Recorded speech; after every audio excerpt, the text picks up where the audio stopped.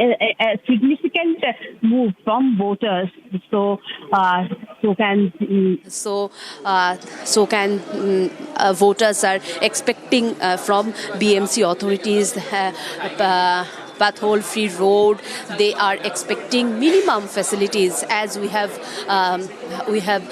spoken already with others voters. As Piyush Goyal, he casted his vote, and he will speak. after after leaving this area, you can see Syrian Minister Piyush Goyal. He helped one senior citizen to enter in this vices as he was struggling to enter the polling station. Piyush Goyal and his wife already cast their vote.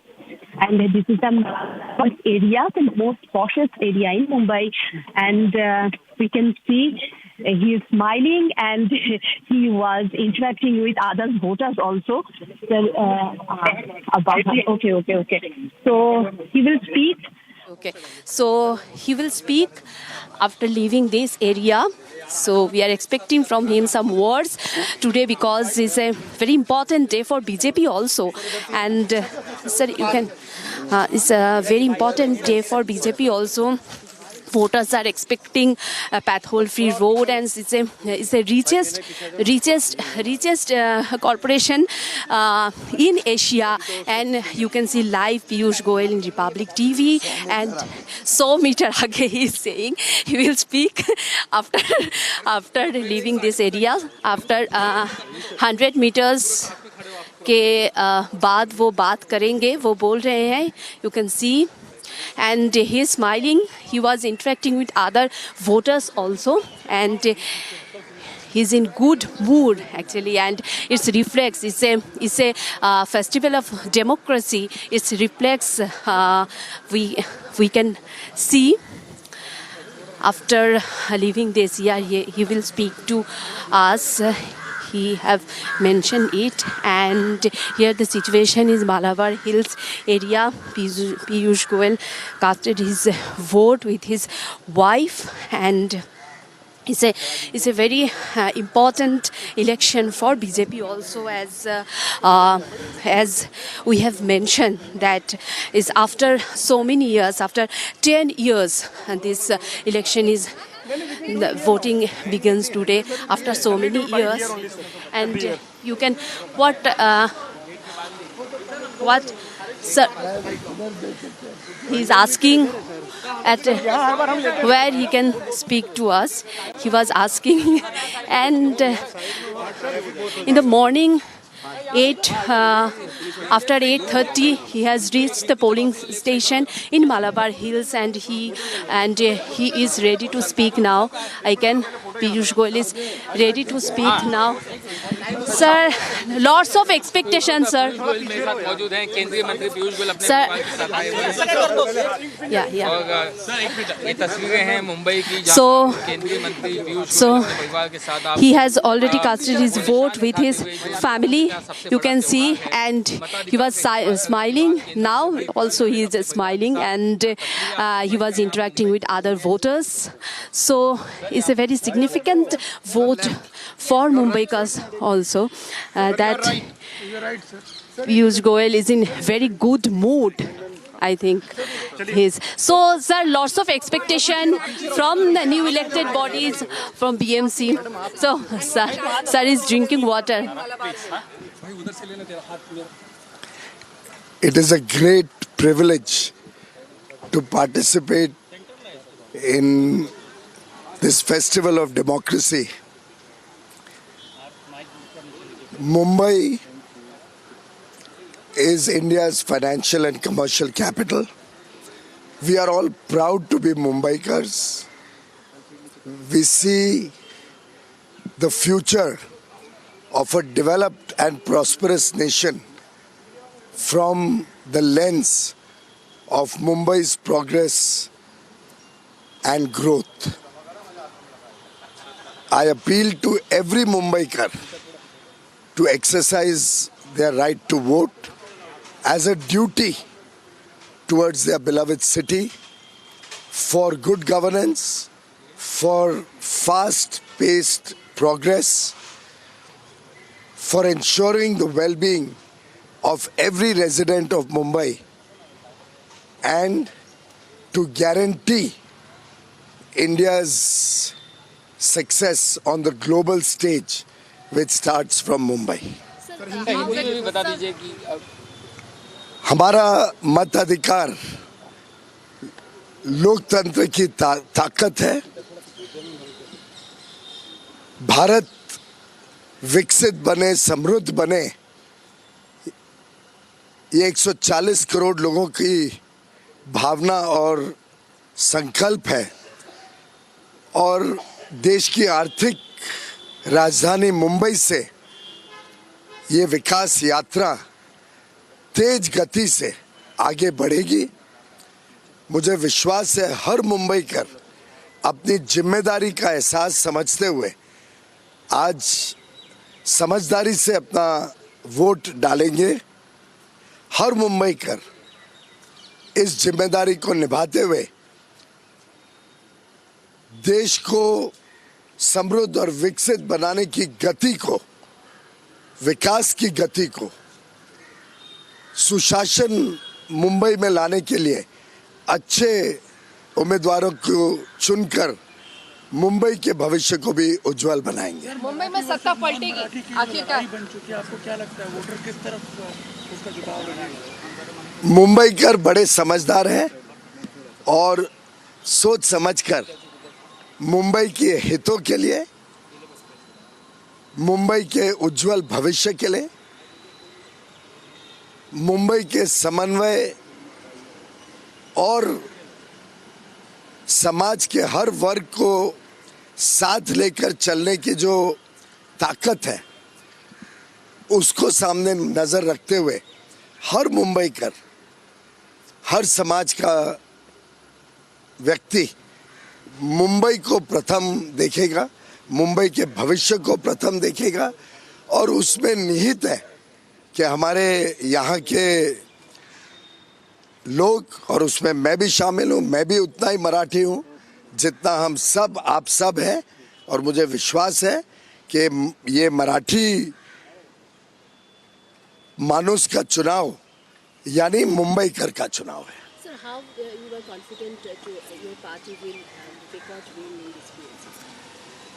Mumbaikars are extremely smart people. No wonder the city shows the way to the world. In fact, even in a conversation with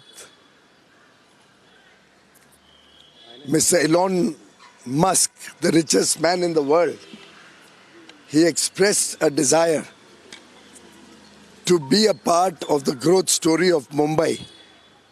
And I remember his words when he said, the sound of Giga City, Mumbai, the Giga City, is very exciting. Basically, this is the number one destination for anybody within the country, from across the continents, who are looking for progress and prosperity. And a good, well-run municipal corporation will help us in ensuring that this city remains the best city in the country. So what is it that will take to make this a giga city? What is it? Just Good to governance, fast-paced growth of infrastructure, and a decisive leadership that cares for inclusive and sustainable growth.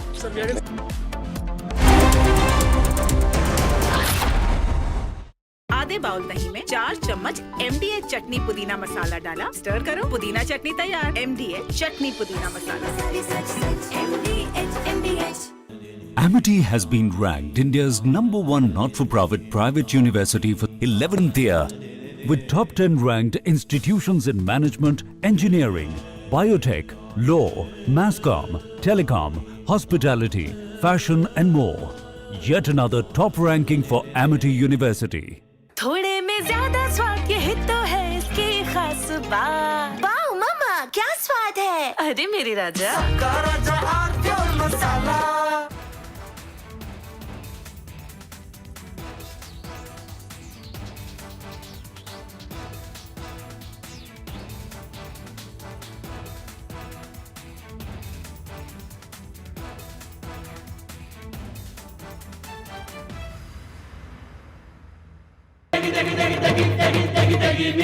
MDH की देगी मिर्च, देगी मिर्च का तड़का, अंग अंग फड़का। MDH की देगी मिर्च। The icy cold waters of the Atlantic Ocean are getting hot, and how? The United States, in an overnight operation, has seized 2 oil tankers, one in the North Atlantic near Iceland, the other one near the Caribbean Sea. The one caught or seized near Iceland is Russia flagged, and the one that's caught near the Caribbean Sea was apparently a shadow tanker, a dark tanker carrying Venezuelan oil to China. Now, both the tankers were carrying Venezuelan oil, which is sanctioned by the United States. There is an embargo. It's interesting and a little curious how the 2 tankers could leave such heavily guarded waters, which are guarded both by the US Coast Guard and the US Navy, and reach this far. In fact, in the case of the merchant vessel Marinera, which is Russia flagged and was caught near Iceland by the US Navy with help from the United Kingdom Navy, the US Navy was on the chase, hot on the chase of this vessel for about 2 weeks, which shows that it was completely tracked, and both the sides were aware, because even in the case of the Russians, a submarine was closely following or shadowing this tanker which was carrying oil for Russia. Now, it's interesting why Russia, which itself has so much of energy, needs this oil from Venezuela, and that's where the whole geopolitics comes into play. Because remember, post the capture, abduction, kidnapping of Nicolas Maduro, the president of Venezuela, by the United States, the US has been building, President Trump himself leading from the front. From Asia's largest news headquarters, setting the agenda for Bharat.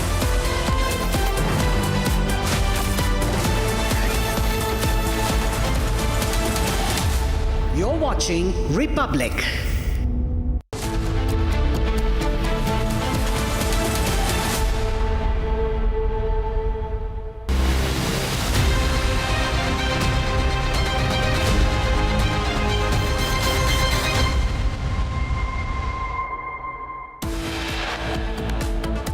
Top headlines coming in.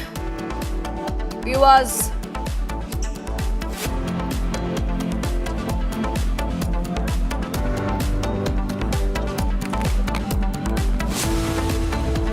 it's a high-stakes battle in Mumbai. The BMC elections kick off. Over 1.3 crore voters to decide the fate of 1,700 candidates after 9-year gap.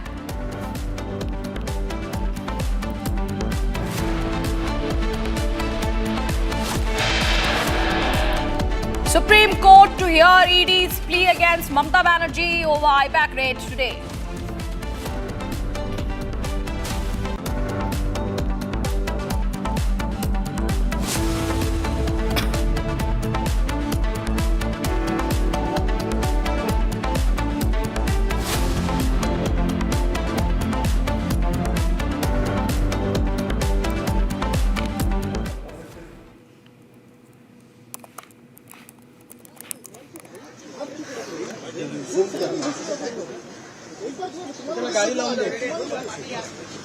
But viewers, we have these live visuals coming in from Mumbai, where all the leaders are gathering, and they're, of course, moving forward, and they've cast their vote. That is Piyush Goyal on your screens, who have cast his vote in the BMC elections.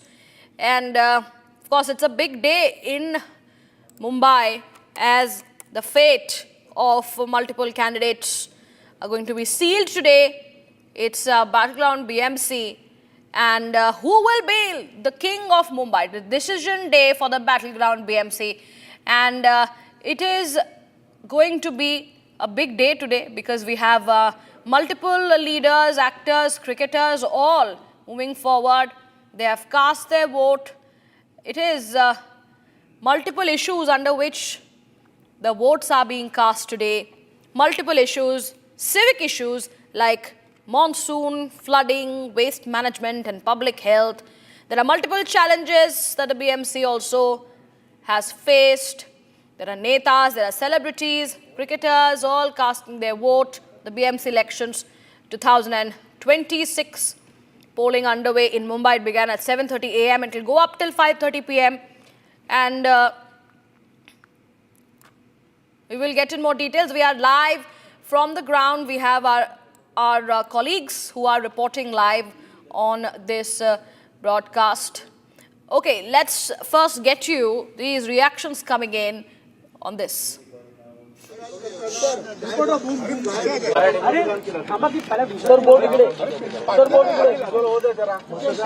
आलोय कारण I think प्रत्येकाचं opinion प्रत्येकाचं vote matters म्हणून मी आलोय. त्यामुळे मी हेच request करतो सगळ्यांना की या आणि मतदान करा.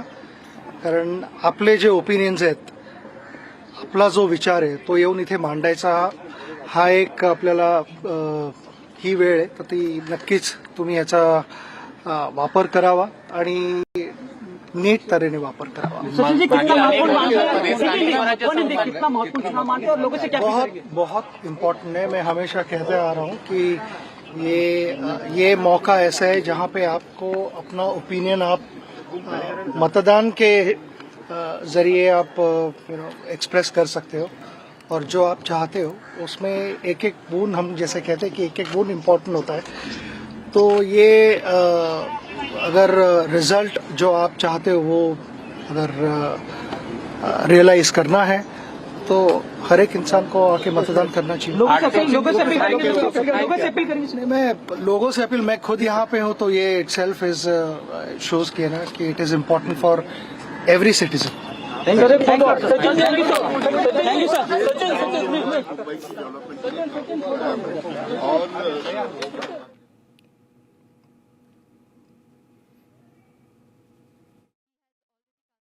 It is a great privilege to participate in this festival of democracy. Mumbai is India's financial and commercial capital. We are all proud to be Mumbaikars. We see the future of a developed and prosperous nation from the lens of Mumbai's progress and growth. I appeal to every Mumbaikar to exercise their right to vote as a duty towards their beloved city, for good governance, for fast-paced progress, for ensuring the well-being of every resident of Mumbai, and to guarantee India's success on the global stage, which starts from Mumbai. जानना चाहती हूँ कि आज ये big fight है, इतने साल बाद आज का ये दिन कितना महत्वपूर्ण है और कितना आशावादी हो आज? ये बिग फाइट नहीं है, ये वन वे फाइट है क्योंकि महायुति की विजय 100% होगी. हमने सिर्फ प्रगति के आधार पे बात की है. बहुत सारे लोग हैं जो बयानबाजी पे उतरे. हमने सिर्फ सकारात्मक रूप से मुंबईकर से ये विनंती की है कि आप बाहर आइए, प्रगति के लिए वोट कीजिए. जो आप खड्डे मुक्त मुंबई चाहते हैं, जो आप गिरनी कामगार के लिए घर चाहते हैं, जो आप सुएज ट्रीटमेंट प्लांट्स चाहते हैं, जो आप पर्यावरण के ऊपर ध्यान देना चाहते हैं, इलेक्ट्रिक बसेस चाहते हैं, तो महायुति एकमात्र उपाय है. जो इंफ्रास्ट्रक्चर डेवलपमेंट आपने देखा है ये अपरंपार रहा है और उसी परिप्रेक्ष्य में विनंती है मुंबईकर को कि आप बाहर आएं, वोट कीजिए, पहले मतदान और फिर जलपान.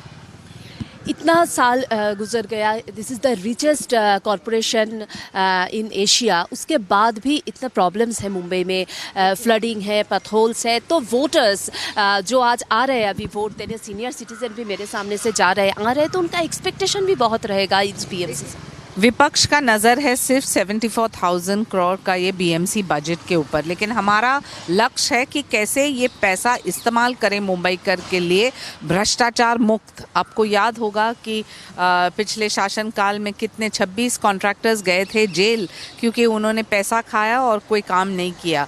वैसे बहुत सारे स्कैम्स हैं, मिथी रिवर डिसिल्टिंग स्कैम, खिचड़ी स्कैम, बॉडी बैग स्कैम, मैं उसमें नहीं जाऊंगी। मैं सिर्फ ये कहूँगी जो आप मुंबई को एक फाइनेंशियल हब, एक फिनटेक हब और एक प्रगतिशील शहर देखना चाहते हैं जहां इंफ्रास्ट्रक्चर के साथ साथ डेवलपमेंट, लेकिन डेवलपमेंट के साथ साथ पर्यावरण के ऊपर ध्यान, तो सिर्फ महायुति एक मात्र उपाय है। लास्ट क्वेश्चन मेरी कि आप भी आज आ गए सुबह सुबह, और मैं जब रास्ते से आ रही थी तो देख रही थी बहुत तादाद में वहाँ पे वोटर्स है, तो what is the significant of that?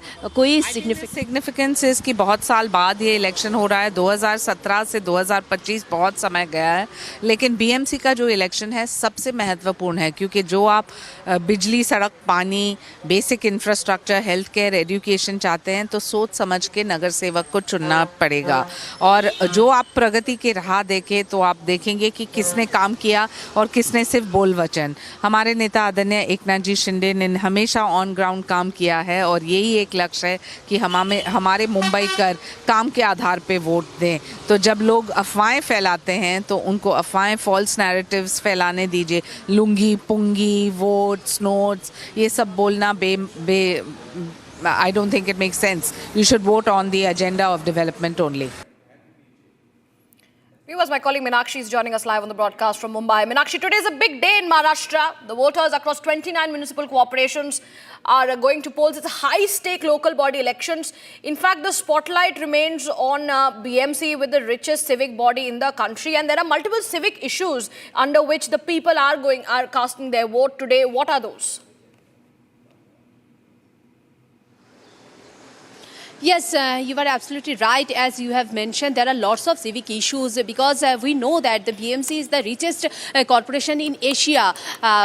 Though Mumbaikas are facing till date lots of challenges. There are lots of potholes is here in Mumbai, and flooding situation is not avoidable for Mumbaikas. So we have spoken to lots of Mumbaikas who are going to cast their vote. They are saying they want minimum facilities. You can see here one lady, she is coming to cast his vote.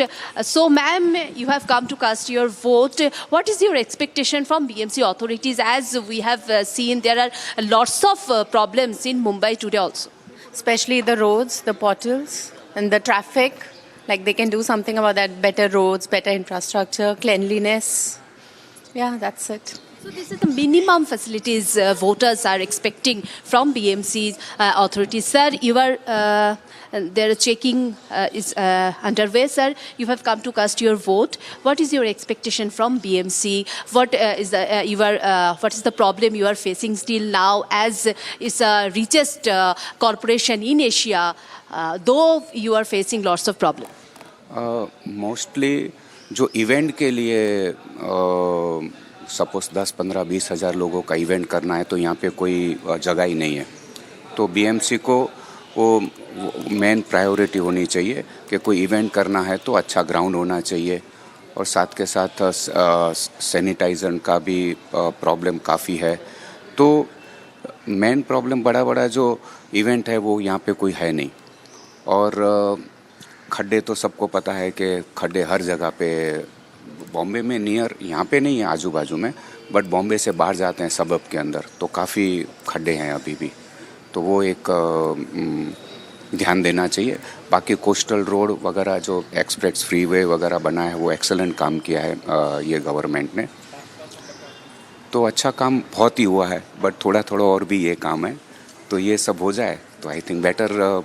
मेरे को नहीं लगता है कि बॉम्बे में ऐसा कोई BMC होगा जो इस तरह अच्छी तरह से रन करता हो, और वो भी इतने सालों के बाद में, जो मेयर भी ना होने के बावजूद भी इलेक्शन का कमिश्नर बीएमसी ने इतना अच्छा संभाला इतने सालों तक, तो ये एडमिनिस्ट्रेशन का भी एक अच्छा सा रोल है इसके अंदर काम करना, क्योंकि एफिशिएंस ब्यूरोक्रेट्स है वो भी मेरे को लगता है महाराष्ट्र के अंदर सबसे अच्छे हैं। Thank you.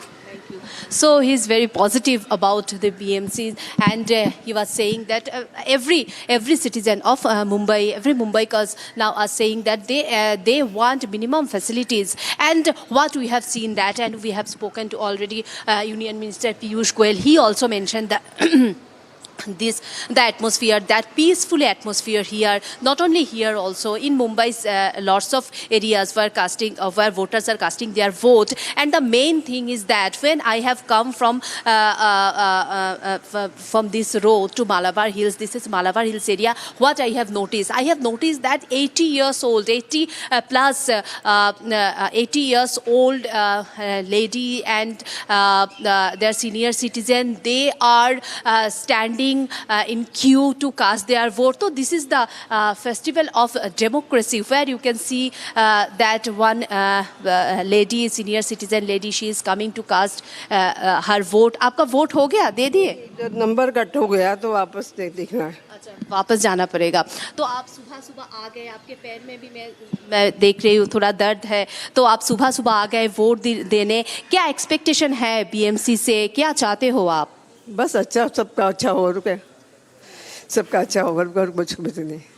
मुंबई में फ्लड सिचुएशन भी है, यहाँ पे इतना पैथोल से खड्डे हैं रास्ते में कितना, तो प्रॉब्लम्स इनसे भी होता है ना? होता है, मगर अब जी ये भी काम काज जो स्लो है तो हम क्या कर सकते हैं। तो आप चाह रहे हो कि बेटर यहाँ पे मैनेज हो, बेटर हो मुंबई, इसलिए आप सुबह आ गए वोट? हाँ, हमने देखना। Thank you. So, Shivangi, as you have seen that the senior citizens are coming to cast their vote. Sir, you are going to cast your vote. What is your expectation from the new elected body of BMC? क्या चाहते हो आप? क्या चाहते हो आप? क्या चाहते हो? आज ये वोट देने आए हो सुबह BMC जी इतना बड़ा एक रिचेस्ट कॉर्पोरेशन है पूरा एशिया में, लेकिन अभी भी प्रॉब्लम आप लोग फेस करते हो। है ना, रोड बोर्ड अच्छा नहीं है अभी। देखे अभी बोला तो है उनको, कैंडिडेट को बातचीत हुआ है हमारा, बोला वो कर देंगे सीमेंट रोड हो गया।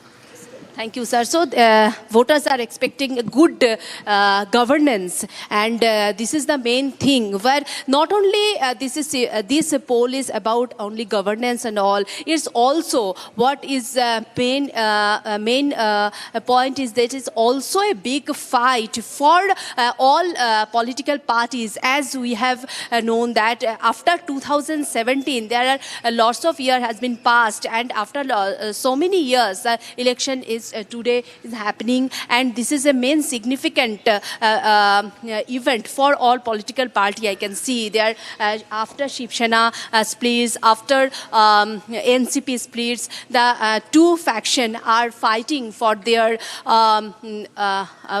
strength. So this is the main thing of all political party have to show their strength in this election. So one thing is the civil governance and facilities the Mumbaikas is expecting from BMC new elected body, and otherwise it's a big fight for political party also. You can see here's a short queue. You have come to cast your vote here. What is your expectation from new elected BMC body? So I think to improve the roads mainly is that. That's all. Yeah.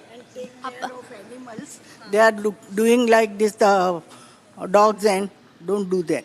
Please. You are senior citizen. I have seen that you have come. You are struggling to enter here. So, what is your expectation? आप क्या चाहते हो कि क्या मिले मुंबईकर्स को? इतना साल बाद यहाँ पे इलेक्शन हो रहा है. I'm thinking that they should take care that we get water properly every time, and the roads are very bad here. So, the cars get spoiled very soon because of the stupid type of roads. There are khada in the roads. So, thank you so much, ma'am. So, you have seen what they are expecting from new elected BMC body, all about minimum facilities of minimum facilities that including roads and infrastructure, water and all. So this is the situation here from Malabar Hills. Shivangi. That's right. That's right, Meenakshi. Thank you for giving us those updates and speaking to the people, and of course bringing their pulse from the ground, from Malabar Hill there. Viewers from Mumbai, we are bringing you these updates on the BMC elections. The polling is underway across Mumbai. And with that, it's time for a short break. More news and updates coming in. We track our live updates from the ground as the high-stakes BMC battle is underway.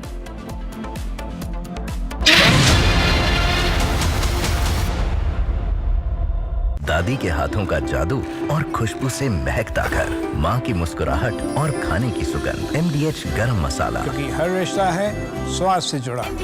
इसको घर पे लगाओगे तो शादी का तो पता नहीं, पर घर पक्का नहीं टूटेगा। रुंगटा नहीं तो घर स्ट्रॉन्ग नहीं। रुंगटा स्टील TMT बार एकदम सॉलिड। पहाड़ों में एक हाइकिंग शिप भी बन सकती है।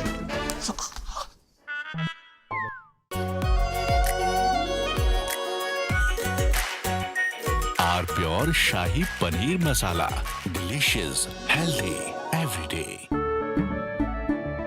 केसरिया से मन जोगी हुआ रे, दिल झूमे देखो मतवारा हुआ रे। केसरिया से मन जोगी हुआ। हर पल मनाओ केसरी त्योहार। विमल, बोलो जुबान केसरी। MDH की हल्दी मिर्ची धनिया करे कमाल। ये रंग दे, ये खुशबू दे, ये तीखा, ये कम पड़े। क्या निराला MDH masala. The icy cold waters of the Atlantic Ocean are getting hot, and how? The United States, in an overnight operation, has seized 2 oil tankers, one in the North Atlantic near Iceland, the other one near the Caribbean Sea. The one caught or seized near Iceland is Russia flagged, and the one that's caught near the Caribbean Sea was apparently a shadow tanker, a dark tanker carrying Venezuelan oil to China. Now, both the tankers were carrying Venezuelan oil, which is sanctioned by the United States. There is an embargo. It's interesting and a little curious how the 2 tankers could leave such heavily guarded waters, which are guarded both by the US Coast Guard and the US Navy, and reach this far. In fact, in the case of the merchant vessel Marinera, which is Russia flagged and was caught near Iceland by the US Navy with help from the United Kingdom Navy. The US Navy was on the chase, hot on the chase of this vessel for about 2 weeks, which shows that it was completely tracked, and both the sides were aware, because even in the case of the Russians, a submarine was closely following or shadowing this tanker which was carrying oil for Russia. Now, it's interesting why Russia, which itself has so much of energy, needs this oil from Venezuela, and that's where the whole geopolitics comes into play. Because remember, post the capture, abduction, kidnapping of Nicolas Maduro, the president of Venezuela, by the United States, the US has been building, President Trump himself leading from the front, a scenario where they want to really grab Greenland from Denmark. And so they really want to show that the security of North Atlantic is compromised and they need to be there, and that's why they need Greenland. So maybe it's because of that, we don't know. But taken together, it's clear that in the case of merchant vessel Marinera and the merchant vessel Sofia, which was caught, a dark fleet caught from near Caribbean Sea, which was taking the oil to China, United States has made it amply clear, taken together all these actions, that when it comes to its neighborhood, the Western Hemisphere, the so-called Monroe or the latest Donroe doctrine, they are the boss, they are the mafioso, because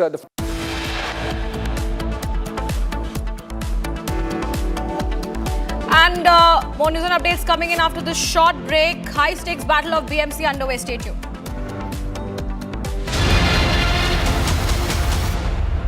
Powered by Century Ply Club Prime. Raho befikar.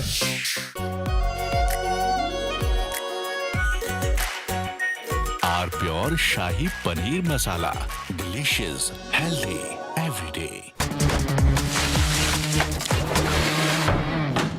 अरे tension किस बात की? Century प्रोवुड का premium plus है ना, low emission है, high density है, water resistant भी, टर्माइट एंड बोरो रेजिस्टेंट भी है। यानी ये है जहां नो टेंशन वहां। Premium plus by Century Prowood. MDH की देगी मिर्च, देगी मिर्च का तड़का, अंग अंग फड़का। MDH की देगी मिर्च। केसरिया से मन जोगी हुआ रे, दिल झूमे देखो मतवारा हुआ रे। केसरिया से मन जोगी हुआ। हर पल मनाओ केसरी त्योहार।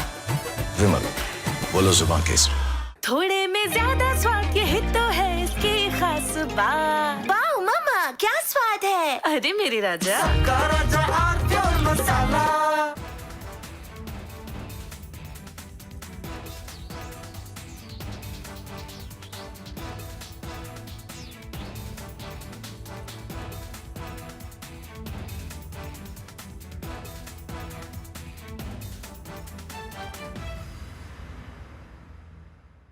सीक्रेट रेसिपी MDH का जीरा सिप जल जीरा मसाला। सिप सिप जीरा सिप MDH का जल जीरा सिप MDH का जल जीरा SIP. The icy cold waters of the Atlantic Ocean are getting hot, and how? The United States, in an overnight operation, has seized 2 oil tankers, one in the North Atlantic near Iceland, the other one near the Caribbean Sea. The one caught or seized near Iceland is Russia flagged, and the one that's caught near the Caribbean Sea was apparently a shadow tanker, a dark tanker carrying Venezuelan oil to China. Now, both the tankers were carrying Venezuelan oil, which is sanctioned by the United States. There is an embargo. It's interesting and a little curious how the 2 tankers could leave such heavily guarded waters, which are guarded both by the US Coast Guard and the US Navy, and reach this far. In fact, in the case of the merchant vessel Marinera, which is Russia flagged and was caught near Iceland by the US Navy with help from the United Kingdom Navy, the US Navy was on the chase, hot on the chase of this vessel.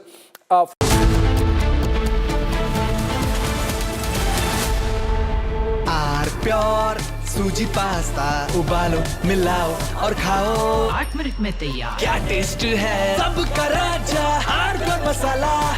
Amity has been ranked India's #1 not-for-profit private university for 11th year, with top 10 ranked institutions in management, engineering, biotech, law, masscom, telecom, hospitality, fashion and more. Yet another top ranking for Amity University. आधे bowl दही में 4 चम्मच MDH चटनी पुदीना मसाला डाला, stir करो, पुदीना चटनी तैयार। MDH चटनी पुदीना मसाला।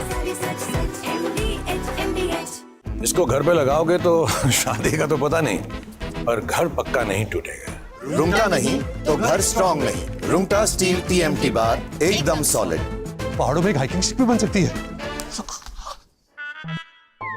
थोड़े में ज्यादा स्वाद ये तो है इसकी खास बात। वाओ मामा, क्या स्वाद है? अरे मेरे राजा, राजा और pure masala. The icy cold waters of the Atlantic Ocean are getting hot, and how? The United States, in an overnight operation, has seized 2 oil tankers, one in the North Atlantic near Iceland, the other one near the Caribbean Sea. The one caught or seized near Iceland is Russia flagged, and the one that's caught near the Caribbean Sea was apparently a shadow tanker, a dark tanker carrying Venezuelan oil to China. Now, both the tankers were carrying Venezuelan oil, which is sanctioned by the United States. There is an embargo. It's interesting and a little curious how the 2 tankers could leave such heavily guarded waters, which are guarded both by the US Coast Guard and the US Navy, and reach this far. In fact, in the case of the merchant vessel Marinera, which is Russia flagged and was caught near Iceland by the US Navy with help from the United Kingdom Navy, the US Navy was on the chase, hot on the chase of this vessel for about 2 weeks, which shows that it was completely tracked, and both the sides were aware, because even in the case of the Russians, a submarine was closely following or shadowing this tanker which was carrying oil for Russia. Now, it's interesting why Russia, which itself has so much of energy, needs this oil from Venezuela, and that's where...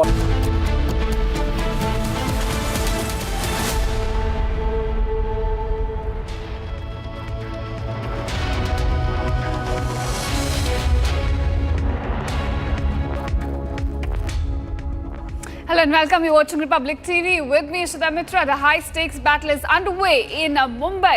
We'll get you all the updates on that. But first up, headlines.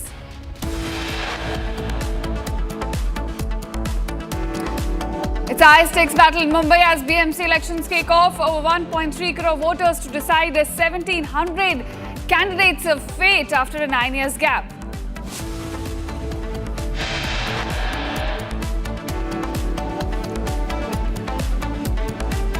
Supreme Court to hear ED's plea against Mamata Banerjee or IPAC raids today. Stage is set for Army Day Parade in Jaipur. Rajnath Singh, Army Chief, to attend the event.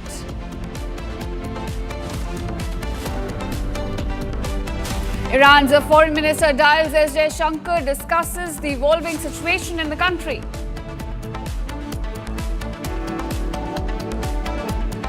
US suspends visa processing for 75 nations amid immigration crackdown.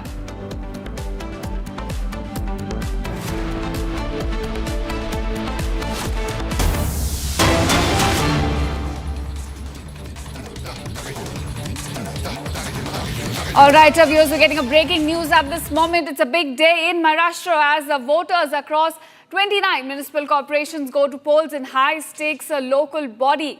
Now the elections are underway.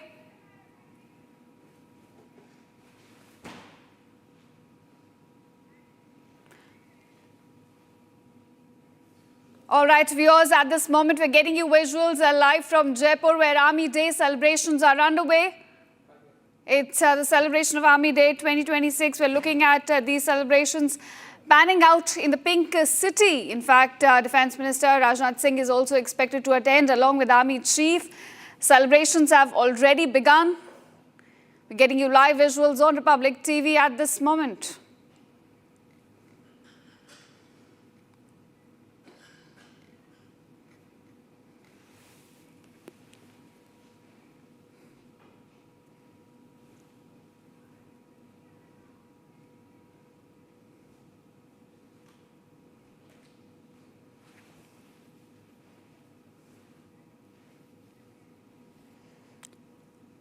All right, viewers, we're looking at is the Army Day celebrations currently panning out in the city, in the Pink City. In fact, Jaipur, you're looking at celebrations. Remember, the ceremony, in fact, opened with the Chetak helicopters carrying the national flag and the Army flag. The event will also feature a parade today, the Army Day Parade, a much anticipated event.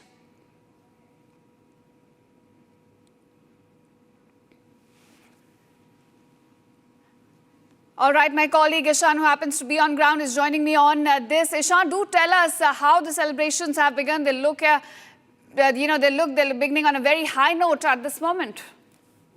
Absolutely, there is a lot of excitement in the crowd. Everybody here is excited. This is the first time such a thing is happening in Jaipur.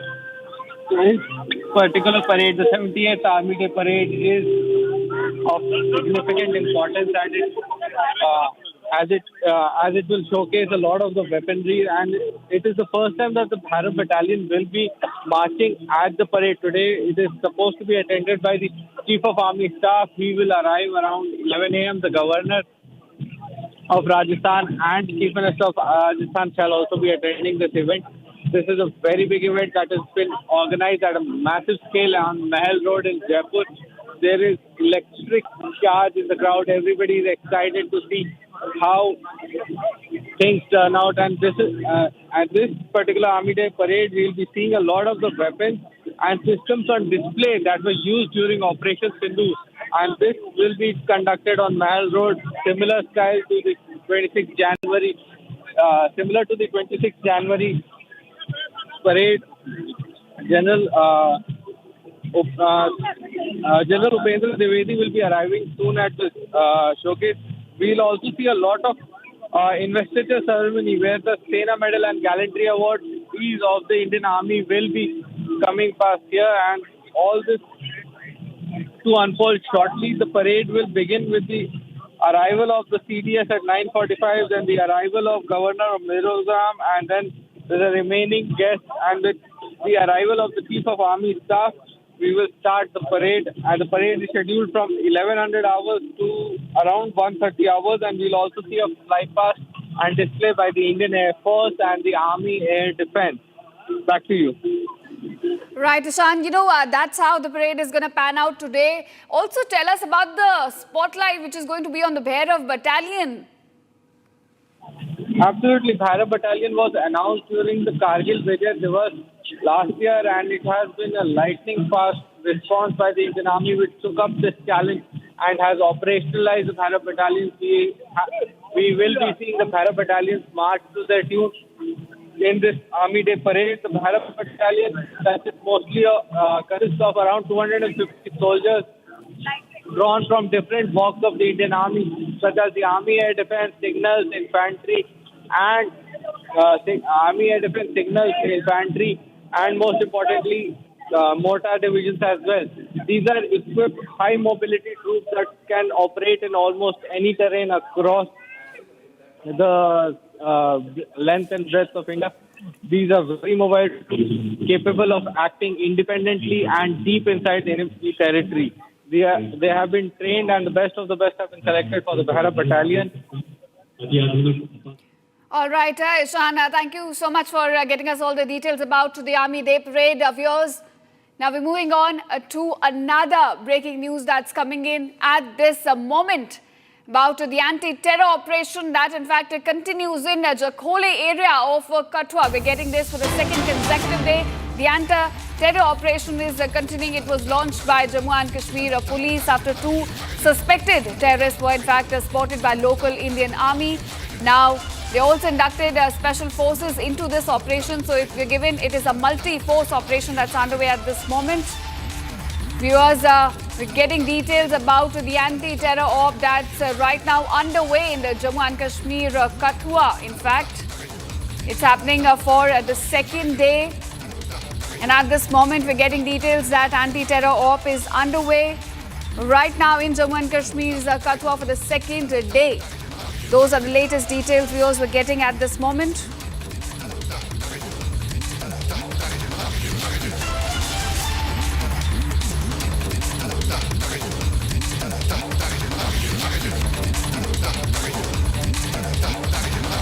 All right, my colleague Gursimran joins me from Jammu. Gursimran, do tell us about the details we're getting at this moment about the anti-terror op going on for the second consecutive day at this moment.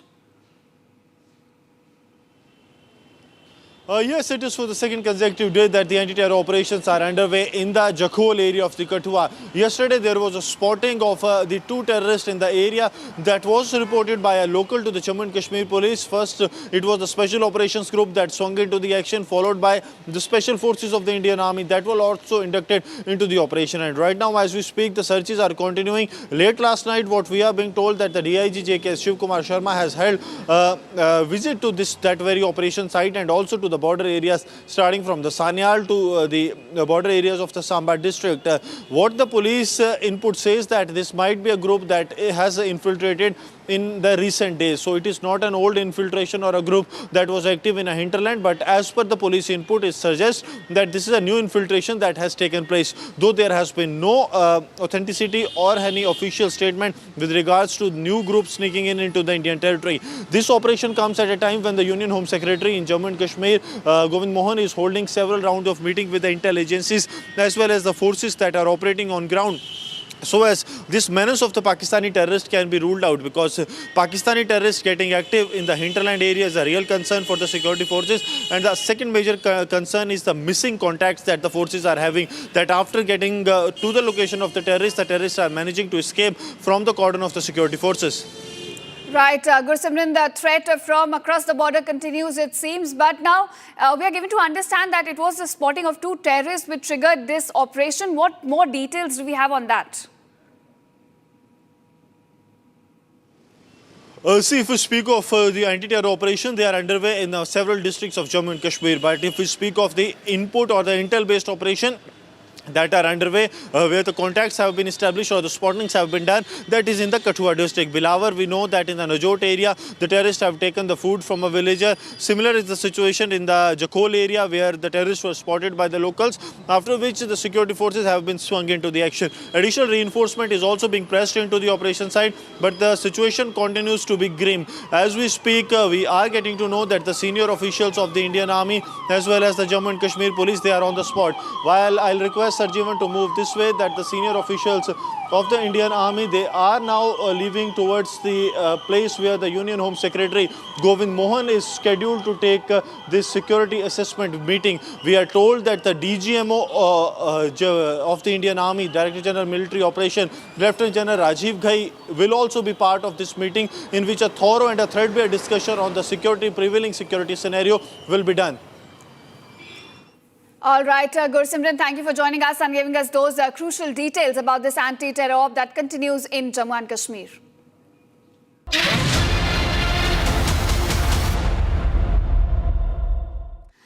And now, viewers, shifting focus, today is a big day in Maharashtra as voters across 29 municipal corporations are casting their vote in a high-stakes local body election. The spotlight, of course, is on BMC, the richest civic body in the country. Now, we're around, in fact, 1,700 candidates are contesting on 227 seats after a 4-year gap. Now, viewers, the BJP-led Mahayuti is engaged in a high-stakes contest against the reunited Thackeray cousins, including Raj and Uddhav Thackeray, who lead the MNS and Shiv Sena. In fact, it's a context for the control of the cash-rich BMC, which in fact has an annual budget exceeding rupees 74,000 crore. Now, the NCP, Congress, Samajwadi Party and other political parties are also contesting in this election. All right, in fact, we also have some political reactions coming in from the ground. Let's listen into them. It is a great privilege to participate in this festival of democracy. Mumbai is India's financial and commercial capital. We are all proud to be Mumbaikars. We see the future of a developed and prosperous nation from the lens of Mumbai's progress and growth. I appeal to every Mumbaikar to exercise their right to vote as a duty towards their beloved city, for good governance, for fast-paced progress, for ensuring the well-being of every resident of Mumbai, and to guarantee India's success on the global stage, which starts from Mumbai. जानना चाहती हूँ कि आज ये big fight है, इतने साल बाद आज का ये दिन कितना महत्वपूर्ण है और कितना आशावादी हो आज? ये बिग फाइट नहीं है, ये वन वे फाइट है, क्योंकि महायुति की विजय 100% होगी। हमने सिर्फ प्रगति के आधार पे बात की है। बहुत सारे लोग हैं जो बयानबाजी पे उतरे। हमने सिर्फ सकारात्मक रूप से मुंबईकर से ये विनंती की है कि आप बाहर आइए, प्रगति के लिए वोट कीजिए। जो आप खड्डे मुक्त मुंबई चाहते हैं, जो आप गिरनी कामगार के लिए घर चाहते हैं, जो आप सुएज ट्रीटमेंट प्लांट्स चाहते हैं, जो आप पर्यावरण के ऊपर ध्यान देना चाहते हैं, इलेक्ट्रिक बसेस चाहते हैं, तो महायुति एकमात्र उपाय है। जो इंफ्रास्ट्रक्चर डेवलपमेंट आपने देखा है, ये अपरंपार रहा है, और उसी परिप्रेक्ष्य में विनंती है मुंबईकर को कि आप बाहर आएँ, वोट कीजिए, पहले मतदान और फिर जलपान। इतना साल गुजर गया, this is the richest corporation in Asia, बाद भी इतना प्रॉब्लम्स है मुंबई में, फ्लडिंग है, पथहोल्स है, तो वोटर्स जो आज आ रहे हैं अभी वोट देने, सीनियर सिटीजन भी मेरे सामने से जा रहे हैं, आ रहे हैं, तो उनका एक्सपेक्टेशन भी बहुत रहेगा इस बीएमसी से। विपक्ष का नज़र है सिर्फ 74,000 करोड़ का ये बीएमसी बजट के ऊपर, लेकिन हमारा लक्ष्य है कि कैसे ये पैसा इस्तेमाल करें मुंबईकर के लिए भ्रष्टाचार मुक्त। आपको याद होगा कि पिछले शासनकाल में कितने 26 कॉन्ट्रैक्टर्स गए थे जेल, क्योंकि उन्होंने पैसा खाया और कोई काम नहीं किया। वैसे बहुत सारे स्कैम्स हैं, मिथी रिवर डीसिल्टिंग स्कैम, खिचड़ी स्कैम, बॉडी बैग स्कैम, मैं उसमें नहीं जाऊँगी। मैं सिर्फ ये कहूँगी, जो आप मुंबई को एक फाइनेंशियल हब, एक फिनटेक हब और एक प्रगतिशील शहर देखना चाहते हैं, जहां इंफ्रास्ट्रक्चर के साथ साथ डेवलपमेंट, लेकिन डेवलपमेंट के साथ साथ पर्यावरण के ऊपर ध्यान, तो सिर्फ महायुति एक मात्र उपाय है। लास्ट क्वेश्चन मेरी कि आप भी आज आ गए सुबह सुबह, और मैं जब रास्ते से आ रही थी तो देख रही थी बहुत तादाद में वहाँ पे वोटर्स है, तो what is the significant of that? कोई सिग्निफिकेंस है इसकी, बहुत साल बाद ये इलेक्शन हो रहा है, 2017 से 2025 बहुत समय गया है, लेकिन बीएमसी का जो इलेक्शन है सबसे महत्वपूर्ण है, क्योंकि जो आप बिजली, सड़क, पानी, basic infrastructure, health care, education चाहते हैं तो सोच समझ के नगर सेवक को चुनना पड़ेगा। और जो आप प्रगति की राह देखें तो आप देखेंगे कि किसने काम किया और किसने सिर्फ बोल वचन। हमारे नेता आदरणीय एकनाथ जी शिंदे ने हमेशा ऑन ग्राउंड काम किया है, और यही एक लक्ष्य है कि हमारे मुंबई कर काम के आधार पे वोट दें। तो जब लोग अफवाहें फैलाते हैं तो उनको अफवाहें, फॉल्स नैरेटिव्स फैलाने दीजिए। लुंगी, पुंगी, वोट्स, नोट्स, ये सब बोलना I don't think it makes sense. You should vote on the agenda of development only. आज हमने सिद्धिविनायक महाराज की चरणों में प्रार्थना की है कि आने वाले समय में विकसित मुंबई, सुरक्षित मुंबई निर्माण करने के लिए हमें शक्ति दे, हमें आशीर्वाद दे। और आज का ये दिन, ये मुंबई के इतिहास में एक ऐतिहासिक दिन ऐसा इसमें लिखा जाए। और मैं तमाम मुंबईकरों से यह आह्वान करना चाहता हूं कि आप विकसित मुंबई, सुरक्षित मुंबई और अपने आने वाले भविष्य की पीढ़ियों के रक्षण के लिए भारी मात्रा में वोट दें। भारतीय जनता पार्टी, शिवसेना और आरपीआई युति को भारी आशीर्वाद दे, ताकि आने वाले समय में एक विकसित और सुरक्षित मुंबई का निर्माण हम कर सकें। जब से मोदी जी देश के प्रधानमंत्री बने तब से पुणे के लिए जो केंद्र सरकार की अनेक योजनाएं थी, उसके माध्यम से जो पुणे में काम हुआ है, उसके बाद माननीय देवेंद्र जी इस राज्य के मुख्यमंत्री के तौर पर उनकी सरकार ने जो बहुत सारा काम यहाँ पे किया है, पुणे में जो किया है, और 5 साल हमने एज ए म्यूनसिपल कॉर्पोरेशन में एज ए रूलिंग पार्टी करके जो काम किया है, तो जो काम हमने किया है वो लोगों के सामने है, पुणेकर जनता वो देख रही है, उसका अनुभव भी कर रही है। तो यही विश्वास है मुझे कि पुणेकर जनता जो है वो प्रगति को वोट करती है, वो विकास को वोट करती है, और इस पुणे का, मेरे शहर के भविष्य किसके हाथ में सुरक्षित है, ये सोचकर वोट करती है। तो एक ही चेहरा, एक ही पार्टी सामने आती है, माननीय मोदी जी की भारतीय जनता पार्टी। माननीय देवेंद्र जी की जो विजन है पुणे के लिए, ये पुणेकर जनता जानती है। तो 5 साल हमने जो काम किया केंद्र सरकार, राज्य सरकार के माध्यम से, तो इसके लिए मुझे विश्वास है कि पुणेकर जनता बिल्कुल हमारे साथ रहेगी, और फिर एक बार पुणे का मेयर भारतीय जनता पार्टी का ही बनेगा। बुनियाद थे, ये मैं पहले से कह चुका हूं। स्टेट इलेक्शन कमीशन ने भी स्पष्ट रूप से कहा है कि विधानसभा अध्यक्ष ने ऐसा कोई काम नहीं किया है जिससे आचार संहिता का उल्लंघन होता हो, और साफ साफ कहा है कि इसमें उनका कोई हस्तक्षेप नहीं है। साथ ही आपने देखा होगा तो हाईकोर्ट ने भी जो पिटीशन फाइल की थी उसमें उसको रिजेक्ट कर दिया है, और साफ साफ कहा है कि रिटर्निंग ऑफिसर की कार्रवाई नियमों के अनुसार थी। संजय राउत ने ऐसा कहा है कि जहां पे डबल वोटर्स दिखेंगे हम वहां पे उनको मारेंगे, तो कहीं ना कहीं हिंसक कार्रवाई करने की जो है वो जवाब दे रहे हैं। देखिए, जो व्यक्ति लोकशाही में विश्वास रखता है, लोकतंत्र में विश्वास रखता है, वो कभी हिंसा की बात नहीं करेगा। दोबारा मतदान ये पूरी तरीके से रोकना चाहिए, इसमें दो राय नहीं है, लेकिन वह कानूनी पद्धति से रोकना चाहिए। मारपीट ये इसका कोई जवाब नहीं है।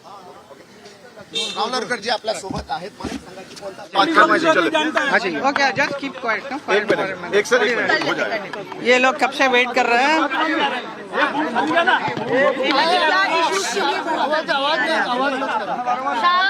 इतना आवाज करेंगे किसी को कुछ भी नहीं मिलेगा। मैम आप बोलिए वोटिंग इश्यूज क्या है सबसे पहले? मैम आप वोट करने आई थी, इश्यूज आप किसके लिए वोट करेंगे? जी, मैं मुंबई कर से सबसे मैं यही विनती करती हूँ कि आप सब लोगों को वोट देने के लिए आना चाहिए। तो जैसा अभी सुबह सुबह मैं आ गई हूँ वोट देने के लिए, मेरा आगे बहुत काम है, करेंगे, लेकिन this is very very important for every citizen of Mumbai. अगर आपको सुरक्षा चाहिए, प्रगति चाहिए मुंबई में अच्छी हवा चाहिए, गड्ढा मुक्त रोड्स चाहिए, इन सब चीज़ के लिए हम सबको जिम्मेदार लेना पड़ेगा। हम सबको, everybody has to be responsible and come and vote देने का जो अधिकार है उसे जताएंगे, तभी आपका मुंबई तो is the best city in the world, I will say, और भी अच्छा हो सकता है, और भी बढ़िया हो सकता है। इसके लिए आप सब लोगों को साथ देना चाहिए। So I request all the citizens of our Mumbai to come and vote for the right people. Okay? Thank you so much. क्या विकास देखना चाहेंगी अभी जिस तरीके से पार्टियां काम कर रही हैं और उनको लेकर, और क्या कुछ विकास होना बाकी है मुंबई में? अगर कोई जीत कर आएगा तो काम करेगा? मैं अभी तो मैंने कहा कि अच्छी हवा चाहिए, रोड गड्ढा मुक्त रोड चाहिए, सुरक्षा चाहिए, प्रगति चाहिए, तो आपको सबको साथ देना पड़ेगा। सरकार के साथ देंगे तभी ये सब होगा। कौन सी पार्टी जीत कर आएगी मैम? कौन सी पार्टी? एक मिनट क्या?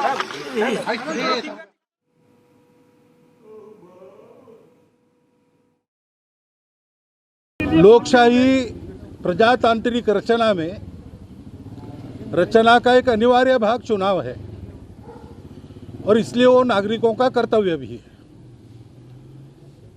तो संतुलित विचार करके, जनहित का विचार करके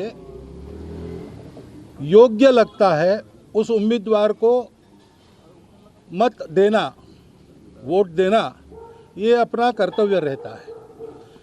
उस दिन का वो पहला कर्तव्य होता है, इसलिए मैंने पहले आके नंबर लगाया। देखो, नोटा ये लोगों के मन में जो उद्वेग रहता है उसके लिए एक रास्ता दिया है, ये बात सही है, परंतु किसी को नहीं देना, यानी जो नहीं चाहिए उसको मिलना, ऐसा होता है। महाभारत में अराजक का निषेध किया है भीष्म जी ने, धिक अराजकम, ऐसा उन्होंने कहा है।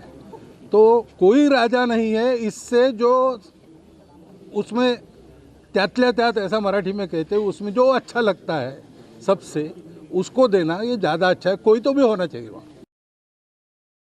सबसे महत्वपूर्ण चुनाव है मुंबई महानगर पालिका का, मुंबई शहर के विकास का, मुंबई के सेवा सुविधाओं का, 40,000 करोड़ से भी ज्यादा बजट का, और इसमें अपने मुंबई को विकसित मुंबई बनाने का है। मैं मतदाताओं से निवेदन करूंगा, भारी संख्या में आइए। आपके पास ये मौका है कि भ्रष्ट कार्यक्षम कारोबार करने वाले ठाकरे और ठाकरे की पार्टी को सबक सिखाने का, और उसमें मुंबईकर बढ़ चढ़ के हमारा साथ देंगे। और मुंबई वासियों ने तय किया है, देवेंद्र फडणवीस जी, एकनाथ शिंदे जी के नेतृत्व में विकसित महाराष्ट्र का काम करने वाली सरकार को वोट करेंगे। देखिए, राज ठाकरे अपने दल के पराजय को एक्सेप्ट कर रहे हैं और उसकी रीजंस ढूंढना चाह रहे हैं। वो रीजन उन्होंने ढूंढ लिया है। जो काम कानूनन तरीके से इलेक्शन कमीशन ने किया उसके ऊपर सवाल उठाना और इस प्रकार का संभ्रम पैदा करना, यानी अपने पराभव को मान्य करना है। 150 पार, महायुति 150 पार। हमारी रोजमर्रा जिंदगी के लिए आज का दिन है जब रिमोट कंट्रोल हमारे हाथ में आता है। सो मैं यही कहूँगा, सारे मुंबई वालों को कहूँगा, आके वोट जरूर करें। रादर कि हम कंप्लेन करते हैं कि पानी नहीं आ रहा, इलेक्ट्रिसिटी नहीं आ रहा, रोड ठीक नहीं है, कचरा है, ये है, वो है। इट्स नाउ आवर टर्न, हम सबको आना चाहिए और हो सके सारे के सारे आने चाहिए ताकि हम वोटिंग करके सही मतदान, सही बंदा चुन सकें। So that is it. अगर और साथ में यही कहूँगा कि अगर मुंबईकर का असली हीरो बनना है तो डायलॉग बाजी नहीं, तो पीछे आके सीधे वोटिंग करें। Thank you very much.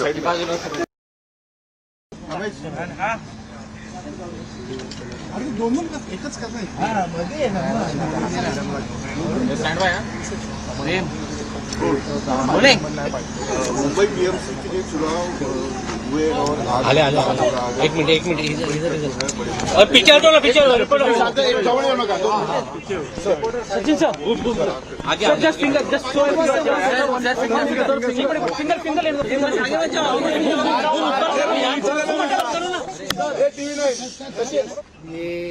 ये मौका ऐसा है जहाँ पे आपको अपना ओपिनियन आप मतदान के ज़रिए आप एक्सप्रेस कर सकते हो और जो आप चाहते हो उसमें एक एक बूंद, हम जैसे कहते हैं कि एक एक बूंद इम्पोर्टेंट होता है। तो ये अगर रिज़ल्ट जो आप चाहते हो वो अगर रियलाइज़ करना है तो हर एक इंसान को आके मतदान करना चाहिए। लोगों से अपील मैं खुद यहाँ पे हूँ तो ये इटसेल्फ इज शोज किया ना कि it is important for every citizen. And now viewers, moving on to another breaking news. We're getting in. Tensions are flared in Hyderabad's old city area of Purana Pul late Wednesday night at around 11:30 p.m. ahead of Sankrant celebrations. Now viewers, this is where unidentified miscreants allegedly tore down flex boards, decorations and even attempted to vandalize a local temple. Now this has sparked protests and clashes between groups from Hindu and Muslim communities, with crowds even raising slogans, belting stones and attempting to target a dargah as well in retaliation. A motorcycle was in fact also set on fire as the situation escalated around 1 a.m. in the night. Now police in this case responded swiftly, dispersing the crowds, and additional forces were also deployed on the ground to prevent further violence. Officials say that right now the situation is in fact under control, with the high alert measures in place to maintain peace in the sensitive locality.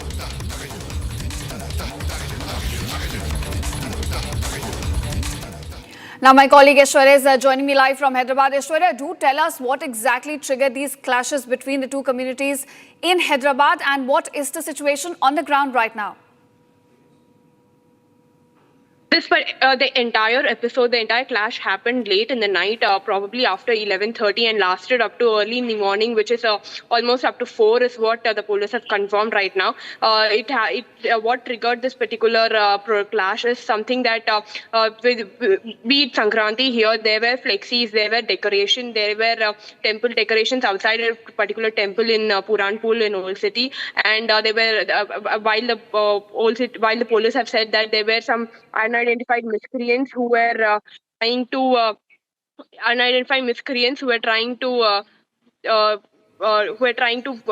vandalize this particular thing and vandalize the temple, and that led to this clashes. The people who noticed the vandalism started the clash, and it escalated very quickly with a group of people coming on roads, streets, and fighting with each other. And the police immediately reached the spot after they got the information, and they tried to disperse the crowd there. But it escalated, and there were stone pelting happening. There were bikes that were set on fire. There were a lot of clashes that between the police as well as the crowd there. But until 4 o'clock, they tried to disperse the crowd, and the police saying that currently now the situation is under control. There were additional forces that were also deployed, and now the situation is under control, and there were barricades, and nobody is allowed currently in that particular area, so that the situation does not escalate further. All right, Aishwarya, thank you for joining us and giving us those details. Our viewers, we're slipping into a very short break, but don't go anywhere. The coverage on a BMC high-stakes election continues on the other side.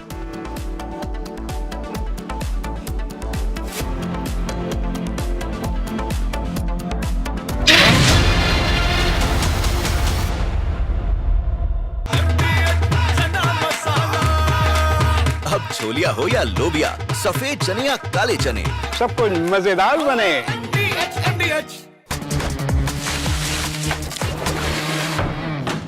अरे tension किस बात की? Century प्रोवुड का premium plus है ना, low emission है, high density है, water resistant भी, टर्माइट एंड बोरो रेजिस्टेंट भी है।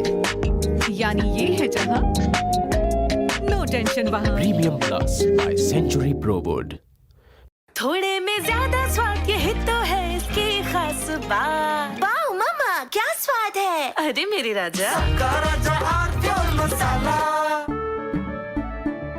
केसरिया से मन जोगी हुआ रे, दिल झूमे देखो मतवारा हुआ रे, केसरिया से मन जोगी हुआ। हर पल मनाओ केसरी त्योहार। विमल, बोलो जुबान केसरी। ये है सीक्रेट रेसिपी MDH का जीरा सिप जल जीरा मसाला। सिप सिप जीरा सिप जीरा सिप MDH का जल जीरा सिप MDH का जल जीरा SIP.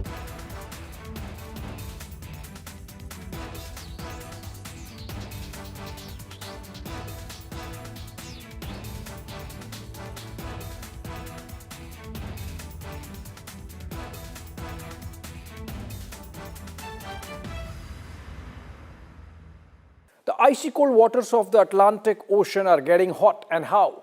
The United States, in an overnight operation, has seized 2 oil tankers, one in the North Atlantic near Iceland, the other one near the Caribbean Sea. The one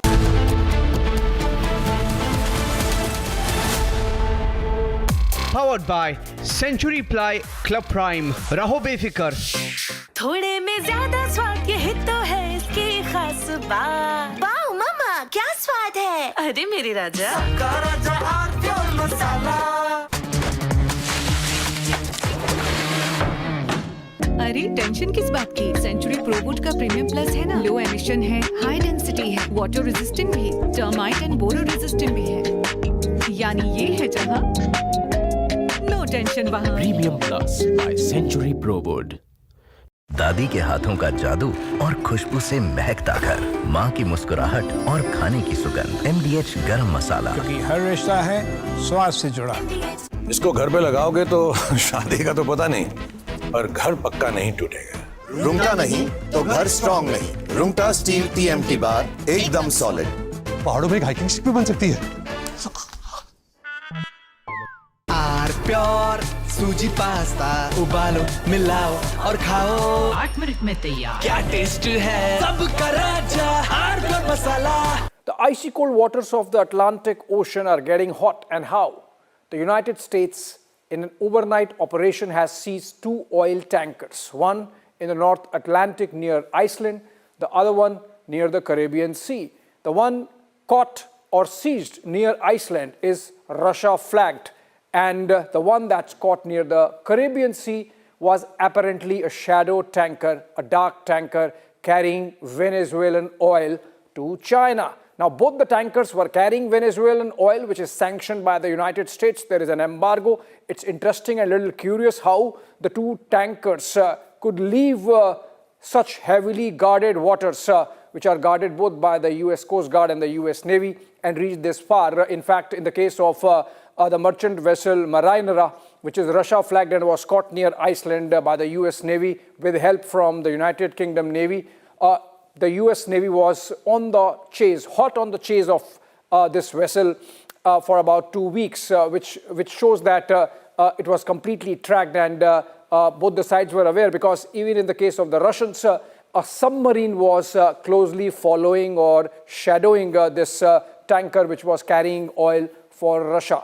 Now, it's interesting why Russia, which itself has so much of energy, needs this oil from Venezuela, and that's where the whole geopolitics comes into play. Because remember, post the capture, abduction, kidnapping of Nicolas Maduro, the president of Venezuela, by the United States, the US has been building, President Trump himself leading from the front, a scenario where they want to really grab Greenland from Denmark. And so they really want to show that the security of North Atlantic is compromised and they need to be there, and that's why they need Greenland. So maybe it's because of that we don't. From Asia's largest news headquarters, setting the agenda for Bharat.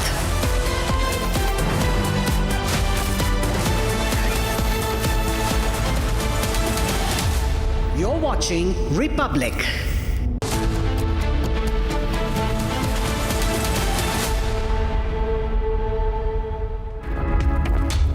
Good morning, viewers. Well, get ready for a cultural celebration like no other. Our Bharat Sangam 2026 airing on 16th of January. A spectacular confluence of literature, music and inspiring stories awaits you.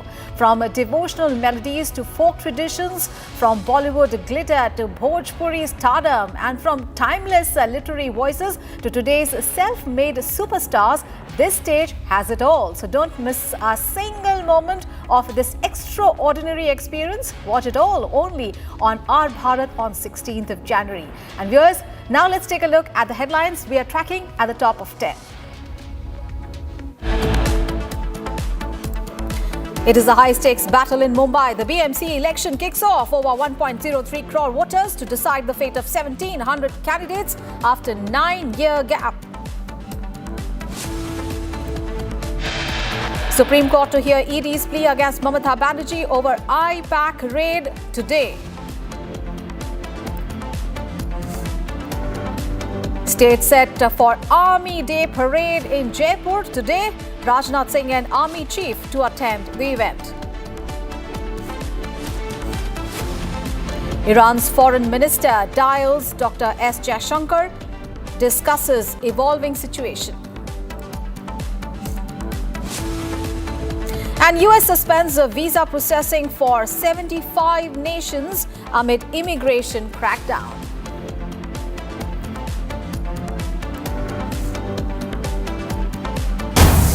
We have breaking news coming in from the national capital. In a late-night encounter in Delhi's Hiranki More area, the North District Anti-Narcotics team successfully arrested two sharpshooters linked to the Lawrence Bishnoi gang after receiving a tip-off and laying a trap.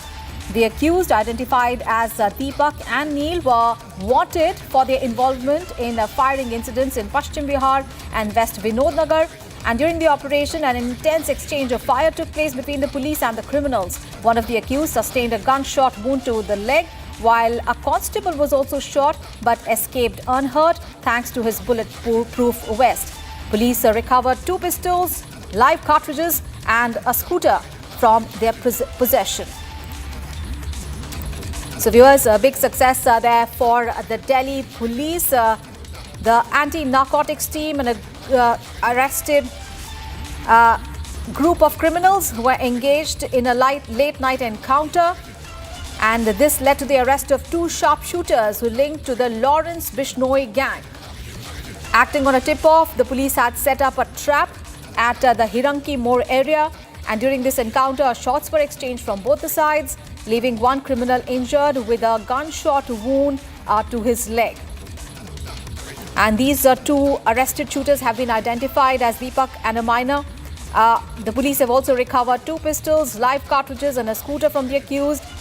And they were involved in recent firing incidents in the national capital area, in Paschim Bihar and West Vinod Nagar.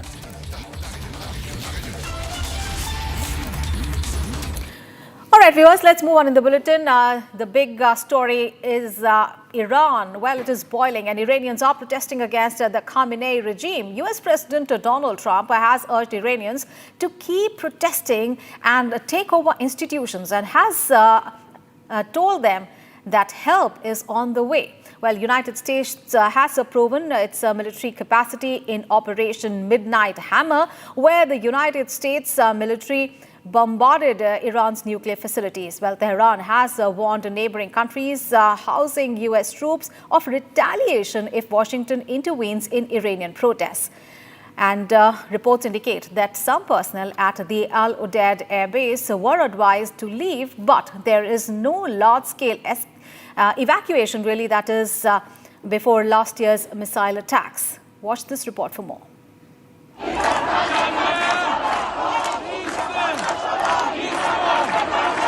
Iran is boiling. Iranians are protesting against the Khamenei regime.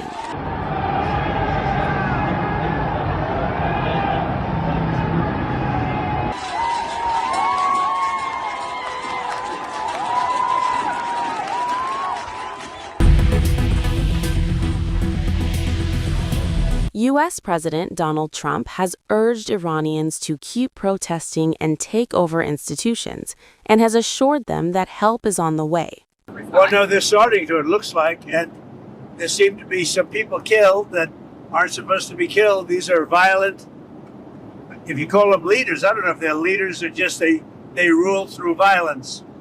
But we're looking at it very seriously. The military is looking at it, and we're looking at some very strong options. We'll make a determination. Well, if they do that, we'll consider things targets that they wouldn't believe.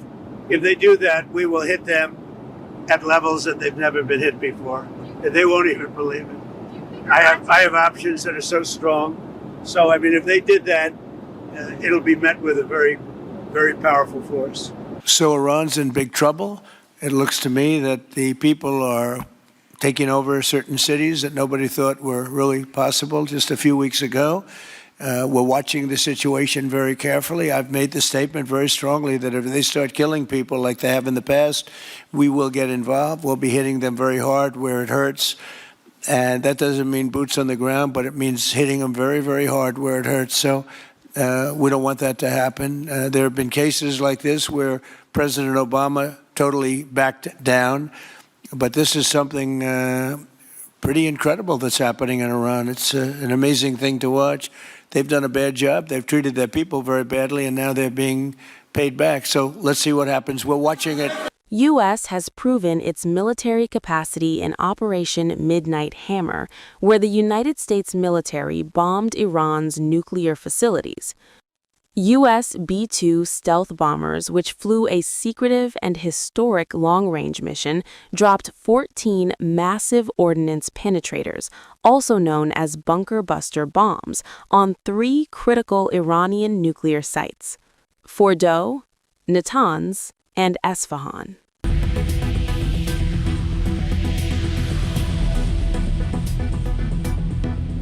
As the situation between the U.S. and Iran escalates further, Israel's official state aircraft, Wing of Zion, has departed from Nevatim Air Force Base. The aircraft, which contains a private office, a war room, and sophisticated defense systems, serves as the primary transport for the Prime Minister. India's Foreign Minister S. Jaishankar has also received a call from Iranian Foreign Minister Sayed Abbas Araghchi. The foreign ministers discussed the evolving situation in and around Iran.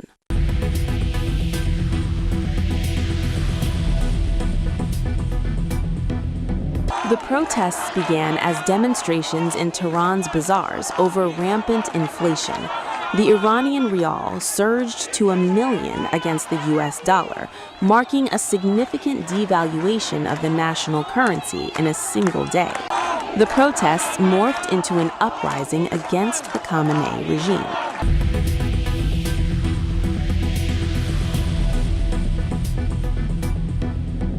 حرف بی‌ربطی که اگر چنانچه دولت ایران چنین کنه من میام به طرف شما رو میگیرم این طرف این اغتشاشگرها و افراد مضر برای کشور این هم دلشون خوشه و اگه میتونه کشور خودش رو اداره کنه تو کشور خودش حوادث گوناگونی وجود داره.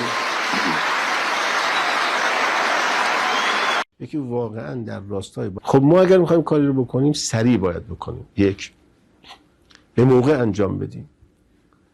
اگر ببخشید کار دیر بشه حتی ممکنه همین کاری که امروز میکنیم 2 ماه دیگه انجام بدیم این اثر رو دیگه نداره. اگر ما تونستیم امروز یک کار رو انجام بدیم 2 ماه 3 ماه دیگه انجام بدیم اون اثر رو نخواهد داشت. یکم در رابطه با حالا مبارزه با مفاسد اقتصادی. So far, activists have reported that 2,500 protesters and security personnel have died. The question that remains is, will the U.S. invade Iran like it did during Operation Midnight Hammer?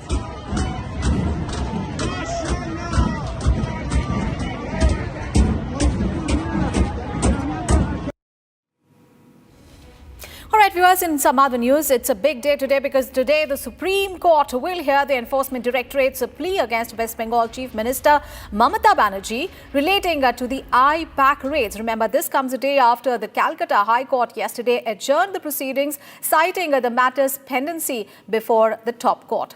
Here are all the details. Take a look. The Supreme Court today will hear Enforcement Directorate's plea against West Bengal Chief Minister Mamata Banerjee over the IPAC raids. A bench of the Supreme Court will hear ED's writ petition filed under Article 32 of the Constitution. The petition has been filed against the state of West Bengal, Chief Minister Mamata Banerjee, DGP Rajiv Kumar and Kolkata Police alleging obstruction during ED's search operation at the IPAC headquarters. On Wednesday, the Calcutta High Court had adjourned the matter after noting that ED had already moved Supreme Court with similar prayers. In its order, however, the High Court had granted liberty to parties to mention the case again after Supreme Court decides in the matter. In the Calcutta High Court, ED had sought a CBI probe against Mamata Banerjee, alleging interference in an ongoing money laundering case. The Directorate has also sought return of documents and electronic devices that Mamata Banerjee took on the day of raids at IPAC. The Trinamool Congress, however, has accused ED of using these raids as a pretext to access confidential campaign and political strategy documents ahead of the West Bengal Assembly elections. With the Calcutta High Court stepping back, all eyes are now on the Supreme Court, which is set to take up ED's plea today. We have big breaking news coming in relating to what is really happening in Iran. Well, Iran has temporarily closed its airspace early on 15th of January.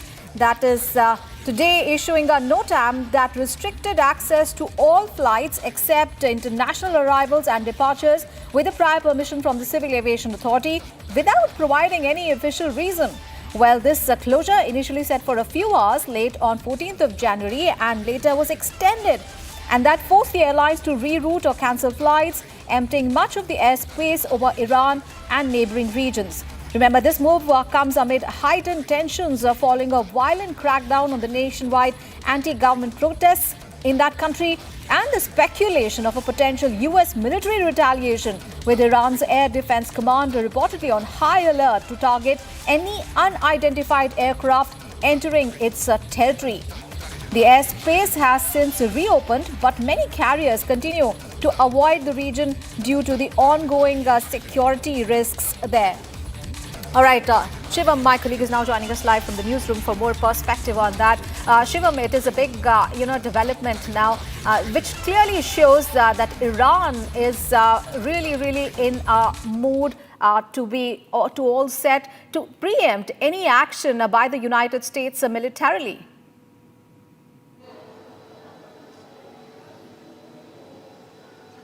All right, this is a very big development that is coming in right at this moment, and this is from Iran. Now, Iran has not given exactly any reason for why it has closed its airspace, but it has affected a lot of flights. Now, on early Thursday, it has closed its airspace, and there has been no explanation for why Iran has closed its airspace. But if you look at the sequence, if you look at the chronology of what was happening in and around Iran, the protests and the crackdown on protesters, the brutal force that was used Shivam, against the protesters in Iran, that was a major reason. And also, you were mentioning about the fact that, how Iran has closed its airspace, but we are getting an update right now that after that, Iran has actually reopened its airspace. But, all these developments clearly pointing to the fact that how the country is on high alert. Yeah, definitely the country is on high alert because there have been severe warnings by the United States of America, especially Donald Trump, the way he was warning and he was sort of instigating the protesters who are in Iran to keep on protesting, and also the prince who has called on for more protests.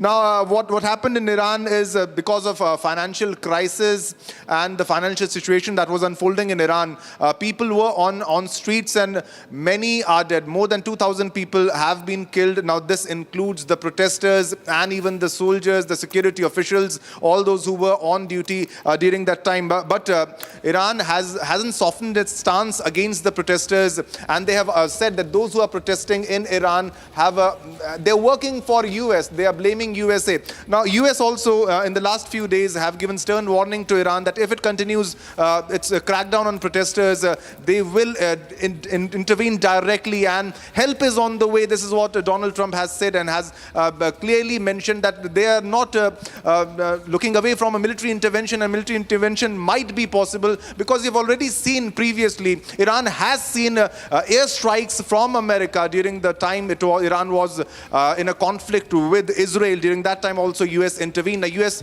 has always put this in forth that Iran possesses weapons-grade nuclear.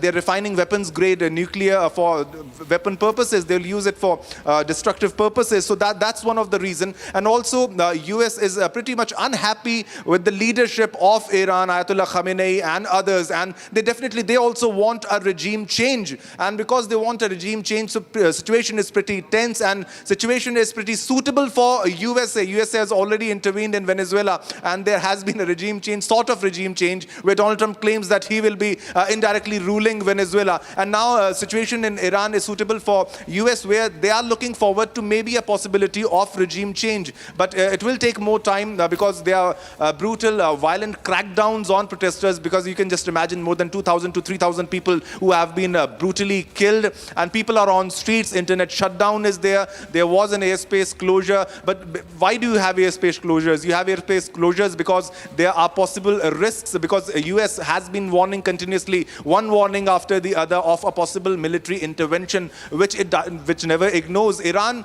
On one hand, America has also mentioned that the public messages and private messages, the messages conveyed by the Iranian authorities and the politicians and the government is on different levels. They speak differently when they speak privately to the US, and the public messages are quite different. And even Iran releases warnings against US that a possible military intervention might escalate the situation even further, and they will respond even with more brutal force.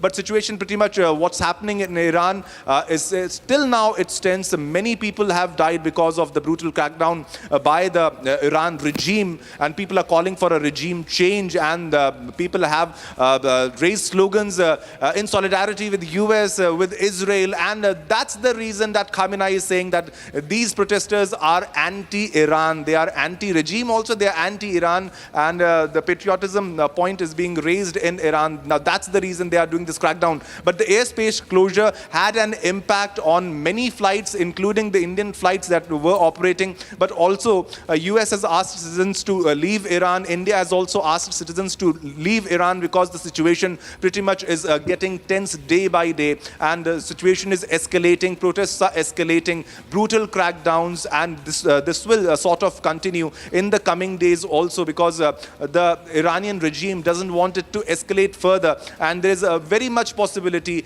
of a US intervention. We cannot rule out a military intervention or an airstrike in the near future, because US has done it one time before, during the time Iran and Israel were in conflict, and Iran has always been blamed of possessing nuclear weapons grade rich uranium in its possession. This was constantly US has been alleging Iran of possessing weapon grade uranium. So there are pretty much many reasons for that, and situation becomes tense every now and then.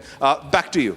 Absolutely, Shivam, and there are actually multiple, pointers and ideas that are in fact floating around, especially with many countries, as you mentioned, are telling their citizens to avoid travel to Iran, or issuing advisories as far as the usage of the Iranian airspace is concerned. And the most important pointer there is also how the US has asked its personnel to leave the Al Udeid air base as well.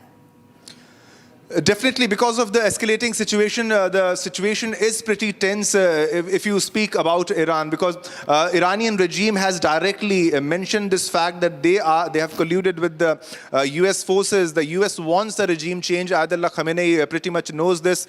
It's difficult for him to manage what's happening, the situation which is unfolding in Iran, because Iran has never seen a situation like this before, because the regime is very powerful. It has control over the administration, the authority. But this is the first time. The main reason is the financial crisis that people are struggling, because they're struggling in their day-to-day lives. And India, along with the US, many countries have asked their citizens to leave Iran, because in such pretty much tense situations where you have people dying in thousands, you can't predict what will happen in the future. So it's a precautionary measure, I would rather say, that US and India had asked its citizens. Pretty much more important for US, because US warns, gives a stern warning. Every now and then US president says the help is on the way, keep on protesting, I am with you, I'll support, this won't be tolerated, that people are being killed brutally, the protesters killing will not be ignored. So such warnings means there's a threat to those who belong to US citizens who are in Iran. And also India, as a precautionary measure, had also asked the citizens to leave by available means at a security situation, because the security situation in Iran is pretty much quite tense, and it might deteriorate even further, and it will be pretty much difficult to manage situation after a while. But many airlines were affected. The situation changes every now and then, because suddenly it closed its airspace, then it opened its airspace.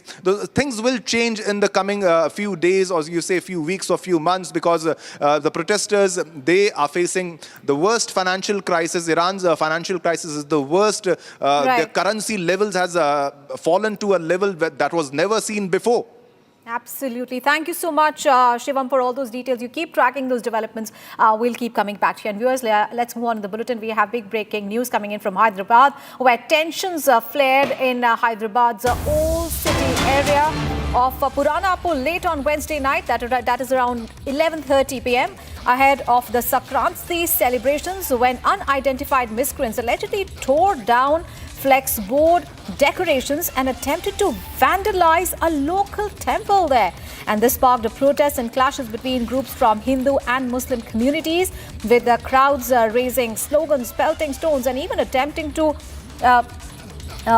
target a dargah in retaliation. A motorcycle was set on fire as the situation escalated at around 1 a.m. Police responded swiftly, dispersing the crowds, and additional forces were deployed to prevent further violence. Now, authorities have stated that the situation is now under control, with high alert measures in place to maintain peace in the sensitive locality. Let's get all the updates. Ashwarya, my colleague, is now joining us for more details from Hyderabad. Ashwarya, what are the updates? We understand that the authorities are saying that the situation right now is under control. But any details on what is the action that has been taken by the police? Has there any arrests been made? Absolutely. This particular clash broke out late in the night after 11:30, and what the police are now currently saying that this entire situation is under control, because they have barricaded the entire area, and they're not letting anybody loiter around that area, anticipating more protests or to even be in a precautionary measure to curtail any escalation further, because this particular protest started when the locals found out a little vandalism in a local temple, and the flexis and the decorations vandalized, which were done for Sankranti there. So the vandalism was noticed by the locals there, and later they started to protest against it, and which led to a major clash between two communities there, where one in retaliation started to vandalize dargahs, and the other community started to vandalize temples here. There were stone pelting reported. There were clashes between police and the people and the crowd there, where the police were trying to disperse the crowd. But however, the police have said that they were holding discussions with the two communities there, and therefore they were requesting them not to come out of their houses, and to let this particular festival go in peace and without any vandalism, without any clashes, or without any riots that possibly could take place. The police have confirmed that currently the situation is entirely under control. And situation is under control in Hyderabad after tensions there flared in the Purana Pul area. Thank you so much, Ashwarya, for getting us all those updates there. And viewers, well, we are taking a very short break, but up next we'll get you all the updates from Maharashtra, because it's a big day for Mumbai. The BJP-led Mayuvati is engaged in a high-stakes contest against the reunited Thackeray cousins for the BMC elections. Rolling coverage on Republic TV. Viewers, stay with us.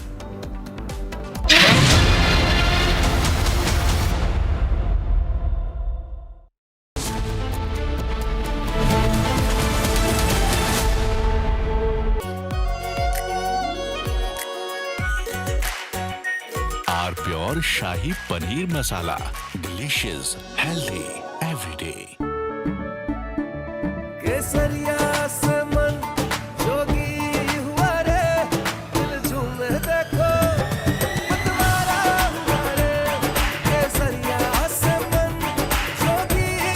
हर पल मनाओ केसरी त्योहार। विमल, बोलो जुबान Kesari.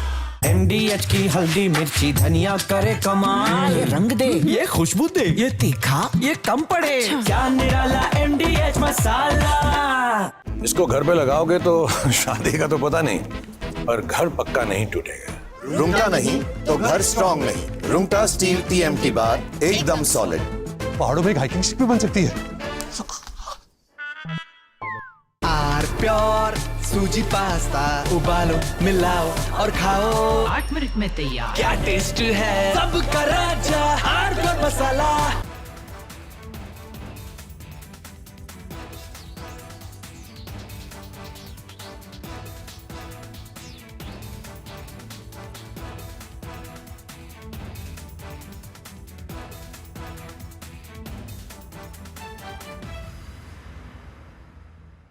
The icy cold waters of the Atlantic Ocean are getting hot, and how?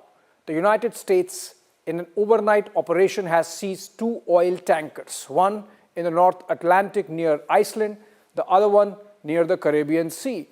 The one caught or seized near Iceland is Russia flagged, and the one that's caught near the Caribbean Sea was apparently a shadow tanker, a dark tanker carrying Venezuelan oil to China. Now, both the tankers were carrying Venezuelan oil, which is sanctioned by the United States. There is an embargo. It's interesting and a little curious how the 2 tankers could leave such heavily guarded waters, which are guarded both by the US Coast Guard and the US Navy, and reach this far. In fact, in the case of the merchant vessel Marinera, which is Russia flagged and was caught near Iceland by the US Navy with help from the United Kingdom Navy, the US Navy was on the chase, hot on the chase of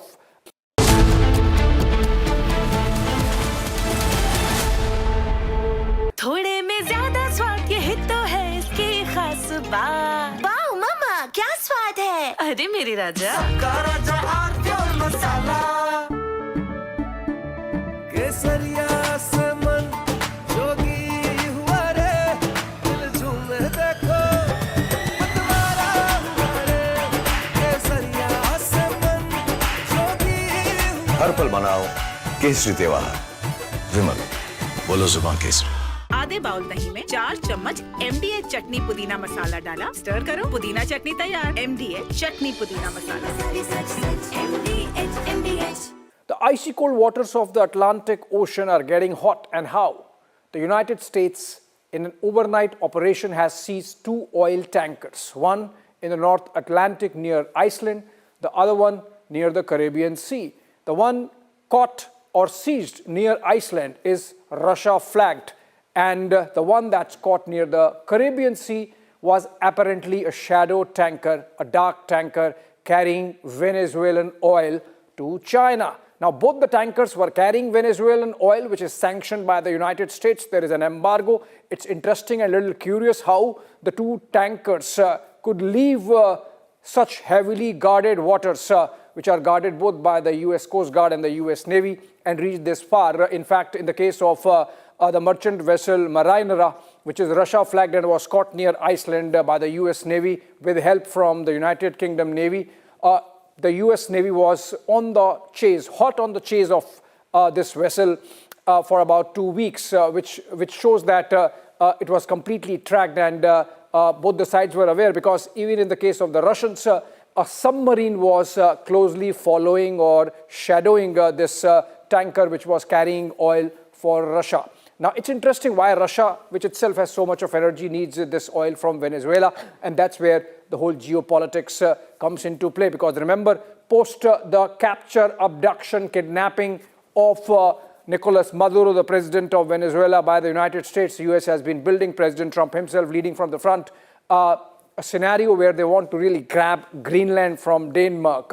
And so they really want to show that the security of North Atlantic is compromised and they need to be there, and that's why they need Greenland. So maybe it's because of that, we don't know. But taken together, it's clear that in the case of merchant vessel Marinera and the merchant vessel Sofia, which was caught, a dark fleet caught from near Caribbean.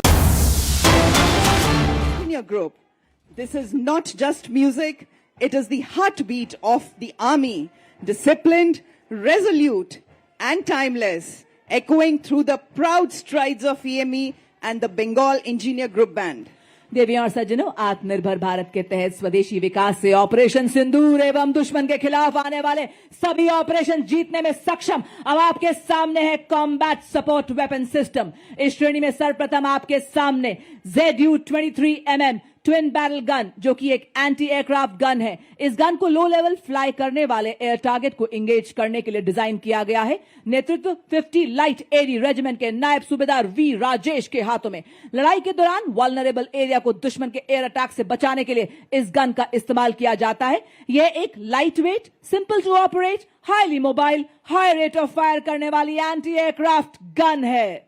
जब किया शत्रु ने दुस्साहस और पड़ी आन पर परछाई, टूटा पौरुष का कीर्तिमान, तू एक पड़ा 100 पर भारी। ZU-23 के पीछे इसी श्रेणी का अगला वेपन सिस्टम L-70, नेतृत्व 322 AD रेजिमेंट के कैप्टन नितिन शर्मा द्वारा। 3.5 किलोमीटर की मारक क्षमता वाली ऐसी मोबाइल गन जिसे सेना की टुकड़ियों, हवाई अड्डों एवं महत्वपूर्ण ठिकानों को लो लेवल फ्लाइंग विमानों के खतरों से बचाने के लिए विकसित किया गया है। देवी और सज्जनों, ये प्रतिकूल मौसम में भी हमला करने में पूरी तरह से कारगर है। आर्मी एयर डिफेंस का यह हथियार ऑपरेशन सिंदूर के दौरान अपनी उपयोगिता को बखूबी सिद्ध कर चुका है। अगला वेपन सिस्टम सलामी मंच की ओर अग्रसर होता हुआ M777 अल्ट्रा लाइट हाउवित्जर, जो कि अत्यंत सटीकता से 155 राउंड फायर करती है, जिससे 40 किलोमीटर तक प्रभावी फायर पावर मिलती है। आधुनिक फायर कंट्रोल सिस्टम से लैस इसे हेलीकॉप्टर द्वारा अंडरस्लंग कर किसी भी दुर्गम इलाके में डिप्लॉय किया जा सकता है। नेतृत्व 1881 मीडियम रेजिमेंट के लेफ्टिनेंट उज्जवल भट्ट। वंदे मातरम की धुन में गूंजे आर्टिलरी का बेजोड़ साथी, विजय का ये संदेश सुनाता, इसमें बसता सेना का संकल्प अटल। अल्ट्रा लाइट हाउवित्जर है हर चुनौती में राष्ट्र रक्षा का मंत्र प्रबल। बड़े ही शान से सलामी मंच के सामने से गुजरता हुआ देवी और सज्जनों M777 अल्ट्रा लाइट हाउवित्जर। धनुष उठा प्रहार कर, तू दुश्मनों पे वार कर, रुके न तू, थके न तू, सदा चले विजय तेरी। 871 मीडियम रेजिमेंट के कैप्टन पीयूष पांडे के नेतृत्व में अगला वाहन धनुष 38 किलोमीटर अधिकतम मारक क्षमता वाली ऐसी तोप जो बोफोर्स का स्वदेशी एवं उन्नत संस्करण है। 15 सेकंड में 3 राउंड दागने की काबिलियत वाला ऐसा हथियार जो लंबी दूरी तक लक्ष्य को भेदने में समर्थ है।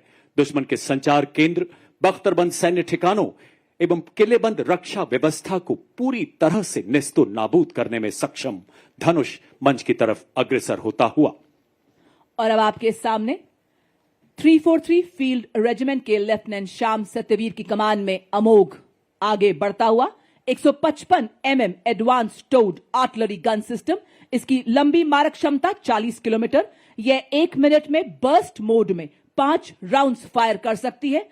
यह हर तरह के इलाके में संचालन के लिए गतिशील है और शूट एंड स्कूट तकनीक से लैस है। यह अत्याधुनिक प्रणाली, ऑल इलेक्ट्रिक ड्राइव, एकीकृत फायर कंट्रोल सिस्टम तथा स्वचालित गोला बारूद हैंडलिंग प्रणाली जैसे उन्नत विशेषताओं से युक्त है।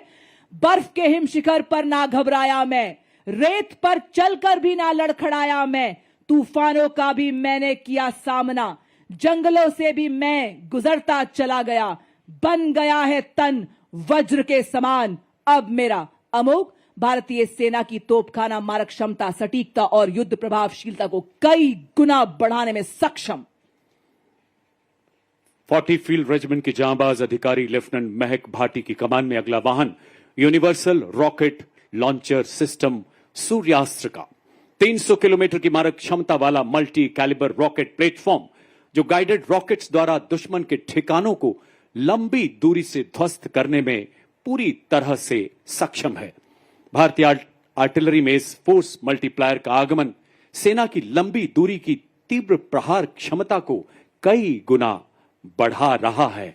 मंच की तरफ शान से आगे बढ़ता हुआ यूनिवर्सल रॉकेट लॉन्चर सिस्टम। पत्थरों को ठोकर से उड़ा दे हम, चट्टान आए राह में तो सीने से हटा दे हम, आए अगर कोई बाधा तो बढ़कर करे हम मुकाबला, आग बनकर हम चुनौतियों के पंख दे जला। हम हैं मॉड्यूलर ब्रिज जिसकी पुल निर्माण क्षमता 46 मीटर है। आज की परेड में 115 इंजीनियर रेजिमेंट के मेजर शफी भट्ट द्वारा नेतृत्व। अत्यधिक बहुमुखी और मजबूत मॉड्यूलर पुल का शामिल होना भारतीय सेना की पुल निर्माण क्षमताओं को बढ़ाने की दिशा में एक महत्वपूर्ण कदम है, क्योंकि इसे बहुत कम समय में तैनात किया जा सकता है और आसानी से वापस भी लिया जा सकता है। यह उपकरण हमारी सेनाओं को बाधाओं को पार करने और हमारे इंजीनियर्स की पुल निर्माण क्षमता को बढ़ाने में मदद करता है। चूंकि यह 8x8 वाहन पर लगा है, इसलिए अत्यधिक गतिशील है और हमारी मशीनीकृत टुकड़ियों के साथ तालमेल बनाए रख सकता है। मॉड्यूलर ब्रिज का शामिल होना उपकरण डिजाइन और विकास में भारत की दक्षता को दर्शाता है और आत्मनिर्भर भारत के निर्माण के उद्देश्य को उजागर करता है। साथ ही रक्षा विनिर्माण में भारत के बढ़ते महत्व को भी प्रदर्शित करता है। बड़ी शान से सलामी मंच के सामने से गुजरता हुआ मॉड्यूलर ब्रिज दुर्गम क्षेत्रों तक सुरक्षित संचार प्रदान करने के लिए भारतीय सेना ने सरलता पूर्वक परिवहन योग्य एवं शीघ्र तैनात किए जाने योग्य सैटकॉम वाहनों को अपने बेड़े में शामिल किया है। सलामी मंच की ओर अग्रसर होती हुई वाहन आधारित सैटेलाइट संचार प्रणाली का नेतृत्व 33 आर्मर्ड डिव सिग्नल रेजिमेंट के नायब सूबेदार राजेश कुमार कर रहे हैं। इन संचार वाहनों को मेक इन इंडिया के तहत विकसित किया गया, जो हमें सुरक्षित संचार प्रदान करने के लिए आत्मनिर्भर बनाती हैं। मोबाइल सैटेलाइट टर्मिनल के ठीक पीछे अगले दो वाहन है शक्तिवान रेजिमेंट तथा दिव्यास्त्र बैटरी के। विशेष रूप से डिजाइन किए गए नई पीढ़ी के मानव रहित ये वो हथियार तंत्र हैं जिन्हें हाई मोबिलिटी व्हीकल पर स्थापित किया गया है। शक्तिवान का नेतृत्व 161 मीडियम रेजिमेंट के कैप्टन नमन शर्मा द्वारा। देवियों सज्जनों, इस वाहन में स्वॉर्म ड्रोन्स, मिनी हार्पी, हैरोप तथा पीस कीपर जैसे उन्नत ड्रोन लगाए गए हैं। आधुनिक युग के ऐसे ड्रोन्स जो शक्तिवान रेजिमेंट को 1000 किलोमीटर तक की दूरी को और इसमें स्थित लक्ष्य को पूरी तरह से नेस्तु नाबूद करने की ताकत प्रदान करते हैं। और इसके ठीक पीछे दूसरा वाहन दिव्यास्त्र, जिसमें jolt, medium altitude pseudo satellite system तथा स्काई स्ट्राइकर जैसे उन्नत ड्रोन्स लगाए गए हैं। नेतृत्व 161 मीडियम रेजिमेंट के सूबेदार किरण मेधर द्वारा। दिव्यास्त्र बैटरी ऐसी हाइब्रिड युद्धक इकाई है जो तोपखाने को निगरानी ड्रोन तथा लॉइटर एम्युनिशन के साथ एकीकृत करती है। देवियों और सज्जनों, अब आपके समक्ष है भारत की तकनीकी प्रगति और आत्मनिर्भरता का एक उत्कृष्ट उदाहरण, integrated drone detection and inter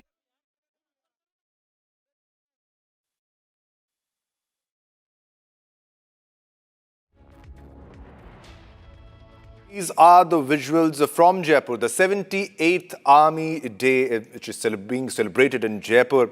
And this is the first time the Army Day Parade is being held in the Pink City. And this is being held around Mahal Road in Jagatpura.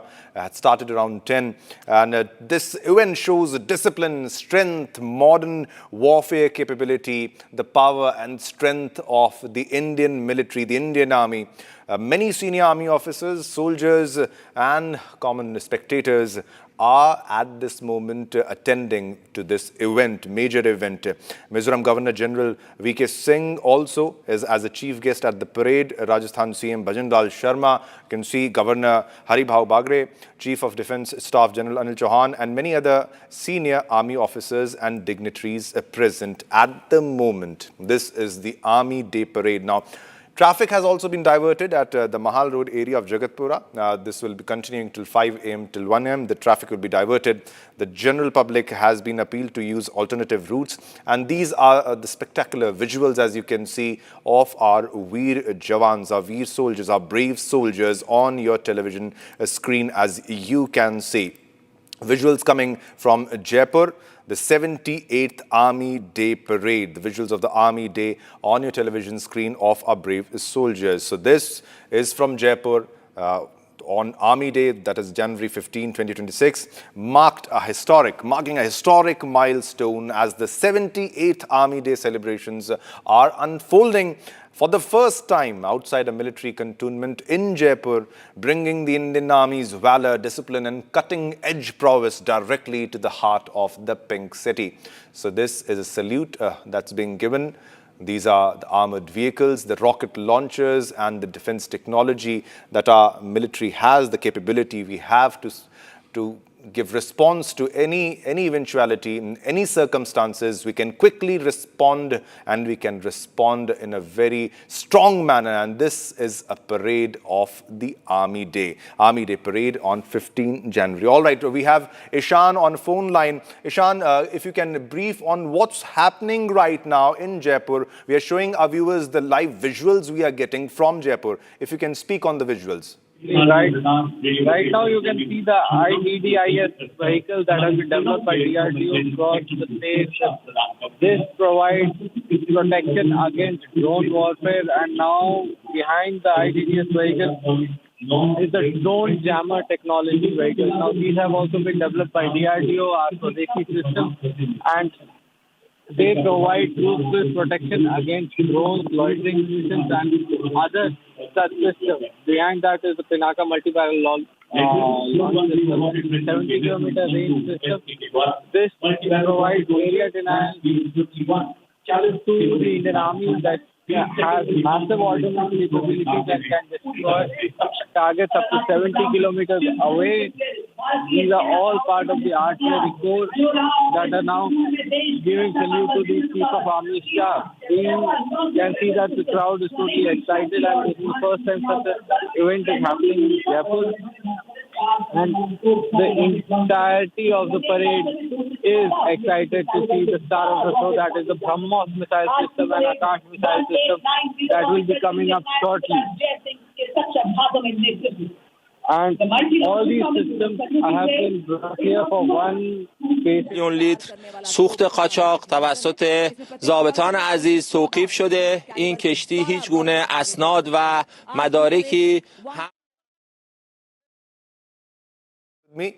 And these visuals, as you can see, the brave soldiers, and also the main highlight is the Bhairav Battalion, the new Bhairav Battalion, the robots, the kamikaze drones, Operation Sindoor missiles, which are debuting at this Army Day Parade today. Latest visuals, live visuals you're getting from Jaipur.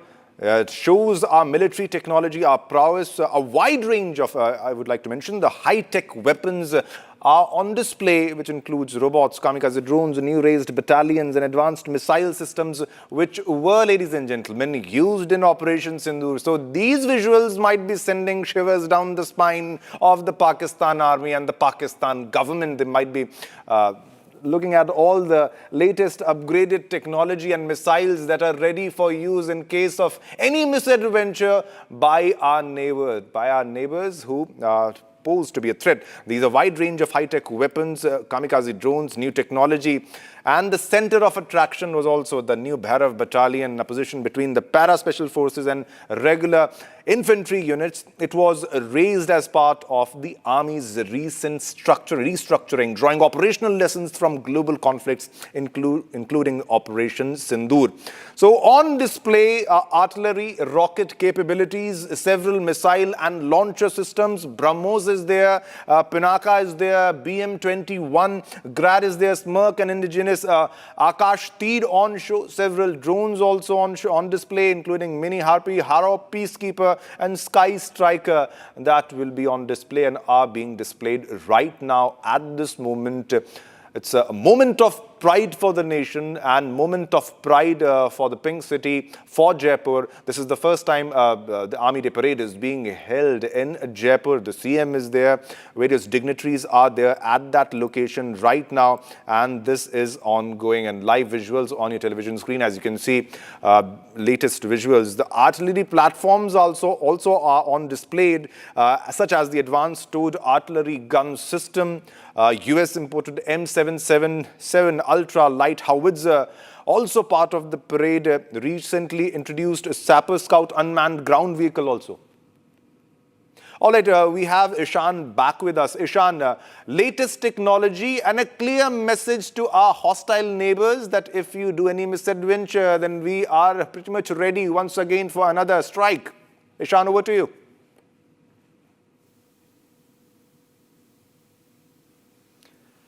All right, we'll try to connect to Ishan once again. Ishan, are you there with me? Are you able to hear my voice?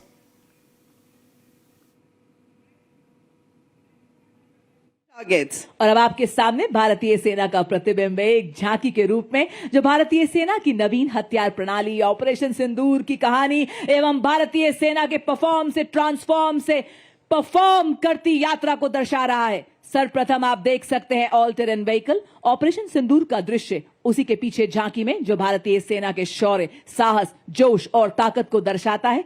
यहां एक सैनिक एक नागरिक को सहारा देते हुए आप देख रहे हैं, जो बता रहा है कि आज जन जन से जुड़ रही है भारतीय सेना। लहराता तिरंगा भारतीय सेना की हर क्षेत्र में विजय का प्रतीक। झांकी में आप देख रहे हैं भारतीय सेना का ब्रह्मास्त्र, ब्रह्मोस मिसाइल एवं इगला, जो कि एक वायु रक्षा प्रणाली है। झांकी में आप मानव सैन्य हाथ एवं रोबोटिक हाथ को भी देख रहे हैं। और आप देख सकते हैं भारतीय सेना के निष्ठावान सिपाही, जो केवल मशीन नहीं है, लोहे के योद्धा हैं। ये रोबोटिक म्यूल्स दुर्गम इलाकों में लॉजिस्टिक्स के राजा हैं और थर्मल कैमरा से लैस दुश्मन की साजिशें नाकाम करते हैं। बड़े ही शान से सलामी मंच के सामने से गुजरते हुए हमारे रोबोटिक म्यूल्स। देवी और सज्जनों, अगला कॉलम नई पीढ़ी के उपकरणों का है जिसे आर्मी डिजाइन ब्यूरो द्वारा विकसित किया गया है। मेक इन इंडिया के तहत हमारे डिफेंस पब्लिक सेक्टर यूनिट और नागरिक उद्योग द्वारा निर्मित इस श्रेणी में सबसे पहले मंच की तरफ बढ़ता अगला वाहन है स्वदेश निर्मित इलेक्ट्रिक ऑल टेरेन व्हीकल, जिसे वीर के नाम से भी जाना जाता है। नेतृत्व 16 राजपुताना राइफल्स के हवलदार शंकर द्वारा। ये ईंधन और रखरखाव की लागत को कम करते हुए सामरिक क्षमता को और सशक्त बनाता है। इसका साइलेंट इलेक्ट्रिक ड्राइव सिस्टम संवेदनशील इलाकों में इसे सरप्राइज प्रदान करता है। नेतृत्व captain Manish Singh. Ladies and gentlemen, you'll be now witnessing the true spirit of Atmanirbhar Bharat, wherein an in-house innovation of the Indian Army is unveiled. The innovation coming to the saluting days is of the Sapper Scout RP version 2.0 multi-utility unmanned ground vehicle developed and led by Major Raj Prasad RS of 7 Engineer Regiment. It is a multi-role 6-wheel drive all-terrain UGV with multifarious capabilities. The detachment next to it is of the heavy autonomous utility and logistic vehicle led by Havaldar Rajesh Rawat of 618 EME Battalion. और अब आपके समक्ष एग्मा ई-सारस 500 वाहन। यह एक multi role मानव रहित ground vehicle पर एक integrated tethered aerial surveillance system है। साथ ही आप देख रहे हैं एरावत 1000, जो कि मॉड्यूलर मिशन पेलोड वाला एक इंटीग्रेटेड रोबोटिक मानव रहित ग्राउंड व्हीकल है। एग्मा का नेतृत्व हवलदार गुरुदेव सिंह एवं एरावत का नेतृत्व हवलदार अरिजीत सिंह कर रहे हैं। एग्मा ऑल टेरेन मानव रहित ग्राउंड व्हीकल पर बना लगातार एरियल निगरानी, कम्युनिकेशन रिले और सेंसर डिप्लॉयमेंट को संभव बनाता है। एरावत सर्विलियंस, लॉजिस्टिक्स और टैक्टिकल सपोर्ट मिशन के लिए एक मोबाइल बेस के तौर पर काम करने के लिए तैयार किया गया है। यह चुनौतीपूर्ण माहौल में सैन्य अभियानों को सशक्त बनाता है। एरावत और एग्मा के बाद अगला दस्ता लॉजिस्टिक ड्रोन मीडियम ऑल्टीट्यूड का। आत्मनिर्भर भारत के राष्ट्रीय संकल्प के अंतर्गत स्वदेश में विकसित और निर्मित ये उन्नत भारतीय ड्रोन 4000 मीटर की ऊंचाई तक उड़ान भरने में सक्षम है। 20 किलोग्राम तक का भार ले जाने की क्षमता वाला ये ड्रोन सिस्टम 40 मिनट तक उड़ान भर सकता है। इसकी परिचालन सीमा 20 किलोमीटर है। नेतृत्व 3 नागा के हवलदार विवेक द्वारा। ड्रोन आधुनिक युद्ध में निर्णायक शक्ति बनकर उभरते हुए। और इसी के साथ आप देख सकते हैं त्रिनेत्र लॉइटरिंग म्यूनिशन सिस्टम, नेतृत्व हवलदार टी पवन के हाथों में। यह एक उन्नत मानव पोर्टेबल इलेक्ट्रिक मानव रहित हवाई वाहन है, जिसे सटीक हमले और वास्तविक समय की टोही के लिए डिजाइन किया गया है। और इसी के साथ आप देख सकते हैं हमारे पैरा ट्रूपर हवाओं का सीना चीरते हुए आसमानों की हद तक सुना रहे हैं ये 3 रंगों की गौरव गाथा। आपके सामने हमारे पैरा ट्रूपर हवलदार दिलीप उपाध्याय, और उसी के ठीक पीछे आप देख सकते हैं हमारे दूसरे पैरा ट्रूपर हवलदार अजय सिंह। बर्फीले श्वेत सियाचिन में, रेतीले गर्म मरुस्थल में, लहराते हर हर सागर में, घन घन घनेरे जंगल में, तोपों की गर्जन धड़-धड़ में, गगन पवन की सरसर में, जब ये धरती सो जाती है और सो जाता है आसमान, भैरव बटालियन रक्षक तब डटे हुए, निर्भीक निडर सरसीना तान, सरहद पर दिन रात जाग जाग रक्षा करते ये भैरव बटालियन के वीर जवान। इसी के साथ देवी और सज्जनों, आपके समक्ष भारतीय सेना की नवगठित भैरव बटालियन। जैसा नाम वैसा काम। जी हां, भगवान शिव के रुद्र रूप को दर्शाती। जैसे भगवान शिव का उग्र रूप अधर्म और दुष्टों का नाश करता है, उसी प्रकार दुश्मन के नापाक इरादों को नेस्तो नाबूद करने के लिए तैयार भैरव बटालियन आपके सामने हेल मार्च करती हुई बड़ी शान और गर्व से सलामी मंच की ओर बढ़ती second Bhairav battalion Rajputana rifles का दस्ता, जिसका नेतृत्व मेजर चंद्रेश के हाथों में। डेजर्ट फैल्कन्स के नाम से जाने जाने वाली यह बटालियन साइलेंट वॉच, डेडली किल के मोटो पर आधारित है और सदा सतर्क निगरानी, तीव्र एवं सटीक प्रहार की क्षमता में राष्ट्र सुरक्षा का प्रण लेने वाली यह भैरव बटालियन गीत के माध्यम से सभी में उत्साह एवं जोश भरती हुई। उसी के साथ अगली टुकड़ी चौथी भैरव बटालियन सिख लाय इन्फेंट्री रेजिमेंट की। बटालियन की स्थापना नई पीढ़ी के युद्ध गठन के उद्भव को चिन्हित करती है। रेजिमेंटल ईथॉस में डूबी हुई, भविष्य की हर चुनौती के लिए तैयार, तकनीकी रूप से सशक्त, इन्हें जब भी जहां भी बुलाया जाएगा निर्णायक और सटीक युद्ध के लिए तत्पर। बटालियन का नेतृत्व मेजर मोहित सिंधु के हाथों में बड़े ही शान और शौर्य से आप सबके सामने गुजरती हुई भैरव बटालियन। भैरव बटालियन के बाद मंच की ओर अग्रसर मिक्स स्काउट बटालियन का दस्ता, जो सेना दिवस परेड में पहली बार भाग ले रहा है। नेतृत्व 5 लद्दाख स्काउट के लेफ्टिनेंट ब्रजेश द्वारा। हिमालय की गोद में पले, हिमालय से भी ऊंचे हौसलों वाले माटी के वो सपूत जिन्होंने पहाड़ों से प्रतिबद्धता सीखी तो नदियों से निस्वार्थ सेवा।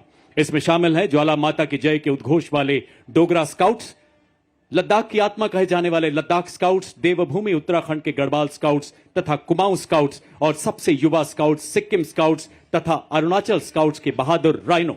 स्थानीय भाषा और संस्कृति और भूगोल की पहचान इन्हें बेहद सशक्त बनाती है। पहरेदार हिमालय के हम झोंके हैं तूफान के, सुनकर गरज हमारी सीने फट जाते चट्टान के। इनकी सांसों में बर्फीली हवाओं का साहस और लहू में पर्वतों की दृढ़ता बहती है।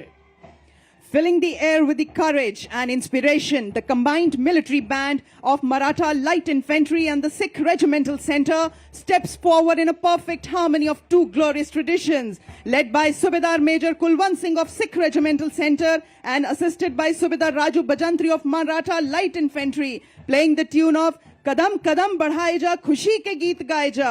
कदम से कदम मिलाते हुए एकता और देशभक्ति का संदेश हम सभी को सुनाते हुए चल रहे हैं आपके समक्ष मद्रास रेजिमेंट के सक्षम सेनानी, सीना ताने और बताते कि विकास के पथ पर हम ना रुकेंगे, हम ना मुड़ेंगे, हम ना झुकेंगे, बनेंगे आत्मनिर्भर रक्षक और प्रेरक हम शूरवीर सेनानी। आपके समक्ष सबसे पुरानी रेजिमेंट मद्रास रेजिमेंट के वीर नेतृत्व 10 मद्रास के कैप्टन सिद्धार्थ पांडे के हाथों में आदर्श वाक्य, अपना कर्तव्य निभाते वीर गति को प्राप्त करना गौरव की बात है। और अब जयपुर की वीर वसुंधरा पर चौड़ी छाती चटक चाल के साथ अग्रसर राजपूत रेजिमेंट का दस्ता, नेतृत्व 21 राजपूत के लेफ्टिनेंट विकास खत्री द्वारा। 250 सालों की गौरवशाली विरासत, जिसमें आजाद भारत के पहले commander in chief field marshal KM. Cariappa एवं पूर्व थल सेनाध्यक्ष जनरल वी.के. सिंह का नाम शामिल है।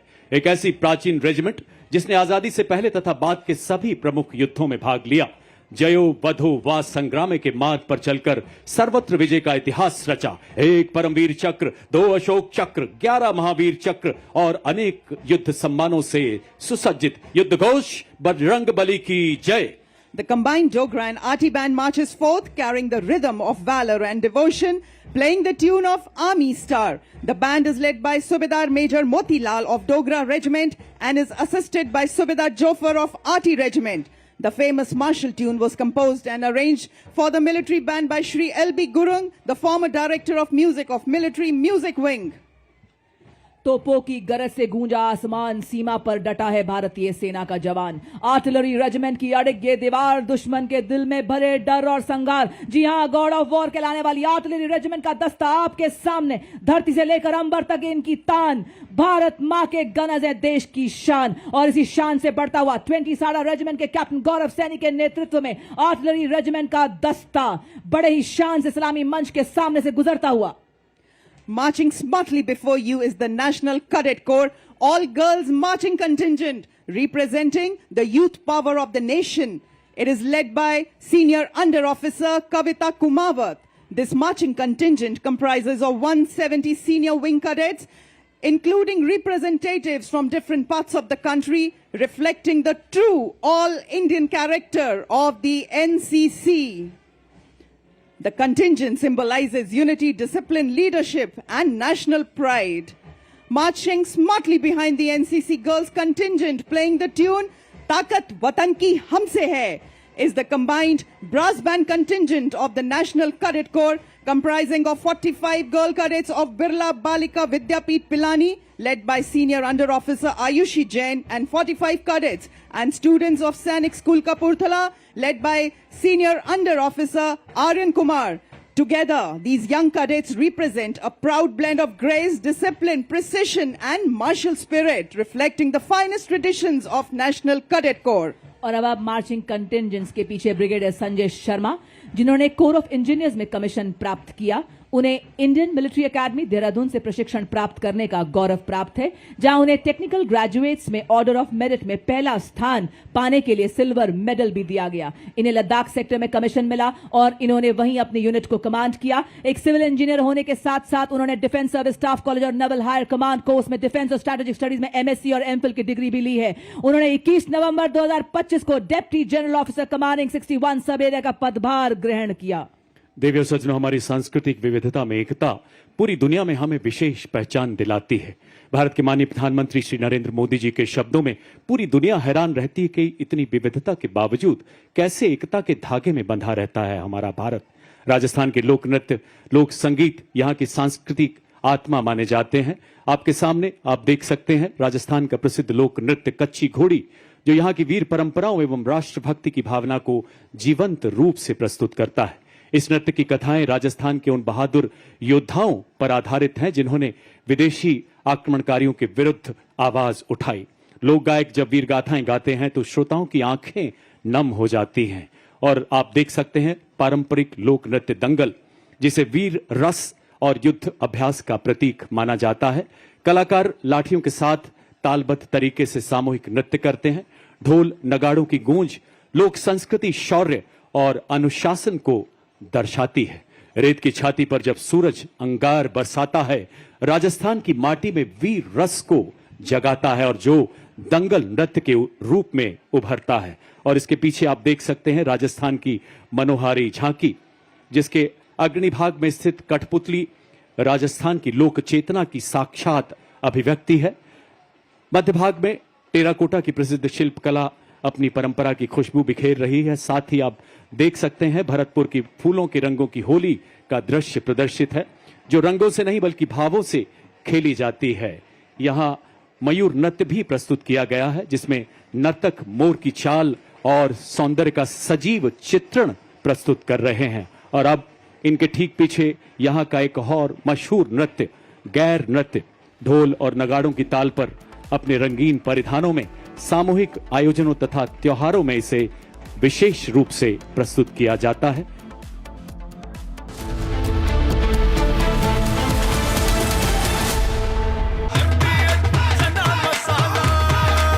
अब छोलिया हो या लोबिया, सफेद चने या काले चने, सब कुछ मजेदार बने।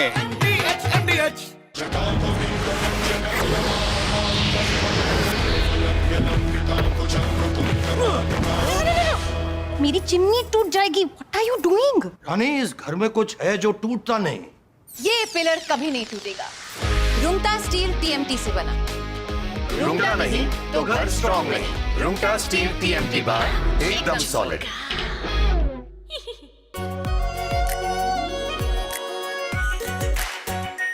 Are pure shahi paneer masala, delicious, healthy everyday.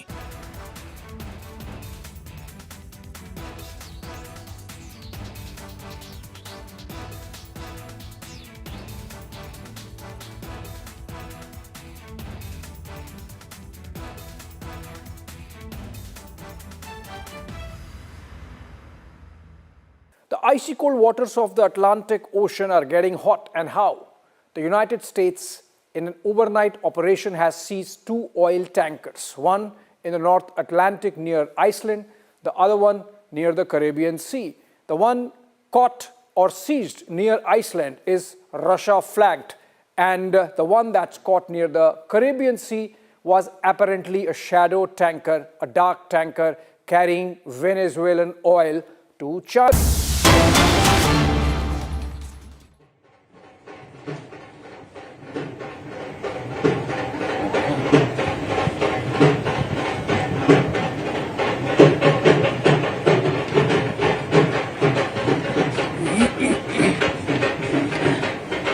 Following this beautiful performance are the soldiers of Madras Regiment who will be performing Chenda Warrior Dance. The Chenda Warrior is a distinctive feature of the Madras Regiment, incorporating the traditional Chenda drum and the martial art elements from Kerala. The Chenda Warriors bring with them the thunder of tradition and the rhythm of courage. The powerful beats of Chenda are not merely music. They are a call to unity, discipline, and indomitable spirit of soldiers.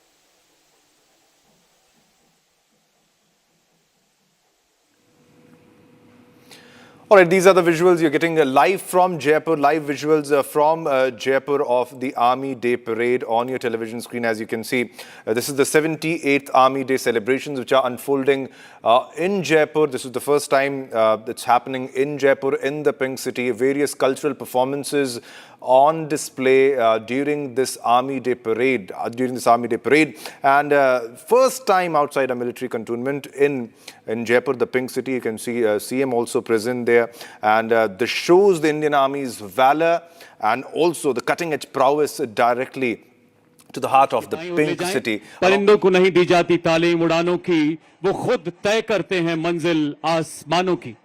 कुछ ही पलों में आप देखेंगे 202 और 253 army aviation squadron के ध्रुव एवं Rudra helicopter arrowhead formation में महल road के आसमान पर अपनी दिलेरी के हस्ताक्षर करते नजर आएंगे।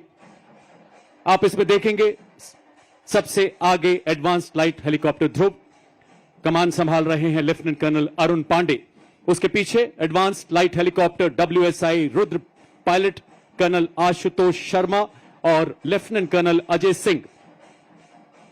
आज समुद्र तट से लेकर दुनिया के सबसे ऊंचे रण क्षेत्र सियाचिन तक हर मिशन का हिस्सा बन रहे हैं ध्रुव और रुद्र। आपकी जोरदार तालियों के बीच स्वागत करें हमारे इन वायु योद्धाओं का।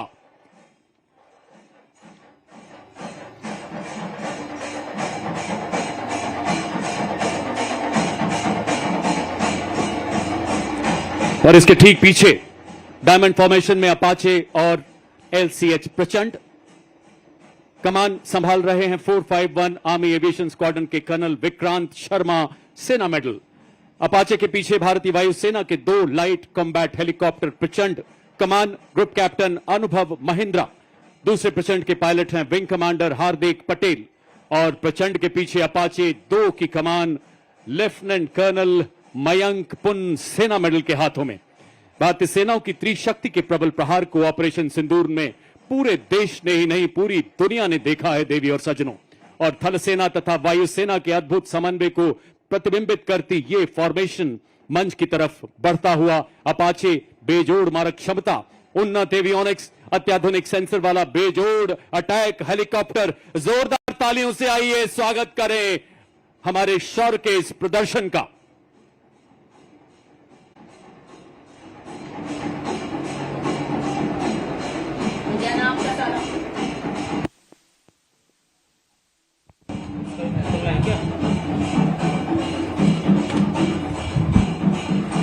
देवी और सज्जनों, आज राजस्थान की राजधानी एवं शाही विरासत और हमारे समृद्ध इतिहास को अपने हृदय में बसाए गुलाबी शहर में आपने समर्थ भारत की सक्षम सेना के शौर्य को देखा। रिफॉर्म से ट्रांसफॉर्म से परफॉर्म करती भारतीय सेना की ताकत को देखा। आपने देखा उन स्वदेशी निर्मित हथियारों जिन्होंने दिया दुश्मन को मुंह तोड़ जवाब और लहराया जीत का परचम।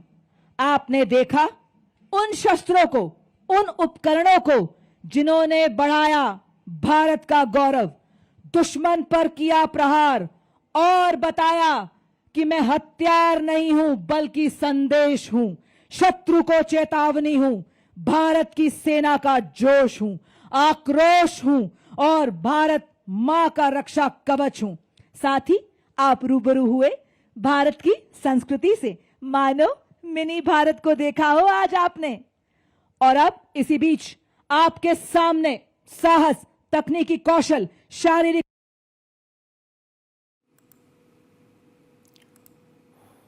All right, so these were the visuals from Jaipur on your television screen. 78th Army Day Parade, which was being held and is being held right now. Live visuals from Jaipur.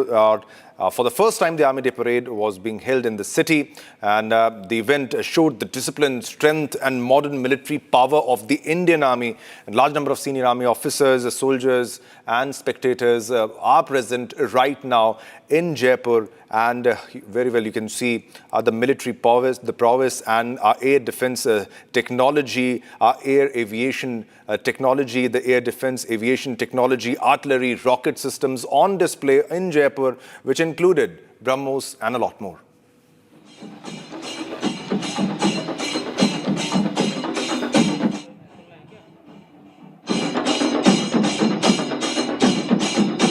देवी और सज्जनों, आज राजस्थान की राजधानी एवं शाही विरासत और हमारे समृद्ध इतिहास को अपने हृदय में बसाए गुलाबी शहर में आपने समर्थ भारत की सक्षम सेना के शौर्य को देखा।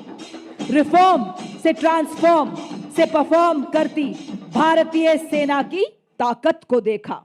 आपने देखा उन स्वदेशी निर्मित हथियारों जिन्होंने दिया दुश्मन को मुंह तोड़ जवाब और लहराया जीत का परचम। आपने देखा उन शस्त्रों को, उन उपकरणों को जिन्होंने बढ़ाया भारत का गौरव, दुश्मन पर किया प्रहार और बताया कि मैं हथियार नहीं हूं बल्कि संदेश हूं, शत्रु को चेतावनी हूं, भारत की सेना का जोश हूं, आक्रोश हूं और भारत मां का रक्षा कवच हूं। साथ ही आप रूबरू हुए भारत की संस्कृति से, मानो मिनी भारत को देखा हो आज आपने।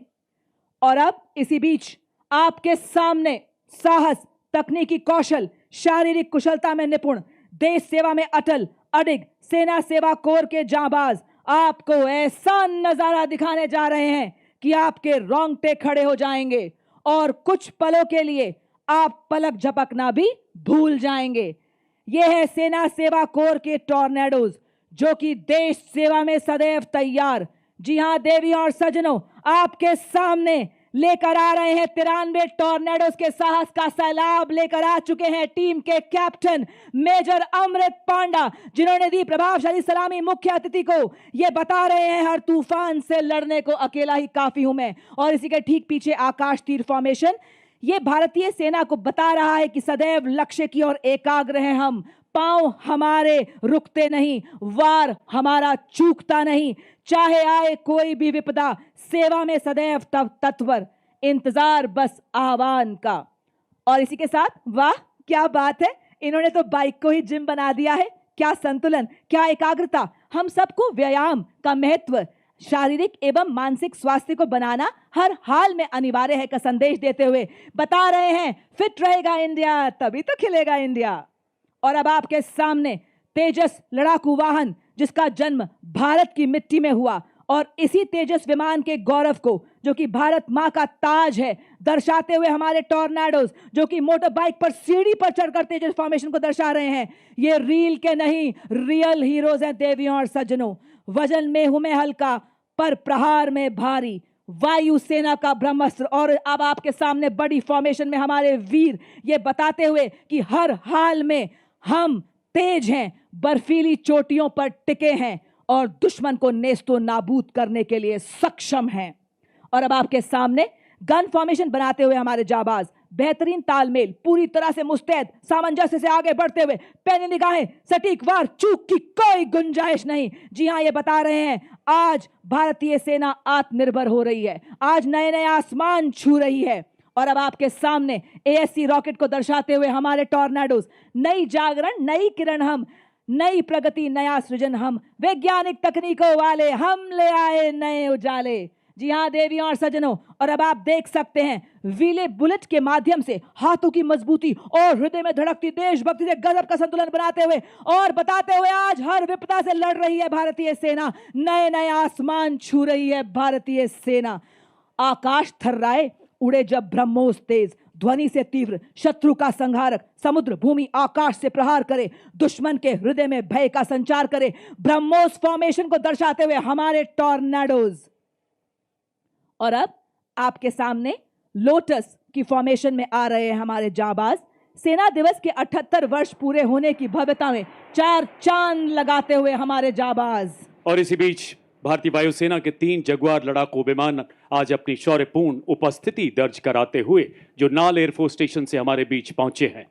और क्या बात है, क्या एकाग्रता है, क्या संतुलन है, क्या तालमेल है। ये देखिए, अद्भुत नियंत्रण के साथ आकाश में पंख फैलाए, बाज की आकृति में टॉर्नेडोज। इनके विश्वास का सूरज कभी धुंधला नहीं पड़ता, इनके हौसलों की कश्तियां तूफानों से भिड़ जाती हैं, इनकी हिम्मत कभी नहीं लड़खड़ाती है। और अब आपके सामने शक्ति और गति का प्रतीक सुदर्शन चक्र फॉर्मेशन को दर्शाते हुए ठीक हमारे टॉर्नेडोज ये बता रहे हैं कि भारतीय सेना वही चक्र है क्योंकि आज अपाचे हेली ब्रह्मोस मिसाइल चक्रबंद दुश्मन को नष्ट कर रहे हैं।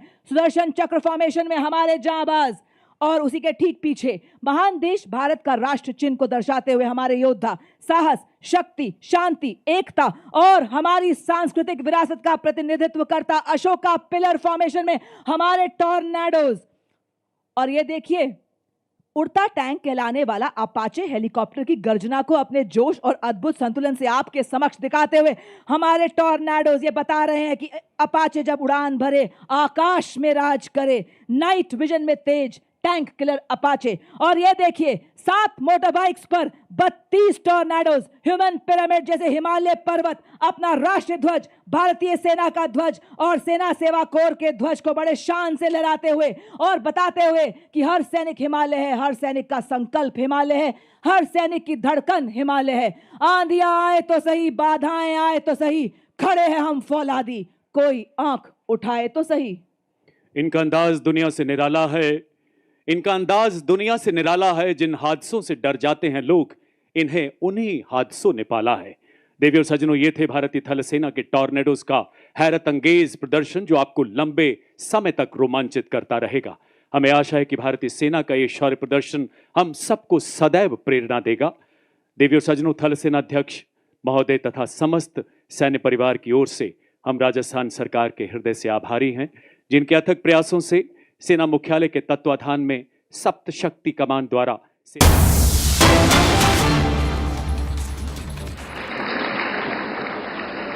गुलामी के आखिरी वर्षों में जब भारत की आजादी तय हो चुकी थी, उस समय इसी सेंट्रल हॉल में भारत के संविधान की रचना के लिए संविधान सभा की बैठकें हुई थी। भारत की आजादी के बाद 75 वर्षों तक ये इमारत भारत की संसद रही और इसी हॉल में भारत के भविष्य से जुड़े अनेक महत्वपूर्ण निर्णय, अनेक चर्चाएं हुई। अब लोकतंत्र को समर्पित इस स्थान को भारत ने संविधान सदन का नाम दिया है। कुछ समय पहले ही भारत के संविधान को लागू हुए 75 वर्ष हुए हैं। मैं इस संविधान सदन में आप सभी अतिथियों का आना भारत के लोकतंत्र के लिए बहुत विशेष है। साथियों, ये चौथा अवसर है जब कॉमनवेल्थ स्पीकर्स और प्रिसाइडिंग ऑफिसर्स की कॉन्फ्रेंस भारत में हो रही है। इस बार इस कॉन्फ्रेंस का मुख्य विषय effective delivery of parliamentary democracy है। आप सभी जानते हैं कि जब भारत आजाद हुआ तो उस दौर में ये आशंका व्यक्त की गई थी कि इतनी डाइवर्सिटी में भारत में लोकतंत्र टिक नहीं पाएगा। लेकिन भारत ने इसी डाइवर्सिटी को डेमोक्रेसी की ताकत बना दिया। एक सबसे बड़ी आशंका ये भी थी कि अगर भारत में लोकतंत्र अगर जैसे तैसे टिक भी गया तो भारत किसी भी हालत में विकास नहीं कर पाएगा। लेकिन भारत ने साबित किया कि डेमोक्रेटिक इंस्टीट्यूशंस और डेमोक्रेटिक प्रोसेसेस डेमोक्रेसी के स्टेबिलिटी, स्पीड और स्केल तीनों देते हैं। भारत दुनिया की फास्टेस्ट ग्रोइंग मेजर इकोनॉमी है। आज भारत में यूपीआई दुनिया का सबसे बड़ा डिजिटल पेमेंट सिस्टम है। आज भारत दुनिया का सबसे बड़ा वैक्सीन प्रोड्यूसर है। आज भारत दुनिया का नंबर 2 स्टील प्रोड्यूसर है। आज भारत में दुनिया का तीसरा सबसे बड़ा स्टार्टअप इकोसिस्टम है। आज भारत दुनिया का तीसरा सबसे बड़ा एविएशन मार्केट है। आज भारत में दुनिया का चौथा सबसे बड़ा रेल नेटवर्क है। आज भारत में दुनिया का तीसरा सबसे बड़ा मेट्रो रेल नेटवर्क है। आज भारत दुनिया का सबसे बड़ा मिल्क प्रोड्यूसर है। आज भारत दुनिया का दूसरा सबसे बड़ा राइस प्रोड्यूसर है। फ्रेंड्स, भारत में डेमोक्रेसी का अर्थ लास्ट माइल डिलीवरी है। हम एक लोक कल्याण की भावना से हर व्यक्ति के लिए बिना किसी भेदभाव के काम कर रहे हैं और इसी लोक कल्याण की भावना के कारण बीते कुछ वर्षों में भारत में 25 करोड़ लोग गरीबी से बाहर निकले हैं।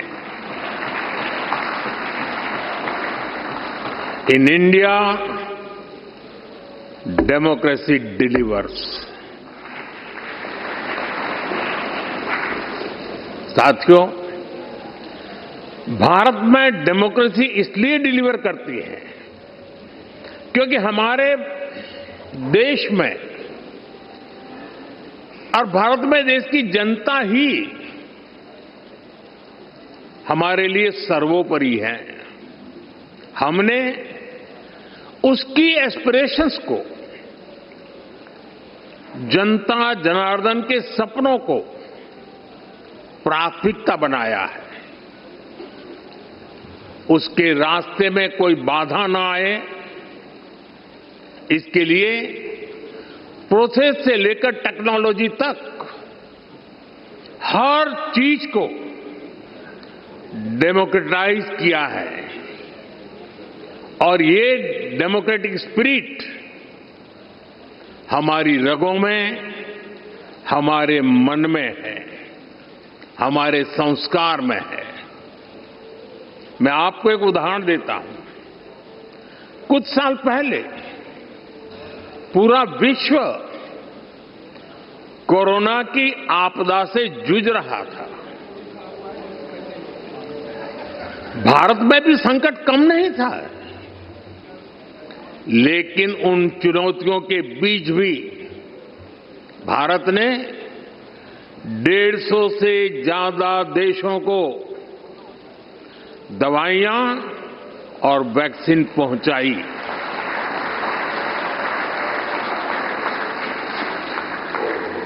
लोगों का हित,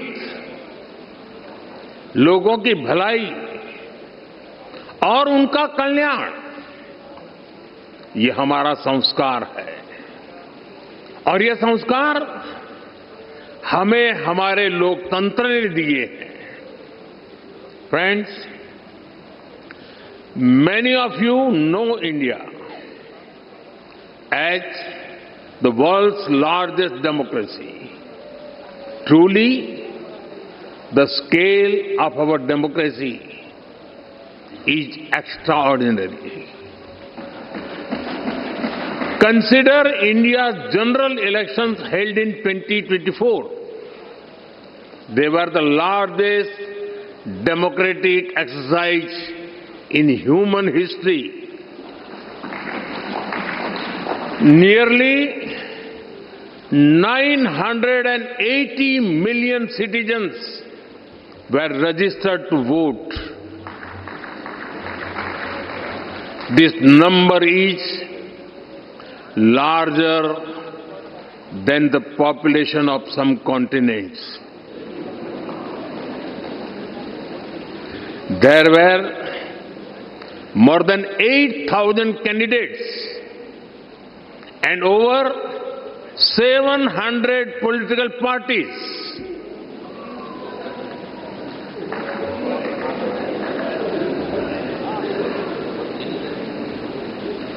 The elections also saw record participation by women voters.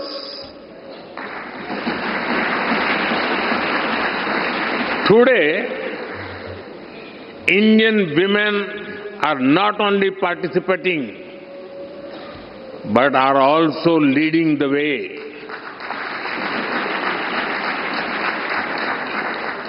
The President of India, our first citizen, is a woman.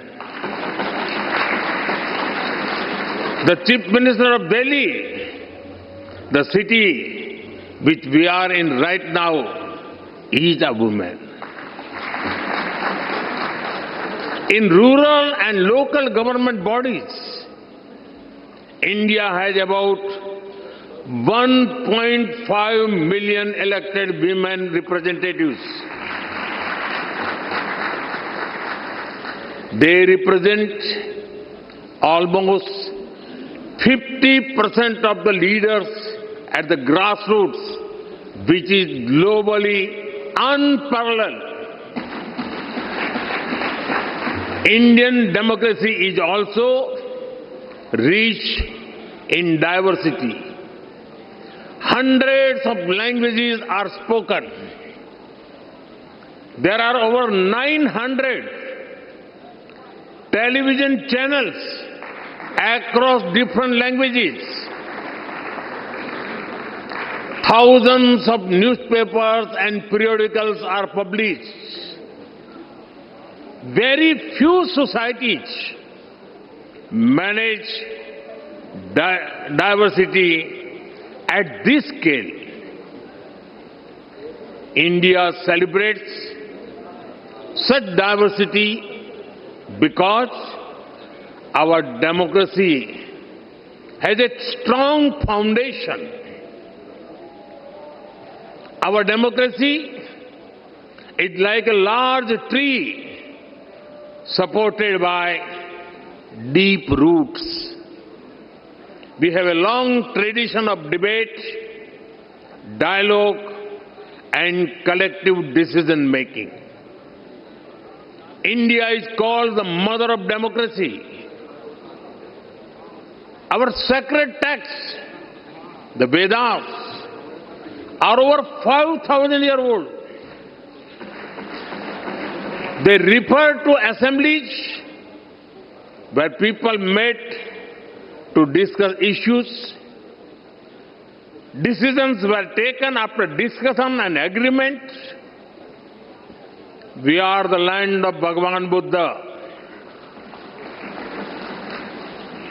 The Buddhist Sangha used to have open and structured discussions. Decisions were taken through consensus or voting. Further, there is a 10th century inscription from the Indian state of Tamil Nadu. It describes a village assembly that worked with democratic values. There were clear rules for accountability and decision making. Our democratic values have been tested by time, supported by diversity, and strengthened generation after generation. Friends, Commonwealth की कुल जनसंख्या का लगभग 50% हिस्सा भारत में बसता है।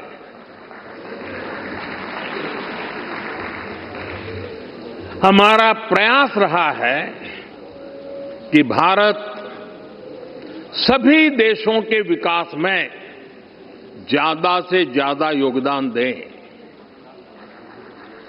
Commonwealth के सस्टेनेबल डेवलपमेंट गोल्स में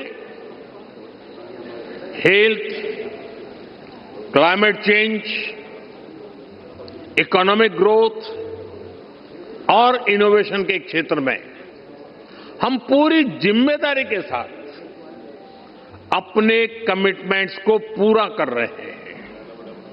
भारत आप सभी साथियों से सीखने का निरंतर प्रयास करता है और हमारा ये भी प्रयास होता है कि भारत के अनुभव अन्य कॉमनवेल्थ पार्टनर्स के काम आए। फ्रेंड्स, आज जब दुनिया अभूतपूर्व परिवर्तन के दौर से गुजर रही है, तब ग्लोबल साउथ के लिए भी ये नए रास्ते बनाने का समय है। भारत हर ग्लोबल प्लेटफॉर्म पर ग्लोबल साउथ के हितों को पूरी मजबूती से उठा रहा है। अपनी G20 अध्यक्षता के दौरान भी भारत ने ग्लोबल साउथ की चिंताओं को वैश्विक एजेंडे के केंद्र में रखा है। भारत का ये लगातार प्रयास है कि हम जो भी इनोवेशन करें उससे पूरे ग्लोबल साउथ को लाभ हो, कॉमनवेल्थ देशों को फायदा हो। हम ओपन सोर्स टेक प्लेटफॉर्म भी बना रहे हैं ताकि ग्लोबल साउथ के हमारे साथी देश भी अपने यहां भारत जैसी व्यवस्थाएं विकसित कर सकें। फ्रेंड्स, इस बार की कॉन्फ्रेंस का एक प्रमुख लक्ष्य ये भी है कि कैसे हम अलग अलग तरीकों से पार्लियामेंट्री डेमोक्रेसी की नॉलेज और अंडरस्टैंडिंग को प्रमोट करें। इसमें स्पीकर्स और प्रिसाइडिंग ऑफिसर्स दोनों की भूमिका बहुत महत्वपूर्ण है। ये काम लोगों को देश के डेमोक्रेटिक प्रोसेस में बड़ी भूमिका से जोड़ने का काम है। भारत की संसद पहले से ही ऐसे काम को कर रही है। Study tours, customised training programmes और इंटर्नशिप के माध्यम से जनता को संसद को और करीब से जानने का मौका मिला है।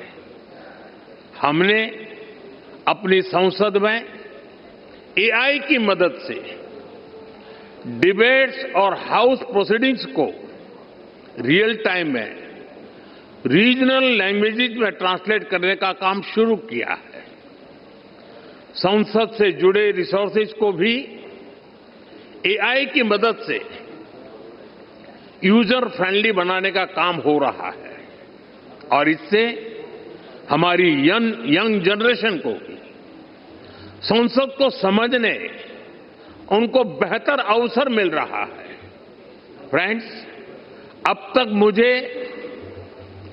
आपकी संस्था से जुड़े 20 से ज्यादा सदस्य देशों में जाने का अवसर मिला है। कई सांसदों को संबोधित करने का सौभाग्य भी मिला है। जहां जहां मैं गया, मुझे बहुत कुछ सीखने को मिला। मैं हर बेस्ट प्रैक्टिस को लोकसभा के हमारे अध्यक्ष और राज्यसभा के चेयरमैन और डिप्टी चेयरमैन महोदय के साथ आकर के तुरंत अपने अनुभवों को साझा करता रहा हूं। मुझे विश्वास है कि ये कॉन्फ्रेंस सीखने और सिखाने के इस क्रम को और समृद्ध करेगी। इसी कामना के साथ आप सभी को मेरी बहुत बहुत शुभकामनाएं। धन्यवाद। Thank you, Honorable Prime Minister, for your profound and forward-looking address, which will undoubtedly inspire the parliamentary democracies across the Commonwealth. Ladies and gentlemen, with this, we come to the conclusion of the inaugural ceremony. All right, that was Prime Minister Narendra Modi speaking at the 28th Conference of Speakers and Presiding Officers of the Commonwealth in New Delhi. 61 speakers and presiding officers of 42 Commonwealth countries and 4 semi-autonomous parliaments are attending the conference. All right, viewers, let's move on in the bulletin. We have breaking news coming in. US President Donald Trump has reiterated that he is not ruling out any options for the United States to acquire Greenland, while expressing optimism that something will work out in negotiations. Speaking to reporters in the Oval Office following a meeting between Vice President J.D. Vance, Secretary of State Marco Rubio and the Prime Ministers of Denmark and Greenland, Donald Trump declined to comment on whether military force was under consideration to secure the semi-autonomous Danish territory. Danish Foreign Minister Lars Løkke Rasmussen acknowledged a fundamental disagreement with the United States position, but confirmed that both sides had agreed to establish a working group to address the differences and explore potential paths forward.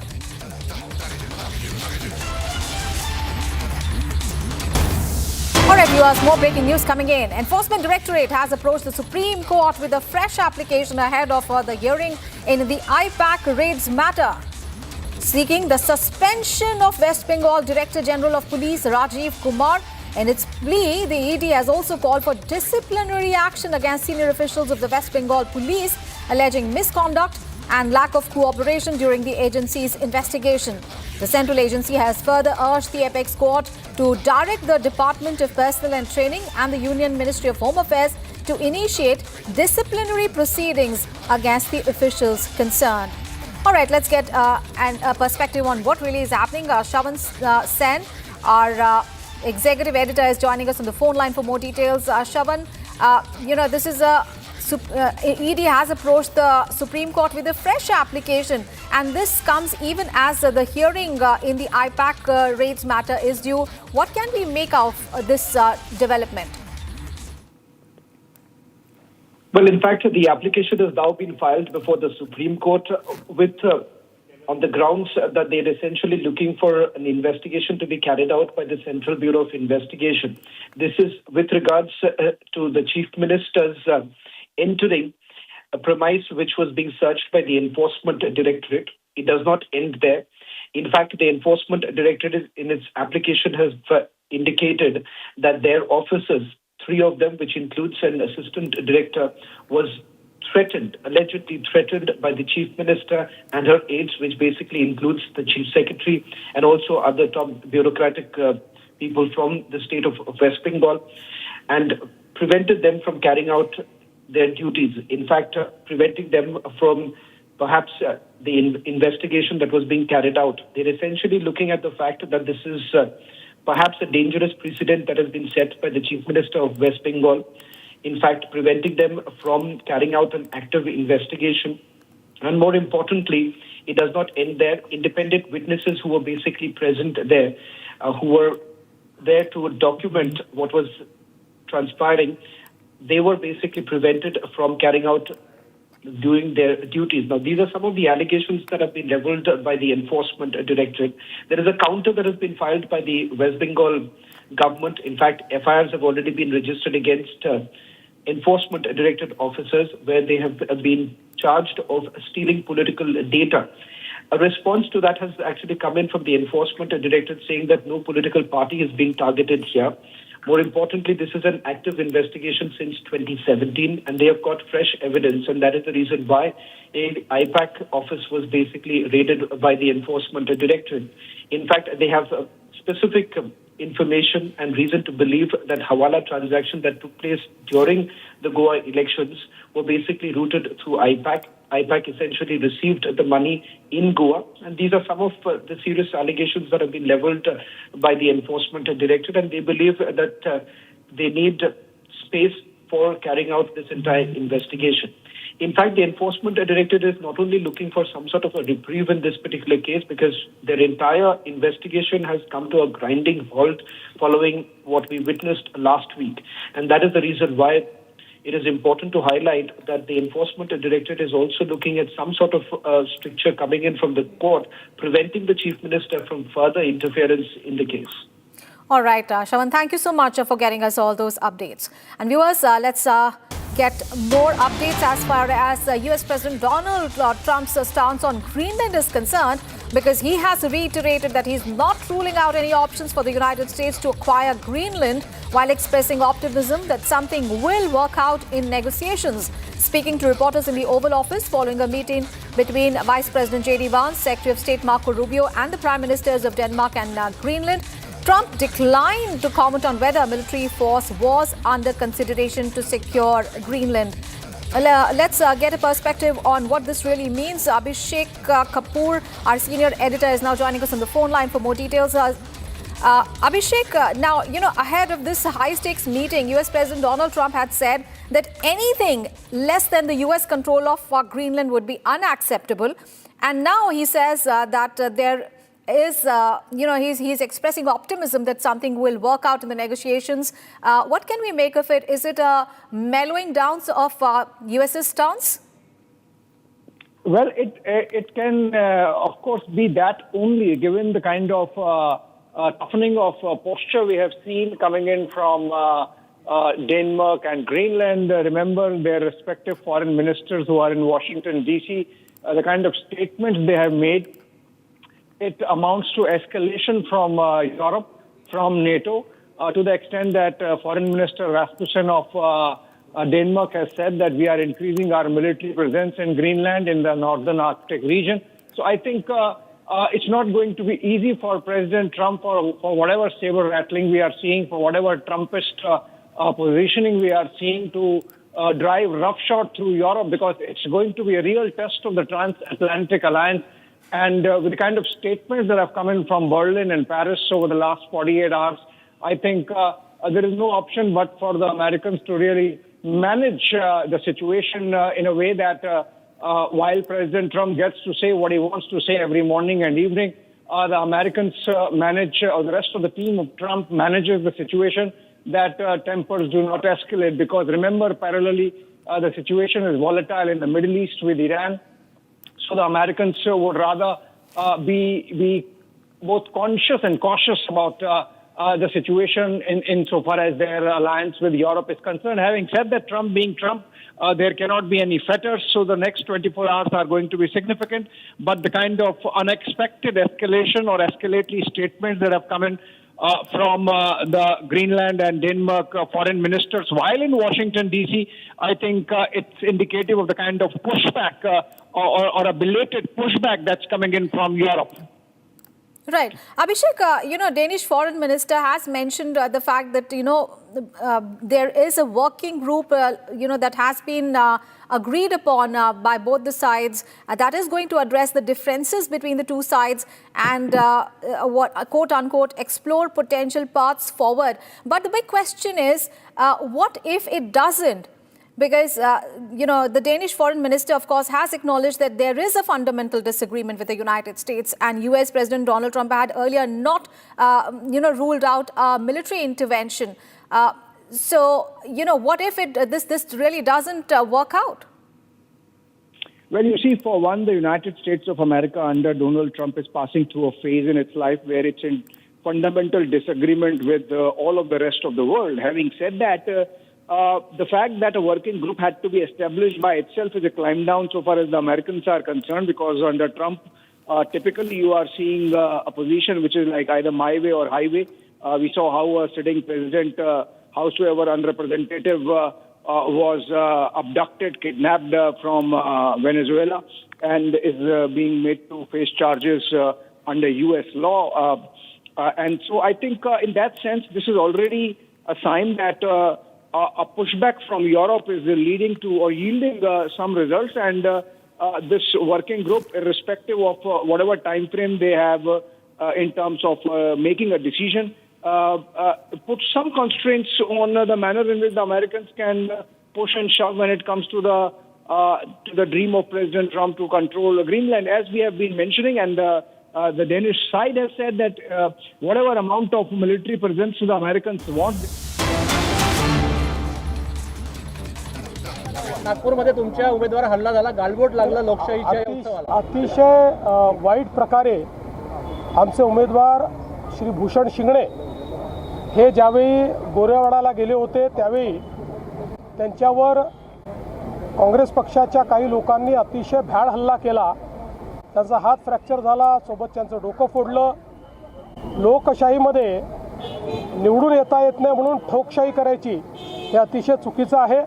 पण त्यांनी किती हल्ले केले तरी देखील त्याचा परिणाम होणार नाही, लोकशाही जिंकेल. देवेंद्रजी, शाईच्या ऐवजी मार्कर पेन यावेळेस वापरण्यात येत आहे, तो पुसल्या जातोय असा आरोप होतोय.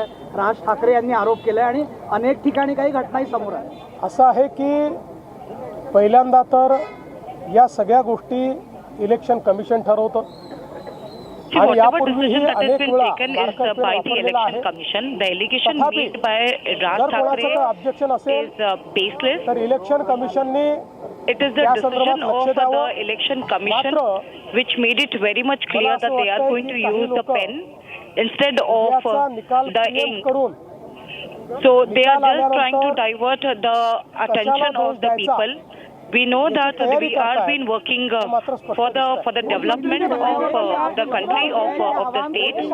So making such allegation makes no sense, and they are baseless. महाराष्ट्रामध्ये केवळ आणि केवळ विकास चालेल. There will be only development in the state of Maharashtra. People of Maharashtra is only looking for the development, and they are going to vote for the development.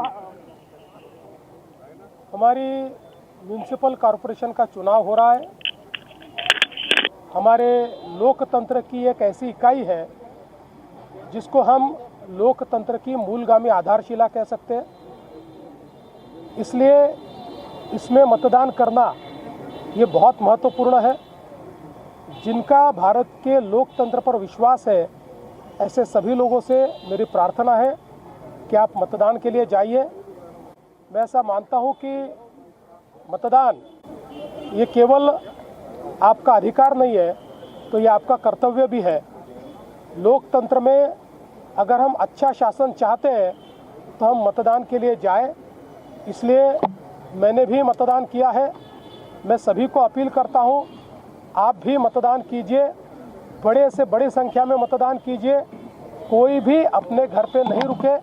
सभी लोग लोकतंत्र के इस उत्सव में सम्मिलित हो, ऐसा मैं सबसे निवेदन करता हूं. मुख्यमंत्री जी, बीजेपी के उम्मीदवार पर हमला हुआ और ये चुनाव आप पे भी काफी टीका टिप्पणी की गई, मिमिक्री की गई. किस तरह चुनाव जा रहा है, क्योंकि उम्मीदवारों पे भी हमले शुरू हो गए हैं. देखिए, नागपुर के हमारे उम्मीदवार श्रीमान भूषण शिंगणे इनके ऊपर कांग्रेस के लोगों ने जानलेवा हमला किया, उनका हाथ टूटा, उनके पैरों पर भी चोट आई है, सिर पर भी चोट आई है, साथ में जो थे उनका भी सिर फूटा है। और एक प्रकार से चुनाव जब जीत नहीं सकते तो इस प्रकार से हमला करना ये लोकतंत्र को कालिक पोतने जैसा है, लेकिन इसका जवाब जनता देगी। और जो आपने कहा, मुझे ऐसा लगता है कि जिन्होंने भी मुझ पर कुछ कहा होगा उनको भी जवाब जनता ही देगी। चुनाव जिताने के लिए लगा हुआ है, लेकिन वो ऐसा होने प्रशासन भारतीय जनता पार्टी महायुति को जिताने का प्रयास कर रहा है। मुझे ऐसा लगता है कि अभी विपक्ष ने नई स्क्रिप्ट लिखनी चाहिए। ये स्क्रिप्ट घिस गई, इसके खिलाफ वो हाई कोर्ट में हारे, सुप्रीम कोर्ट में हारे, सुप्रीम कोर्ट ने उनको लताड़ा, बावजूद उसके वही स्क्रिप्ट उनकी चल रही है। और इस बात से एक चीज़ बहुत पक्की हो जाती है कि हमारे इस चुनाव में हमारी जीत ये पक्की दिखती है, क्योंकि अभी से अगर हमारा विपक्ष कल की हार के बाद क्या बोलना है इसकी प्रॅक्टिस कर रहा है तो मुझे लगता है की मशीन आणली आहे मुंबईत, त्याचं नाव योगायोगानं पाडू असं आहे, त्याच्यावर वाटून राहिलं आपण पडू की काय, त्याचं नाव पॅड युनिट आहे, पॅड युनिट, त्याचं नाव केलं पाडू। दुसरं, या ठिकाणी इलेक्शन कमिशननी स्पष्ट केलं आहे, मुंबई महानगरपालिकेचे आयुक्तांनी स्पष्ट केलं आहे, आणि त्याहीपेक्षा ही मशीन काही अचानक आणलेली नाही। मला त्या ठिकाणी ज्यावेळेस माहिती घेतली त्यावेळेस इलेक्शन कमिशननी सांगितलं, मुंबई महानगरपालिकेने सांगितलं, सगळ्या पक्षाच्या रिप्रेझेंटेटिव्हजला बोलवलं होतं, ते उपस्थित होते, त्यांच्यासमोर ही काय मशीन आहे हे सांगितलं आणि ही आम्ही का वापरतोय सांगितलं। ही सरसकट वापरली जाणार नाही, ही रिडंडन्सी क्रिएट करण्याकरता मशीन आहे, म्हणजे जर काउंटिंगच्या वेळी एखादी मशीन बंद पडली तर सोबत याच्यातही डेटा असेल। All right, viewers, we're taking a short break. Up next, we will keep our focus on Maharashtra. It is a big day for Maharashtra as well as Mumbai. The BJP-led Mahayuti is engaged in a high-stakes control against the reunited Thackeray cousins for the BMC elections. Rolling coverage on Republic continues. Viewers, stay with us.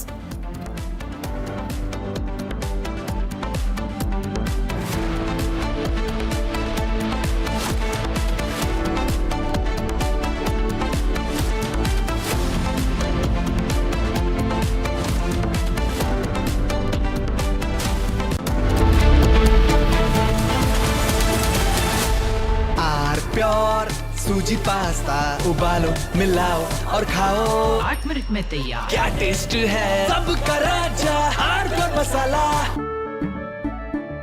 केसरिया से मन जोगी हुआ रे, दिल झूमे देखो मतवारा हुआ रे, केसरिया से मन जोगी। हर पल मनाओ केसरी त्योहार। विमल, बोलो जुबान Kesari. The icy cold waters of the Atlantic Ocean are getting hot, and how?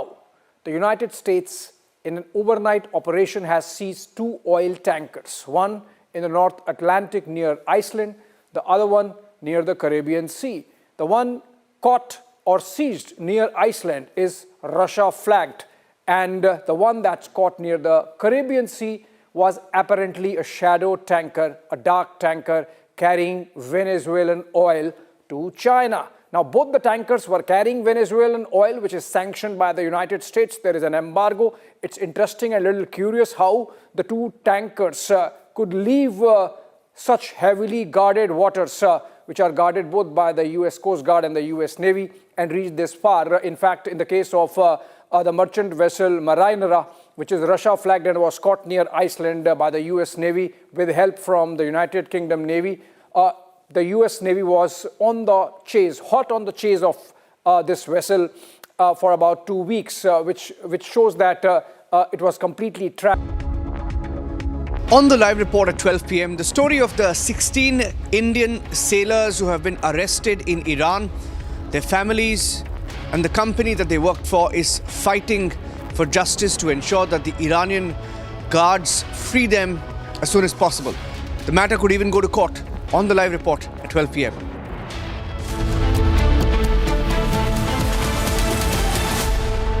ये है सीक्रेट रेसिपी MDH का जीरा सिर्फ जल जीरा मसाला।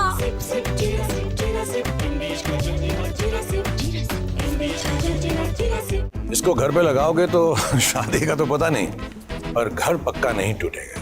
रुंगटा नहीं तो घर स्ट्रॉन्ग नहीं। रुंगटा स्टील TMT बार एकदम सॉलिड। पहाड़ों में एक हाइकिंग शिप भी बन सकती है। आर प्योर सूजी पास्ता उबालो मिलाओ और खाओ 8 मिनट में तैयार। क्या टेस्ट है सबका राजा आर प्योर मसाला।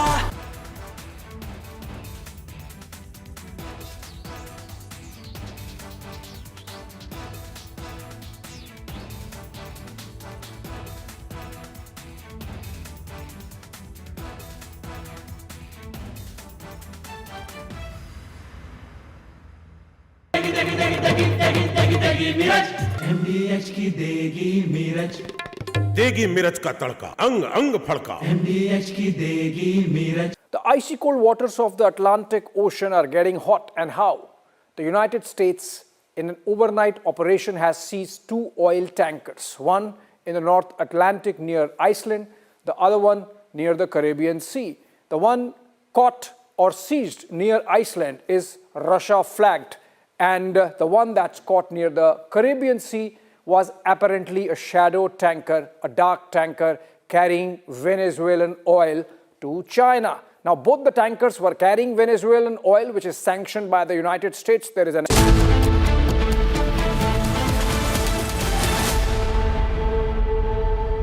दादी के हाथों का जादू और खुशबू से महकता घर, माँ की मुस्कुराहट और खाने की सुगंध। MDH गरम मसाला, क्योंकि हर रिश्ता है स्वाद से जुड़ा। केसरिया से मन जोगी हुआ रे, दिल झूमे देखो मतवारा हुआ रे। केसरिया से मन जोगी हुआ। हर पल मनाओ केसरी त्योहार। विमल, बोलो जुबान केसरी। थोड़े में ज्यादा स्वाद, यही तो है इसकी खास बात। वाओ मामा, क्या स्वाद है। अरे मेरे राजा, The icy cold waters of the Atlantic Ocean are getting hot, and how? The United States, in an overnight operation, has seized 2 oil tankers, one in the North Atlantic near Iceland, the other one near the Caribbean Sea. The one caught or seized near Iceland is Russia flagged, and the one that's caught near the Caribbean Sea was apparently a shadow tanker, a dark tanker carrying Venezuelan oil to China. Now, both the tankers were carrying Venezuelan oil, which is sanctioned by the United States. There is an embargo. It's interesting and a little curious how the 2 tankers could leave such heavily guarded waters, which are guarded both by the US Coast Guard and the US Navy, and reach this far. In fact, in the case of the merchant vessel Marinera, which is Russia flagged and was caught near Iceland by the US Navy with help from the United Kingdom Navy, the US Navy was on the chase, hot on the chase of this vessel for about 2 weeks, which shows that it was completely tracked, and both the sides were aware, because even in the case of the Russians, a submarine was closely following or shadowing this tanker which was carrying oil for Russia. Now, it's interesting why Russia, which itself has so much of energy, needs this oil from Venezuela, and that's where the whole geopolitics comes into play. Because remember, post the capture, abduction, kidnapping of Nicolas Maduro, the president of Venezuela, by the United States, the US has been building, President Trump himself leading from the front, a scenario where they want to really grab Greenland from Denmark. And so they really want to show that the security of North Atlantic is compromised and they need to be there, and that's why they need Greenland. So maybe it's because of that, we don't know. But taken together, it's clear that in the case of merchant vessel Marinera and the merchant vessel Sofia, which was caught on the live report at 12 p.m, the story of the 16 Indian sailors who have been arrested in Iran, their families and the company that they worked for is fighting for justice to ensure that the Iranian guards free them as soon as possible. The matter could even go to court. On the live report at 12 p.m.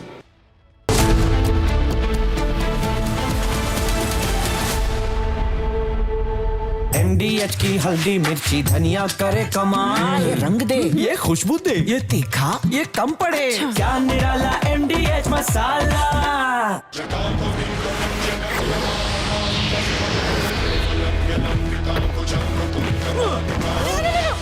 मेरी chimney टूट जाएगी। What are you doing? रानी, इस घर में कुछ है जो टूटता नहीं। ये पिलर कभी नहीं टूटेगा। रुंगटा स्टील TMT से बना। रुंगटा नहीं तो घर स्ट्रॉन्ग नहीं। रुंगटा स्टील TMT बार एकदम solid.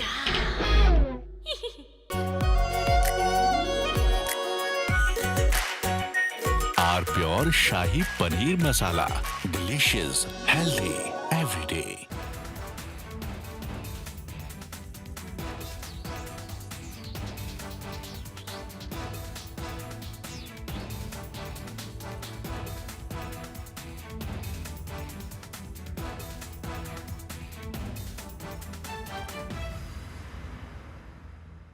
The icy cold waters of the Atlantic Ocean are getting hot, and how? The United States, in an overnight operation, has seized 2 oil tankers, one in the North Atlantic near Iceland, the other one near the Caribbean Sea. The one caught or seized near Iceland is Russia flagged, and the one that's caught near the Caribbean Sea was apparently a shadow tanker, a dark tanker carrying Venezuelan oil to China. Now, both the tankers were carrying Venezuelan oil, which is sanctioned by the United States. There is an embargo. It's interesting and a little curious how the 2 tankers could leave such heavily guarded waters, which are guarded both by the US Coast Guard and the US Navy, and reach this far. In fact, in the case of the merchant vessel Marinera, which is Russia flagged and was caught near Iceland by the US Navy with help from the United Kingdom Navy, the US Navy was on the chase, hot on the chase of this vessel for about 2 weeks, which shows that it was completely tracked, and both the sides were...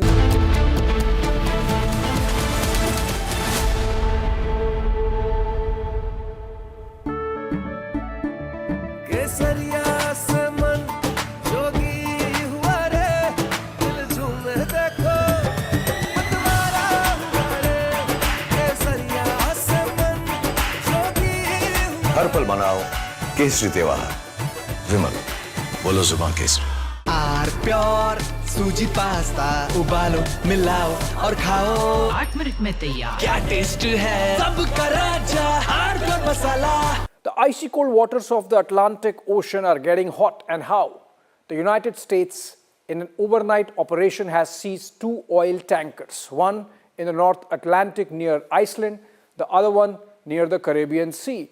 The one caught or seized near Iceland is Russia flagged, and the one that's caught near the Caribbean Sea was apparently a shadow tanker, a dark tanker carrying Venezuelan oil to China. Now, both the tankers were carrying Venezuelan oil, which is sanctioned by the United States. There is an embargo. It's interesting and a little curious how the 2 tankers could leave such heavily guarded waters, which are guarded both by the US Coast Guard and the US Navy, and reach this far. In fact, in the case of the merchant vessel Marinera, which is Russia flagged and was caught near Iceland by the US Navy with help from the United Kingdom Navy, the US Navy was on the chase, hot on the chase of this vessel for about 2 weeks, which shows that it was completely tracked, and both the sides were aware, because even...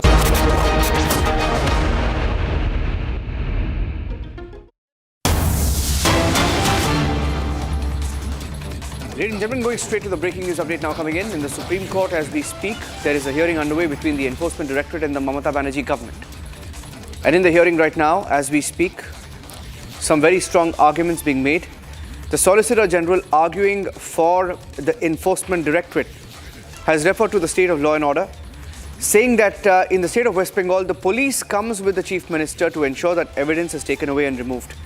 This is pure theft, asking to implead the Chief Secretary and the departmental officers as well in this case. So the ED wants officers to also be made party to the case, something that they've been asking for since yesterday. In fact, when the court case came up in the court, The Solicitor General asked for officers to be made party to the case, given how files were stolen with the help of officers, sitting officers, both police officers and officers in the government of West Bengal, bureaucratic officers.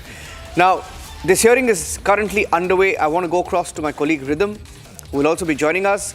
But the Solicitor General, and these are the key words, in fact, of the court. Solicitor General Tushar Mehta saying the police here comes with the Chief Minister to ensure that evidence is taken away and removed. This is pure theft. Solicitor General Tushar Mehta saying that he's asking for the court to implede the Chief Secretary and the departmental officers. Earlier, CBI officers also went there, and there was a judicial investigation by this court to work on the chit fund scam. CBI officers are arrested and taken to police station. The Chief Minister stages a dharna, and as we speak, the bench is discussing. Solicitor General also then says that they approached the High Court in Kolkata, the Calcutta High Court, saying this is what happens when mobocracy overtakes democracy. See what the High Court judge observes in the order. It notes huge number of lawyers gathered, creating commotion, and that the environment in court was not conducive for a hearing. The ASG then steps in saying that he was there. Advocate Kapil Sibal for the opposite side says he was also there. Justice Mishra then asks everybody to ensure that there is order in the Supreme Court. Solicitor General then says he's placed on record the WhatsApp chats of the law wing. They were all instructed by the legal cell of the party. So this is a big declaration being made, a revelation rather, in the court by the ED once again, saying that WhatsApp chats show lawyers were mobilized in the court. And this is a big mention that has been made as we speak. Solicitor General also saying that it was intentional. Message says gathering today at gate number. And Justice Mishra then asks, was it Jantar Mantar? Solicitor General says yes, court was converted into Jantar Mantar. They had arranged buses and transport also for members. SG on behalf of the ED says the plan was to convert the court into Jantar Mantar, talking about the manner in which mobilization happened in the court, adding that the High Court passed an order saying only lawyers will enter the court and the hearing will be live streamed. And the Solicitor General also says that his mic, that is ASG Raju, Additional Solicitor General SP Raju's mic was continuously muted. Supreme Court saying, but that was in control of the court. Solicitor General says, I don't wish to say anything, but we are here to protect fundamental right of our officers. We are acting under the Act, and we do not seize for personal gains. Solicitor General saying that ED is not a mere organ of the union. They exist for the very purpose. They attach property. They take property in possession. So very, very, very, very critical arguments being made in the court. Ladies and gentlemen, this is a very significant hearing because the Enforcement Directorate is putting on record the facts of what went wrong and how even courts were intimidated. This is extremely significant. This is a political party not just fighting an agency fighting for its right, fighting for fundamental rights, fighting the government of Bengal, and how Bengal government misused its state machinery to block an investigating agency.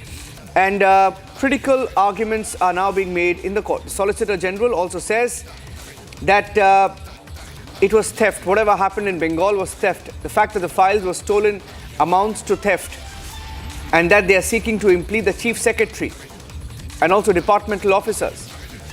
And they also want the acting DGP to be removed. So this is a battle between the state of West Bengal and the union. For all practical purposes, we'll go across and get some voices on the story. The hearing is underway as we speak. This could have an implication on all future investigations. I'm going across to Shravan Sen, my colleague joining us on the phone line. Shravan is tracking the developments.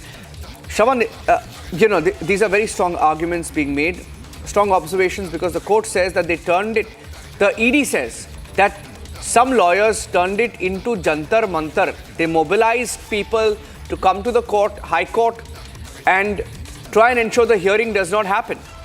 This is unprecedented, the kind of charges that are being leveled here. This is on the basis of what really happened when the enforcement directorate had moved the Calcutta High Court, and they wanted an urgent hearing to take place. Unfortunately, the hearing did not take place only because there was overcrowding in the court, leading to the enforcement directorate in the national capital immediately calling for an emergency meeting, and thereafter an email, in fact, was sent to the Chief Justice in Calcutta, hoping that there would be some sort of an intervention. Rather than an intervention, the matter was thereafter kept on the 14th. That is the reason why the enforcement directorate was basically left with no other option but perhaps knock at the doors of the Supreme Court. Now, let me tell you why exactly they had to do this. That was only because time is of the essence as far as this investigation goes. And let's not forget, the evidence that was basically collected by the enforcement directorate was actually taken over by the Chief Minister of West Bengal. And they have enough reasons to believe that perhaps the evidence was actually destroyed.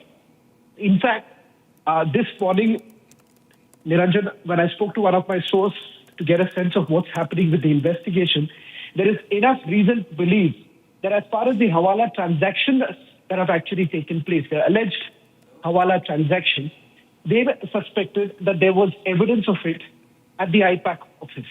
And that is the reason why the searches were being carried out. The fact of the matter is this, that this is not about political data that the enforcement directorate is talking about. The enforcement directorate is talking about a case that has been registered back in the year 2017. And to answer the question of those who are saying why ahead of the elections, remember there is no timing when it comes to the investigation. As far as this whole scam is concerned, almost every month, some things that have not been highlighted by the media, every month there have been searches that have been carried out, and in fact summons have been issued. So to say that this is basically timed to the election perhaps would be factually incorrect, given the fact that this is an ongoing case. And as I have been able to map this entire investigation, the sense that I get is that almost, barring perhaps a few months here and there, almost every month there have been searches that have been carried out, summons that have been issued, and it is an ongoing case. That is exactly what the enforcement directorate is also perhaps stressing upon in the court today, that this has got nothing to do with the elections. And in fact, no party office was actually searched by the enforcement directorate. It was a political consultancy firm that is under the scanner as far as the alleged Hawala transaction is concerned. Shravan, here, one aspect that has been mentioned by the court is how they did not seize anything at all. The ED says they seized nothing. How is it possible that the ED seized nothing? Is the ED saying that the Chief Minister, her police bureaucrats took every single file away from the raid site? Well, in fact, that is exactly the case. Because if you look at the timings of the searches that were carried out, this was little after 6 o'clock in the morning that the searches actually began. Till about 11 o'clock, everything was actually going fine till the time an officer actually entered and asked the enforcement directorate to basically furnish proof, asking who are they and what were they essentially doing, because there was a complaint that the local police had received, saying that this was a case of trespassing. After the assistant director actually perhaps explained it to the local officer that there is a search warrant and the searches are being carried out under Section 17 of the PMLA Act. So everything is basically legal here. There was nothing illegal about the searches that were basically being carried out. Little after that, immediately after the assistant director actually explained this to the local officer, we are given to understand that a senior police officer actually came in.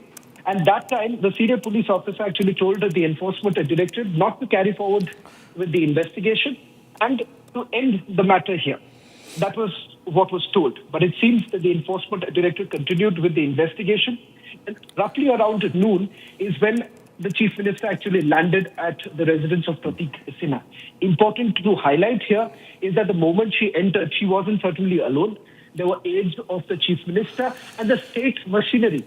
In fact, the state machinery went along with the Chief Minister, and thereafter, immediately, the enforcement directorate who was basically indexing all the evidence that was gathered since morning, they were essentially told to hand over. In fact, the assistant director was holding a mobile phone of a suspect in this particular case, and that mobile phone was taken away by the chief minister.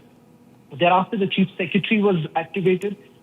We're given to understand the DGP was activated. All of them ended up in chorus asking the enforcement director to stop the investigation and leave. In fact, they went a step ahead, threatening that an FIR would be registered against the enforcement director officers.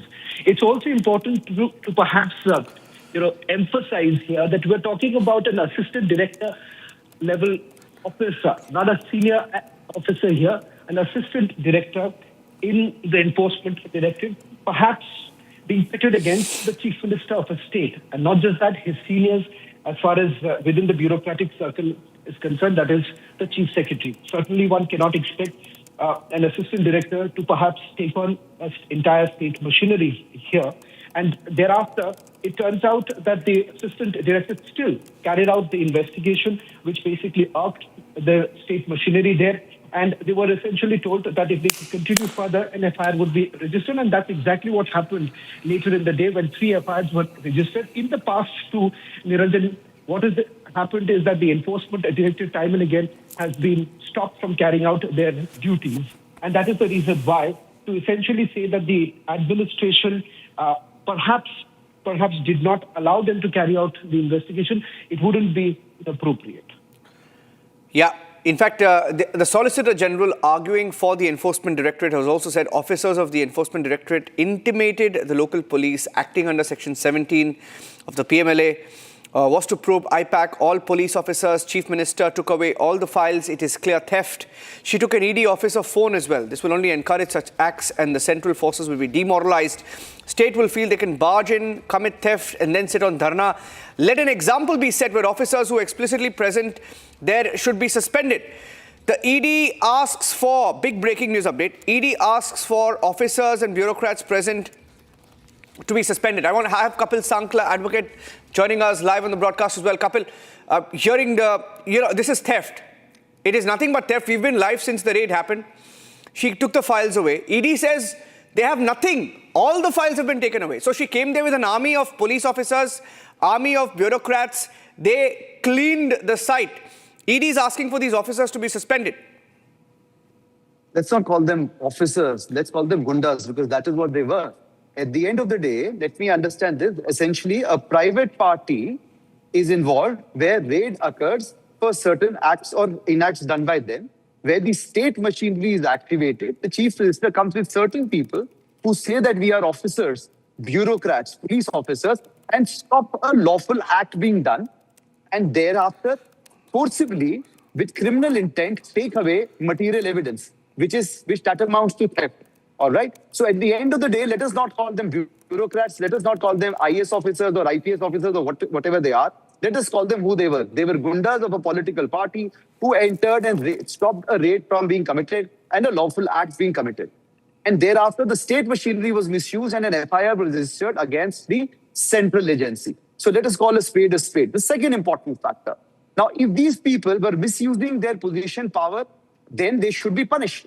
And this is writ at large in this particular case where they had no business, they had no authority, they had no right to stop a raid from being conducted. They had absolutely nothing as far as the law is concerned. Here is the case where the ED is working under its lawful authority and the state machinery is misusing certain people for their own personal interest and stopping an organization or an investigating agency to do what is lawfully correct. So therefore, these are not officers. These are only gundas, and gundas working for a political party, for their political masters, for a political reason. And now they're trying to politicize the reason by saying that, oh, this was an illegal raid, this could not have happened, and this is a politically motivated stuff. If we allow this to happen, then tomorrow every organization would be under some kind of limitation, some kind of liability against every politician who's going to use the same narrative and stop any government organization to do what is right, what is correct, what is proper, and what is just. Yeah, in fact, as we speak, the ED, this Solicitor General arguing for the Enforcement Directorate has just said that a message needs to go out once and for all, and the bench is discussing. So we are expecting something big. The Supreme Court also asking some questions about the nature of the investigation, what was at stake. This is going to be a very significant hearing. That's the sense we're getting, Kapil.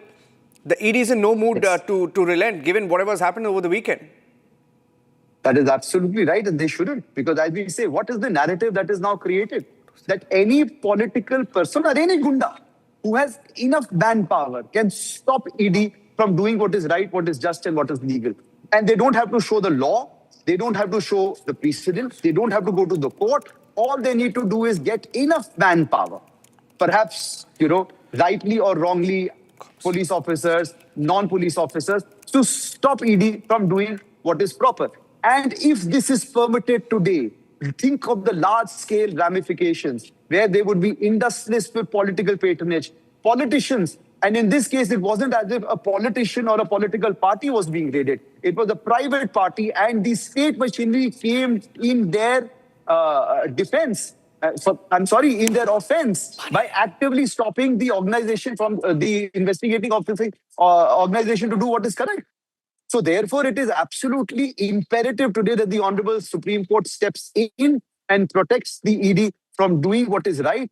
Otherwise, tomorrow, there would be no use of the statute that actually gives benefit, advantage, and the protection to ED officers from doing their duty. Yeah. Do we have any precedents in this particular case, Kapil? I mean, you're an advocate in the Supreme Court. Any precedents that are there that the court could look at while looking at this particular case? Because it's a curious case where ED, CBI have gone to Bengal, investigated, faced political attacks. CBI officers have been arrested. There is a precedence to what is happening in Bengal. It's not the first, it's not the second, and it's not the last. So in previous avatar, as we say, one of the premier investigating agencies, as we know, is CBI. You rightly pointed out CBI.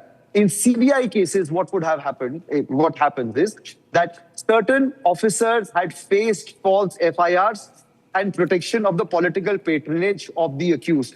And in the light of the same, the PMLA Act itself gives certain benefits to the Enforcement Directorate officers, saying that one, which is a general protection, that no FIR or criminal case or a case will be filed against officers for doing what is supposed to be their lawful duty. But secondly, very importantly, another protection is given that protects only ED officers, which is that no FIR, no state FIR will be filed or an FIR filed in state against an ED officer for doing something in his lawful duty. So as far as precedents are concerned, more importantly, in the previous cases against CBI, where CBI did face a lot of harassment and problems, that protection has been given specifically to the officers of the ED in terms of the Prevention of Money Laundering Act. And that protection is sacrosanct. It is statutory. It has never been challenged. So therefore, the FIR is in the teeth of the statutory protection granted by the legislature to the ED officers. And that itself would be something that the Honorable Supreme Court will be taking cognizance of, because that has never been challenged, that has never been questioned, and that is good law as it stands today. Okay, we have a breaking news update coming in. Supreme Court says it's a very serious matter and that they're going to issue notices.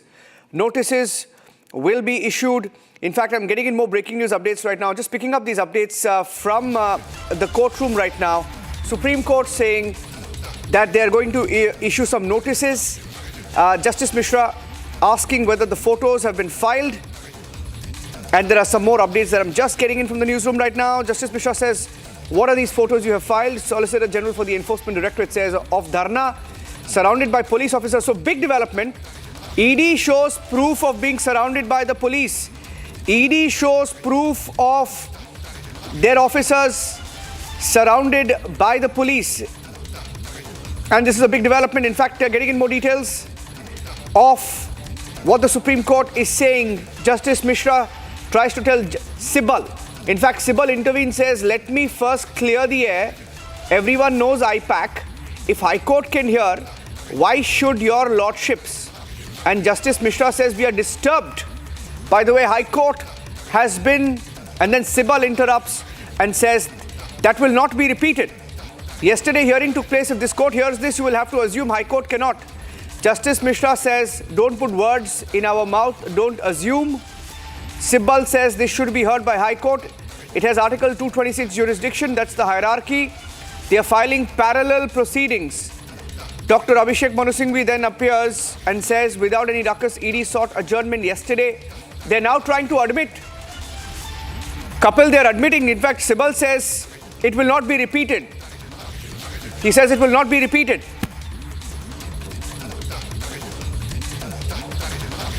Okay. We'll try and get some more lawyers also live with us. The hearing is underway right now, and as we speak, the court is issuing notice. The court says it is a very serious matter, and that they want to issue notices. And they're very disturbed by what is happening in the High Court.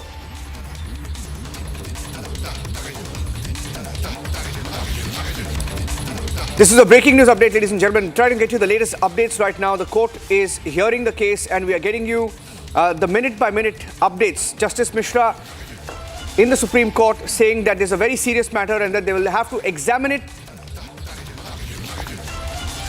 Abhishek Manu Singhvi has just intervened, saying that the court says we are adjourning it. Cyanide since case was pending here. And then Sibal says, IPAC, we all know that it takes care of elections in West Bengal. Formal contract between TMC and IPAC in 2021. Justice Mishra says elections in West Bengal is conducted by ECI or IPAC. And Sibal says all election data is confidential and it is all kept there. There will be a lot of information on candidates. Why was the news to go there in the midst of an election? Last statement in the coal scam was recorded on February 24th, 2024. What were they doing there since then? Why so keen in the middle of an election? It is all the info that is in the computers, and once you have that info, how do we fight the election? Chairman has the right to protect it, and thus we went there.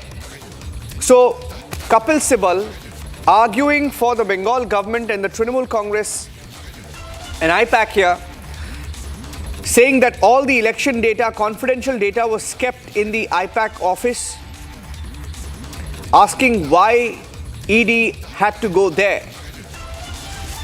Why so keen in the middle of an election?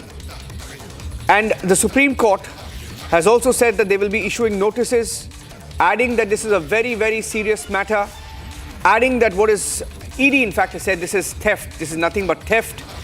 And Justice Mishra has said that the Supreme Court has observed that they're extremely disturbed by the way the High Court has been. And then Sibal interjects, says, hearing happened yesterday just before the Supreme Court could talk about how disturbed they were by the manner in which the High Court was interrupted. And Supreme Court says that Sibal should not try and put words in their mouth and that they will decide what to assume and what not to. We'll try and go across to Ridhaman Bharadwaj, also joining us live on the broadcast. She will be joining us any minute now. And the hearing is still underway, but the Supreme Court bench is discussing as we speak, and we should be able to get the breaking news update on what next in this particular case. Sibal also says that ED reached at 6:20 a.m. Chief Minister came at 12 p.m. and left at 12:15 p.m. and that they're also very disturbed as to why ED shall wait for 2 hours and then go to a place which is a part of the party office. And then he tries to draw the attention of the court to section 105 of the BNSS. Sibal says, please see the video recording. It is a blatant lie that all digital devices were taken. See that Panchnama also, this is just to create prejudice. He tries to claim that digital devices were not taken. Sibal argues, saying that digital devices were not taken by the Chief Minister, but there are visuals that show that digital devices were taken. Files were taken. So the arguments still continue in the Supreme Court.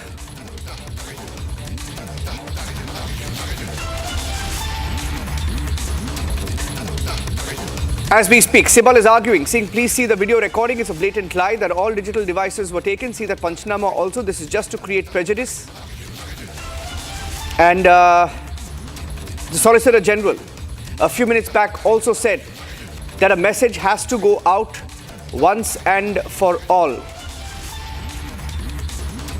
Kapil Sibal talking about what IPAC does, saying that he wants to make submissions and that he's appearing for the chairman of the Trinamool Congress, which is Mamata Banerjee. Kapil Sibal is appearing for Mamata Banerjee.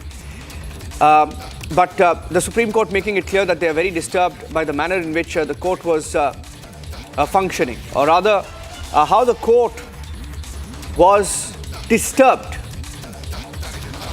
In fact, on the day of the raids, when they went to the court, there was no hearing in the court. I have my colleague Shivam also joining us with the latest updates from the courtroom. Shivam, any other updates that we have from inside the courtroom? If you can take us through what we have, the observations that are being made, the arguments being made. I'll share you the latest updates that we are fetching right now at this moment, and whatever is being said in the courtroom now. Kapil Sibal, the latest updates, let me share it with you. Kapil Sibal is saying, please see the video recording, and he's arguing, he's saying that it is a blatant lie that all digital devices were taken, and he is also trying to mention the Panchnama also, and he mentions that this is just to create a prejudice. Now, the other points which are mentioned by Kapil Sibal during the courtroom hearing, he said that ED reached around 6:20 a.m. and CM came at around 12 p.m. So he's trying to make an argument that the CM came a bit late, and he also mentioned that the CM left at around 12:15 p.m. But we were very much live during that time, and we saw she was there for a very long time. And Kapil Sibal also mentioned this in his arguments, that he said we are also very disturbed as to why ED shall wait for 2 years and then go to a place which is a part of the party office. While he was also mentioning to the section 105 of BNSS. Now, Justice Mishra has made a strong argument, strong point, where he asks, elections in West Bengal, is it conducted by ECI or IPAC? So that was the strong point by Justice Mishra, which was given here.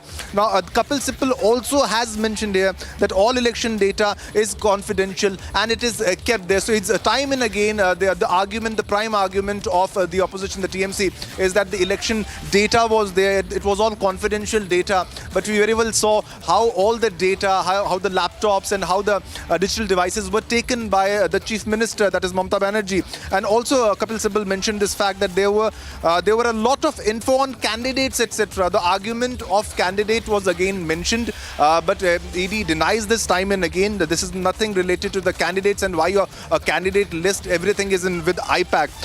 Kapil Sibal also mentioned why was the news to go there in midst of an election. So they are mentioning the reason of election again and again. And last statement in the school scam, according to Kapil Sibal, it was recorded on February 24, 2024. What were they doing since then? So they're using the argument of the delay of the action which is being conducted, the raid being conducted by the ED. And also they are again and again mentioning the very point of why this is happening in the midst of election. As also, it is also info that is in the computer. He's also said, once you have info, how do we fight the election? So they are trying to portray this as a way to decrease the value or know the candidate list that the TMC will be using, or other sensitive information in context to the elections that will be coming. So they are turning the arguments, nothing related to the scam or whatever was done. They are trying to bring it to the point of election and their campaigning and their candidate list and the sensitive information that they have. Now also, what Abhishek Manu Singhvi, senior advocate A.M. Singhvi also said, the court says we are adjourning its cyanide case was pending here. Kapil Sibal has also mentioned that IPAC, we all know that it takes care of elections in West Bengal. So mentioning of IPAC again and again in the context of elections in West Bengal, this is the main point here. And he also mentioned the formal contract between TMC and IPAC in 2021. So this was also mentioned. But the strong arguments, yesterday also ED had mentioned this very clearly.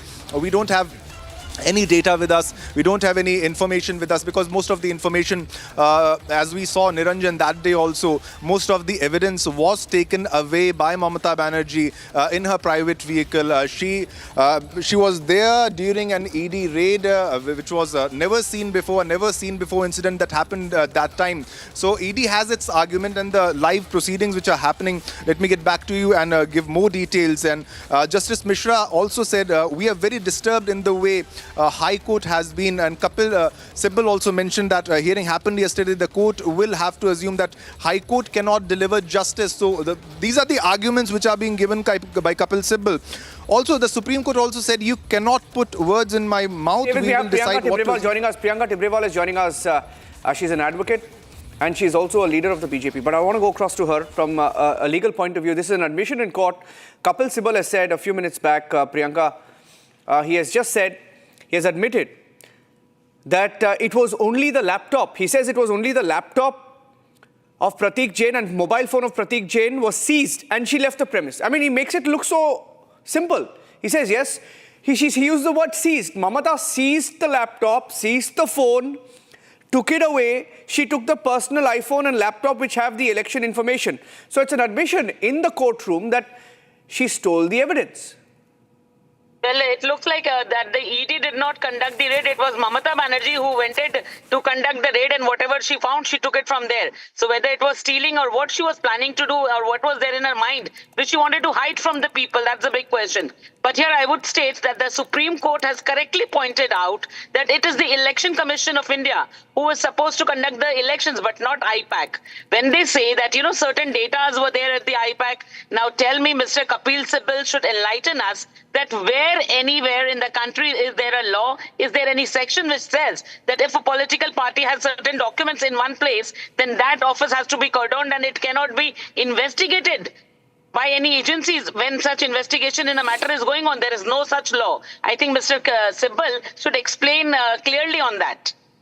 Yeah, and Tushar Mehta also correctly said that it is mobocracy which is taking over democracy. When in the courtroom in Calcutta, the mob of TMC entered the courtrooms and they created a chaotic atmosphere where the Honorable Court could not take up the matter. Now, this is exactly what happens, what Mamata Banerjee is trying to do. She is trying to kill democracy with her mobocracy, with her ruling goons.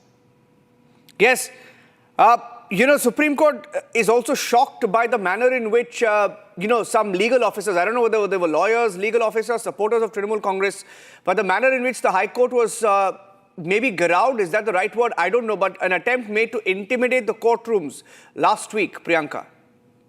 Well, Mamata Banerjee has always said that, she wasn't aware about the kind of corruption which was happening in Bengal by her own ministers. But today, this has been proved that not only is she aware, but she is supporting them. Otherwise, a sitting chief minister would not go to anybody's office to hide things which were supposed to be seized by the ED because there were things to be hidden. When a company is being investigated for money laundering because there was certain amount of money which was transferred from one state to the other. Why? Because of this Trinamool Congress who was fighting the elections at Goa and certain transactions have been done.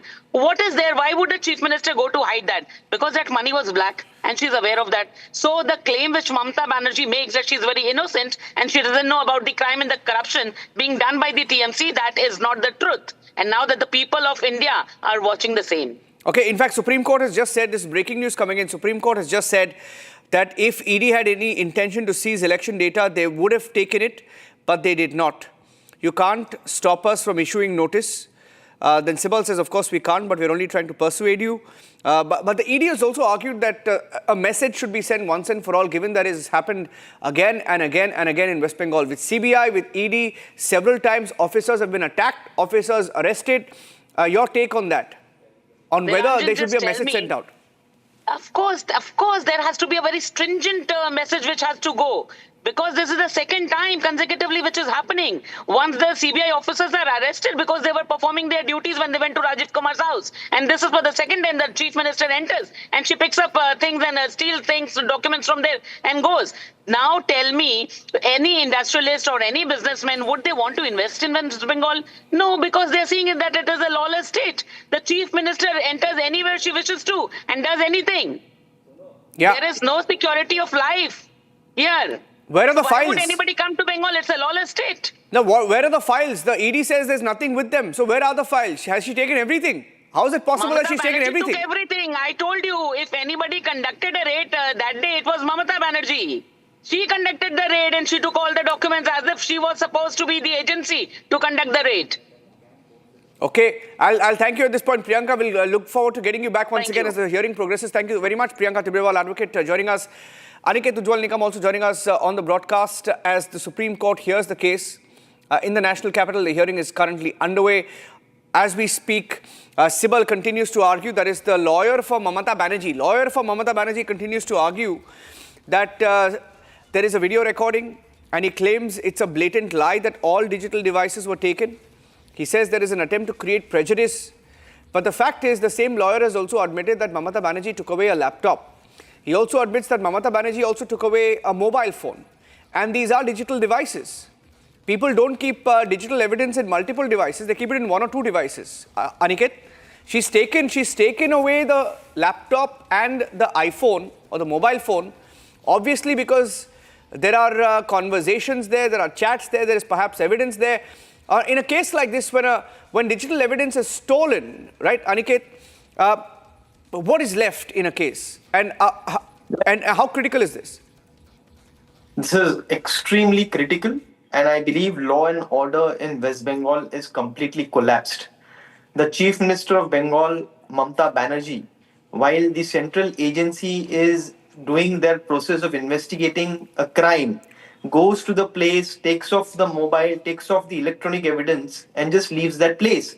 This is nothing but obstructing government servants in discharging their official duty, which itself is a crime. And I believe in no other state in our country such situation has ever arisen, where the Chief Minister goes and obstructs the investigating agency blatantly in discharging their duty. This is extreme high-handedness on part of the Chief Minister, and I believe the law and order in West Bengal is in turmoil. Yeah. In fact, the Supreme Court has made just more observations. Has just said that there was a schedule by CJI about the time of arguments. A Solicitor General arguing for the Enforcement Directorate says it should also be said that lawyers cannot discuss such matters on shows. Kapil Sibal, who's Mamata Banerjee's lawyer, says also a circular so that your officials don't leak details to the journalists of their liking. Supreme Court saying this is not the place for this. So this is a fiery hearing that is currently underway in the Supreme Court. I wanted to get your take on it because the ED has said that a message should be sent once and for all, given that this has happened in Bengal not once or twice, but several times. See, if the investigating agency is allowed to be interfered with like this by the concerned state government, then in our country there will be total chaos. Because in any matter, in any other matter where the central investigating agency is investigating the crime, the local government over there would try and obstruct the central agency. So this cannot never be permitted. Number one. Number two, kindly look at the conduct of the Chief Minister. She just goes there, barges in, takes away the electronic evidence. I mean, this is nothing but tampering with the evidence. This is a clear-cut cognizable offense committed, where you try to interfere with the investigating agency and also takes away the material that is there, that should ideally be with the investigating agency, is lying with the Chief Minister. Yes, absolutely. Now, okay, we have some more developments right now. As we speak in the courtroom, Mamata Banerjee's lawyer says under Section 66, if there is any offense, it has to be reported to the probe machinery of the state. They are saying that charge them with these offences like trespassing, etc., when their Panchanama contradicts it. What is the role of police in a situation like this? Will their FIR really stand in the court of law when they claim trespassing, Aniket? No, see, the investigating agency had gone there to investigate an offense or a complaint that was there. So they were completely within their rights to investigate and to seize material under a Panchanama. Now, over here, the situation is that while they were doing it, this entire process was, an attempt was made to stall it for the reasons best known to the Chief Minister. But the claim of the West Bengal police that they have committed an offense of trespass, so on and so forth, will not stand, because the investigating agency is just doing their job. They are investigating and they are trying to inquire and find out something, whether an offense has been committed or not. Now, if they go, suppose what they are saying is that you should have come here, given 10 days notice in advance, then anybody would try and destruct the evidence in between. Yeah. The entire purpose of going there unannounced is not to give them a chance to, destruct the evidence. Yes, Supreme Court, CJI, in fact, getting in some more details right now of the hearing that is underway. Let's get you some more details. Getting in more arguments that are being made. Justice Mishra says that there's some circular issued by CJI that should apply on limitations of time for counsels to argue. The Solicitor General for the Enforcement Directorate says there should also be a circular restraining media interview on such matters. Sibal then says, Mamata Banerjee's lawyer then says there should be a circular that CBI and ED should not be leaking information to journalists of their liking. Now, this is something that is being argued inside the court, and at this point, we are waiting for the counsels. In fact, the bench is discussing the matter. We are waiting for more updates, live updates from inside the courtroom. And the last update also being that Mamata Banerjee's lawyer says that if there is an offence, it has to be reported to the probe machinery in the state, adding that they're saying that charge them with these offences like trespassing, etc., when the Panchnama contradicts it. And there is an argument between both the Enforcement Directorate and Mamata Banerjee's lawyer on discussing such matters on public debates. And Mamata's lawyer also saying that there is a selective leak that happens, to several journalists, etc. Now, this is a high-stakes battle. It's ahead of elections in Bengal. And IPAC is the organization, the consultancy that handles the campaign for the Trinamool Congress. Now, they're questioning the timing of this case, Aniket, but is that a relevant argument, saying that since February last year, there was no development, not even last year, since February 2024, there was no development, but after 2 years, suddenly there's a development. There's a raid. They are going to allege motives, but that does not make any difference, because if the investigating agency has reason to go there and search the premises, then they have the reason. Merely by saying that it is just before the elections, it is around the elections, that is a defense that is being taken by the West Bengal government. See, that's not really the point. The point is, if there is nothing, then nothing will really come out. But then who entitles or empowers a sitting chief minister to just barge in and obstruct a central investigating agency in this manner? Because if this is permitted, tomorrow every government, there would be a constant conflict between the state and the center, where if the government is different, they will just come and stop the central agencies from doing their job. This is not what our federal structure of our constitution means. Yeah. Abhishek Manu Singhvi is now arguing for the state of West Bengal and the DGP. He says this is forum shopping. Can he call it forum shopping? He says, I also raised the issue of forum shopping where the prayers are same in High Court and Supreme Court. Yes, you had an issue on the 9th of January, but you cannot be an excuse to ride two different horses. Sometimes emotions go out of hand, and we understand what the court is saying. Relevant test is yesterday. Supreme Court says emotions cannot go out of hand repeatedly. And then the Solicitor General for Enforcement Directorate says in an orchestrated manner. So the courts are not taking it well on how there was an attempt to perhaps intimidate, if I can use that word, the courts in Calcutta. Right. We all have seen the manner in which the courts were, crowded, and people were raising slogans and were raising their voices over there, and it was complete chaos. That's what we had read and seen. So nobody would want that any can hijack judiciary in such a manner. And see, the Supreme Court is seized of the matter. Supreme Court will do what it has to do. We cannot really second guess.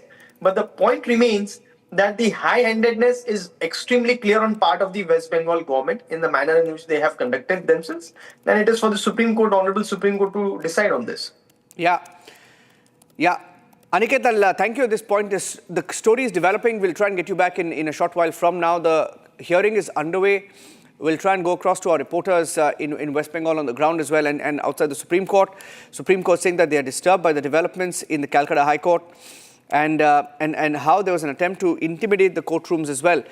So let me try and go across to the developments coming in. Supreme Court has said that emotions cannot go out of hand repeatedly. Rhythm is joining us live in a short while from now.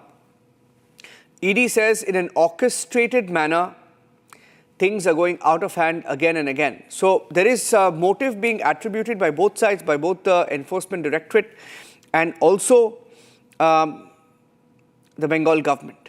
The Bengal government says it appears to be a motivated raid, and on the other hand, the Enforcement Directorate has said that the manner in which they were targeted in Bengal and how even the courts were intimidated is a part of an orchestrated, coordinated manner, perhaps. That's the argument being made as we speak. At this point, we'll take a break. We'll come back with the live coverage. Enforcement Directorate petition being heard in the Supreme Court. As we speak, Abhishek Manu Singhvi arguing and appearing for the DGP, and the state of Maharashtra saying that it's forum shopping. We'll take a break. We'll come back. Stay tuned. Live updates on Republic.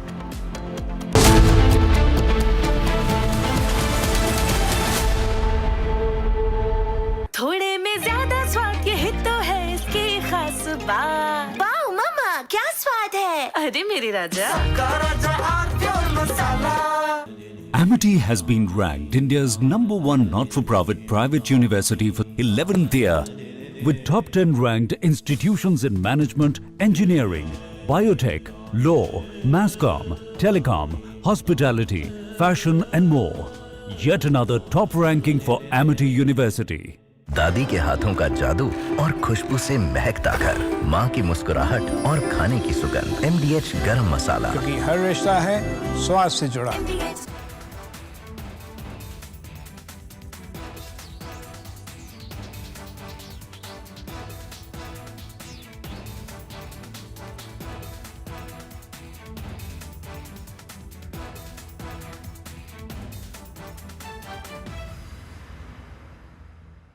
The icy cold waters of the Atlantic Ocean are getting hot, and how?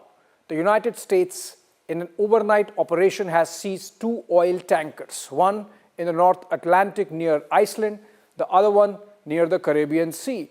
The one caught or seized near Iceland is Russia flagged, and the one that's caught near the Caribbean Sea was apparently a shadow tanker, a dark tanker carrying Venezuelan oil to China. Now, both the tankers were carrying Venezuelan oil, which is sanctioned by the United States. There is an embargo. It's interesting and a little curious how the 2 tankers could leave such heavily guarded waters, which are guarded both by the US Coast Guard and the US Navy, and reach this far. In fact, in the case of the merchant vessel Marinera, which is Russia flagged and was caught near...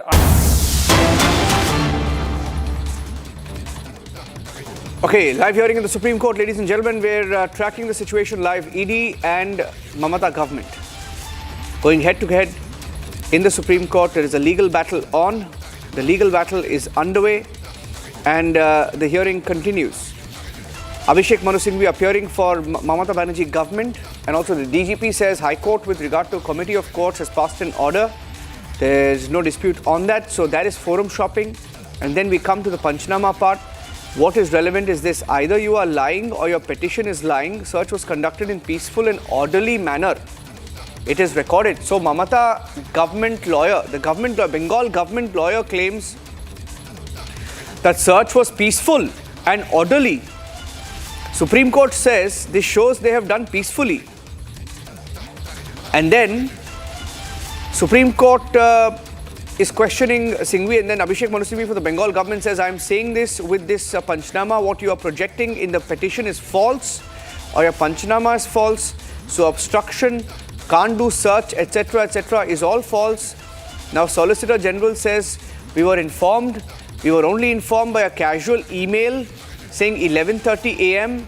You started searching at 6:45 a.m. And then the ED says email is email. And then the Bengal government says, please get your instructions clearly. This is just an attempt to cover tracks and create paper trail. So there are the facts being challenged by Bengal government, claiming that they were only sent an email intimation of the raids that are being conducted. And saying that the High Court passed an order, and that the fact that the case has reached the Supreme Court is forum shopping. And then speaking about the Panchnama, alleging that the Bengal government is either lying or the ED is either lying or ED's petition is lying. Bengal government claims search was conducted peacefully and in orderly manner. Look at the words. They claim the searches were conducted in peaceful and orderly manner. If peaceful and orderly means stealing files, then that's a new definition that we are seeing here. This is breaking news update now coming in. Bengal government claims that the search was conducted in peaceful and orderly manner, and they are challenging the facts of the case. We'll try and go across to Abhishek Kapoor as well, who will be joining us on the story. We'll go across to Shivam, who will be joining us live from the newsroom. And as we speak, the Bengal government claims that the ED Panchanama is false or the petition is false. As far as obstruction is concerned, claiming that Mamata obstructed, they claim is also false. Shivam is live. Shivam, if you can take us through the developments in court, please. Yes, Niranjan, the latest developments that we are getting is of the arguments that are being made in the court right now. And the arguments, I'll carry on with the arguments that are being given in the court right now. What Kapil Sibal has said, he said till 12 p.m. no seizure took place, and it was only the laptop that was belonging to Prateek Jain, and the phone of Prateek Jain was seized, and she left the premise. So basically, they are trying to say that they have not taken any such data which is not related, which is related to some scam or something like that, and everything is related to election and their campaigning and their candidate list and whatsoever. And also, Kapil Sibal also said that, of course, we are only trying to persuade you. And the argument this was by Kapil Sibal, and Justice Mishra also said, the very important point made by Justice Mishra here, he said that if they had any intention to seize your election data, they would have taken it, but they did not. So this is a very major point that I think, that they would have taken it, but they did not. You cannot stop us from issuing notice. So this is the point that has been made by Justice Mishra. Now, in the other argument made by Kapil Sibal, he also said, why was the need to start this just before the election? So time and again, he's reiterating the same fact that why is it being done before the election?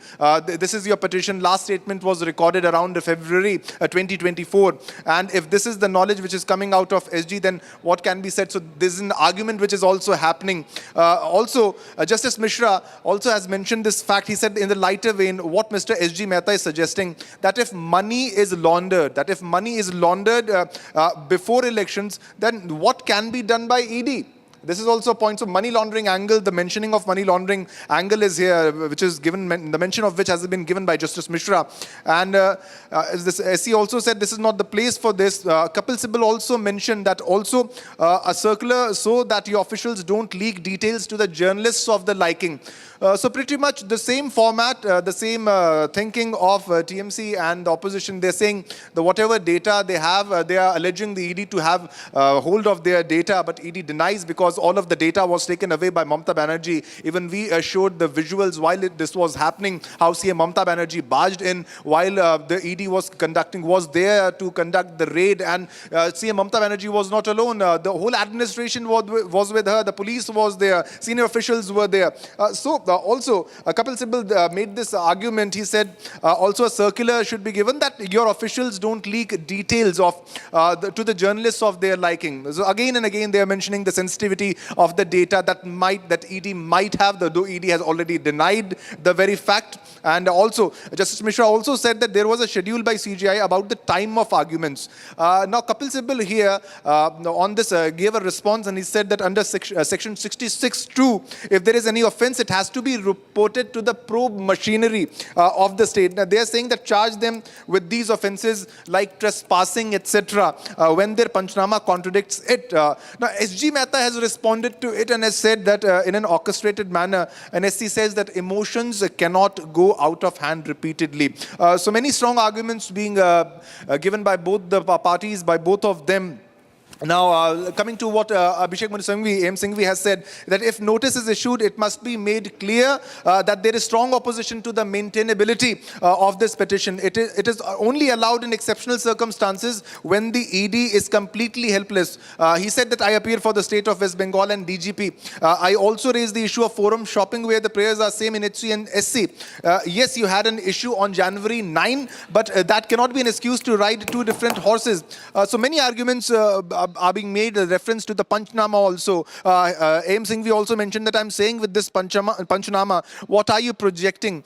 Is in the plea is false or your Panchnama is false? So obstruction, can't do search, etc., is all false. This is what being the arguments being given by Singhvi.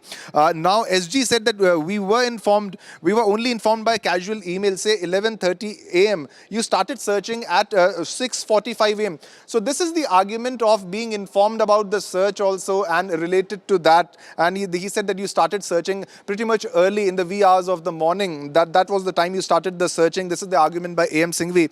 And the SC says that this shows they have done peacefully, the point you also mentioned.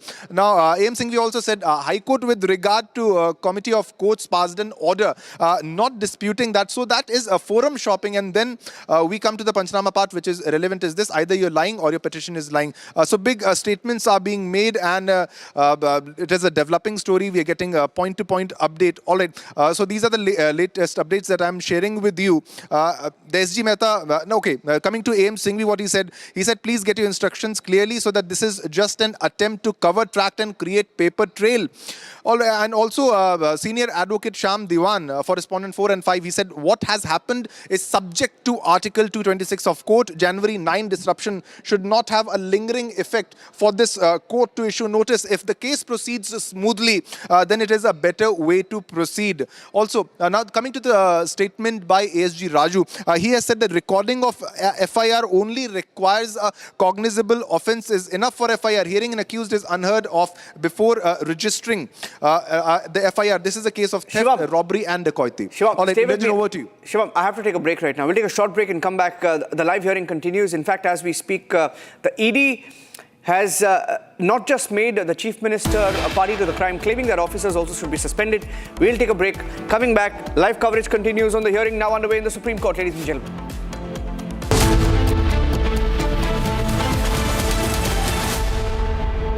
दादी के हाथों का जादू और खुशबू से महकता घर, माँ की मुस्कुराहट और खाने की सुगंध। MDH गरम मसाला, क्योंकि हर रिश्ता है स्वाद से जुड़ा। केसरिया से मन जोगी हुआ रे, दिल झूमे देखो मतवारा हुआ रे। केसरिया से मन जोगी हुआ। हर पल बनाओ केसरी त्योहार। विमल, बोलो जुबान Kesari.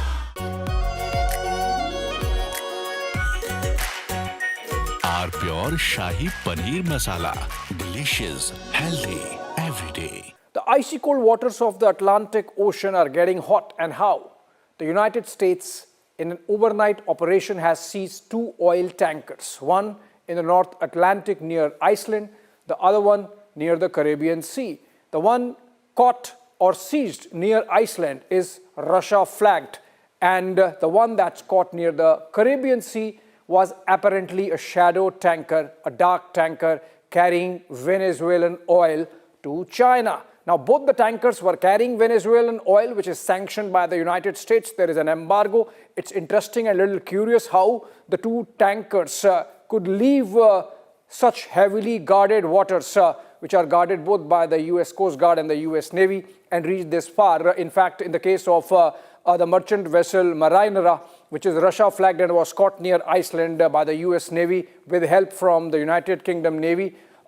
The US Navy was on the chase, hot on the chase of this vessel for about 2 weeks, which shows that it was completely tracked, and both the sides were aware, because even in the case of the Russians, a submarine was closely following or shadowing this tanker which was carrying oil for Russia. Now, it's interesting why Russia, which itself has so much of energy, needs this oil from Venezuela, and that's where the whole geopolitics comes into play. Because remember, post the capture, abduction, kidnapping of Nicolas Maduro, the president of Venezuela, by the United States, the US has been building, President Trump himself leading from the front, a scenario where they want to really grab Greenland from Denmark, and so they really want... Getting in breaking news right now, the ED has argued that a registration of FIR is mandatory in this particular case if an offence is disclosed and no preliminary investigation is needed. And that is not the only scope, and only averments in the complaint have to be seen. They are also arguing that you can't really say they went to take their own material, etc. Chief Minister Mamata Banerjee did not go there to take her own material. Here the Chief Minister is an accused, and theft was considered in connivance with the Director General of Police. Head of Police in West Bengal is an accomplice. She is the Home Minister as well. If any FIR is there, nothing will happen, and that is why a CBI probe is needed. The ED is arguing that if there is an FIR and the police is investigating it, it's not going to go anywhere, and it's going to be extremely interesting. They want a CBI investigation in the case, asking for a CBI probe into Mamata taking away the laptop and the iPhone, which her own lawyer has agreed did happen. And this is a breaking news update coming in, ladies and gentlemen. Right now, as we speak, the hearing is still underway. And ED says, if I don't come here directly, then my fundamental rights will be affected. Supreme Court asks, why can't you continue in the High Court, continue post-lunch, and the bench has risen. So they've broken for lunch. They've broken for lunch and the hearing will continue after the lunch. So that's a break that has taken place in the hearing. The bench has broken now, and the hearing, I guess, will continue after the lunch break. And the last observation made by the Supreme Court was, why can't the hearing continue in the High Court? Okay, so let's see where the story goes. That's the latest update that we have of the court hearing, ED versus Mamata in the Supreme Court. And as we speak, the court has risen for lunch, and the hearing will continue. The ED is batting for an FIR to be filed, ED maintaining that certain judgments support registration of an FIR against Mamata Banerjee. ED adds that they can only come directly to the Supreme Court. There is no need to go before the High Court. And Justice Mishra says, why can't you continue before the High Court? Answer post-lunch. The bench will assemble after the lunch break. So this is a high-stakes battle, and this will continue. The hearing will continue after lunch. So we've had so far a very high-profile battle of lawyers inside the Supreme Court over the file chori case. Now, what was in that green file? They claim that only digital files were stolen, but clearly visuals show that not just digital files, there were many files that were taken away. So obviously pictures and videos contradict the claim of Mamata Banerjee government, and Mamata Banerjee's own lawyer, Kapil Sibal, was appearing for Mamata Banerjee, and he claimed that digital devices were taken away because they were personal devices. And the fact is, ED says these were devices that held the evidence and were taken away by the Chief Minister along with her Chief Secretary, top bureaucrats, top police officers, and it amounts to theft. So arguments being made on both sides, ED maintaining that in the course of the argument, their stand has been that an FIR has to be filed and that the Chief Minister is liable for theft. Digital devices were stolen, laptop was stolen, phone was stolen, and that officers were blocked. And the Bengal government and Mamata Banerjee, their entire stand in this case has been that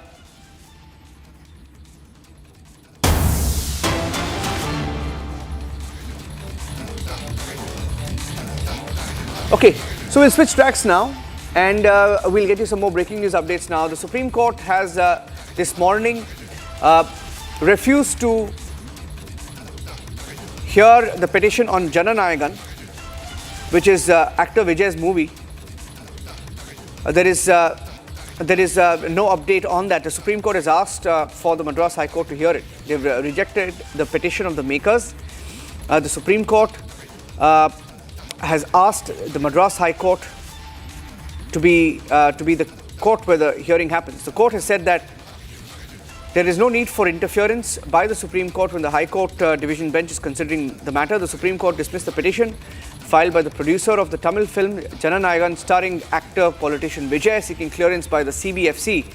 A bench comprising Justice Dipankar Datta, Justice Augustine George Masid refused to entertain the matter, noting that the Madras High Court's Division Bench is scheduled to hear the matter on the 20th of January.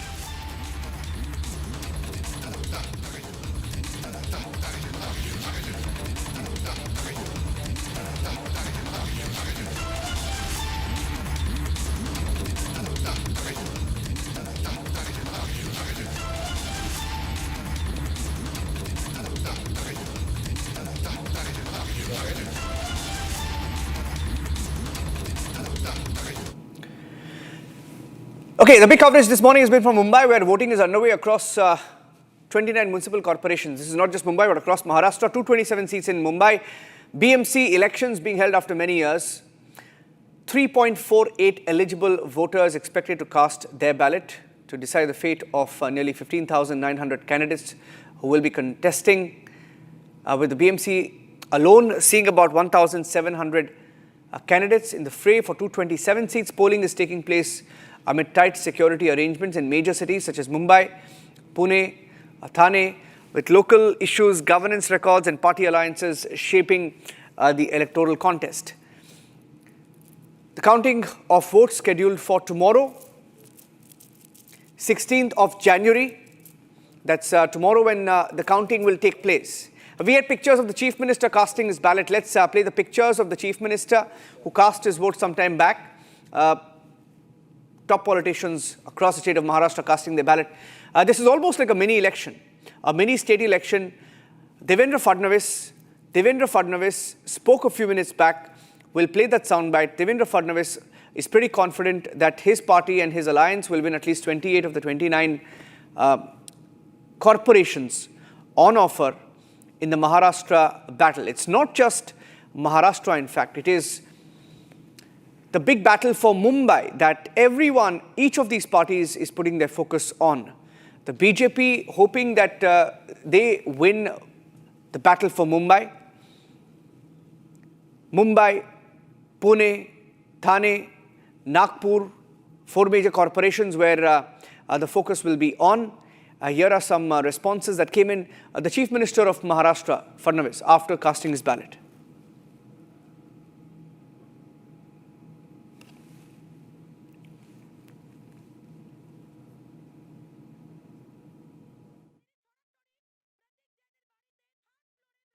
जानना चाहती हूँ कि आज ये big fight है, इतने साल बाद आज का ये दिन कितना महत्वपूर्ण है और कितना आशावादी हो आज? ये बिग फाइट नहीं है, ये वन वे फाइट है, क्योंकि महायुति की विजय 100% होगी। हमने सिर्फ प्रगति के आधार पे बात की है। बहुत सारे लोग हैं जो बयानबाजी पे उतरे। हमने सिर्फ सकारात्मक रूप से मुंबईकर से ये विनंती की है कि आप बाहर आइए, प्रगति के लिए वोट कीजिए। जो आप खड्डे मुक्त मुंबई चाहते हैं, जो आप गिरनी कामगार के लिए घर चाहते हैं, जो आप सुएज ट्रीटमेंट प्लांट्स चाहते हैं, जो आप पर्यावरण के ऊपर ध्यान देना चाहते हैं, इलेक्ट्रिक बसेस चाहते हैं, तो महायुति एकमात्र उपाय है। जो इंफ्रास्ट्रक्चर डेवलपमेंट आपने देखा है, ये अपरंपार रहा है और उसी परिप्रेक्ष्य में विनंती है मुंबईकर को कि आप बाहर आएँ, वोट कीजिए, पहले मतदान और फिर जलपान। इतना साल गुजर गया, दिस इज द रिचेस्ट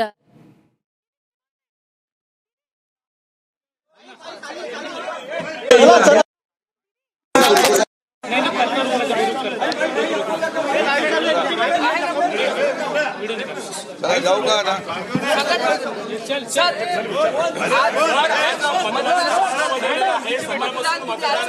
काय वातावरण तुम्हाला दिसतंय? मोठ्या संख्येने लोक दिसतायत का तुम्हाला मतदानासाठी? 29 महापालिकांमध्ये आज मतदान होतंय।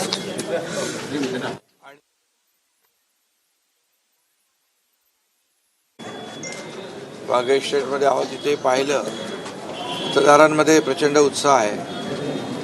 मुंबईमध्ये देखील 1 तासापूर्वी 25 आणि सगळीकडेच एक ट्रेंड पाहिला तर मतदानाला उत्साहाने लोक उतरलेत। मध्ये निवडणुका थोड्या लांबल्या असल्यामुळे मतदानाच्या प्रक्रिया लवकर व्हावी यासाठी आज सगळीकडेच एक उत्साहाचं वातावरण। लोकशाहीमध्ये सगळ्यांनीच मतदान केलं पाहिजे। कोणी मतदानाचा आपला हक्क आहे तो त्यापासून वंचित राहता कामा नये आणि म्हणून सगळ्यांनीच मतदान करावं। सर्व मतदारांनी असं मी विनंती करतो, त्यांना आवाहन करतो की आपल्या मताचा एका मताचं देखील मोल खूप आहे आणि म्हणून प्रत्येकाने मतदान करावं आपल्या शहराच्या विकासासाठी आणि त्याचबरोबर आपल्या भविष्यासाठी देखील सोयीसुविधांसाठी मतदान आवश्यक आहे आणि म्हणून सर्वजण या निवडणुकीमध्ये मोठ्या प्रमाणावर मतदान करतायत आणि मी एवढंच सांगेन की सगळ्यांनीच मतदान करावं. त्या भागातल्या महापालिकांचा विकास असेल, शहराचा विकास असेल, त्याचबरोबर ज्या काही सोयीसुविधा ज्या आहेत त्या मिळाल्या पाहिजे म्हणून मतदान प्रक्रिया जी आहे ती प्रक्रिया पार पडली पाहिजे आणि उद्याचं भवितव्य आपलं जे आहे सुरक्षित केलं पाहिजे. सर, थोडा तुम्ही जी शाही दाखवली तुमच्या बोटावरची त्यावेळेस राज ठाकरे किंवा उद्धव ठाकरे यांनी आक्षेप घेतलेला आहे, सॅनिटायझर लावल्यावर ही शाही निघते, तर त्या शाही लावण्याला अर्थ काय? मी निवडणूक आयोगाच्या काकांनींशी बोललो मगाशी. ते म्हणाले ही शाही जी आहे ही गेल्या अनेक वर्षापासून ही शाही वापरतो आपण, फक्त अगोदर आपण त्या बॉटलमधून घेऊन असं करतो मार्कर, पण आता ते डायरेक्ट हे करतो. त्यामुळे त्यांचं म्हणणं आहे की काही चॅनल्सवर त्यांनी त्याचा प्रयोग करून बघितला तर ती शाही ताबडतोब जात नाही आहे. तर निवडणूक आयोगाने त्याचा खुलासा केलेला आहे आणि मला वाटतं एकच आहे की कुठल्याही प्रकारचं बोगस मतदान होऊ नये ही निवडणूक आयोगाने काळजी घेतलेली आहे आणि अतिशय. Okay, it's a live feed from Mumbai where Eknath Shinde is speaking. The Deputy Chief Minister will go across to Meenakshi as well. Meenakshi, hearing of a turnout, we'll just update the turnout is 17 now. It's updated. The turnout is 17.73% voting till 11:30 a.m. High stakes battle. There are no alliances. There is not a single alliance which is split, which has stayed united in this. There is a split across different sections, across alliances, across parties.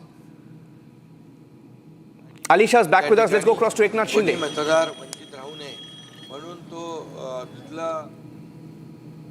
तो वाढवला जातो.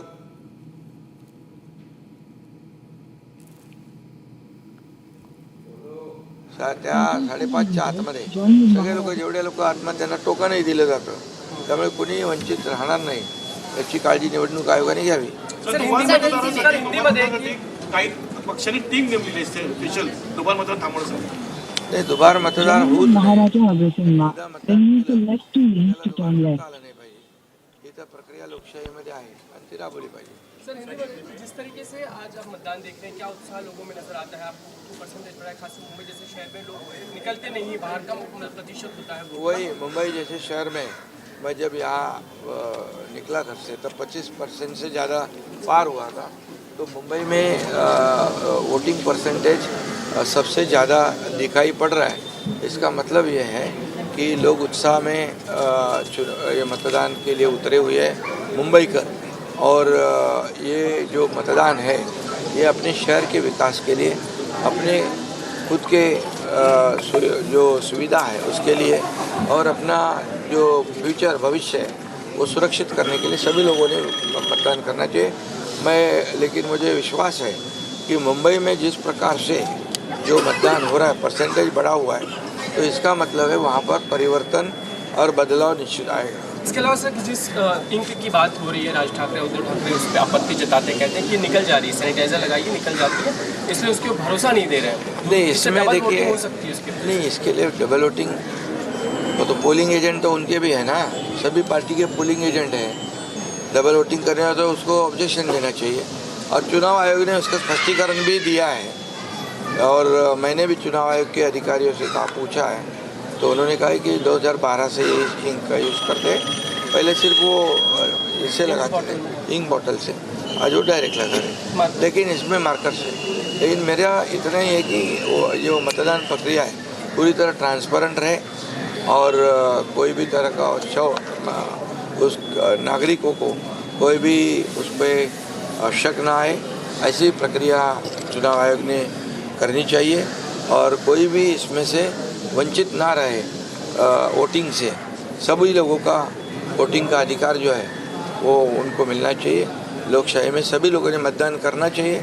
इसलिए मैं सभी मतदाताओं को आह्वान करता हूँ, विनती करता हूँ कि आप सभी लोग जो अपना अधिकार है, एक वोट का बहुत कीमती वोट होता है अपना, इसलिए सभी लोगों ने मतदान करें ऐसी विनंती है। सर बोगस मतदार को पकड़ने के लिए एक टास्क फोर्स बनाई गई, जिस तरीके से आए तो उनका हाथ पैर टूट जाते, ऐसी भाषा भी की गई है, उसको कैसे देखते हैं इस भाषा को? देखिए, बोगस मतदान नहीं होना चाहिए, इसीलिए तो पोलिंग एजेंट हर पार्टी के वहाँ रहते हैं, हर पार्टी के पोलिंग एजेंट वहाँ रहते हैं।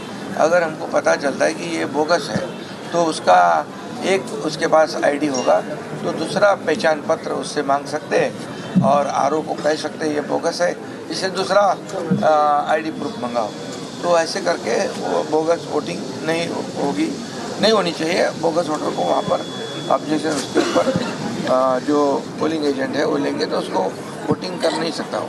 गणेश नायकांचं नावच वगळण्यात आलेलं आहे. वोटिंग स्लिप गणेश नायकांचं नावच यादीमध्ये खऱ्या अर्थाने टांगापलटी तेच म्हणत होते अनेक वेळा की ठाण्याचा टांगापलटी होणार. गणेश नायकांचं नवी मुंबई शहर में हम देख रहे हैं कि कई जगहों से आपत्ति आ रही है कि वोटिंग स्लिप पे लोगो है, पार्टी का चिन्ह है बीजेपी का, उम्मीदवार का फोटो उस स्लिप के तौर पर दिया जा रहा है, इस्तेमाल कर रहे हैं। कहाँ पर की भी कई जगहों से खबरें आ रही है, नवी मुंबई के कई प्रभागों से आ रही है। देखिए, अभी अंदर जाने के टाइम सिर्फ नंबर देखते हैं, वो जो नंबर है पोलिंग बूथ नंबर है और मतदाता का स्लिप नंबर जो है अनुक्रमांक वो देख के वोटिंग नाव नाही आहे, अंकांचं नाव यादीमध्ये नाही आहे। सर एक तरफ आपके डेवलपमेंट का मुद्दा है और दूसरी तरफ एलिगेशंस ऑपोजिशन का, कितने कॉन्फिडेंट हो आप? एक तरफ आप Okay, so that was Eknath Shinde, the Maharashtra Deputy Chief Minister, hopeful that he claims it's a high turnout, and he's seeing a high turnout, says it could be for the BJP, saying advantage BJP in Shiv Sena. Let me go across to Satya Prakash joining us. Satya Prakash, abhi tak kitna hua hai? Okay, that's a live shot from Eknath Shinde. If the audio is stable, let's go across to it. परिवर्तन का चिन्ह है। Sir last question है कि break way from Shiv Sena, ये पहला चुनाव है जो आप चुनौती दे रहे हैं और अपोजिशन आपसे डर रहा है, इसलिए इतना एलिगेशंस आपके ऊपर, आप कैसे रिएक्ट करोगे? वो एलिगेशन करते हैं, अभी उनको पता चला है कि हम हारने वाले, वो लोग अपोजिशन हारने का ग्राउंड तैयार कर रहा है और इसलिए वो सब आरोप प्रत्यारोप कर रहे हैं। हमें उससे कुछ ये नहीं है, परहेज नहीं, वो अपना आरोप करें। लोग तो वोटिंग करेंगे विकास को, डेवलपमेंट को और अपना भविष्य सुरक्षित करने के लिए। और निश्चित रूप से मैं कहूँगा कि लोगों को इसमें आरोप में, टीका टिप्पणी में कोई इंटरेस्ट नहीं है। उन लोगों को डेवलपमेंट में इंटरेस्ट है। हमें क्या सुविधा मिलने वाली उस पर इंटरेस्ट है। Thank you sir. Alright Satya Prakash, कितना हुआ है अभी तक, एंड कंपेयर किया जाए तो is it a good number turnout?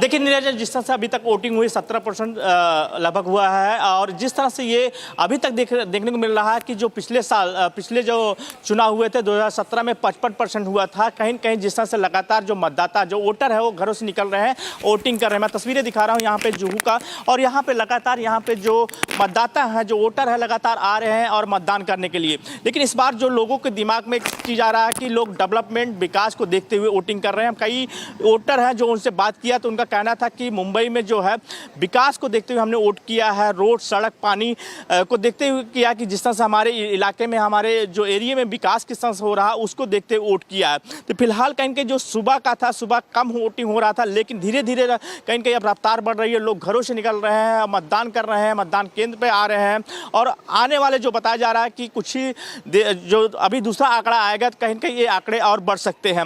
लगातार लोगों से गुहार लगाया जा रहा है कि लोग घरों से बाहर निकले और आकर मतदान करें। लेकिन इस बार दूसरा चीज़ देखने को मिला कि जो 2017 की तस्वीरें थी वो कुछ अलग थी। उस समय जो शिवसेना एक थी, अब शिवसेना दो हो चुकी है। शिवसेना उद्धव ठाकरे गुट और शिवसेना शिंदे गुट। जहां ठाकरे ब्रदर्स आए हैं, दोनों भाई एक साथ चुनाव लड़ रहे हैं, वहीं बीजेपी और शिंदे गुट बीएमसी चुनाव लड़ रहे हैं। तो कहीं न कहीं यहाँ पे कांटे की टक्कर दिख रही है। लेकिन लोगों का कहना है कि हम विकास के मुद्दे को देखकर वोट दे रहे हैं, जो हमारे इलाके में जो डेवलपमेंट हुआ उसको देखकर हम मतदान कर रहे हैं। जी बिल्कुल सत्यप्रकाश, मैं शिवम दिस साइड, मतलब बहुत बड़ा इलेक्शन है। पहली बात तो ये बड़े दिग्गज चेहरे मैदान में उतरे हैं, ये बात भी है। हाई प्रोफाइल सेलिब्रिटीज और बड़े बड़े राजनेता वहां पर मतदान करने पहुंचे। कितना महत्वपूर्ण है 29 म्युनिसिपल कॉर्पोरेशंस का चुनाव है। बीएमसी में इतने सालों के बाद ये चुनाव हुआ है। लोगों में उत्साह, लोगों के मुद्दे, वो सारी बातें जरा आप विस्तार से बताइएगा और जो कुछ घटित हो रहा है लाइव अपडेट्स के साथ आप बताते चलिए। देखिए शिवम, जिस तरह से महाराष्ट्र में 29 महानगर पालिका का चुनाव हो रहा है, सबसे अहम जो है मुंबई यानी बीएमसी का चुनाव हो रहा है, क्योंकि 2017 के बाद 2026 मतदान हो रहा है और काफ़ी दिनों से लोग इंतजार कर रहे थे, लेकिन किन्हीं वजह से मतदान नहीं हो पा रहा था, वोटिंग नहीं हो पा रहा। लेकिन जिस तरह से आज देखने को मिल रहा है, तस्वीरें जो देखने को मिल रहा है कि लोग कहना है कि हमारे इलाके में डेवलपमेंट हुआ है, रोड, सड़क, पानी, 3 मुद्दों को लेकर लोग ध्यान देकर वोट कर रहे हैं। मैं तस्वीरें दिखा रहा हूं यहाँ मतदान केंद्र के बाहर की, और लगातार यहाँ पे जो है मतदाता यहाँ पहुँच रहे हैं वोटिंग करने के लिए। ऐसे मुंबई के 10,000 ज़्यादा मतदान केंद्र हैं और वहाँ पर लोग पहुँच रहे हैं और मतदान कर रहे हैं। लोगों का विकास का मुद्दा है, इलाके का रोड का मुद्दा है, साथ ही पानी का मुद्दा है। 3-4 मुद्दे को लेकर यहाँ के जो लोकल नेता के आधार पर लोग वोट कर रहे हैं। लेकिन राजनीति तस्वीर की बात करते हैं, राजनीति तस्वीर जो है, जो 2017 में जो थी वो उससे काफ़ी अलग हो चुकी है। शिवसेना बढ़ चुकी है, 2 भाग हो चुका है।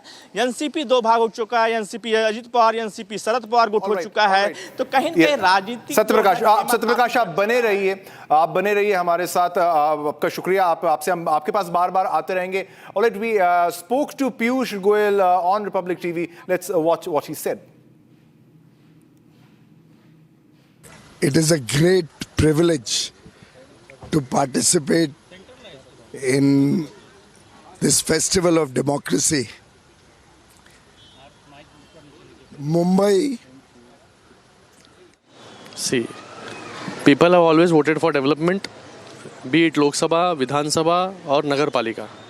You have seen the margin of victory in Vidhan Sabha. We contested 80 seats. We got elected in 60 seats. Then in Nagar Palika also we fought 135. We won more than 65 seats in Nagar Palika elections. So this is truly based on developmental politics.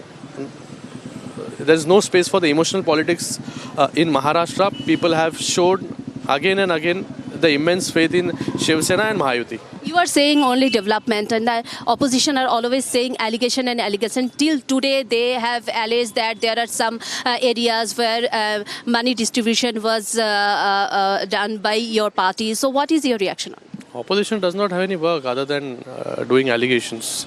We believe in development. So I think people will vote for development. Last question. We have seen one picture today, you, your grandfather and your father. So 3 generations come together and cast your vote. Is it a challenge to Thackeray brand? Since many years, our whole family comes together on several occasions. And every time when there is elections, the family as a whole votes together. And if you see, 3 generations today casted vote. My grandfather, my father and me. So last question. How confident you are? Very confident. Mahayuti will win all the elections. We are contesting in 29 municipal corporations. Majority of the municipal corporations, Mahayuti mayor will get elected.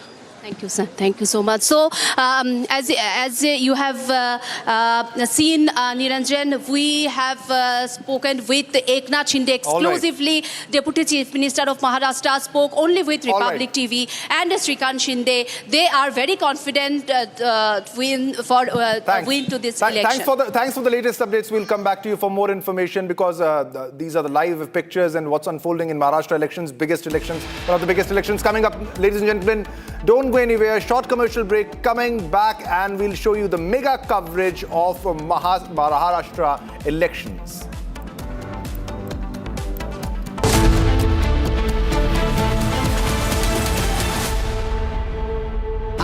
Pure सूजी pasta उबालो मिलाओ और खाओ 8 minute में तैयार क्या taste है सबका राजा आरनब मसाला Amity has been ranked India's #1 not-for-profit private university for 11th year with top 10 ranked institutions in management, engineering, biotech, law, mass comm, telecom, hospitality, fashion and more. Yet another top ranking for Amity University. दादी के हाथों का जादू और खुशबू से महकता घर, माँ की मुस्कुराहट और खाने की सुगंध, MDH गरम मसाला, क्योंकि हर रिश्ता है स्वाद से जुड़ा।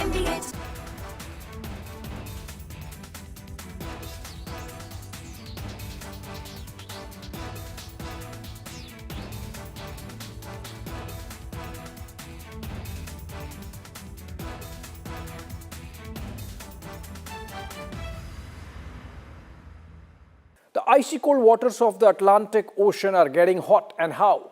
The United States, in an overnight operation, has seized 2 oil tankers, one in the North Atlantic near Iceland, the other one near the Caribbean Sea. The one caught or seized near Iceland is Russia flagged, and the one that's caught near the Caribbean Sea was apparently a shadow tanker, a dark tanker carrying Venezuelan oil to China. Now, both the tankers were carrying Venezuelan oil, which is sanctioned by the United States. There is an embargo. It's interesting and a little curious how the 2 tankers could leave such heavily guarded waters, which are guarded both by the US Coast Guard and the US Navy, and reach this far. In fact, in the case of the merchant vessel Marinera, which is Russia flagged and was caught near Iceland by the US Navy with help from the United Kingdom Navy, the US Navy was on the chase, hot on the chase of this vessel for about 2 weeks, which shows that.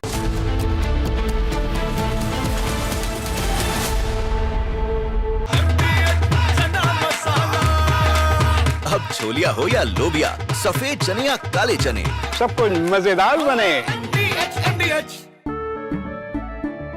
केसरिया से मन जोगी हुआ रे, दिल झूमे देखो मतवारा हुआ रे। केसरिया से मन जोगी हुआ। हर पल मनाओ केसरी त्योहार। विमल, बोलो जुबान Kesari.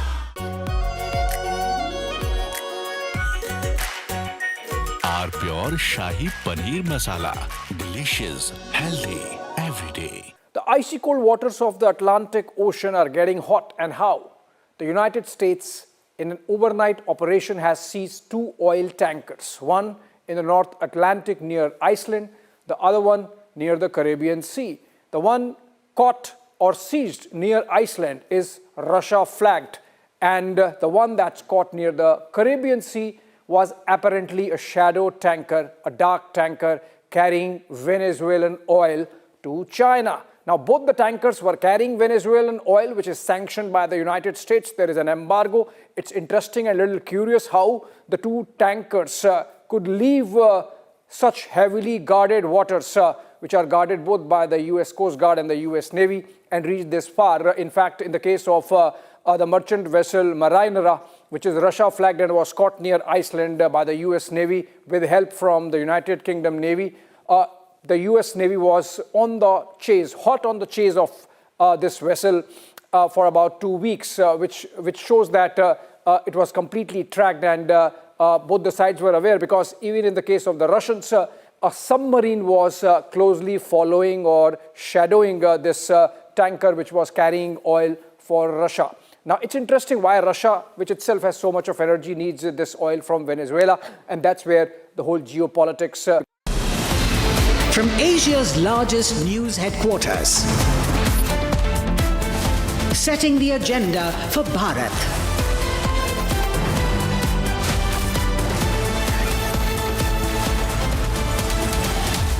You're watching Republic.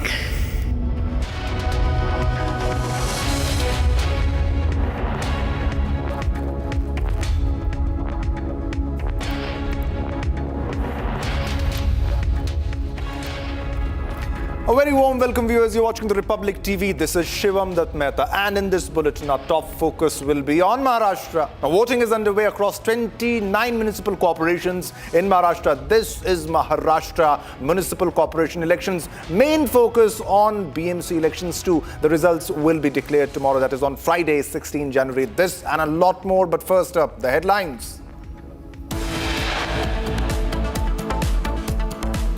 Voting is underway across 29 municipal corporations in Maharashtra. BMC election results on Friday, 16 January.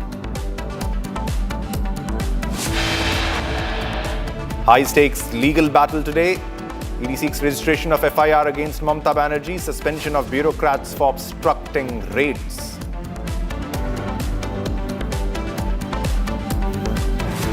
Grand display of military prowess and India's indigenous capabilities during Army Day Parade in Jaipur. Bhairav Battalion makes debut.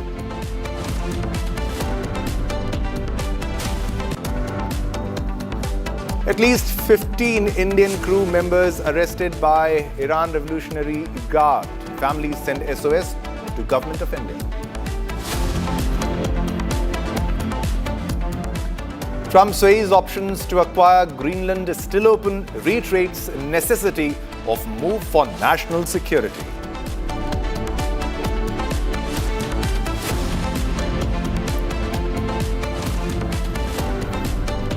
All right, viewers, let's begin with our first top story. Big breaking news. This is coming from Maharashtra. Now, voting is underway across 29 municipal corporations in Maharashtra, including the high-profile BMC. Now, as civic body elections are being held after a long gap, around 3.48 crore eligible voters are expected to cast their ballots to decide the fate of nearly 15,900 candidates contesting 2,869 seats, with the BMC in focus. BMC alone seeing around 1,700 candidates in the fray for 227 seats. Now, polling is taking place amid tight security arrangements in the major cities such as Mumbai, Pune and Thane, with local issues, governance records and party alliances shaping the electoral contest. The counting of votes is scheduled for Friday, January 16, that is tomorrow. And we are getting you the latest updates and the latest visuals and the reactions. All right, we spoke to Eknath Shinde just a short while ago. Let's listen into what he said. Opposition का allegation से तो आप कितने confident हो? पूरा confident है मैं, और मुझे डेवलपमेंट पे भरोसा है. लोग आरोप पे नहीं, टीका टिप्पणी पे नहीं, लोग डेवलपमेंट पे वोट करेंगे. डेवलपमेंट पे वोट करेंगे, इसलिए मुंबई में देखा है कि 25% से ज़्यादा वोटिंग हुई है. यह बदलाव का चिन्ह है, परिवर्तन का चिन्ह है. सर, लास्ट क्वेश्चन है कि ब्रेक वे फ्रॉम शिवसेना, ये पहला चुनाव है जो आप चुनौती दे रहे हैं और ऑपोजिशन आपसे डर रहा है, इसलिए इतना एलिगेशंस आपके ऊपर, आप कैसे रिएक्ट करोगे? वो एलिगेशन करते हैं. अभी उनको पता चला है कि हम हारने वाले. वो लोग ऑपोजिशन हारने का ग्राउंड तैयार कर रहा है और इसलिए वो सब आरोप प्रत्यारोप कर रहे हैं. हमें उससे कुछ ये नहीं है, परहेज नहीं. वो अपना आरोप करें. लोग तो वोटिंग करेंगे विकास को, डेवलपमेंट को और अपना भविष्य सुरक्षित करने के लिए. और निश्चित रूप से मैं कहूँगा कि लोगों को इसमें आरोप में, टीका टिप्पणी में कोई इंटरेस्ट नहीं है. उन लोगों को डेवलपमेंट में इंटरेस्ट है. हमें क्या सुविधा मिलने वाली उस पर इंटरेस्ट है. महापालिका स्थानीय निकाय चुनाव के लिए कैंपेन तो बहुत हुआ. भावनिक मुद्दे आए, विकास के मुद्दे आए, जोड़ तोड़ के आए, सब मुद्दे आए. लेकिन मैं जिन जिन लोगों से बात कर रहा हूँ उसमें नज़र ये आ रहा है, ध्यान में ये आ रहा है कि लोग मेरे जीवन रोज़मर्रा की ज़िंदगी में जो सुकून लाए, जो विकास लाए, उसको मैं वोटिंग करूँगा. ये मतदाताओं ने ठान लिया है, ऐसा मैं महसूस कर रहा हूँ. तो संजय राउत कह रहे हैं कि भाजपा को हिंदू तो बाला साहब ठाकरे ने सिखाया. राष्ट्रीय स्वयंसेवक संघ की स्थापना 1925 में हुई और भारतीय जनता पार्टी, भारतीय जनसंघ ये संघ का ही अंग है. इसलिए अगर हिंदुत्व इस देश में किसी ने शुरू किया, वो राष्ट्रीय स्वयंसेवक संघ ने किया, तो किसने किससे लिया ये संजय राउत जान ले. और कई बार माननीय शिवसेना प्रमुख बाला साहब ठाकरे जी ने भी कहा है कि संघ के हिंदुत्व को मैंने तड़का दिया, मतलब मैंने उसमें एडिशन किया. ये अगर बाला साहब का वक्तव्य संजय राउत भूले हैं तो हम क्या कर सकते हैं. हमारी म्यूनिसिपल कॉरपोरेशन का चुनाव हो रहा है. हमारे लोकतंत्र की एक ऐसी इकाई है जिसको हम लोकतंत्र की मूलगामी आधारशिला कह सकते हैं. इसलिए इसमें मतदान करना ये बहुत महत्वपूर्ण है. जिनका भारत के लोकतंत्र पर विश्वास है, ऐसे सभी लोगों से मेरी प्रार्थना है कि आप मतदान के लिए जाइए मैं ऐसा मानता हूं कि मतदान ये केवल आपका अधिकार नहीं है, तो ये आपका कर्तव्य भी है। लोकतंत्र में अगर हम अच्छा शासन चाहते हैं तो हम मतदान के लिए जाएं। इसलिए मैंने भी मतदान किया है। मैं सभी को अपील करता हूं, आप भी मतदान कीजिए, बड़े से बड़ी संख्या में मतदान कीजिए। कोई भी अपने घर पे नहीं रुके, सभी लोग लोकतंत्र के इस उत्सव में सम्मिलित हो, ऐसा मैं सबसे निवेदन करता हूं। All right, we have Satya Prakash with us. Satya Prakash हमारे साथ जुड़े हुए हैं, लगातार कवरेज बना के रखा हुआ है उन्होंने। इतना बड़ा चुनाव है और सबसे बीएमसी की अगर बात की जाए तो इसकी तुलना ही नहीं की जा सकती। सत्य प्रकाश, और ठीक है, सबसे पहले I am getting this Meenakshi has somebody with her, switching across to Meenakshi. Meenakshi, over to you. Yeah, I am now at Thane. As you have seen that there are lots of voters turning out in for this election. Yes, please keep on saying. Yeah, from early morning we are now. There is some problem issue. Okay. From early morning, what we have seen that we are seeing that here, not only here, suburbs and the South Mumbai, there are lots of people are coming to cast their vote, and you can see now I am at Thane, and here many people are have been lining up for voting, and there are lots of people in them, lots of those who are first time voter, and there are some senior citizens.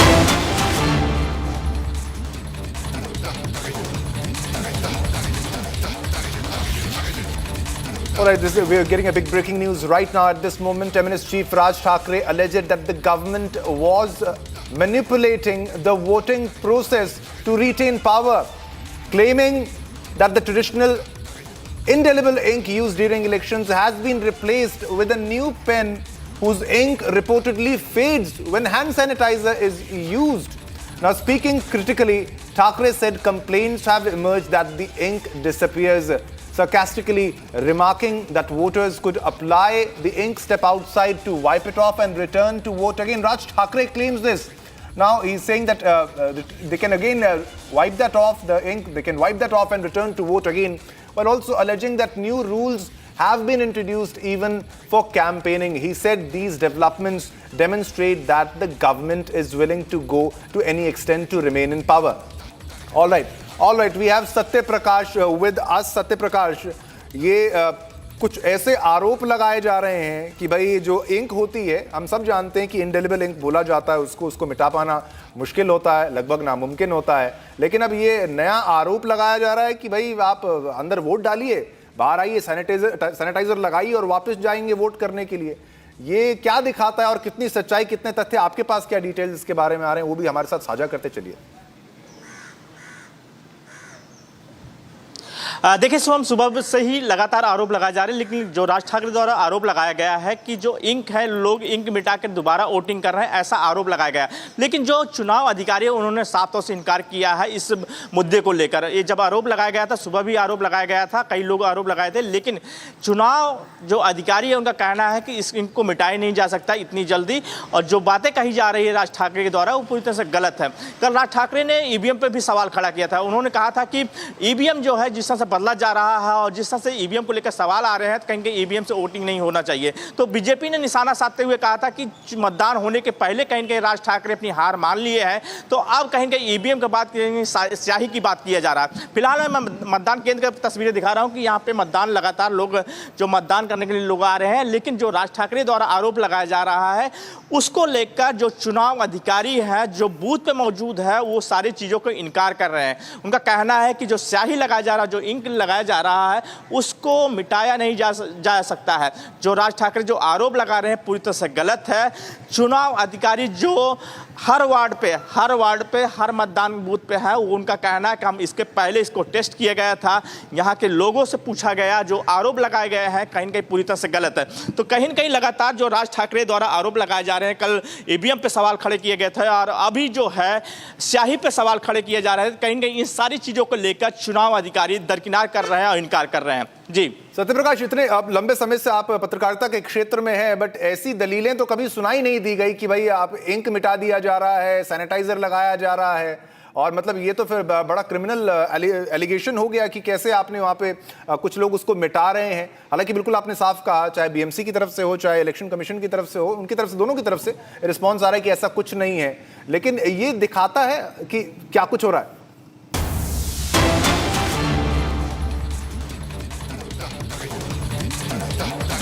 All right, we are getting another big breaking news right now at this moment. Uddhav Thackeray on Thursday called for action against the Maharashtra State Election Commissioner, questioning the delay in conducting the state municipal elections. Now, Uddhav said that it should be revealed how the election commissioner is paid and demanded action against those responsible for the delay in the state municipal polls. So again, they are highlighting the delay in the polls, why there was a delay in the poll. So big allegation by Uddhav Thackeray. He's also questioning ECI now. He's asking the election commission why there is this delay. Uddhav Thackeray, this comes from Uddhav Thackeray, on Thursday called for action against the Maharashtra State Election Commissioner. Now he's questioning why there has been a delay in conducting the state municipal elections. Now they have said that it should be revealed how the election commissioner is paid and demanded action against those responsible for the delay in the state municipal polls. So he's asking, how does he get paid?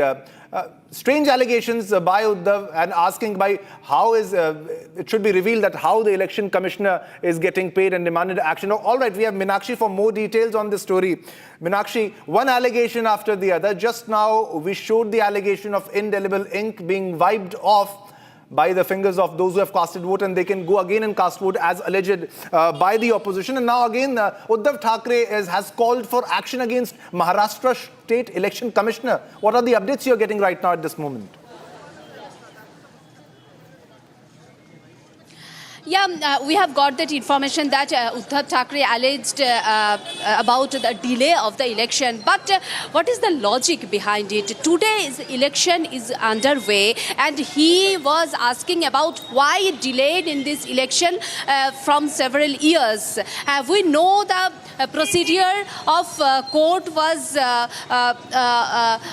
going there, and about this election, after one and another allegation made by Uddhav Thackeray. Now Uddhav Thackeray alleged about the delay of election, and a few hours ago his camp alleged about the ink, about the election transparency. So there are lots of allegations from Uddhav camp, from Shiv Sena UBT camp. So we have asked this question to Deputy Chief Minister Eknath Shinde.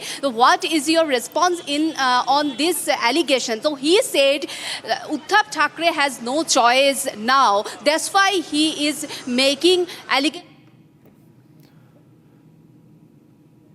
All right, viewers, so these were the latest updates from Maharashtra on what was happening in Maharashtra, the latest updates from elections happening in Maharashtra. All right, let's move on to our next top story. Now, families of Indian seafarers detained in Iran have made an urgent appeal to the External Affairs Ministry. At least 15 Indians were detained after the oil tanker MT Valiant Roar was intercepted at Iran's Bandar Abbas port. Now, families claim no consular access has been given and allege that Indian crew members have been taken to prison by Iranian guards. Take a look at this report for more information.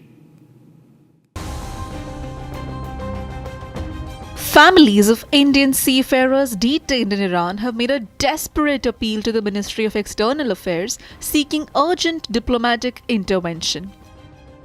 At least 15 Indian crew members were detained after the oil tanker MT Valiant Roar was intercepted at Bandar Abbas port in Iran. According to the appeal submitted by the families, the vessel operated by Prime Tankers LLC Dubai was intercepted by Iran's Revolutionary Guard on December 8, 2025. The ship had 17 to 18 crew members on board, including 15 nationals.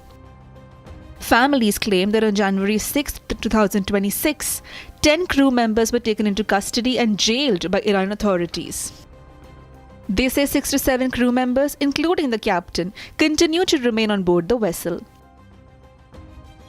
The families allege that they have had no contact with the detained seafarers and have received no official information on their location, health, legal status, or charges. Republic TV spoke to the families of the detained Indian seafarers. The families claim that no consular access has been provided to any of the Indian crew members so far. With regards to the response that you all have got so far, you are saying that it's almost been a month since the detention has actually taken place. Now the latest information coming in of the fact that the crew members have been taken into the prison. Have they actually told you what are the charges and what is your window of communication right now? No, sir, nothing. There are no charges. I mean, we cannot get. I have tried with various sources. Even the consulates or the ambassador, they are not aware of the charges yet. Even the master on board, they are not aware of the charges yet. They don't have any information what are the charges, why they have been taken to prison, no idea. And whoever you speak to, all of them are giving a vague reasons of taking them to prison. At the moment, nothing is, we really cannot understand what actually is the scenario. Of late, since the internet in Iran has been shut down, the communication is still like now we are not able to get in touch with the consulates or even the ambassador. So whatever information I'm getting from the master on board.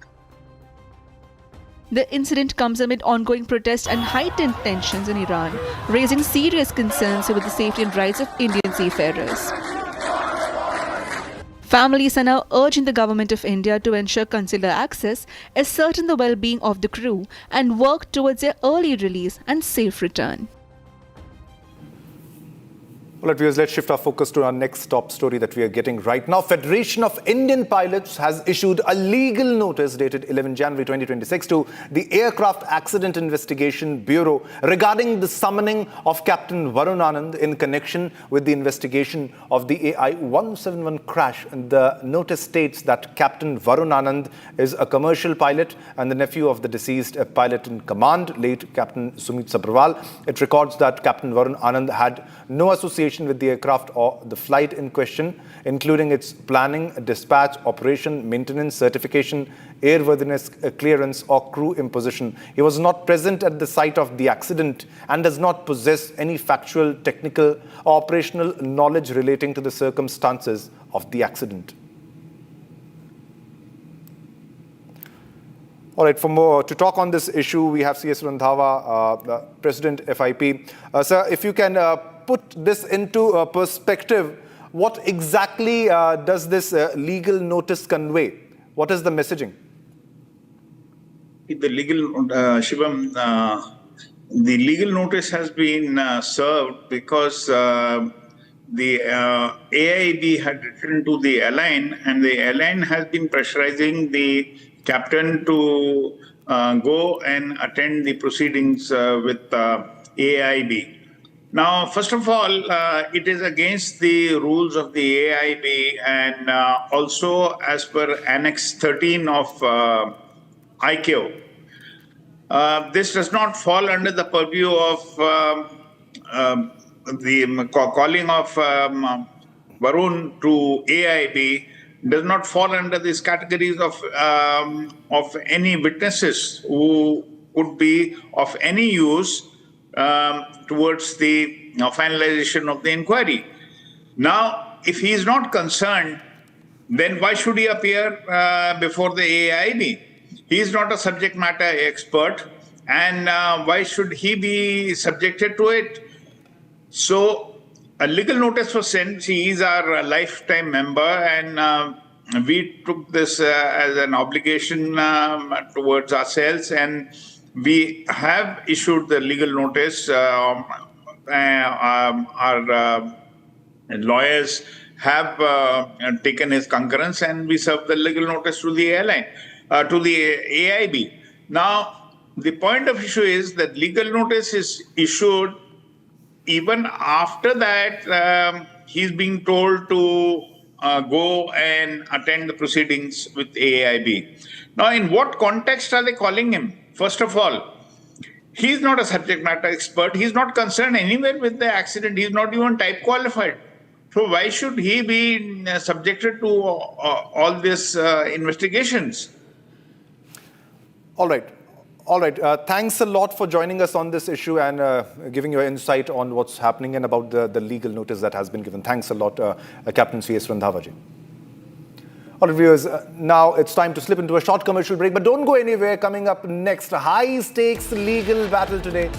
ED seeks registration of FIR against Mamata Banerjee, suspension of bureaucrats for obstructing raids. More on this after a short commercial break. Don't go anywhere. Coming up next.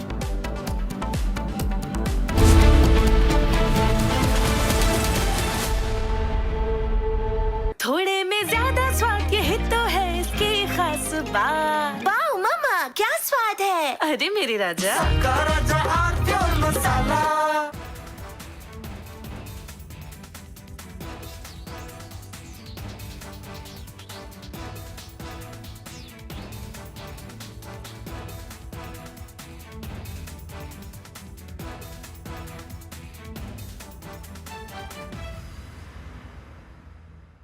The icy cold waters of the Atlantic Ocean are getting hot, and how?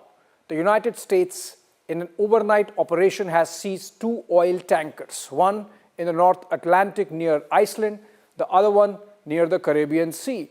The one caught or seized near Iceland is Russia flagged, and the one that's caught near the Caribbean Sea was apparently a shadow tanker, a dark tanker carrying Venezuelan oil to China. Now, both the tankers were carrying Venezuelan oil, which is sanctioned by the United States. There is an embargo. It's interesting and a little curious how the 2 tankers could leave such heavily guarded waters, which are guarded both by the US Coast Guard and the US Navy, and reach this far. In fact, in the case of the merchant vessel Marinera, which is Russia flagged and was caught near Iceland by the US Navy with help from the United Kingdom Navy, the US Navy was on the chase, hot on the chase of this vessel for about 2 weeks, which shows that it was completely tracked, and both the sides were aware, because even in the case of the Russians, a submarine was closely following or shadowing this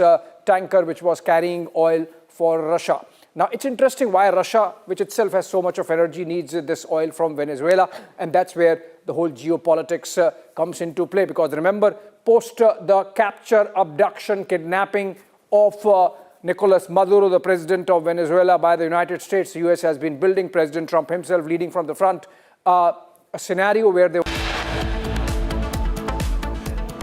Well, it was time to slip into a short commercial break, but don't go anywhere. Coming up next, high-stakes legal battle today. ED seeks registration of FIR against Mamata Banerjee, suspension of bureaucrats for obstructing raids.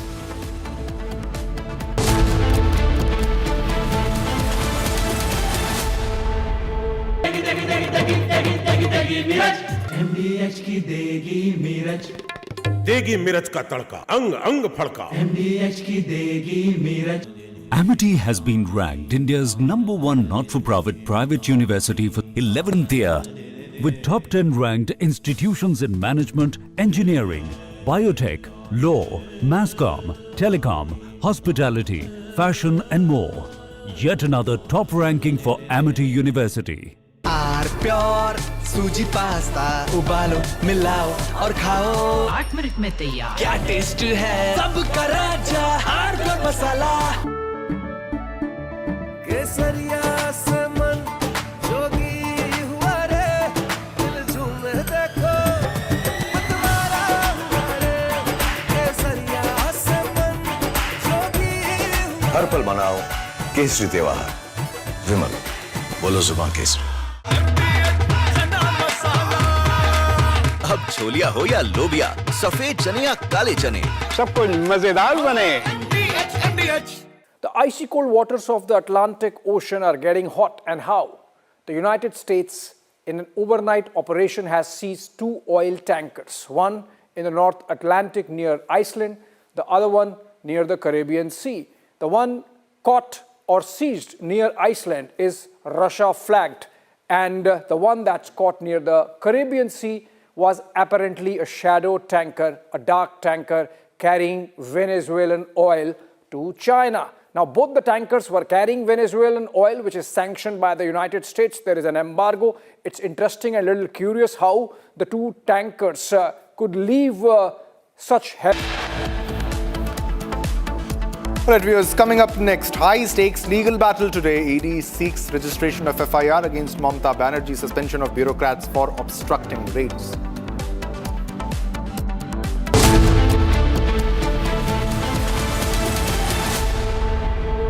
MDH की हल्दी मिर्ची धनिया करे कमाल, ये रंग दे, ये खुशबू दे, ये तीखा, ये कम पड़े, क्या निराला MDH मसाला।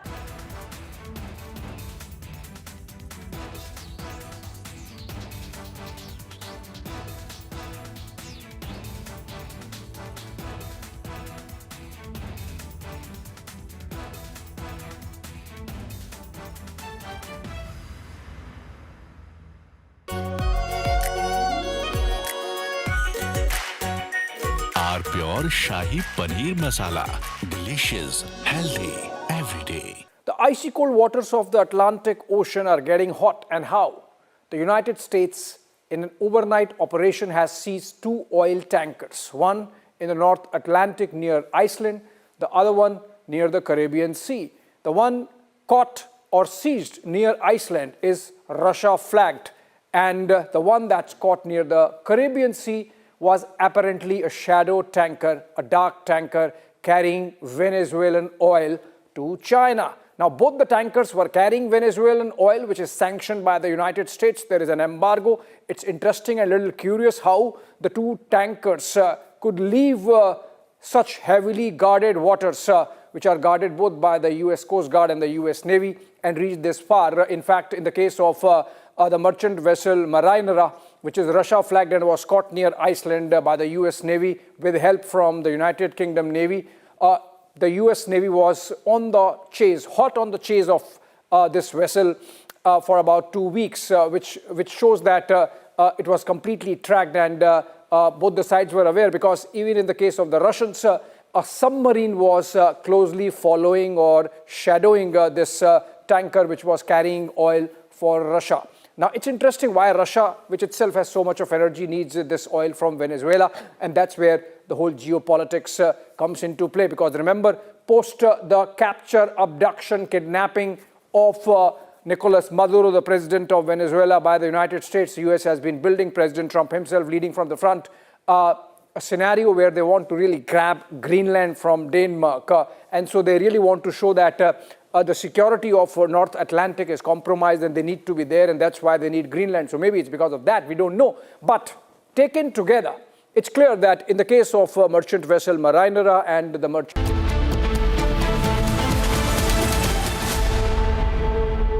थोड़े में ज्यादा स्वाद यही तो है इसकी खास बात। वाओ मामा, क्या स्वाद है? अरे मेरी राजा, राजा और pure masala.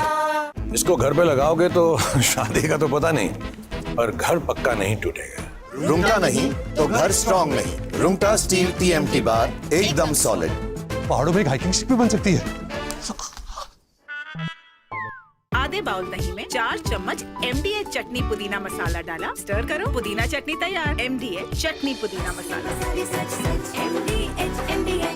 The icy cold waters of the Atlantic Ocean are getting hot, and how?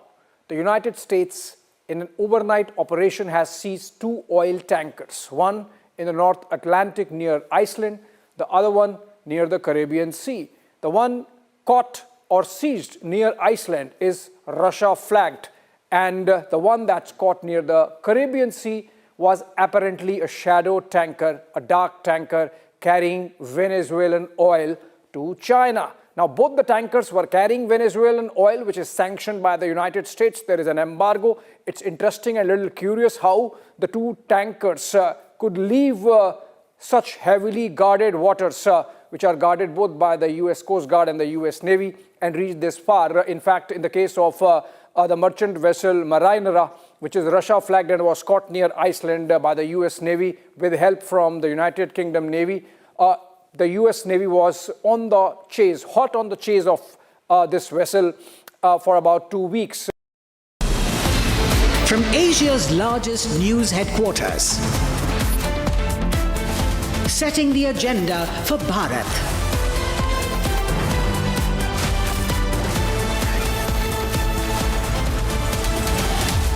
You're watching Republic.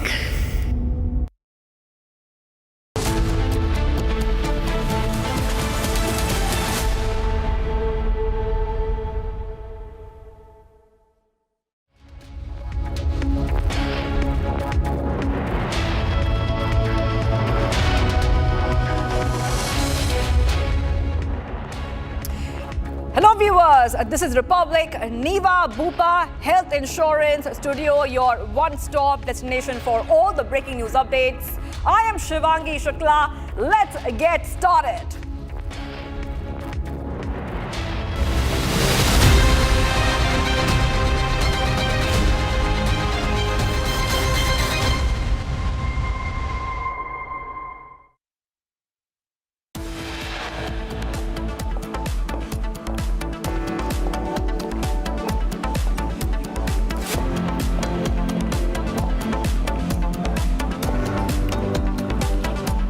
Voting underway across 29 municipal corporations in Maharashtra. BMC election results on Friday, 16th of January.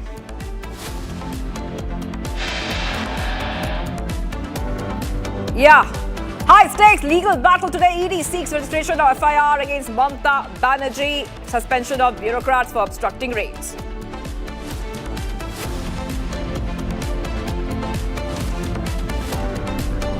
Grand display of military prowess and indigenous capabilities during Army Day parade in Jaipur. Bhairav Battalion makes debut.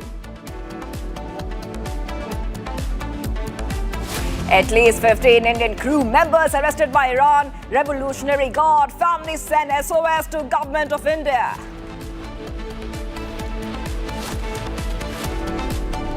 Trump says options to acquire Greenland still open, reiterates the importance of move for national security.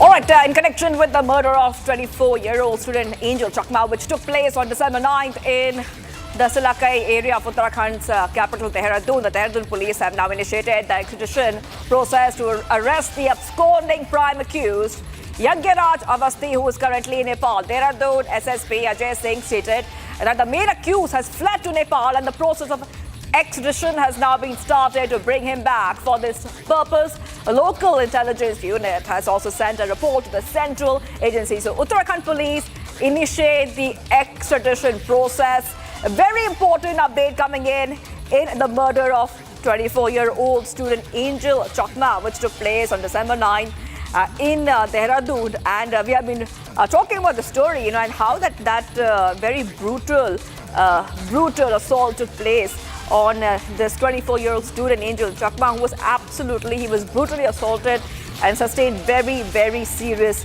injuries. And the murder of this student, that we see the investigation has really moved forward in terms of the next steps. The Dehradun police have initiated the extradition process to arrest the absconding prime accused, Yagyaraj Avasthi, who is currently in Nepal. Dehradun SSP Ajay Singh stated that the main accused has fled to Nepal. All right, let's go to Ratan. I think we have Ratan with us. Let's go to Ratan, who is joining us live. Ratan, now we see that the probe has really picked up there, the murder of the student Angel Chakma, and we have been reporting the story. Now we see that some action is being taken and the process has now become much faster. If you could help our viewers understand what the latest is. देखिए नस्ल हमारी टिप्पणी के चलते angel चकमा की हत्या यहां पर हो गई थी और 14 दिन तक उनका देहरादून के निजी अस्पताल में इलाज चला।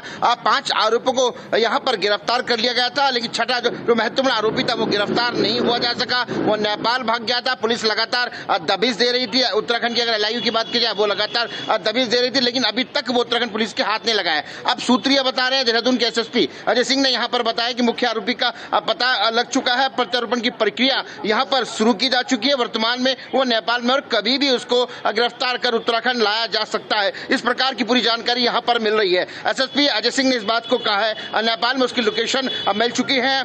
प्रत्यारोपण की प्रक्रिया इस वक्त नेपाल में चल रही है और कभी भी अंजल को 24 घंटे के अंदर I really wanted to hold on for a second there because we're being joined by Mr. Tarun Prasad Chakma, Angel Chakma's father, is joining us live. Thank you for joining us, Mr. Chakma. It's a very important development we're seeing, and abhi jo process hai to bring justice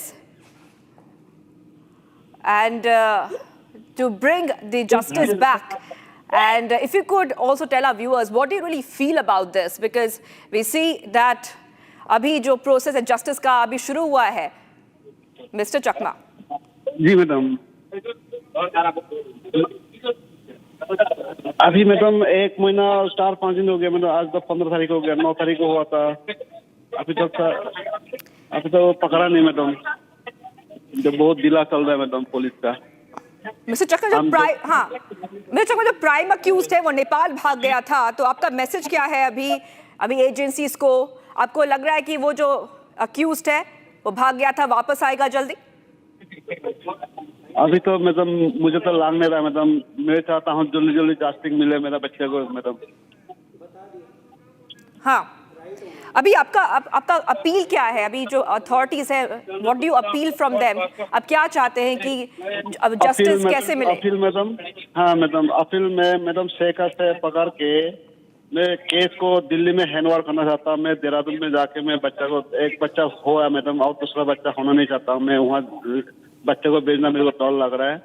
तो मेरा कहना है कि मेरे case को दिल्ली में transfer हो जाए मैडम और सीबीआई का जांच हो madam.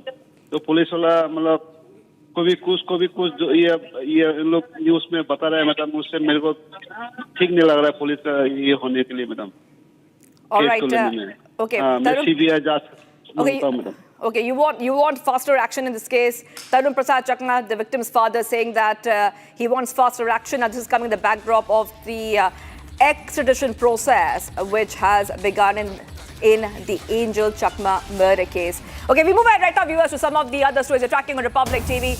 Supreme Court is hearing the ED's plea seeking a CBI probe against West Bengal Chief Minister Mamta Banerjee on allegations that she interfered with the agency's search operation at the office of political consultancy firm IPAC and its co-founder Prateek Jain.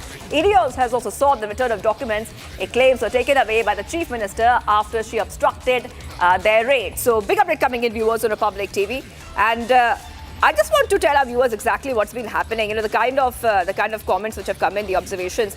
Supreme Court has said it's very, very disturbed by the chaos in the Calcutta High Court during the hearing related to the ongoing face-off between the Enforcement Directorate and the Mamta Banerjee-led Trinamool Congress. The court noted it is a serious issue and that it intends to issue notice in that matter.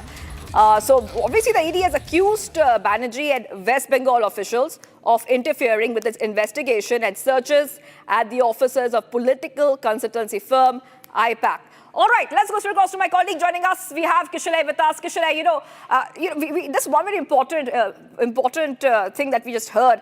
We see the Supreme Court said it's very much disturbed by what happened, Kishalay, at the Calcutta High Court, the chaos during the hearing which was related to the IPAC raids. And we see some very important statements which have come in through the day. And just help our viewers understand what has the Supreme Court said. Exactly, the event that happened at Calcutta High Court and ED has submitted some crucial evidence of how it was arranged, how all of that was conducted, all of that chaos was pre-planned. In fact, ED has submitted a WhatsApp chat, a group chat in which Trinamool Congress legal cell advocates and members were asked to come to that particular courtroom in Calcutta High Court in order to create chaos. So it was a pre-planned way of postponing the hearing or adjourning the hearing that day, so that the Trinamool Congress can buy more time in order to ensure that their strategies are at place. Now we saw that that particular day the hearing was in fact adjourned.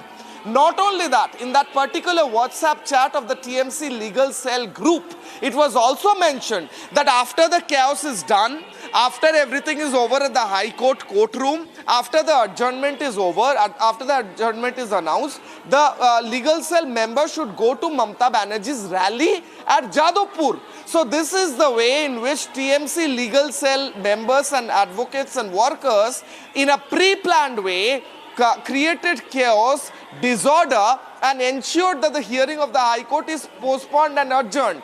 Today, Supreme Court was really anguished to hear such orchestrated chaos at the High Court. On the other hand, the ED has also submitted through its lawyers, especially we saw that Tushar Mehta and SV Raju was arguing for them, that how Mamata Banerjee obstructed the whole process of investigation at IPAC office, and she herself, with the help of DG Rajiv Kumar and with the help of police officials, stole and ran away with important documents.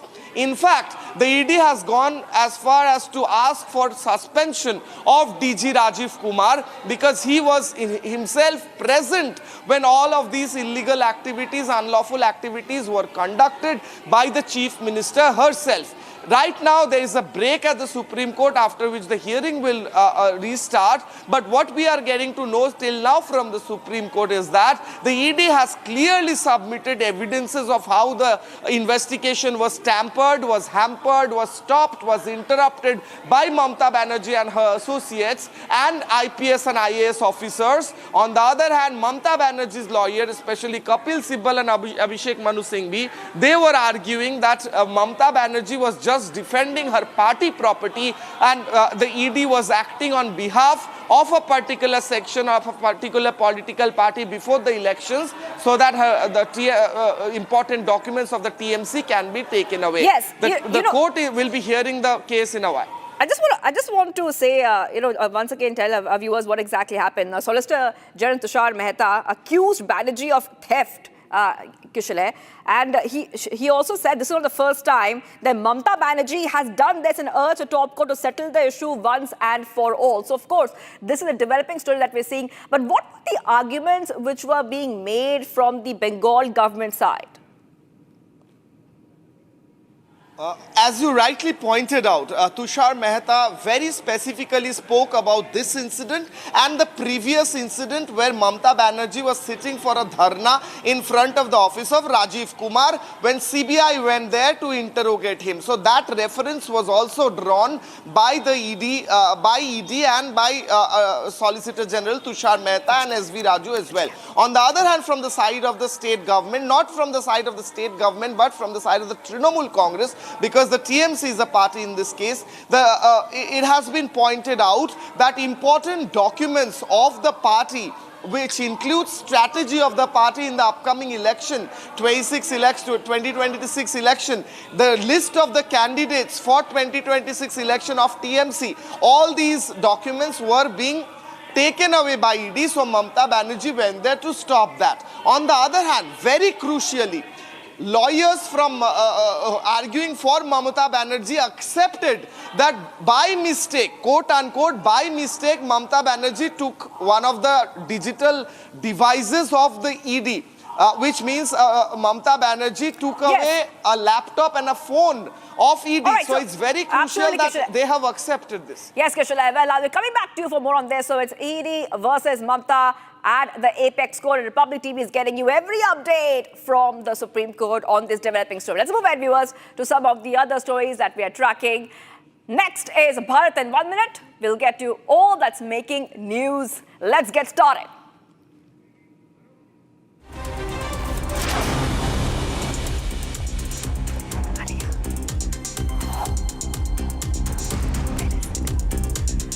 Anti-terror operation continues in Kathua for the second consecutive day in Kathua. This operation was launched by the Jammu and Kashmir police just after 2 suspected terrorists were spotted by residents. Indian Army has also deployed its special forces as part of the operation. DIG JKS Shiv Kumar Sharma also visited the site last night.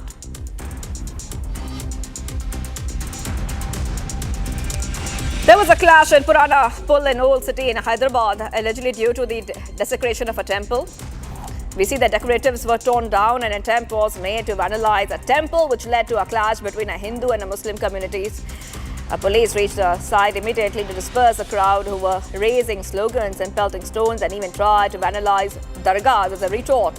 Police said that everything is in control and they are on high alert.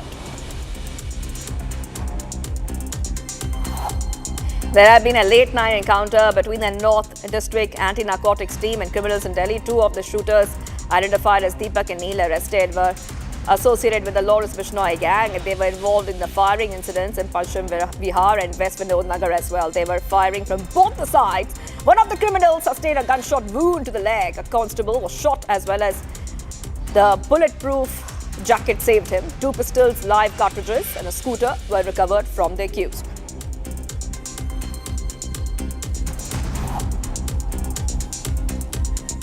All right, viewers, at the 78th Army Day Parade, the Chief of the Army Staff, General Upendra Dwivedi, addressed the media and said that the Indian Army is steadily evolving into a future-ready force with empowered soldiers. Take a look.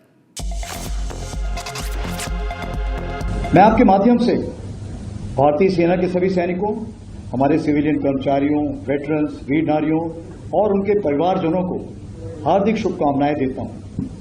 इस पावन अवसर पर हम उन वीर सैनिकों को श्रद्धापूर्वक नमन करते हैं जिन्होंने देश की सेवा में सर्वोच्च बलिदान दिया।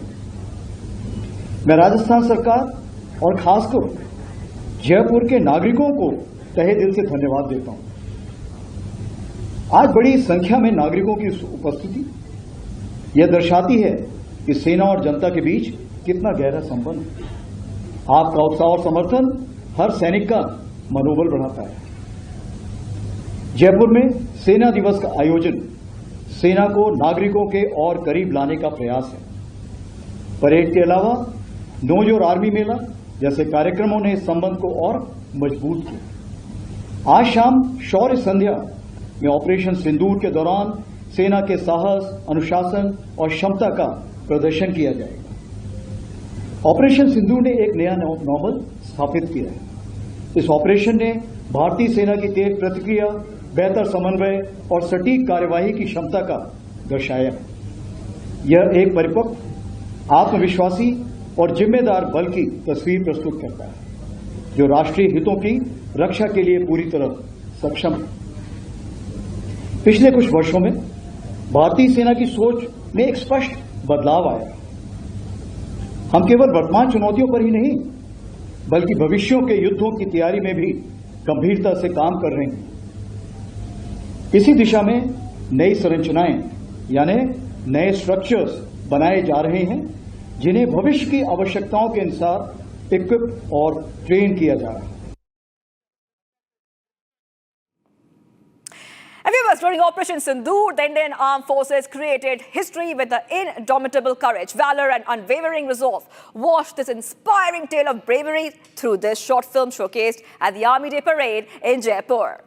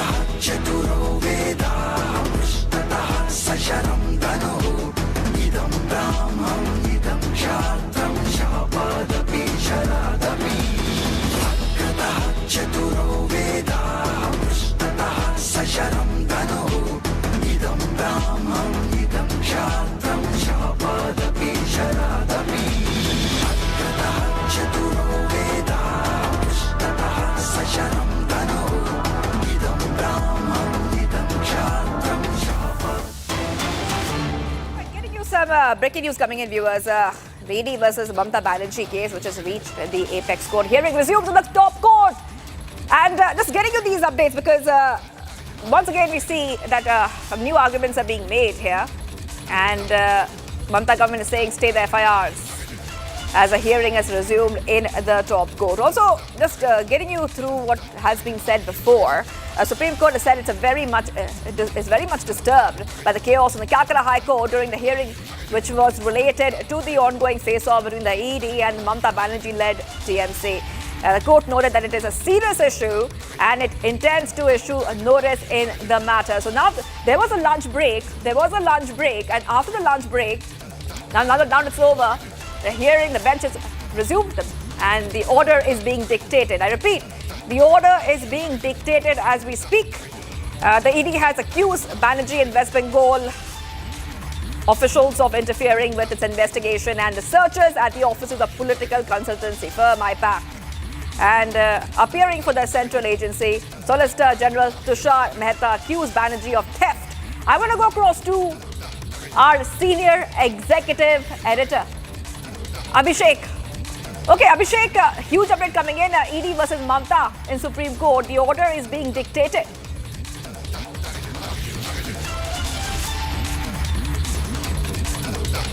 All right. We'll go to our editors in a short while because we're just waiting for that order to come out. The fight has reached, viewers. The fight has reached the apex court. ED versus Mamata in Supreme Court. The order is being dictated. And appearing for the central agency, Solicitor General Tushar Mehta accused Banerjee of theft and said she took evidence from the residence of IPAC co-founder Prateek Jain. Okay, let's go straight across to our senior executive editor, Abhishek Kapoor. Abhishek, we see that Mamata government is saying that we want to stay on the FIR which has been filed. And this is a huge update coming in because this fight between ED and Mamata Banerjee has now reached the apex court. The order is being dictated. Well, yes, as we speak, the order is being dictated, Shivangi, and the ED petition was very clear. They wanted FIRs to be registered against the action of the Bengal Chief Minister and some of her officers to have taken away that file. There was specific charge of theft, and the ED, in fact, wanted all those officers who accompanied the Chief Minister to be suspended on grounds of intimidation and obstruction of duty of a government employee or a public servant, as it is called. It's a clear BNSS section under which the ED had sought action. The ED in SC has said that they want the case to move out of Bengal in terms of all the FIRs that have been filed. Remember, there was a Bengal police FIR also against the Enforcement Directorate. So the ED wants that FIR to be moved out of Bengal in case it is not being quashed. At this stage, Justice Mishra asked what's the interim prayer, to which the Solicitor General Tushar Mehta said that they stay the FIRs that the ED is facing in Bengal, transfer them out of Bengal, suspend the officers who had accompanied Mamata Banerjee, the Chief Minister of Bengal. The ED has made a charge of theft and robbery insofar as those documents are concerned. Remember the green file that Mamata Banerjee carried, and they want the CBI to investigate the case of theft which the ED makes against the Bengal Chief Minister. So that's the final prayer. Move the FIRs from Bengal to outside Bengal, make the CBI investigate them, look at the possibility of theft and robbery, and make sure that ED is not intimidated any further. Justice Mishra has said that the Solicitor General's submission that it is not the first instance where Chief Minister has interfered in the case of Bengal with an investigation, and it has happened also when CBI was probing an offence, and thus a pattern when a probe is carried. Remember, the predicate offence in which the CBI landed at the office of the IPAC for its search and seizure was essentially a CBI probe in the coal mining scam that was being probed, which included Anup Majhi as one of the accused. The illegal coal mining going on in Bengal and that belt, essentially Jharkhand, Bengal, Chhattisgarh. But the ED has said that this obstruction is not for the first time. That's a big one because they are saying that the Bengal government, specifically the Chief Minister, keeps doing it off and on. The Supreme Court now dictating order in the ED versus Mamata case, and the ED has asked the SC to stay all the FIRs, transfer them to outside Bengal, let the CBI look into them, and take tough decisions, take strict action against officers who accompanied Mamata Banerjee when she obstructed ED officers. So the Solicitor General has also said that it is very difficult to carry on the probe in a case which runs up to about 3,000 crore rupees, which is 2,742 crore rupees. And that's the proceeding till now. Remember, this is the second leg of the proceedings, the part of which happened in the morning also, when the petition was taken up.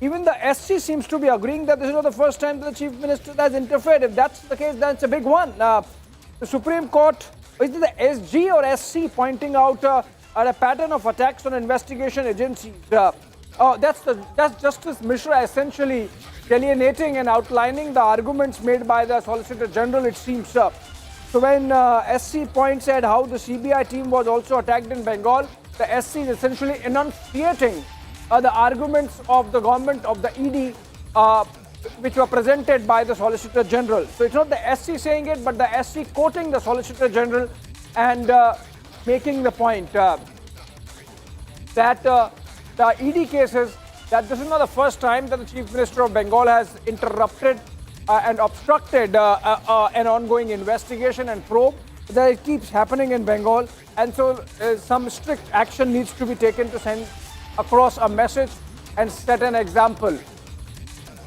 The Supreme Court now observes that the legal cell of the TMC has sent messages to assemble in court. Again, this is encapsulation of the ED arguments. This is pertaining to last week's proceedings in the Calcutta High Court, which could not be held because there was pandemonium and chaos inside the courtroom, as the TMC perhaps had mobilized all those people who came crashing inside the court. And so the SC is saying appropriate for the court to examine as higher officials involved. Now SC has taken the jurisdiction in this case by saying that it seems we are right in sitting in judgment over whether there has been an overreach by senior levels of officialdom in Bengal. And that's a big one. That's a big one. Appropriate for the court to examine as whether higher officials are involved or not. The Supreme Court has pointed out how the CBI team was also attacked in Bengal. This was earlier, and the SC now going on to say that this is a clear case where they need to intervene. Justice Mishra has also said the Additional Solicitor General has submitted recording of FIR, which is a cognizable offence and is mandatory in view of the Lalita Kumari judgment. Thus, when Chief Minister and DGP are involved, this is again the ED argument. It cannot be expected that police subordinate to them shall conduct investigation in a fair manner. Does the present case be probed by CBI? That's a submission by the ED. Now let's encapsulate what have been the primary prayers of the Enforcement Directorate in the Supreme Court petition. One, they want CBI to probe Mamata file chori, FIR to be filed. The Supreme Court allows CBI probe into Mamata file chori. That's a big development, big breaking development. The ED petition is granted. The ED petition is granted. And we are going to see the CBI picking a probe into why Mamata Banerjee, the Chief Minister of Bengal, came in, rushed, and snatched those files in that green folder from the ED officers as the raid was going on at the IPAC office, which is a political consultancy assisting the Trinamool Congress in its political campaigns from Bengal to Goa and in between. So I think this is a big development. The ED getting its way, the Supreme Court allowing its petition, not only allowing its petition, but allowing its prayers that the CBI would probe the theft of files. That's a big one. I think if that has happened, we really need to make it big.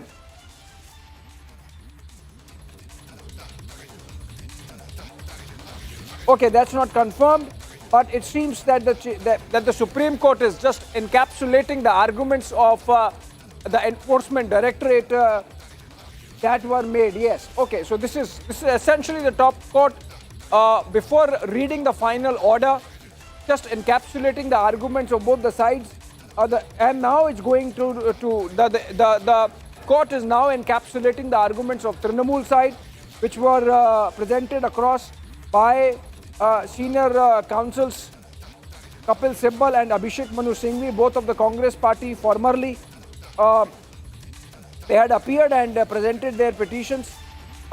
Big one. Justice Mishra says the Trinamool petitions are not maintainable. That's a big one, which means ED petition is allowed, the Trinamool petition is rejected. And Sibbal says Chief Minister has not gone to the place. Chief Minister has not gone to the place as the Chief Minister, but as the Chairman of Trinamool Congress, on the information that some unauthorized persons have entered the premises of Pratik Jain. That's a spin coming in. Okay, Kishala joins us from our Kolkata newsroom. It's a big spin coming in. And the spin by the Trinamool is, Kishala, that Chief Minister of Bengal, Mamata Banerjee, went to the IPAC office not in her capacity as Chief Minister, but as President of or Chief of the Trinamool Congress Party, and that she was there because she had received information that there has been a trespass, that some unauthorized individuals have come in. But the fact is that the ED officials identified themselves. How is the case going to go from here on? Exactly, Abhishek. The points made by the Supreme Court are essentially very important here, where the Supreme Court is saying, as you were rightly pointing out, that the CBI team was previously attacked in Bengal. Now the ED team was targeted. The Supreme Court is pointing out how the whole scenario played out in the High Court, where WhatsApp group messages were used to assemble people, to arrange people inside the courtroom in order to create a ruckus. It is also being mentioned that the ED is asking for CBI. We will confirm in a while whether that CBI probe will be given by the Supreme Court or not, but the Supreme Court is mentioning that the case which was lodged by the Trinamool Congress is also not maintainable. So in a way, the Supreme Court is defining or highlighting the points which were argued by the ED lawyers and also by Solicitor General Tushar Mehta, where it was pointed out that in a pre-planned way, High Court hearing was stopped. In a pre-planned way, the investigation by ED was interrupted by the Chief Minister herself. In fact, the Supreme Court is also pointing out how high officials were involved in this. We know DG Rajiv Kumar, he was present with Mamata Banerjee. We know the Chief Secretary and Home Secretary were present with Mamata Banerjee. The Chief Commissioner of Police was present with the Chief Minister.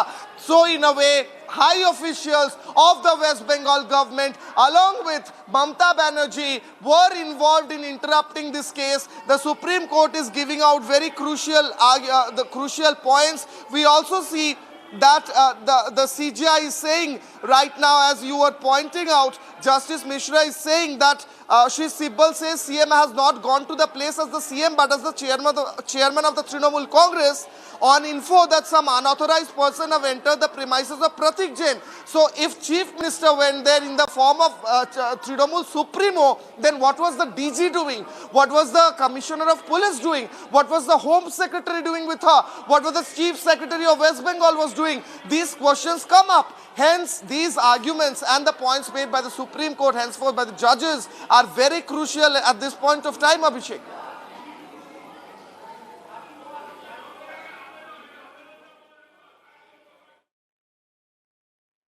All right, Kishala, stay with us. In fact, as we speak, order is being instructed by the Supreme Court. The ED has flagged concerns about the manner in which obstruction of investigations and probes keeps happening so frequently in Bengal.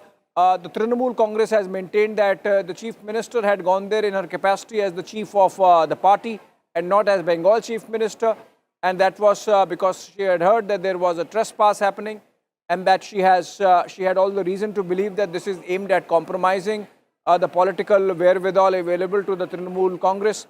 And so she had to intervene. TMC has said that the DGP had to be with the Chief Minister because she is a Z+ protectee. And this is essentially encapsulation of the arguments that have taken place from both the sides.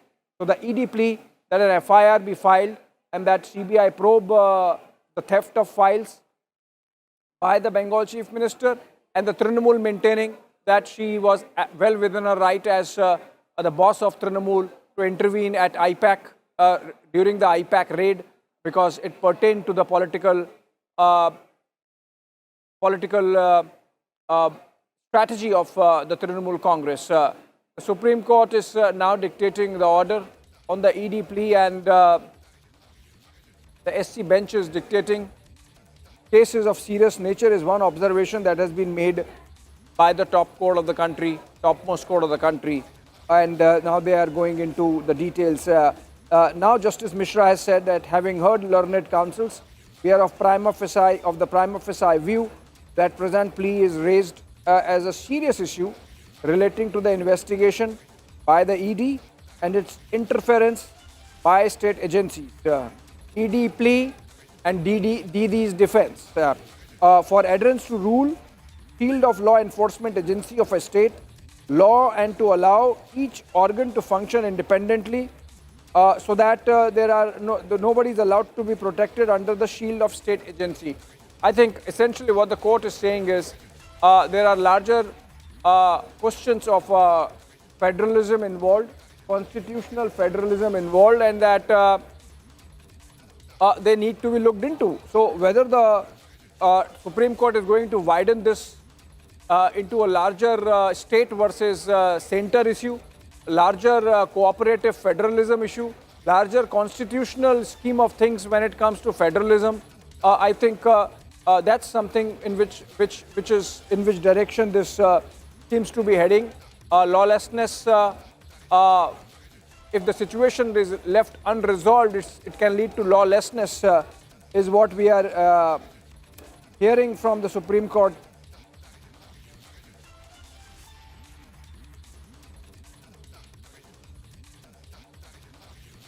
Can we get rhythm? Can we get rhythm on the phone?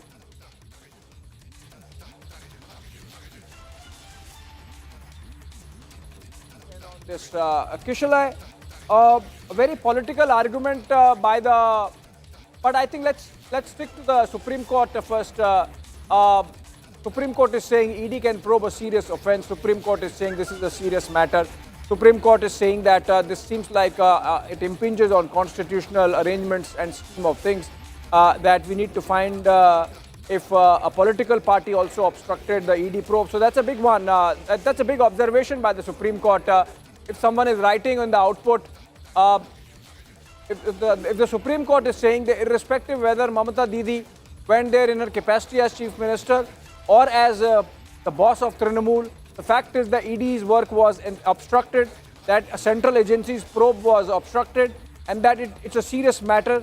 If the situation is not looked into, it can lead to lawlessness, and so we really need to intervene. So Supreme Court has first created a locus for itself for intervening on this, and then has observed that this is a serious matter which can lead to lawlessness if not tackled at this stage. Irrespective of the arguments made, whether Mamata Banerjee went there as Trinamool boss, whether she did take away the material or not, that needs to be investigated. So Supreme Court had issued notice seeking reply in 3 days from the Bengal government. That's a serious enough observation, and Justice Mishra has said that it is directed that respondents shall protect the CCTV footage of the premises searched as on Jan 8. Show cause notice to Mamata government. That's the important takeaway, as also instruction to preserve CCTV footage. Those are two clear set of instructions, and notice is returnable by 3 days.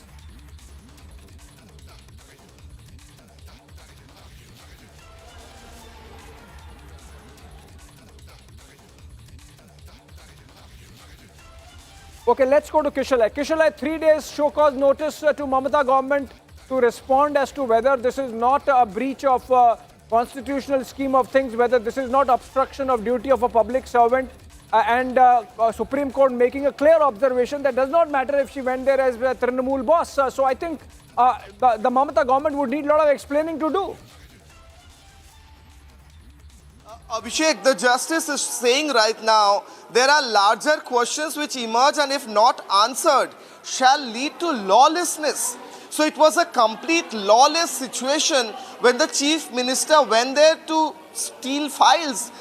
That is what, now the next sentence is, if central agencies are working bona fide to probe a serious offense, a question arises, can they be obstructed by party activities? There is a economic fraud, there is a financial fraud and the central agencies go to probe and then a party supremo will arrive and stop that probe and snatch away all the files is essentially the question that the Supreme Court is asking today.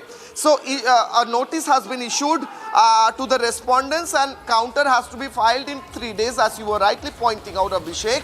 So it has to be answered by the Mamata government, Mamata Banerjee, that why did she obstruct the work of a central agency while they were investigating a serious financial fraud.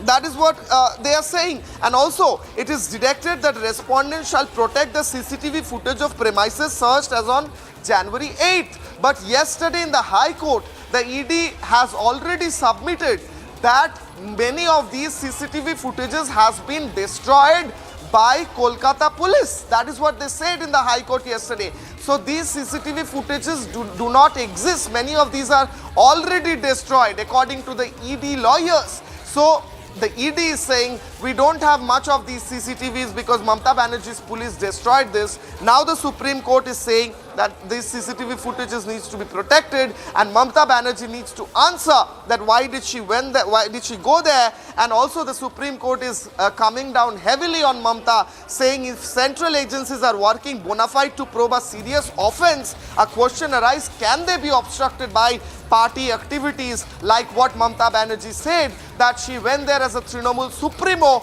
but that is also not allowed. That is essentially the point being made here.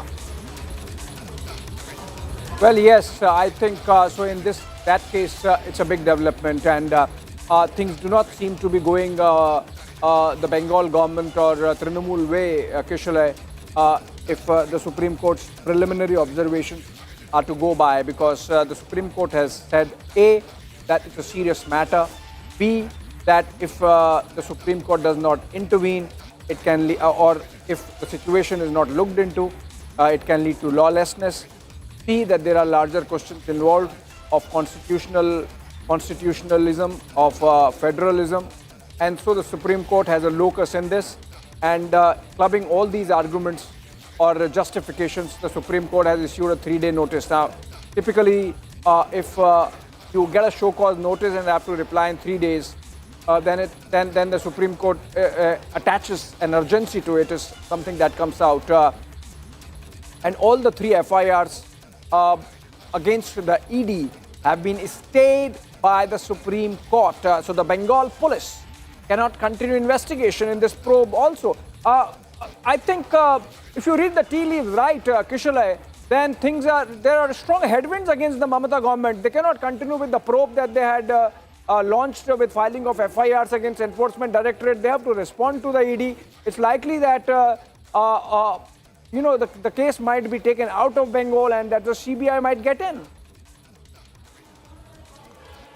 This is the most crucial part, Abhishek. It is also directed, the Justice is saying right now, has said in his order, it is also directed that the FIRs registered against the ED officers shall remain stayed till next date of hearing. The ED was specifically arguing that Kolkata police lodged FIR against them in order to stop the investigation and in order to harass the ED officials who were engaged in investigating these financial frauds against IPAC. So these were politically motivated FIRs done by Mamata Banerjee's police. Now the Supreme Court has stayed those FIRs till the next day of hearing. We are getting to know that the next day of hearing is 3rd February 2026. Till that time, the FIRs against ED officials have been stayed.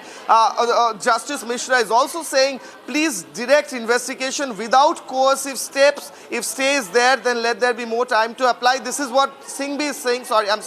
This is what Abhishek Manu Singhvi is saying. Supreme Court is saying, no, we could have passed the order after 10 minutes also, but since so much was argued, it was important to record everything. So this is recorded that all the FIRs against ED officials are now stayed. So So that is a big blow to Mamata Banerjee's police and her government. On the other hand, another big blow is that she has to reply to the Supreme Court about why she intervened in this whole process of investigation, even as a political party supremo. And the Supreme Court has come down heavily on her, saying any financial fraud being investigated, being probed by an investigating agency cannot be stopped by a political party, by a political activity, and this can lead to complete lawlessness. That is what the Supreme Court is observing, and the directions are very clear.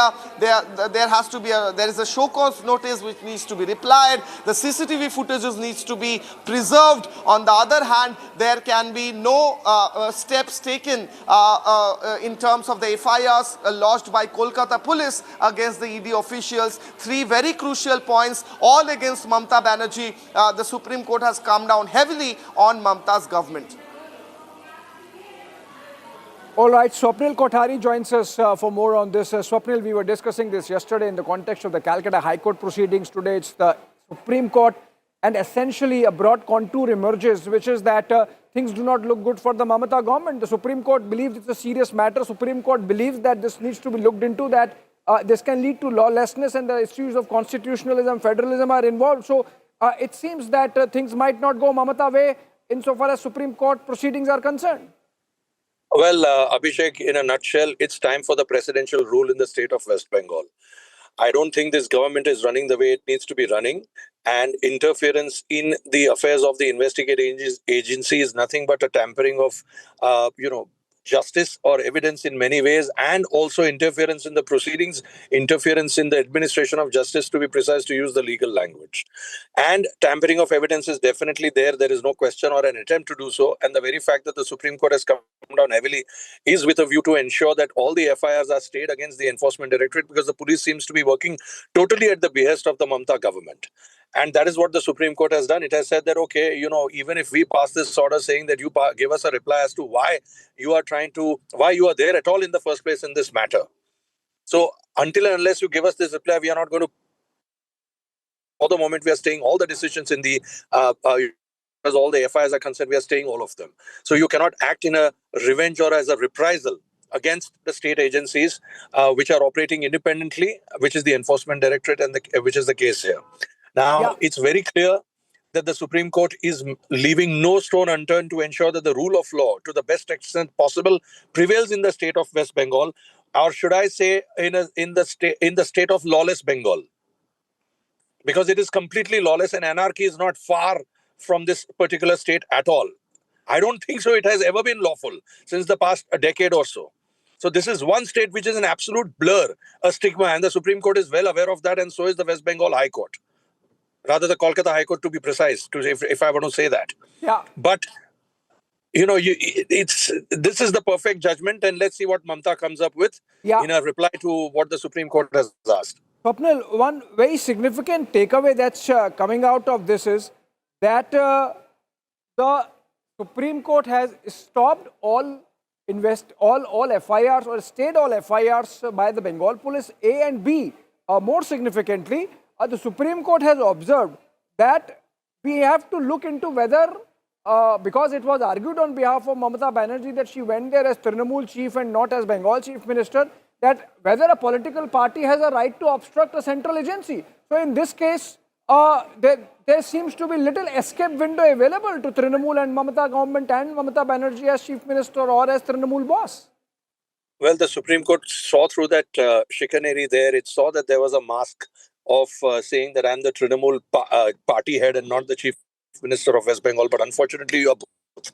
And you have gone there as the chief minister of West Bengal trying to throw your weight around, which has not worked. And the Enforcement Directorate has shown some spine in that and said that, look, you may be whoever, but you're not going to interfere in the administration of justice. And should you do so, we are not going to tolerate that at all. And the Supreme Court has come down very heavily. And that is the reason why you're seeing this kind of a strong language, which you normally don't see when it comes to the Supreme Court or when it comes to, ruling against a political party. Court is trying to ensure that this is just not done. We are not going to tolerate this at all. And that is what this is all about. Yeah, absolutely. And I think we are. Thank you so much, Swapnil, for joining us with your thoughts. And you were very clear that this becomes a case to consider whether you need a president's rule in Bengal. But of course, we are heading into election cycle, so maybe it's all political from here on, because just a couple of months before Bengal has its state assembly elections. We are coming out of this, and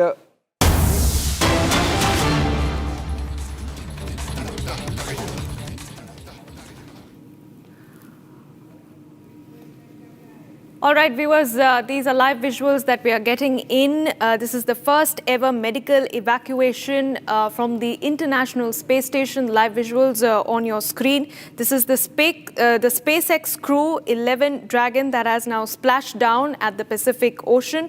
4 astronauts from the United States, Japan, Russia have returned to Earth.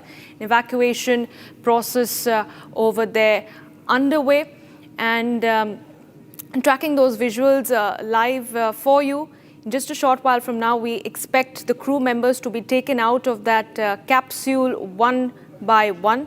This is the SpaceX Crew 11 Dragon that has now splashed down the Pacific Ocean. This is the first ever medical evacuation from the International Space Station.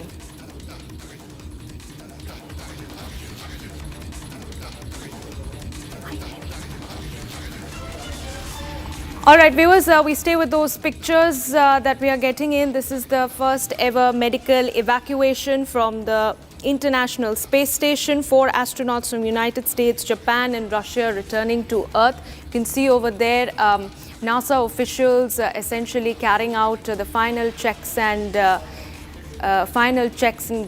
cuts over there before the astronauts are taken out, escorted out of the capsule. They will be met with a team of medical officers over there to help with their immediate medical relief post them coming out of the capsule. These are 4 NASA astronauts who have splashed down safely in the Pacific Ocean of Southern California, marking the first ever medical evacuation. This Crew 11 Dragon spacecraft, named Endeavour, undocked from the ISS at 3:30 a.m. IST on the 15th of January, carrying 4 NASA astronauts, Zena Cardman, Mike Finchke, and another astronaut from Japan and a Roscosmos cosmonaut from Russia. This multinational crew departed about a month ahead of schedule following NASA's January 8th decision for a controlled medical evacuation due to a serious but stable medical issue with one member. NASA Administrator Jared Isaacman had confirmed that the move prioritized ground-based treatment with the patient being stable throughout. However, NASA essentially did not reveal the name of the astronaut at the time, citing privacy and confidentiality. To tell you a little bit about this crew, viewers, this is a multinational mission to the International Space Station, highlighting continued global cooperation in human spaceflight. The 4-member team included astronauts from Japan, United States and Russia. During their stay aboard the International Space Station, the crew conducted scientific experiments, performed maintenance tasks and supported technology demonstrations. This mission highlighted the importance of collaboration in space, even amid challenges, while advancing research in areas like microgravity, human health and Earth observation. The crew essentially re-entered the Earth on Thursday afternoon. In fact, just a short while back, they splashed down, occurred at about 2:11 p.m. Indian time under favorable weather conditions despite pre-dawn darkness near San Diego. As we speak, you can see over there the main door of the capsule being opened, the final checks being carried out by the NASA team over there. We expect one by one all 4 members of the crew to be escorted out and taken to medical center by the team over there. NASA and SpaceX teams on standby.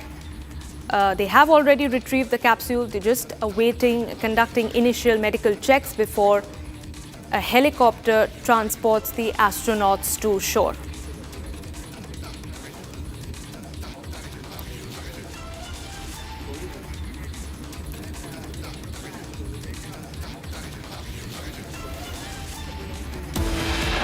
All right, viewers, we slip into a very short break, but on the other side, we'll get you the ground updates from Battleground Mumbai, where polling for the BMC elections is underway. Rolling coverage on Republic TV.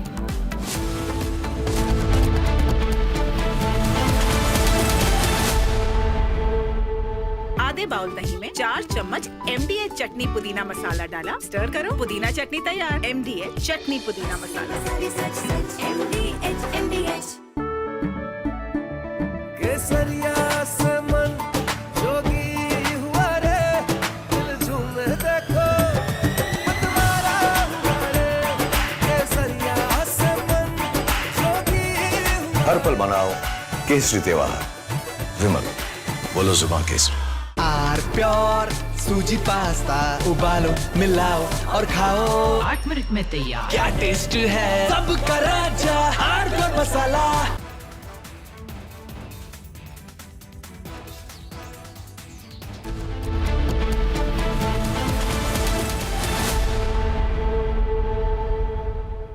आधे bowl दही में 4 चम्मच MDH चटनी पुदीना मसाला डाला, stir करो, पुदीना चटनी तैयार। MDH चटनी पुदीना मसाला। Amity has been ranked India's #1 not-for-profit private university for 11th year, with top 10 ranked institutions in management, engineering, biotech, law, masscom, telecom, hospitality, fashion and more. Yet another top ranking for Amity University.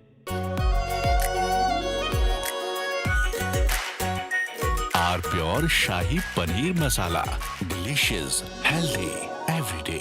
The icy cold waters of the Atlantic Ocean are getting hot, and how? The United States, in an overnight operation, has seized 2 oil tankers, one in the North Atlantic near Iceland, the other one near the Caribbean Sea.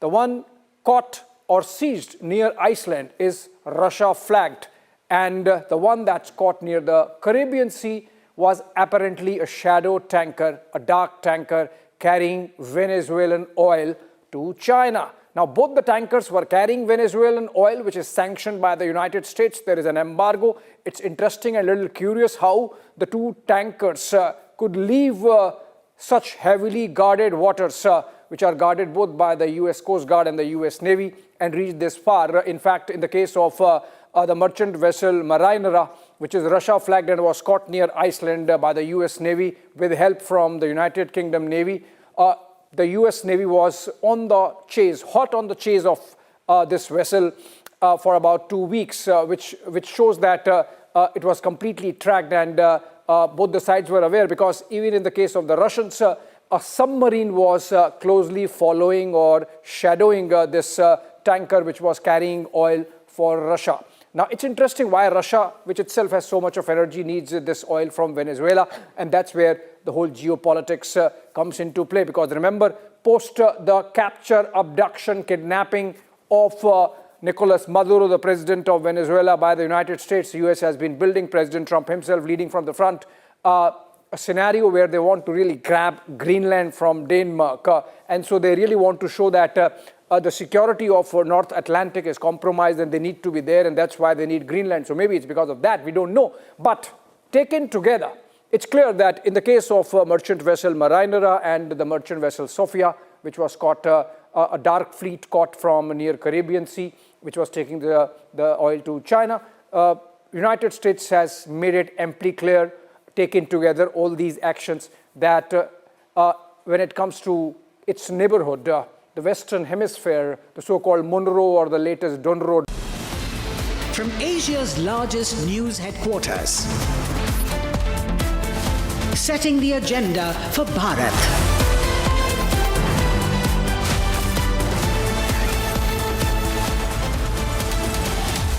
You're watching Republic.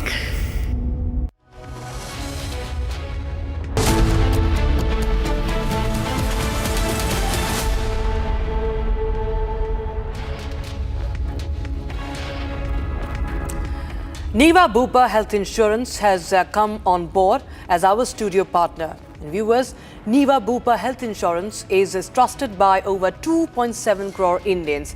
It offers India's first truly unlimited health insurance plan with no limit or coverage.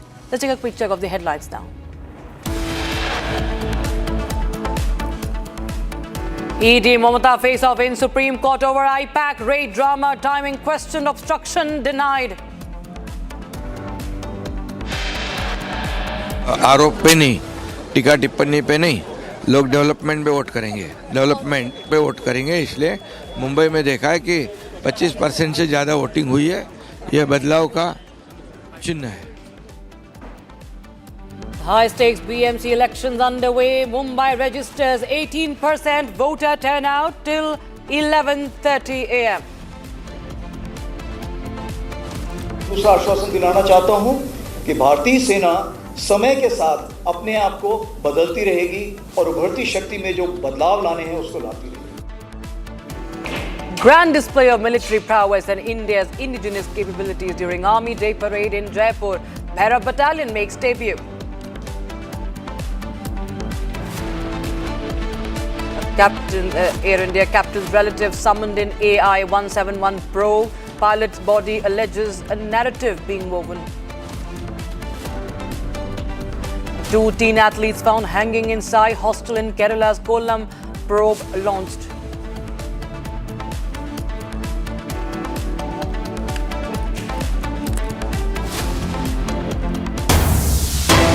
We are going straight across to the visuals that are coming in of the NASA's Crew 11 mission. Astronauts Zena Cardman, Mike Finch, and Japan's Kimiya Yui and Russia's Oleg Platonov were on board. And due to a medical emergency, this mission has been cut short by a month. It is said to be a serious but undisclosed medical condition. That's the breaking news we have right now. Medical condition suffered by one crew member. The astronaut was described as stable, and this was a controlled evacuation. They say that it's not an emergency evacuation, but it's a controlled evacuation. But this is the first in the station's 25-plus year history. Despite models predicting one every few years, the 4 astronauts undocked from the ISS on the 14th of January aboard the SpaceX Dragon capsule that's named Endeavour. And they safely splashed down in the Pacific Ocean off the coast of California early today and early 15th of January. And this event led to a temporary reduction in ISS crew size, leaving a skeleton crew of 3, pausing routine or emergency spacewalks until reinforcement arrived. So this is the breaking news we have right now. NASA completes this is the first medical evacuation from space. All 4 astronauts have returned safely. And NASA astronauts have splashed down safely in the Pacific Ocean. As you can see, live visuals coming in of them ejecting from the spacecraft. Shivam is joining us live on the broadcast. Shivam, the important part is this is the first ever medical evacuation from space. And it's a multinational crew. And the mission has also been cut short. Tell us more details about this, please. Yeah, Rakshita, we are getting the live visuals at this moment. As you can very well see on the screen, the 4 astronauts on board Dragon Endeavour are now slowly, one by one, they're leaving the spacecraft following the splash down to Earth off the coast of California. So this is a part of the emergency evacuation and also live visuals, as you can see. Latest visuals on your television screen. The recovery teams are checking the Dragon Endeavour. The astronauts of a little while ago were strapped into their seats in the pod. Now recovery teams, they entered, they climbed on the Dragon, they did the final checks before the astronauts started disembarking. And these are the visuals, latest exclusive visuals on a television screen on Republic TV right now, which we are seeing. This is an emergency evacuation. Now this Crew 11 just splashed down to Earth and were meant to stay on the ISS for another month. They were supposed to be on ISS for more than a month, and now they arrived last August for a standard 6.5 month stay. But last Thursday, NASA called off a planned spacewalk abruptly, and 4 hours later, the agency reported that a crew member had a medical issue. So because of that medical issue, it became quickly clear that the problem was serious. So it's because of a medical issue which was quite serious that they decided for this evacuation. So they have just splashed down, and these are the latest visuals that we were getting of the emergency evacuation. As you can see on your screens, NASA called off a planned spacewalk abruptly, and 4 hours later the agency said that a crew member had a serious medical issue and it could not be solved there, and they had to come down. We're getting the latest visuals also, the latest visuals on your television screen. As you can see, these were the live visuals. Most of them have disembarked. We are getting the visuals. This was a splashdown, live feed we showed you, and NASA called off the spacewalk abruptly because of a medical condition. They did not exactly disclose what was the reason of the illness, what kind of issue the crew member was facing due to privacy reasons, but NASA just cannot just bring one person home, so all of them had to come together for reason safety.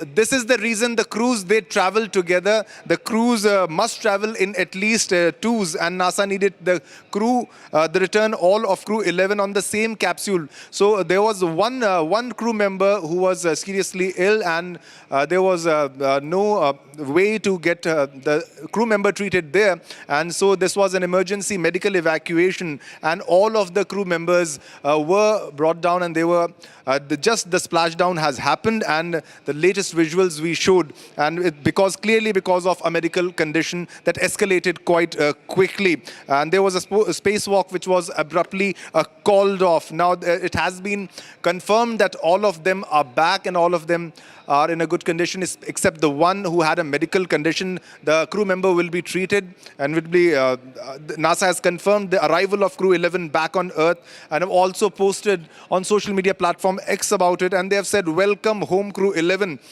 This is the SpaceX Dragon spacecraft which splashed down off the coast of San Diego, California. Exclusive pictures, exclusive visuals on your screen, as you can see.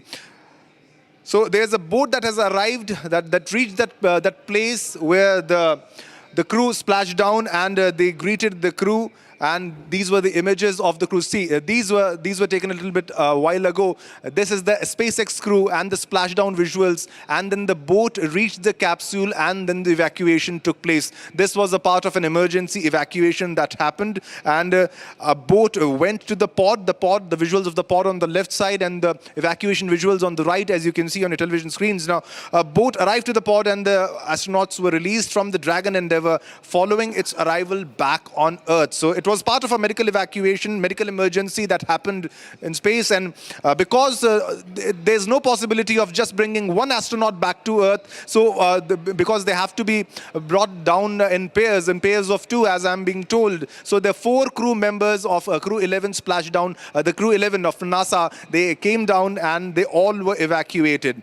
Latest exclusive pictures on your television screen of the splashdown and of the evacuation, the emergency evacuation, which has happened, and this is coming from California. The evacuation is almost complete. The 4 astronauts have splashed back down to Earth following the early departure from the International Space Station. They have come down from the International Space Station. This was an emergency evacuation from space to Earth, and they are back home on Earth. And now the crew member who had a medical condition will get treatment, will get all that could have not been possible in space. So this was a critical emergency evacuation which was conducted by NASA, and this is the capsule that has come back. The 4 astronauts who make up crew 11 are Mike Finke and Zena Cardman, Japan's Kimia Yui, and cosmonaut Oleg Platonov. Over to you, Rakshita. Right. Thank you so much, Shivam, for joining us with the details coming in on that story. The emergency evacuation that is underway right now at the ISS. And now, viewers, we shift our focus to the story that is coming in from the aviation sector. Now, on 14th of January, Air India Airbus 350 was operating flight Air India 101, sector Delhi to New York. And now the aircraft was air-turned back to Delhi owing to Iran airspace closure. So the aircraft landed safely at Delhi, but post the landing, during taxiing to the bay, aircraft was involved in a ground incident, resulting into damage, engineering damage. Aircraft was parked on bay number 244. Okay, we'll try and get you more details on that. The engine has been damaged after the turn back from Iran. So once it was coming to Delhi, it landed on the ground. There was some issue with the engine. So Air India flight from Delhi to New York turned back to Delhi, and then okay, my colleague Harsha is joining us on the phone line for more. Harsha, tell us more details about this incident where the engine has been damaged after landing, it seems.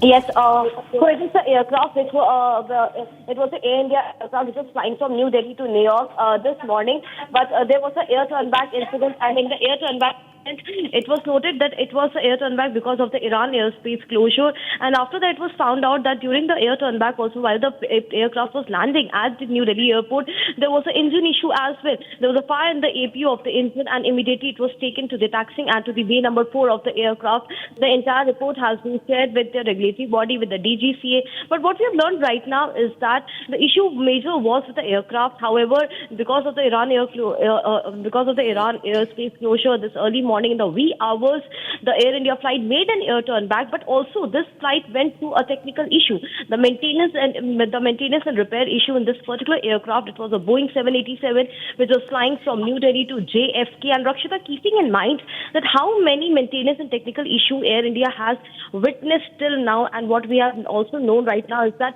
this particular aircraft would have flown to JFK, and if there would not have been an air turn back because of the Iran airspace closure, it would have also majorly diverted because of the technical issue in the aircraft itself. There was a problem in the engine of the aircraft which was known to the authorities only upon the air turn back and when the aircraft landed at New Delhi airport.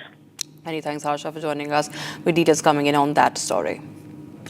And now, viewers, it is a day of celebrating the Indian Army, saluting the sacrifices and the valor of Indian Army. And today, this Army Day becomes very, very special because it's debut for the Bhairav Battalion, the newest and the fastest raised combat battalion of the Indian Army. And on the occasion of Army Day, Republic takes you inside the operational gist of this battalion that was raised after Operation Sindoor. Bhairav Battalion is a unit with deadly precision, technical spearhead, and all-round combat that's already deployed at the northern and western front.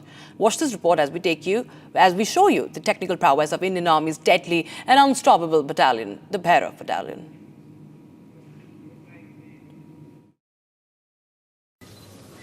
Army day की आप सबको हार्दिक बधाई और सेना दिवस 2026 के अवसर पर ऐतिहासिक और सुंदर शहर जयपुर में आप सभी से बातचीत करना मेरे लिए गर्व की बात है।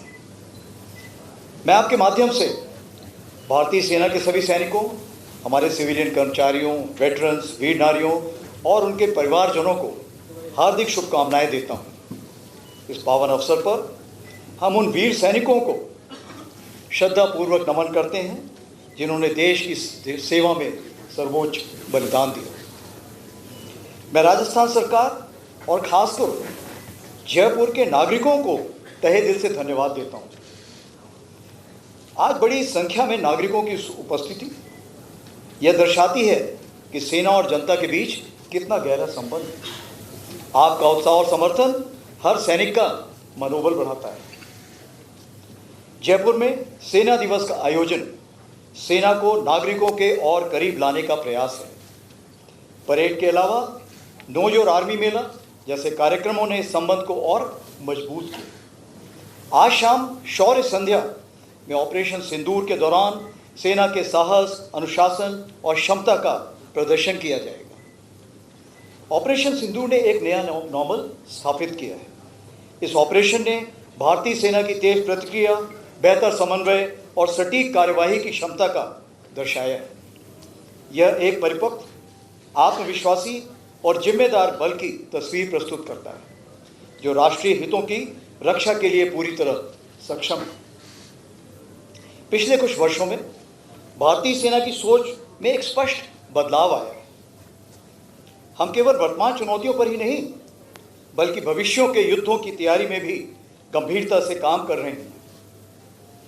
इसी दिशा में नई संरचनाएं यानी नए स्ट्रक्चर्स बनाए जा रहे हैं जिन्हें भविष्य की आवश्यकताओं के अनुसार इक्विप और ट्रेन किया जा रहा है।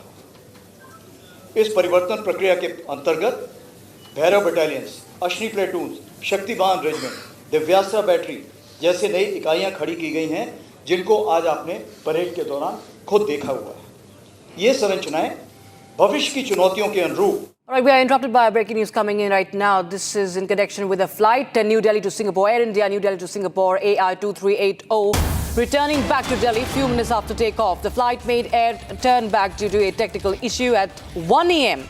This was the past night, midnight, 1 a.m.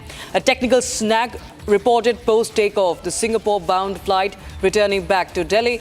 And that's the latest news we are getting in right now. Air India Delhi to Singapore flight returned back to Delhi after a technical snag was reported after takeoff of this flight. The reason behind this we do not know yet. We'll try and connect with our correspondent on ground tracking the aviation sector on this update that is coming in. It's the AI2380 flight that reported a technical snag post takeoff. This happened around 1 a.m. This is a Singapore-bound flight that returned back to Delhi.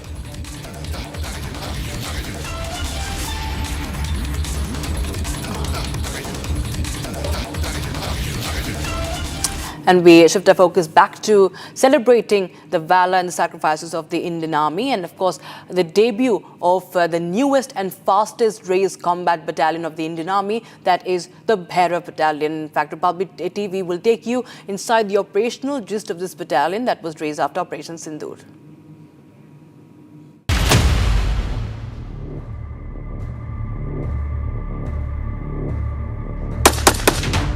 A crucial lesson from Operation Sindoor. A battalion built for battlefield extending far beyond traditional ground. आज की भारतीय सेना न केवल वर्तमान चुनौतियों का सफलतापूर्वक सामना कर रही, बल्कि हम नित्य प्रतिदिन एक परिवर्तनशील, आधुनिक और भविष्य उन्मुख शक्ति के रूप में तेजी से अग्रसर हो रहे हैं। इसके अंतर्गत रुद्र के रूप में नई ऑल आर्म्स ब्रिगेड का गठन किया जा रहा है, जिसका सैंक्शन मैंने कल ही दिया है, जिसमें infantry, mechanised infantry, armoured units, artillery, special forces, unmanned aerial system जैसे फाइटिंग कंपोनेंट्स को एक साथ रखा जाएगा और विशेष रूप से तैयार किया जाएगा, जिसमें शामिल लॉजिस्टिक सपोर्ट और कॉम्बैट सपोर्ट होंगे। इसी क्रम में भैरव लाइट कमांडो बटालियन के रूप में एजाइल और घातक स्पेशल फोर्सेस का गठन किया गया है, जो सीमाओं पर शत्रु को चौंकाने के लिए हमेशा तैयार है।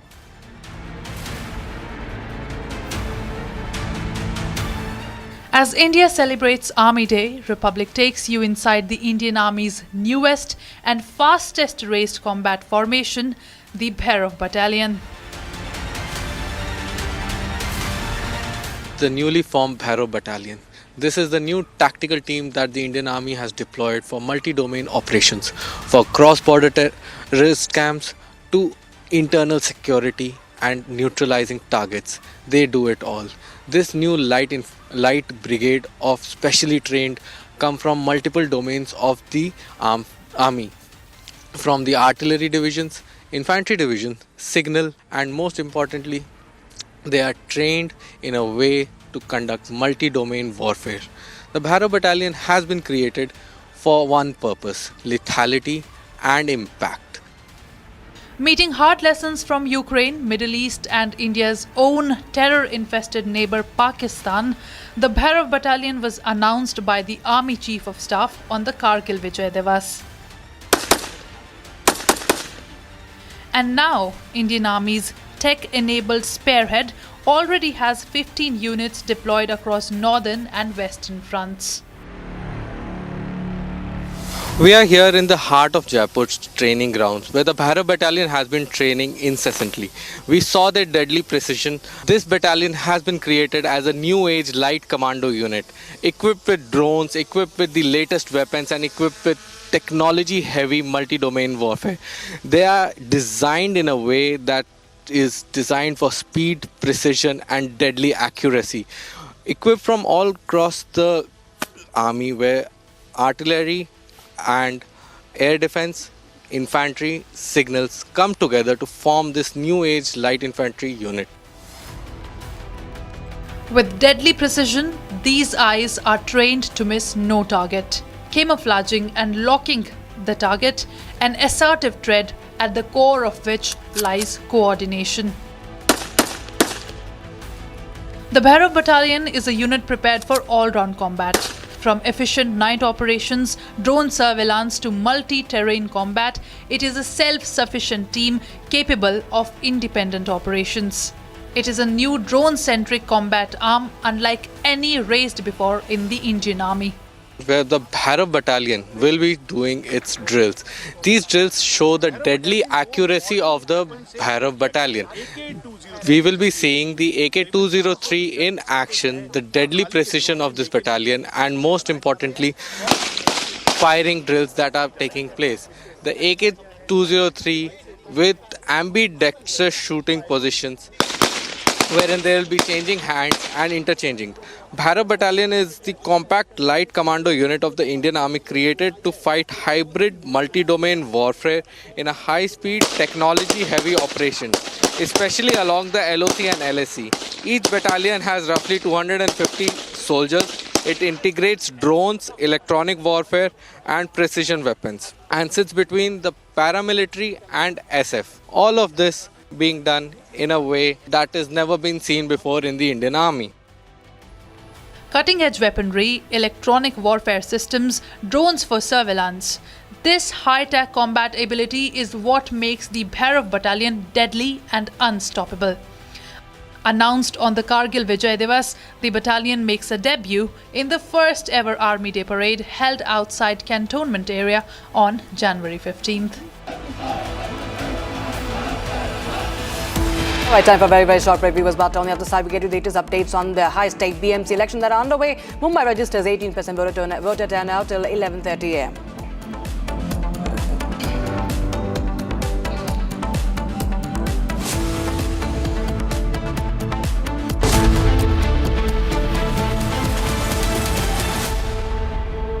ये है सीक्रेट रेसिपी MDH का जीरा सिप जल जीरा मसाला। सिप सिप जीरा सिप MDH का जल जीरा सिप MDH का जल जीरा SIP.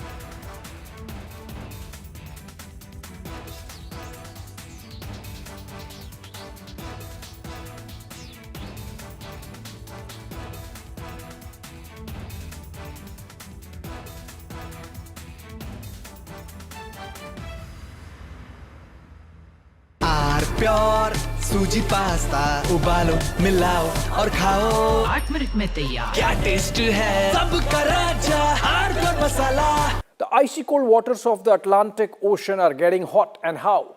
The United States, in an overnight operation, has seized 2 oil tankers, one in the North Atlantic near Iceland, the other one near the Caribbean Sea. The one caught or seized near Iceland is Russia flagged, and the one that's caught near the Caribbean Sea was apparently a shadow tanker, a dark tanker carrying Venezuelan oil to China. Now, both the tankers were carrying Venezuelan oil, which is sanctioned by the United States. There is an embargo. It's interesting and a little curious how the 2 tankers could leave such heavily guarded waters, which are guarded both by the US Coast Guard and the US Navy, and reach this far. In fact, in the case of the merchant vessel Marinera, which is Russia flagged and was caught near Iceland by the US Navy with help from the United Kingdom Navy. The US Navy was on the chase, hot on the chase of this vessel for about 2 weeks, which shows that it was completely tracked, and both the sides were aware, because even in the case of the Russians, a submarine was closely following or shadowing this tanker which was carrying oil for Russia. Now, it's interesting why Russia, which itself has so much of energy, needs this oil from Venezuela, and that's where the whole geopolitics comes into play. Because remember, post the capture, abduction, kidnapping of Nicolas Maduro, the president of Venezuela, by the United States, the US has been building, President Trump himself leading from the front, a scenario where they want to really grab Greenland from Denmark. And so they really want to show that the security of North Atlantic is compromised and they need to be there, and that's why they need Greenland. So maybe it's because of that, we don't know. But taken together, it's clear that in the case of merchant vessel Marinera and the merchant vessel Sofia, which was caught, a dark fleet caught from near Caribbean Sea, which was taking the oil to China. Viewers, coming up at 6 stories at 6. ED versus Mamta battle reaches the Supreme Court. Supreme Court stays all FIRs against ED officials. And we also see that Maharashtra is voting in the civic body polls. Big battle in Pune and Mumbai. The results are tomorrow. All this and much more coming up on 6 stories at 6. MDH की हल्दी मिर्ची धनिया करे कमाल, ये रंग दे, ये खुशबू दे, ये तीखा, ये कम पड़े, क्या निराला MDH मसाला। केसरिया से मन जोगी हुआ रे, दिल झूमे देखो, मतवारा हुआ रे, केसरिया से मन जोगी हुआ। हर पल मनाओ केसरी त्योहार। विमल, बोलो जुबान केसरी। थोड़े में ज्यादा स्वाद, यही तो है इसकी खास बात। वाओ मामा, क्या स्वाद है? अरे मेरे राजा। The icy cold waters of the Atlantic Ocean are getting hot, and how? The United States, in an overnight operation, has seized 2 oil tankers, one in the North Atlantic near Iceland, the other one near the Caribbean Sea. The one caught or seized near Iceland is Russia flagged, and the one that's caught near the Caribbean Sea was apparently a shadow tanker, a dark tanker carrying Venezuelan oil to China. Now, both the tankers were carrying Venezuelan oil, which is sanctioned by the United States. There is an embargo. It's interesting and a little curious how the 2 tankers could leave such heavily guarded waters, which are guarded both by the US Coast Guard and the US Navy, and reach this far. In fact, in the case of the merchant vessel Marinera, which is Russia flagged and was caught near Iceland by the US Navy with help from the United Kingdom Navy, the US Navy was on the chase, hot on the chase of this vessel for about 2 weeks, which shows that it was completely tracked, and both the sides were aware, because even in the case of the Russians, a submarine was closely following or shadowing this tanker which was carrying oil for Russia. Now, it's interesting why.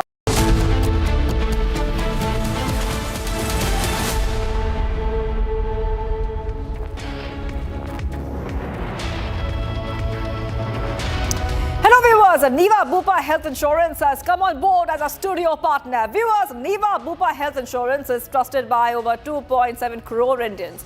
It offers India's first truly unlimited health insurance plan with no limit on coverage. It's time for the headlines.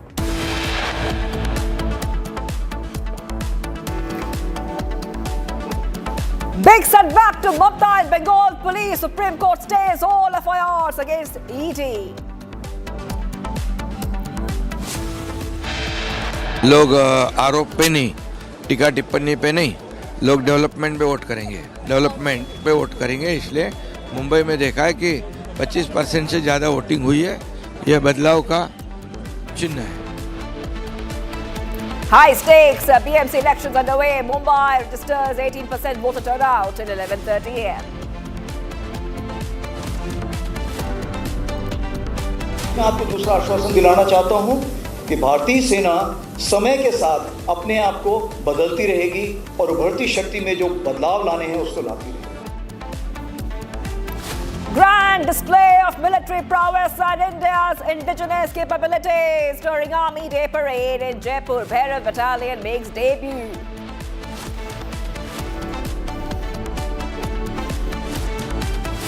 Captain's relative summoned in the Air India 171 probe. Pilot's body alleges narrative.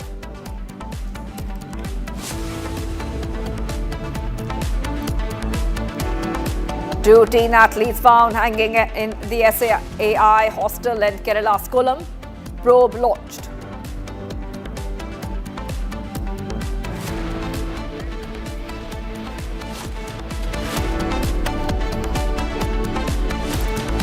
Viewers, getting some breaking news coming in. The ED has now presented explosive evidence in the Supreme Court through an affidavit, now revealing WhatsApp chats that allegedly have demonstrated how legal officers, viewers, and supporters were mobilized to create chaos and obstruct proceedings in the Calcutta High Court. Now, this relates to disturbances during a hearing linked to ED raids on IPAC premises. Republic TV has got this information. And we'll just tell you exactly what is happening. So this ED has presented explosive evidence in the Supreme Court through an affidavit revealing WhatsApp chats that allegedly demonstrated how legal officers and supporters were mobilized to create chaos and obstruct proceedings in the Calcutta High Court. ED shows a WhatsApp chat of how attempt was made to block the court. We'll put it out for you in a short while from now. And this WhatsApp chat and ED affidavit shows how legal officers were mobilized. WhatsApp chat shown in Supreme Court access by Republic TV. I want to go across to Kishore is joining us live. Kishore, if you could help our viewers, we have got that WhatsApp chat, by the way. Kishore, if you could just tell our viewers exactly what is in that WhatsApp chat. It's very clear that the attempt was made to block the court, and this has been accessed by Republic TV. Well, exactly. This exclusive access to this WhatsApp chat leads to a lot of information that has now come to fore. First of all, this WhatsApp chat in this particular group that relates to the TMC legal cell at Calcutta High Court. This WhatsApp message says, today 9/1/2026, court number 5, item number 10, please come everyone. Everyone should come there. Why would everyone come there? The question is, why would everyone come to the courtroom number 5, item number 10, when the item number 10 is heard? What was the connection to this in Trinamool Legal Cell group? Because that time, this particular case of IPAC and Mamta Banerjee against ED and ED against Mamta Banerjee and IPAC, this was going on. This was heard. And we know that complete ruckus ushered in after that. Complete ruckus ushered in that whole situation where the hearing had to be adjourned just because these people came inside the courtroom, rushed in and created chaos. On the other hand, in the same message, in this next point, it has been said that gathering at 1 p.m. at B gate, come everyone, we will go to the procession of Honorable CM Mamta Banerjee. Buses and vehicles are arranged. So first of all these legal cell members, TMC legal cell members will come to the courtroom, they'll create a ruckus, they'll adjourn the hearing and they'll assemble at gate number B and they will take vehicles to go to Mamta Banerjee's rally. This is what the TMC was doing inside the High Court. TMC lawyers, legal cell members were doing inside the High Court, and this is what happened. Why the High Court hearing had to be adjourned, so that the TMC could buy more time, so that Mamta Banerjee could buy more time and set up her argument, set up a strategy, put more lawyers. So now it is very clear that it was all pre-planned so that her argument, the whole case will be adjourned so that her argument could be strategized even better. So this is completely illegal to pre-plan a chaos inside a High Court courtroom and ensure and force the situation where the hearing will be adjourned. High Court runs because we pay taxes, common people pay taxes, and now these TMC advocates and legal cell members allegedly stopped the hearing in order to buy more time for Mamta Banerjee. Exclusive WhatsApp chats accessed by Republic TV. Yes, and on the backdrop of that, Kishore, we see that the SG Tushar Mehta had also said that to the Supreme Court, that was a case where mobocracy, he's called it mobocracy, replaces democracy. In the backdrop of this, we have got these WhatsApp chats, Kishore.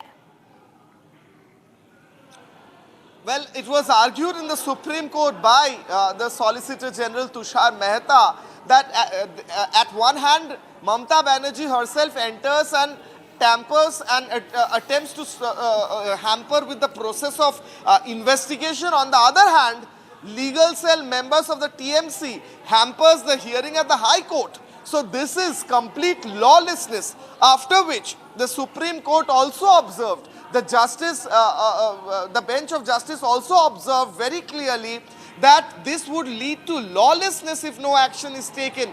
They also pointed out how it is highly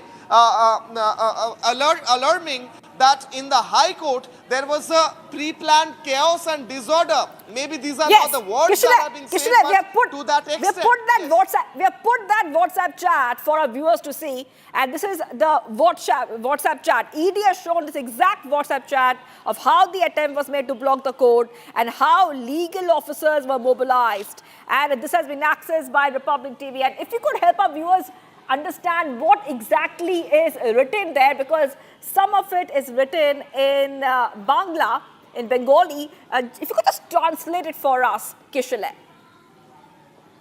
Well, exactly. I'll do that. This is allegedly a Trinamool Congress legal cell WhatsApp group. Now, someone named Rama Haldar or Rama Haldar is sending a notice. It's written notice. And the first notice is number 1 below notice is sent around, I believe, 9:43 a.m. 9:43 a.m. That is the time in which this message is sent. During this time, the message was sent in the group, and I'll read out.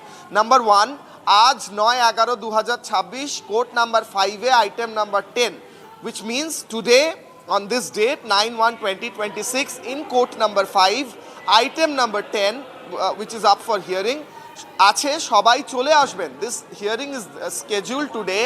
সবাই চলে আসবেন, which means everyone come there, everyone assemble there. Everyone should organize themselves and come to that courtroom at that particular time. Why? This has never happened. If a hearing is going on, only the parties which are connected to that hearing with that case would be present. Why everyone would be arranged like a political party meeting in a courtroom is a question. Now, the second point, number 2. আজ দুপুর 1টার সময় B গেটে জমায়েত. Today, around afternoon 1 p.m., there is a gathering at gate number B of the High Court. সবাই চলে আসবেন, মাননীয় মুখ্যমন্ত্রী মমতা বন্দ্যোপাধ্যায়ের মিছিলে যাওয়া হবে. Everyone come, and after that we all will be going to the rally by Chief Minister, Honorable Chief Minister Mamata Banerjee. বাস ও গাড়ির ব্যবস্থা আছে. There are arrangements of bus and cars. Anit Kumar Das, convener, High Court. This is probably the person who is the convener of the TMC legal cell. Allegedly, his name is Anit Kumar Das of the High Court, and he is sending this message. So it's very clear the ruckus that happened, the chaos that happened, the situation that went out of hand so that the hearing had to be adjourned because of the situation was pre-planned by allegedly TMC legal cell workers, members and advocates. And they planned it, and then after creating ruckus, they went to Mamata Banerjee's rally. This is what happens in a high court in Bengal, Mamata Banerjee's Bengal. Yes, and Kishore, now that the Supreme Court had issued notice to the Bengal government, what is next? Because now they have given time for the Bengal government to come out with a counter. So what can we expect next in this development? Well, there has been 3 major developments. Number 1, there has been a notice issued to Mamata Banerjee. She has to answer that. She has to answer why she, being a political party leader, went to stop and interrupt an investigation of a money laundering case which connects with a corporate company. She has to answer to that. She has to answer why she interrupted and took away those files.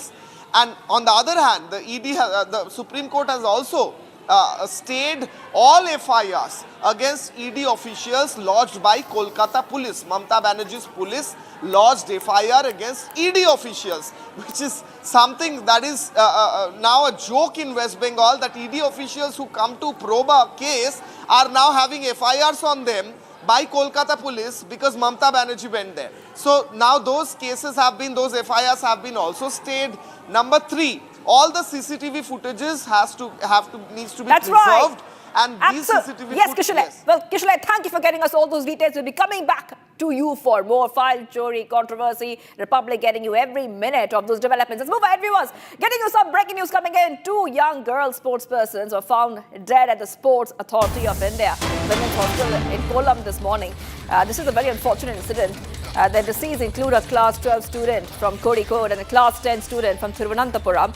They were found hanging from the ceiling fans inside their hostel room. The reason behind A suspected suicide is not yet known. The Kollam City Police Commissioner and the senior police officials reached the hostel soon after the incident. Police have launched an investigation into these deaths. So the investigation has been launched. These are two young girl sportsperson found dead at the Sports Authority of India. So what exactly is the investigation pointing to? Well, I'll have to go across to Shankar, joining us live from Thiruvananthapuram. Shankar, what updates do we have? All right, we'll go back to Shankar in a short while from now.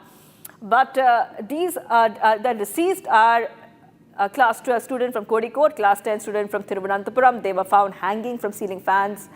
The reason behind this incident is not known yet. So the focus would be shifting to the investigation. The Kollam City Police Commissioner and the senior police officials reached the hostel after the incident, and the police have now launched an investigation into those deaths. All right, let's move ahead to some of the other stories we're tracking on Republic TV. And Pooch police attaches property of Pakistan-based terror handler Abdul Aziz in the Mandi area. Now, Pooch police have now attached an immovable property belonging to the Pakistan-based terror handler. The attached property, viewers, comprises of around 14 marlas of land falling under Khasra numbers 491, situated in the Tehsil Mandi district, Pooch, with an assessed value of approximately 22.05 lakh. Attached property belongs to Abdul Aziz, son of Ahmeda, resident of the Chamber, Kanari. Okay, so property attached to of a Pakistan terror handler. Pakistan handler's rupees 22 lakh property has been seized. Okay, so let's go straight across to my colleague here coming in. Okay, Pooch police has targeted the Pakistan-based terrorist land. And to understand more about this terrorist and this Pakistan handler, I want to go across to my colleague Gursimran, who will tell us more. Yes, Gursimran.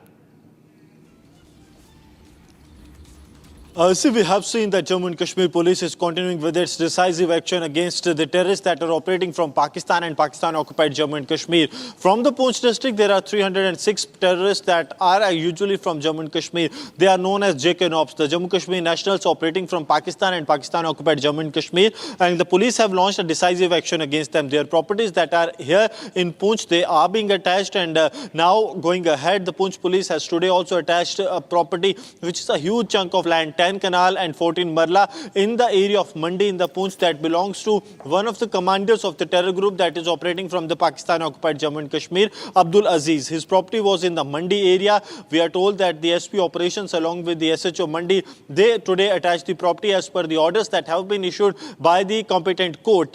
This is part of a larger crackdown on the terror ecosystem, because what the agencies have got to know that these terrorists are planning to sell off their lands that are in Jammu and Kashmir, and then to use the money that is minted from the selling of land for the terror activities. So as part of the ongoing crackdown, the property of one more terror handler operating from Pakistan and Pakistan-occupied Jammu and Kashmir, his property has now been attached by the Jammu and Kashmir police. We are told that in days to come, there will be more such actions that will take place. If you remember that last week, there was another attachment of the property that was done by the Poonch police.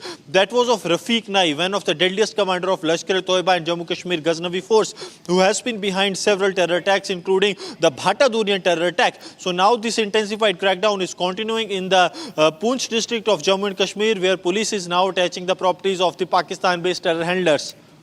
Right, well, thank you for getting us all those details, Gursimran. I will be coming back to you for more on this story. Pooch police targets Pakistan-based terrorist land.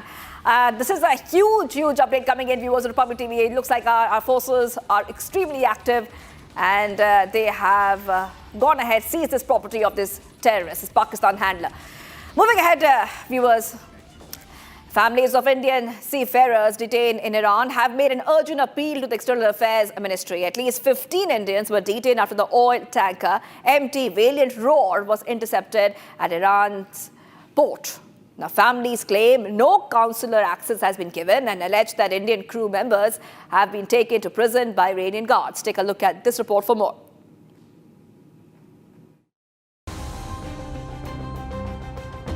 Families of Indian seafarers detained in Iran have made a desperate appeal to the Ministry of External Affairs, seeking urgent diplomatic intervention. At least 15 Indian crew members were detained after the oil tanker MT Valiant Roar was intercepted at Bandar Abbas port in Iran.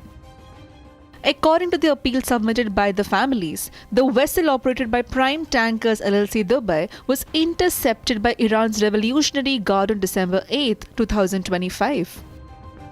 The ship had 17 to 18 crew members on board, including 15 nationals. Families claim that on January 6, 2026, 10 crew members were taken into custody and jailed by Iran authorities. They say 6 to 7 crew members, including the captain, continue to remain on board the vessel. The families allege that they have had no contact with the detained seafarers and have received no official information on their location, health, legal status, or charges. Republic TV spoke to the families of the detained Indian seafarers. The families claim that no consular access has been provided to any of the Indian crew members so far. With regards to the response that you all have got so far, you are saying that it's almost been a month since the detention has actually taken place. Now the latest information coming in of the fact that the crew members have been taken into the prison. Have they actually told you what are the charges and what is your window of communication right now? No, sir, nothing. There are no charges. I mean, we cannot get. I have tried with various sources. Even the consulates or the ambassador, they are not aware of the charges yet. Even the master on board, they are not aware of the charges yet. They don't have any information what are the charges, why they have been taken to prison, no idea. And whoever you speak to, all of them are giving a vague reasons of taking them to prison. At the moment, nothing is, we really cannot understand what actually is the scenario. Of late, since the internet in Iran has been shut down, the communication is still like now we are not able to get in touch with the consulates or even the ambassador. So whatever information I'm getting from the master on board. The incident comes amid ongoing protests and heightened tensions in Iran, raising serious concerns over the safety and rights of Indian seafarers. Families are now urging the government of India to ensure consular access, ascertain the well-being of the crew, and work towards their early release and safe return. Much coming up. Big setback to Mamta and Bengal Police. Supreme Court stays all FIRs against ED. Stay tuned.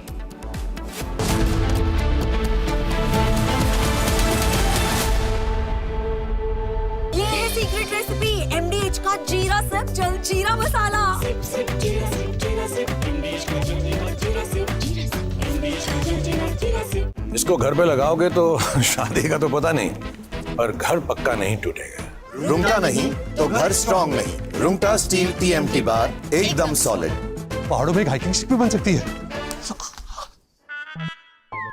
थोड़े में ज्यादा स्वाद यही तो है इसकी खास बात। वाओ मामा क्या स्वाद है। अरे मेरे राजा मसाला।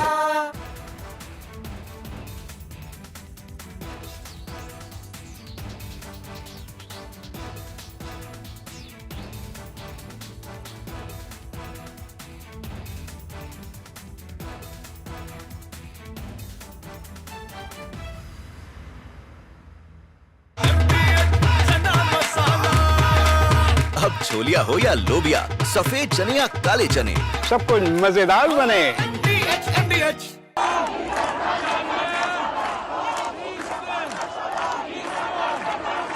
Iran is boiling. Iranians are protesting against the Khamenei regime.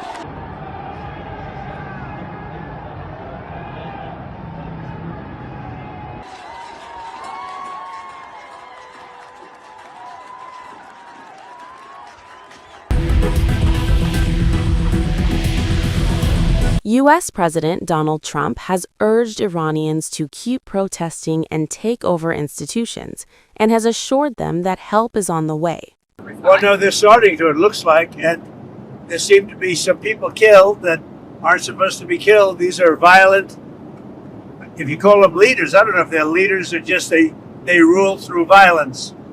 But we're looking at it very seriously. The military is looking at it, and we're looking at some very strong options. We'll make a determination. Well, if they do that, we'll consider things targets that they wouldn't believe. If they do that, we will hit them at levels that they've never been hit before.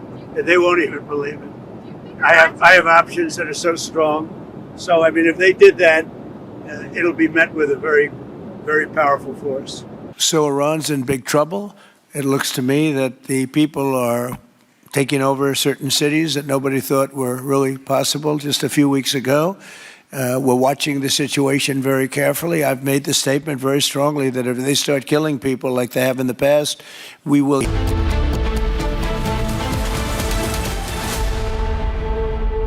MDH की हल्दी मिर्ची धनिया करे कमाल ये रंग दे ये खुशबू दे ये तीखा ये कम पड़े क्या निराला MDH masala Amity has been ranked India's #1 not-for-profit private university for 11th year, with top 10 ranked institutions in management, engineering, biotech, law, masscom, telecom, hospitality, fashion and more.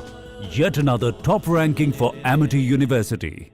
Are pure सूजी पास्ता उबालो मिलाओ और खाओ 8 minute में तैयार क्या taste है सबका राजा R Pure masala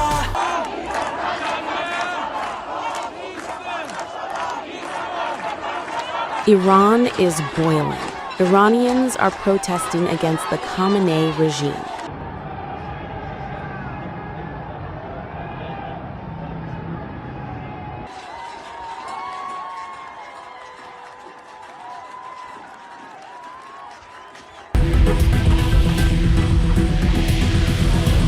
U.S. President Donald Trump has urged Iranians to keep protesting and take over institutions, and has assured them that help is on the way. Well, no, they're starting to, it looks like, and there seem to be some people killed that aren't supposed to be killed. These are violent, if you call them leaders, I don't know if they're leaders or just they rule through violence. But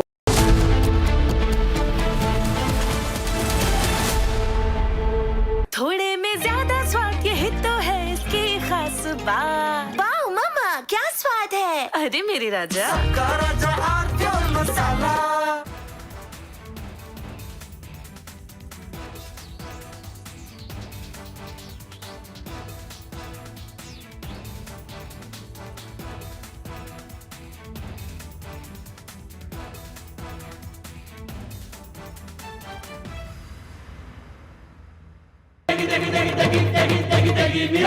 MDH की देगी मिर्च देगी मिर्च का तड़का अंग अंग फड़का MDH की देगी मिर्च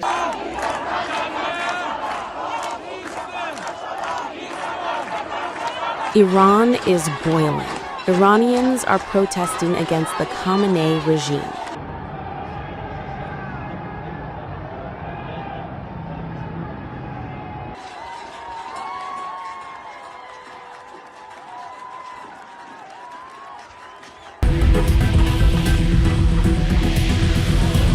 U.S. President Donald Trump has urged Iranians to keep protesting and take over institutions, and has assured them that help is on the way.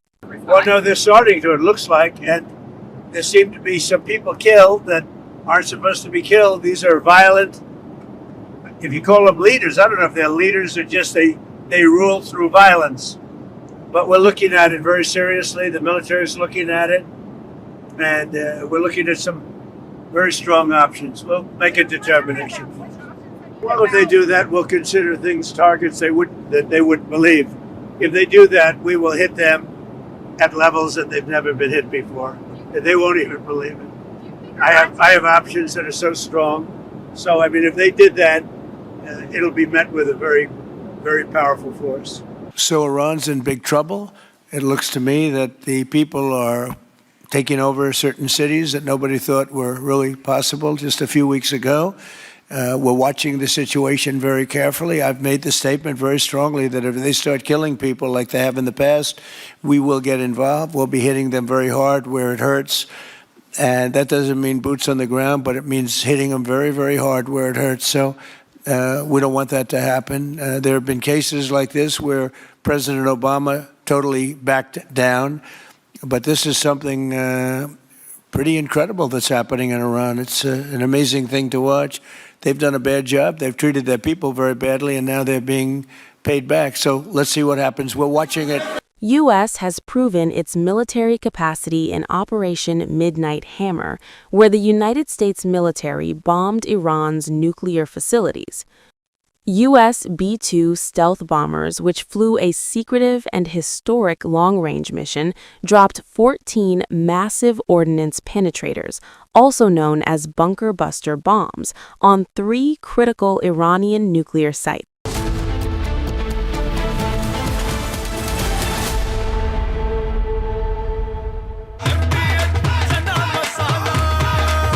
अब छोलिया हो या लोबिया, सफेद चने या काले चने, सब कुछ मजेदार बने।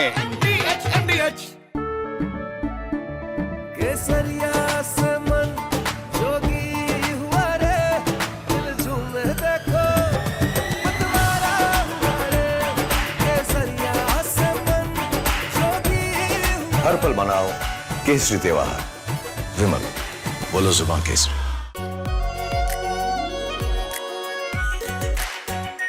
Are pure shahi paneer masala, delicious, healthy every day.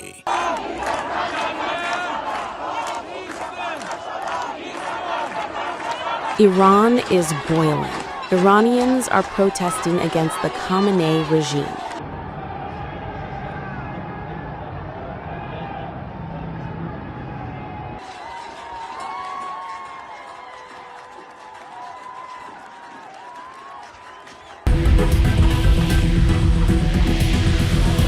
U.S. President Donald Trump has urged Iranians to keep protesting and take over institutions, and has assured them that help is on the way. Well, no, they're starting to, it looks like, and there seem to be some people killed that aren't supposed to be killed. These are violent, if you call them leaders, I don't know if they're leaders or just they rule through violence.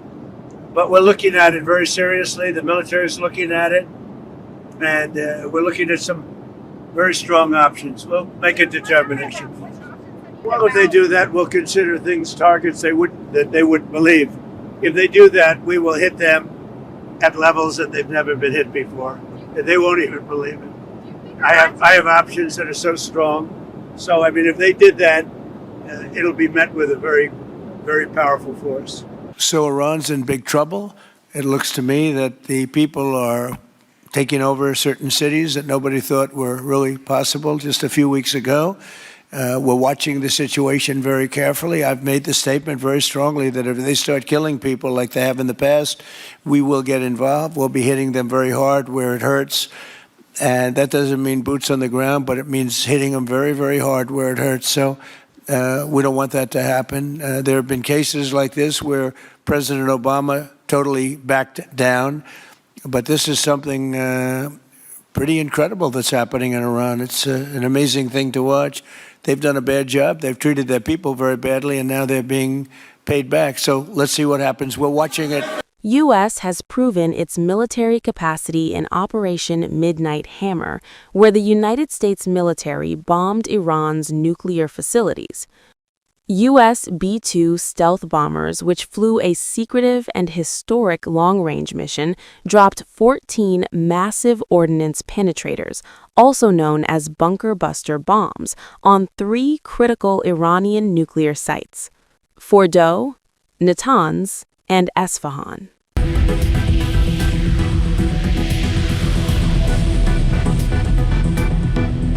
As the situation between the U.S. and Iran escalates further, Israel's official state aircraft, Wing of Zion, has departed from Nevatim Air Force Base. The aircraft, which contains a private office, from Asia's largest news headquarters, setting the agenda for Bharat.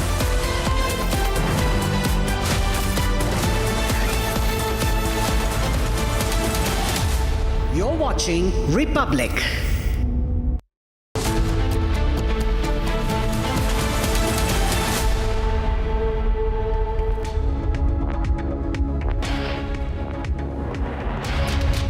Good evening, viewers. Niva Bupa Health Insurance has come on board as our studio partner.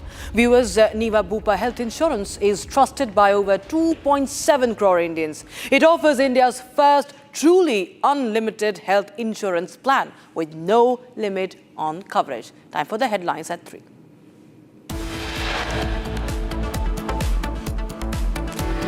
Right, time for the headlines at 4, and it's a big setback to Mamata Banerjee and Bengal Police. Supreme Court stays all FIRs against the Enforcement Directorate.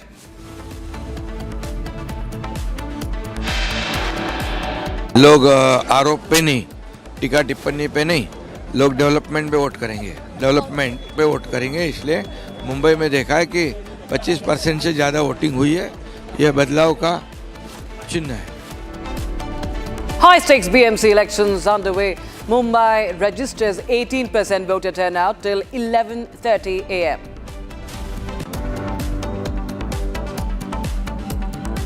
मैं आपको दूसरा आश्वासन दिलाना चाहता हूं कि भारतीय सेना समय के साथ अपने आप को बदलती रहेगी और उभरती शक्ति में जो बदलाव लाने हैं उसको लाती रहेगी. Grand display of military prowess and India's indigenous capabilities during Army Day parade in Jaipur. The Bhaira Battalion makes debut.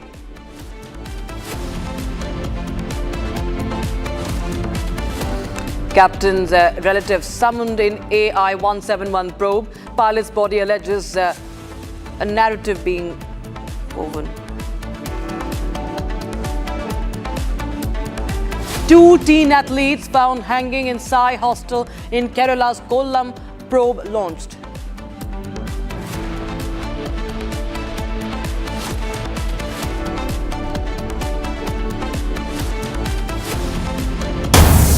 We have breaking news coming in right now. This is news pertaining to Punjab Chief Minister Bhagwant Mann. He has appeared before the Akal Takht as he was being summoned by the Akal Takht Sahib over alleged anti-Sikh remarks. And after appearing before the Akal Takht Sahib, Bhagwant Mann says that he has given a complete explanation to the Jathedar regarding all the statements he had made.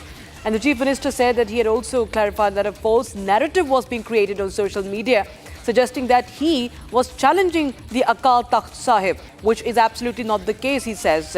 And Chief Minister also said that he has bowed his head before at the Akal Takht Sahib, and he had no intention nor the audacity to challenge the Akal Takht.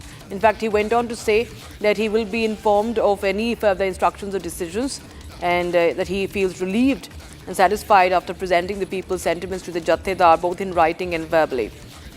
In fact, about this alleged objectionable video circulating on social media, Bhagwant Mann says that the video is fake and can be investigated by any agency. So this is the breaking news we have right now. You can see the visuals of Punjab Chief Minister who appears before Akal Takht. Okay, we are going across to the BJP press conference right now.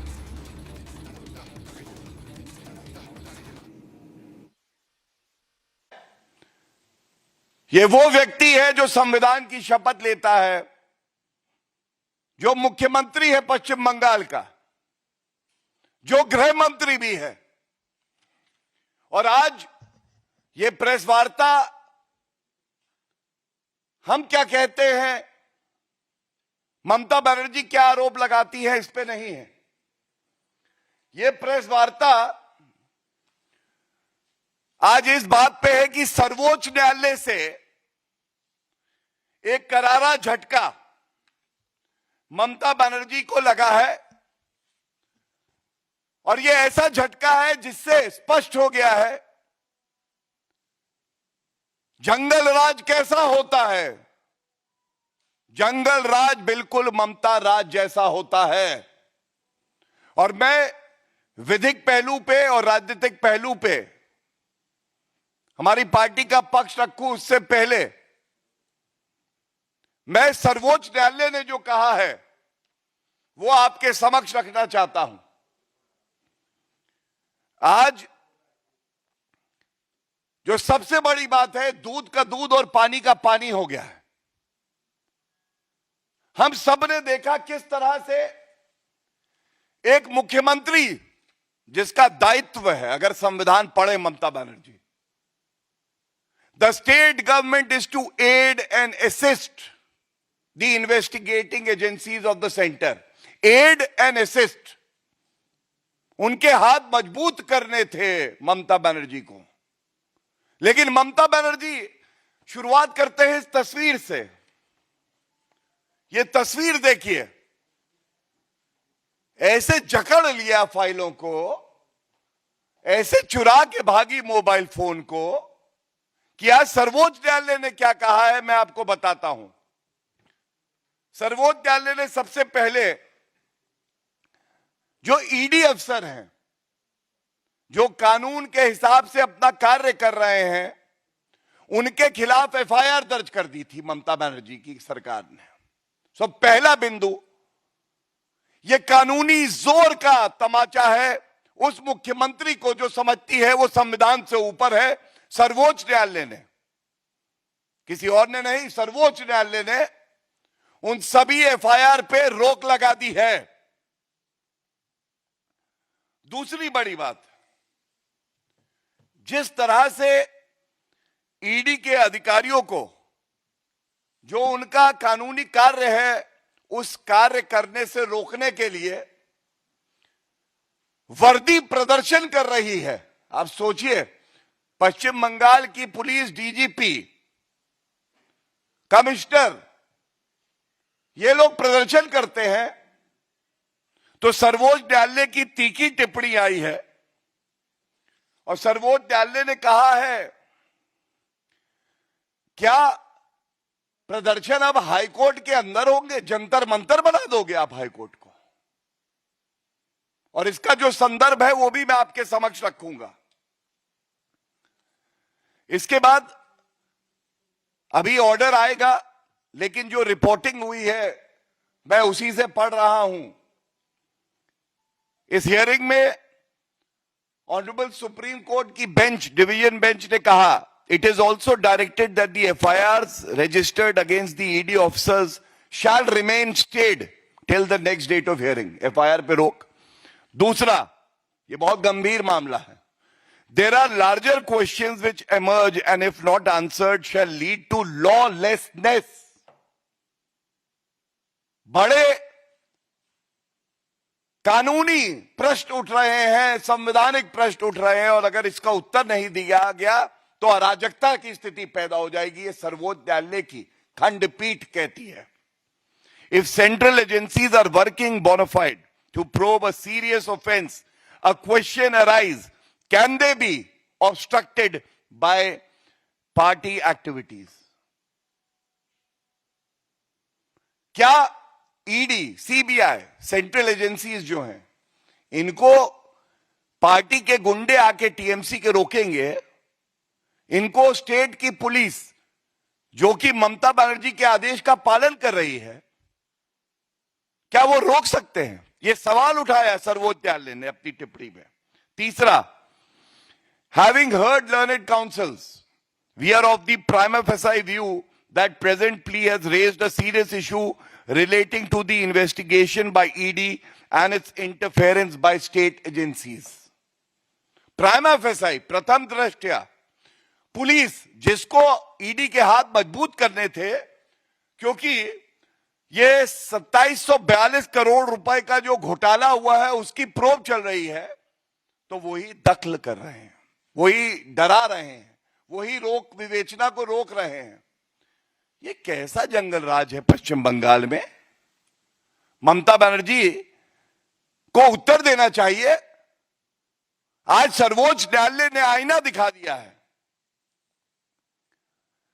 और इसके बाद bench कहती है, it is also submitted, और ये बहुत अहम है, और ये लाइन मैं पढ़ूं उससे पहले मैं जरूर बताना चाहूंगा,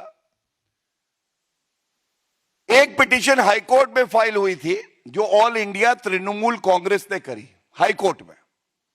तारीख नोट करिए, 9 तारीख को, 9 जनवरी को सुनवाई होने से पहले जो तृणमूल कांग्रेस का लीगल सेल है, ममता बनर्जी के इशारे पर व्हाट्सएप मैसेज भेजता है, जिसका संज्ञान आज सर्वोच्च न्यायालय ने लिया है, और कहता है सभी हाईकोर्ट पहुंच जाओ।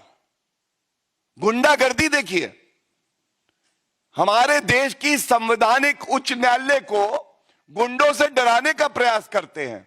और जो बात सर्वोच्च न्यायालय ने संज्ञान ली, उच्च न्यायालय क्या कहता है सुनिए, और इसीलिए पुनः कहूंगा, ये ममता बनर्जी जंगल राज का प्रतीक है, अराजकता की मूर्ति है। और जंगल राज कैसा होता है? बिल्कुल ममता राज जैसा होता है। This is what the Calcutta high court has to say in its order of 9 Jan 2026, and I am quoting from that order. The environment in the courtroom is not conducive to comments continue with the hearing. और इससे पहले जो कहा है, at this juncture a huge number of learned advocates as well as other persons enter the courtroom and create enormous disturbance and commotion. Several requests made by the court to maintain the decorum and the dignity of the court so that the matter can be taken up for consideration fell on deaf ears. मतलब WhatsApp से message भेजे गए, TMC के गुंडे court के अंदर आते हैं, माननीय न्यायाधीश को डराने का काम करते हैं। और जब निर्भीकता से कोई न्यायाधीश नहीं डरता है तो वहां इतना शोरगुल हल्ला मचाते हैं कि उच्च न्यायालय को अपने आदेश में कहना पड़ता है, जो वातावरण अभी यहां बना हुआ है ये शांतिपूर्वक सुनवाई के लिए उचित नहीं है। ये पेशे से वकील हूं, वरिष्ठ अधिवक्ता हूं, 22 साल की वकालत में मैं बता सकता हूं, मैंने ऐसा नहीं देखा कि कोर्ट रूम के अंदर नारे लगाए जाएं, अराजकता हो। और ये सारा का सारा जो तार जुड़ता है, ये केवल एक व्यक्ति से जुड़ता है, जिसने कसम खाई संविधान की रक्षा करने की और आज तार तार कर रही है, अराजकता फैला रही है, और उस व्यक्ति का नाम है ममता बनर्जी। ये क्यों इतना गंभीर मामला है, ये मैं जरूर बताना चाहूंगा। ये जो फाइल पकड़कर ममता बनर्जी खड़ी हैं, ये पूरा देश और पश्चिम बंगाल की जनता आज कह रही है, तुम इतना जो छुपा रही हो ममता बनर्जी, तुम इतना जो छुपा रही हो, क्या डर है जिसे दबा रही हो? ये क्या डर है कि ये फाइल अगर ईडी के हाथ लग जाती है तो आपको चिंता हो जाती? उस मोबाइल फोन को जिसको चुरा के भागी, ये सर्वोच्च न्यायालय की टिप्पणी है, उसमें ऐसा क्या था ममता बनर्जी कि अगर वो ईडी के सामने आता, कौन से राज खुल जाते? क्यों इतना भयभीत हुई? और बड़ी जिम्मेदारी से मैं आपको बताता हूं कि जंगल राज कैसा होता है। जंगल राज ऐसा होता है जहां मुख्यमंत्री ईडी का साथ देने की बजाय दौड़ के जाती है, ईडी को धमकाती है, साक्ष्य मिटाने का प्रयास करती है, चोरी करती है साक्ष्यों की, और धमकाती हुई बाहर निकलती है। जंगल राज ऐसा होता है। नंबर 1, जंगल राज ऐसा होता है जो वर्दी पश्चिम बंगाल की जनता के हित के लिए कार्य करना चाहती है, उसको ममता बनर्जी अपनी निजी संपत्ति समझ के धमकी देकर, दबाव बनाकर गैर कानूनी काम करवाती है, ईडी को धमकवाती है और प्रदर्शन करवाती है वर्दी से। जंगल राज ऐसा होता है, कलकत्ता हाईकोर्ट में सुनवाई नहीं हो पाती है, वो सुनवाई टाल दी जाती है, 9 जनवरी को जैसे टाली गई। और जंगल राज ऐसा होता है, ईडी अफसरों पे एफआईआर हो जाती है। मैंने आपको 4 बिंदु बताए, ये केवल और केवल ममता राज में, अराजकता की मूर्ति उन्हीं के राज में हो सकता है। और इसके साथ मैं आपको एक जानकारी और दे दूं, जो बात आज लर्नेड सोलिसिटर जनरल ने जब ईडी की दलील रख रहे थे सर्वोच्च न्यायालय में भी कही, there is a pattern of lawlessness. ये अराजकता का पैटर्न है जो पश्चिम बंगाल में ममता बनर्जी आगे बढ़ाती है। 2019 में सीबीआई अफसर गए पश्चिम बंगाल, वहां उन पर हमला हुआ। यह हमला किया किसने? टीएमसी के गुंडों ने, और पुलिस की सहायता लेके दबाव बनाने का प्रयास किया गया। फिर 2024 जनवरी में, अब याद करिए, शाहजहां शेख, बहुत खास ममता बनर्जी के टीएमसी के लीडर, ईडी के अफसर वहां जाते हैं, उन पे हमला हो जाता है। शाहजहां शेख की गिरफ्तारी नहीं होती, और इसकी तुलना करिए, ईडी अफसरों के खिलाफ एफआईआर तुरंत हो जाती है। संदेश खाली में जब महिलाओं का उत्पीड़न होता है तो एफआईआर दर्ज नहीं होती है। एफआईआर दर्ज तब होती है जब कलकत्ता हाईकोर्ट निर्देश देता है कि एफआईआर दर्ज हो, लेकिन ईडी अफसर के खिलाफ एफआईआर दर्ज हो जाती है। और अब अप्रैल 2024 में हमने देखा, एनआईए के अफसर जब जाते हैं ईस्ट मेदिनीपुर में, तो वहां पे उन पे अटैक कर दिया जाता है। तो सीबीआई, ईडी, एनआईए और फिर ईडी, ऐसा लगता है कि रोहिंग्या से तो बहुत प्यार है ममता बनर्जी को, लेकिन भारत की जो केंद्रीय जांच एजेंसियां हैं उनसे बड़ी दुश्मनी है, नफरत है, और यह बड़ा चिंताजनक है। दूसरा जो चिंताजनक है वो ये है कि आप साक्ष्य मिटा क्यों रही है। जैसा आज न्यायालय में भी दलील दी गई कि ये चोरी है, डकैती है, कि आप मोबाइल फोन, फाइलें उठा लें। Obstructing a public servant itself under the new law of BNS is a crime. ये धारा 224, 221, 186 पुरानी आईपीसी में obstructing the public servant is a crime, जो ममता बनर्जी कर रही हैं। और डिस्ट्रॉइंग ऑफ एविडेंस, साक्ष्य को नष्ट करना भी एक अपराध है जो ममता बनर्जी कर रही हैं। तो आज विधिक तौर पे मैंने आपको बताया है, सर्वोच्च न्यायालय ने जो रोक लगाई है एफआईआर और जांच पे, यह एक करारा तमाचा है और एक मजबूत संदेश है कि ये भारत देश और सभी प्रदेश, खासकर पश्चिम बंगाल, कानून का राज होगा, कानून से चलेंगे, अराजकता से नहीं चलेंगे।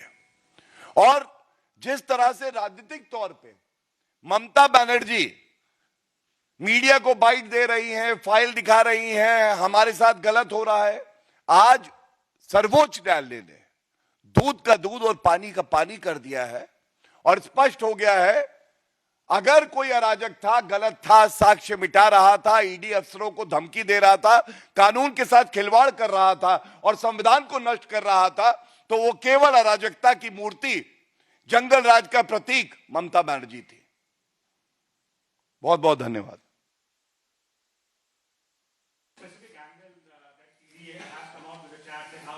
People were asked to come over there, gather at the court, and perhaps that is why the hearing did not happen. How do you see this? Because chats have also come out in public domain. That was the BJP holding the press conference saying the central agencies have been attacked, and in fact they accused that this is after the Supreme Court setback for Mamata Banerjee. Supreme Court in fact has noted this entire pattern, and BJP says a huge jolt too. All right, so it's state versus center that is going on, and this is the latest update we have right now. The sharp observations made by Supreme Court on Mamata file chori case, says the BJP, after Supreme Court stays the FIR against ED.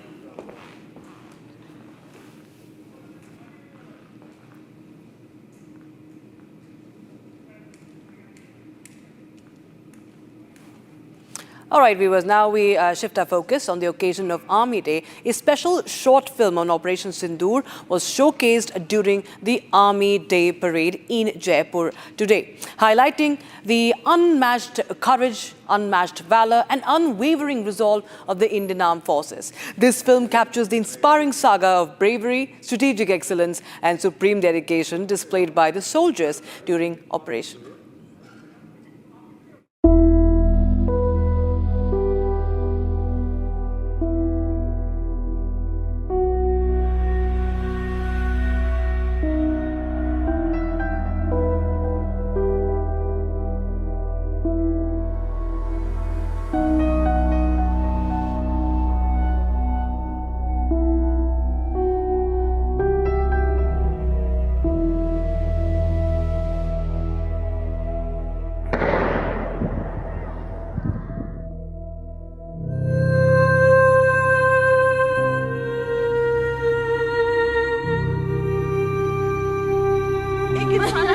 गोली मार दी।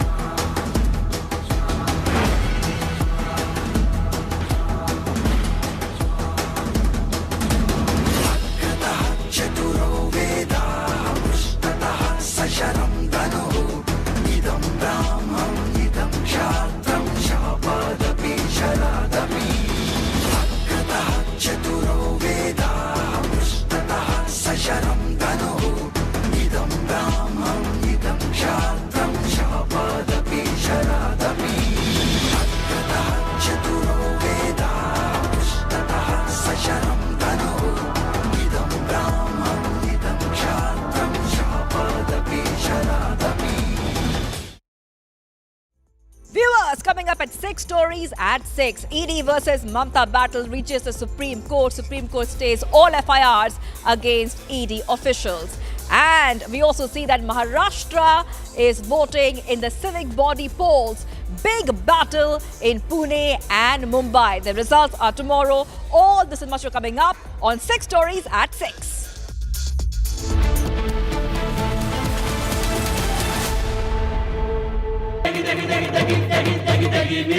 MDH की देगी मीरज, देगी मिर्च का तड़का, अंग अंग फड़का। MDH की देगी मीरज। केसरिया से मन जोगी हुआ रे, दिल झूमे देखो मतवारा हुआ रे। केसरिया से मन जोगी हुआ। हर पल मनाओ केसरी त्योहार। विमल, बोलो जुबान केसरी। आर प्योर सूजी पास्ता, उबालो मिलाओ और खाओ। 8 मिनट में तैयार। क्या टेस्ट है सबका राजा, R Pure masala.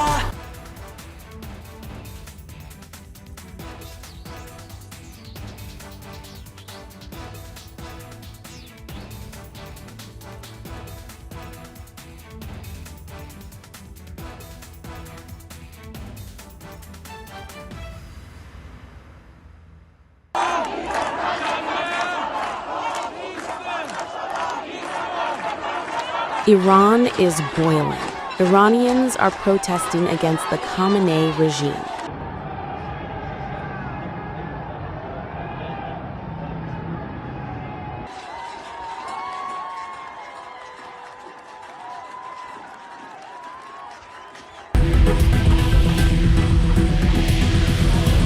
U.S. President Donald Trump has urged Iranians to keep protesting and take over institutions, and has assured them that help is on the way. Well, no, they're starting to, it looks like, and there seem to be some people killed that aren't supposed to be killed. These are violent, if you call them leaders, I don't know if they're leaders or just they rule through violence. But we're looking at it very seriously. The military is looking at it, and we're looking at some very strong options. We'll make a determination. Well, if they do that, we'll consider things targets that they wouldn't believe. If they do that, we will hit them at levels that they've never been hit before. They won't even believe it. I have options that are so strong. So, I mean, if they did that, it'll be met with a very, very powerful force. So Iran's in big trouble. It looks to me that the people are taking over certain cities that nobody thought were really possible just a few weeks ago. We're watching the situation very carefully. I've made the statement very strongly that if they start killing people like they have in the past, we will get involved. We'll be hitting them very hard where it hurts.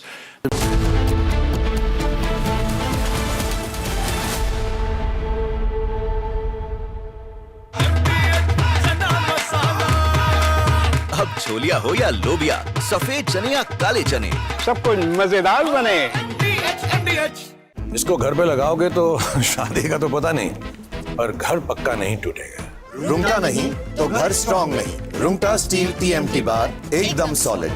पहाड़ों में एक hiking stick भी बन सकती है।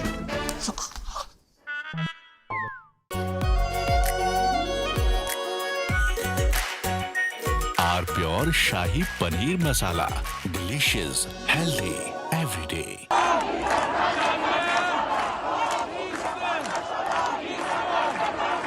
Iran is boiling. Iranians are protesting against the Khamenei regime.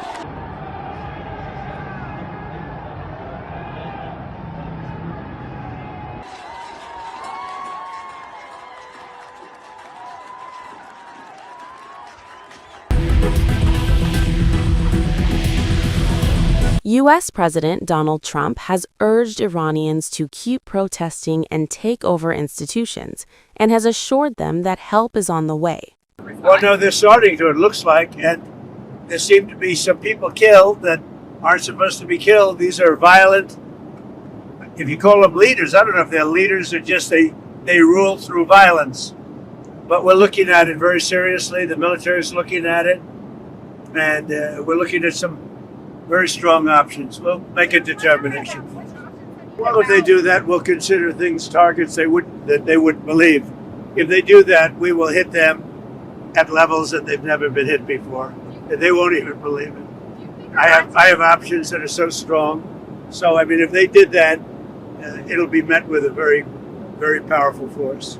So Iran's in big trouble.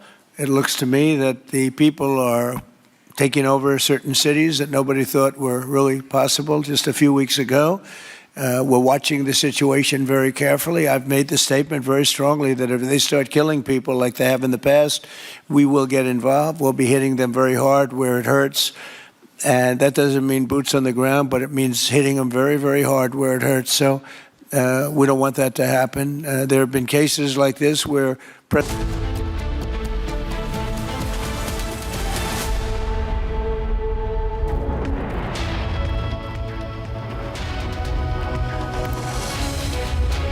Viewers, get ready for a cultural celebration like no other. Our Bharat Sangam 2026 airing on 16th of January. A spectacular confluence of literature, music and inspiring stories awaits you. From devotional melodies to folk traditions, from Bollywood glitter to Bhojpuri stardom, from timeless literary voices to today's self-made superstars. This stage has it all. Don't miss a single moment of this extraordinary experience. Watch it all only on Republic Bharat, 16th of January. It's time for the headlines. Big setback for Mamata Banerjee and Bengal Police. Supreme Court stays all FIRs against ED, says not the first time she has interfered. जंगल राज का प्रतीक कौन? अराजकता की मूर्ति, जंगल राज का प्रतीक ममता बनर्जी। और बड़े दुख से कहना पड़ता है, ये वो व्यक्ति है जो संविधान की शपथ लेता है। BJP attacks Mamata government after a Supreme Court order, says CM symbol of Jungle Raj, idol of anarchy. Controversy over summons to late Air India pilot's brother and Air India crash investigation. Top pilot's body calls out government.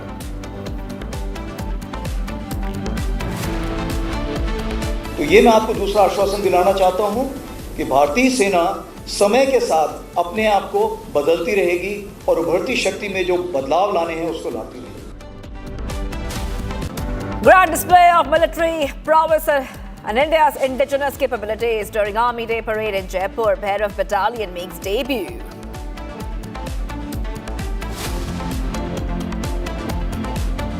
Two teen athletes found hanging in the SAI hostel and Kerala's Kollam probe launched.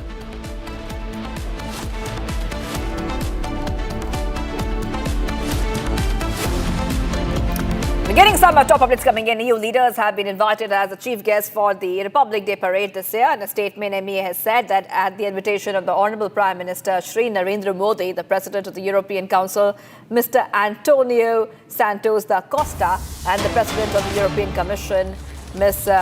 Ursula von der Leyen, will be on a state visit to India 25th to 27th January as the chief guest at the 77th Republic Day celebration. During the visit, the leaders will also co-chair a 16 India-EU summit on 27 Jan 2026. A huge update coming in, viewers of Republic TV. European Commission President Ursula von der Leyen and European Council President Antonio Costa, the chief guests for India's Republic Day celebration. For the first time, EU's joint leadership is the guest. And I want to go across to our senior executive editor, Abhishek. We see that for the first time, EU's joint leadership will be the chief guest. And this is coming just before the India-EU summit, Abhishek. Well, yes, the three-day visit of the EU leadership, remember, and this is coming just within a year because almost the entire set of EU commissioners led by European Commission President Ursula von der Leyen were there last year also in the month of February, March.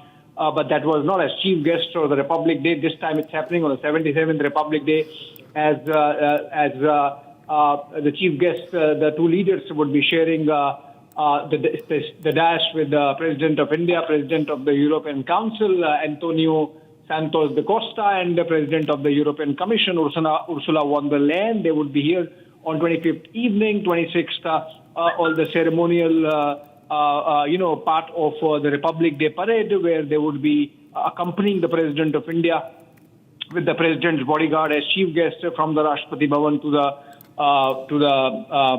to the parade venue, and then of course to Kartavya Path, that is, and then of course the rest of the evening that goes in state celebrations, including the at home of the President of India at Rashtrapati Bhavan. The next day, on 27th, is when the EU-India summit pans out, and it's likely that the EU-India free trade agreement would be signed. Remember, just a few days back, we had German Chancellor Friedrich Merz in India, and he mentioned how Germany so wants the free trade agreement to be signed quickly, and Germany being the biggest economy, this means that there is a pan-Europe understanding that an FTA with India is in the larger interest of the European community or the European economic community in the backdrop of the uncertainties and the tariff tantrums that not just Europe but the rest of the world is facing from President Donald Trump of the United States. So I think in that sense, this is going to be a very big and significant development. Europe essentially pivoting to India, and those kind of statements have already come in from the likes of Ursula von der Leyen, for example, earlier during earlier occasions. And now with this leadership coming in, it just sort of takes our strategic partnership that we have with the EU community to the next level.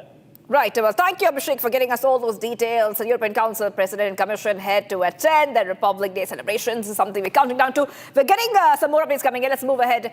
And the Federation of Indian Pilots has issued a legal notice dated 11th January to the Aircraft Accident Investigation Bureau regarding the summoning of Captain Varun Anand in connection with the investigation of the Air India 171 crash.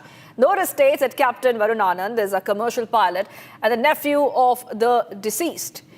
Pilot in command, late Captain Sumit Sabharwal. It records that Captain Varun Anand had no association with the aircraft or the flight in question, including its planning, dispatch, operation, maintenance, certification, airworthiness, clearance, or crew composition. He was not present at the site of the accident and does not possess any factual, technical, or operational knowledge relating to the circumstances of the accident. So there's a big mystery over why these summons were made. I'm being joined by a guest who's joining us. We have Wing Commander Pramod Malik, Wing Commodore, aviation expert joining us. Thank you for joining us here on Republic TV. And I want to ask you, do you think that the protest that we are seeing over the notice is justified? They are saying, the pilot's body is saying that this notice is not justified at all. See, it is airport, the AIB, which is responsible for this, and they should have submitted the report, and they cannot behave like a court. Okay, they don't have authority of district court, high court or Supreme Court that they can summon anybody. Just because Captain Varun Anand is in aviation, so they can call and harass him. It's not done. They cannot ask his family members to participate until unless they have some kind of link which is established during the process of investigation. So first the AIB has to come out with the report. It has been 7 months since the crash happened. Where is the report? Yes, absolutely.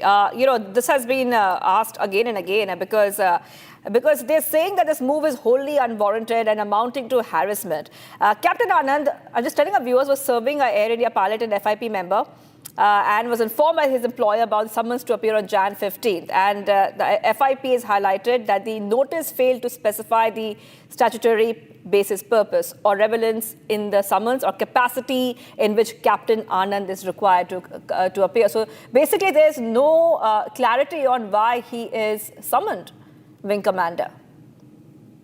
Yeah, there is no clarity. This is appears to be an eyewash and doing some kind of hodgepodge with the report, because the report has to come first and they cannot behave like a court.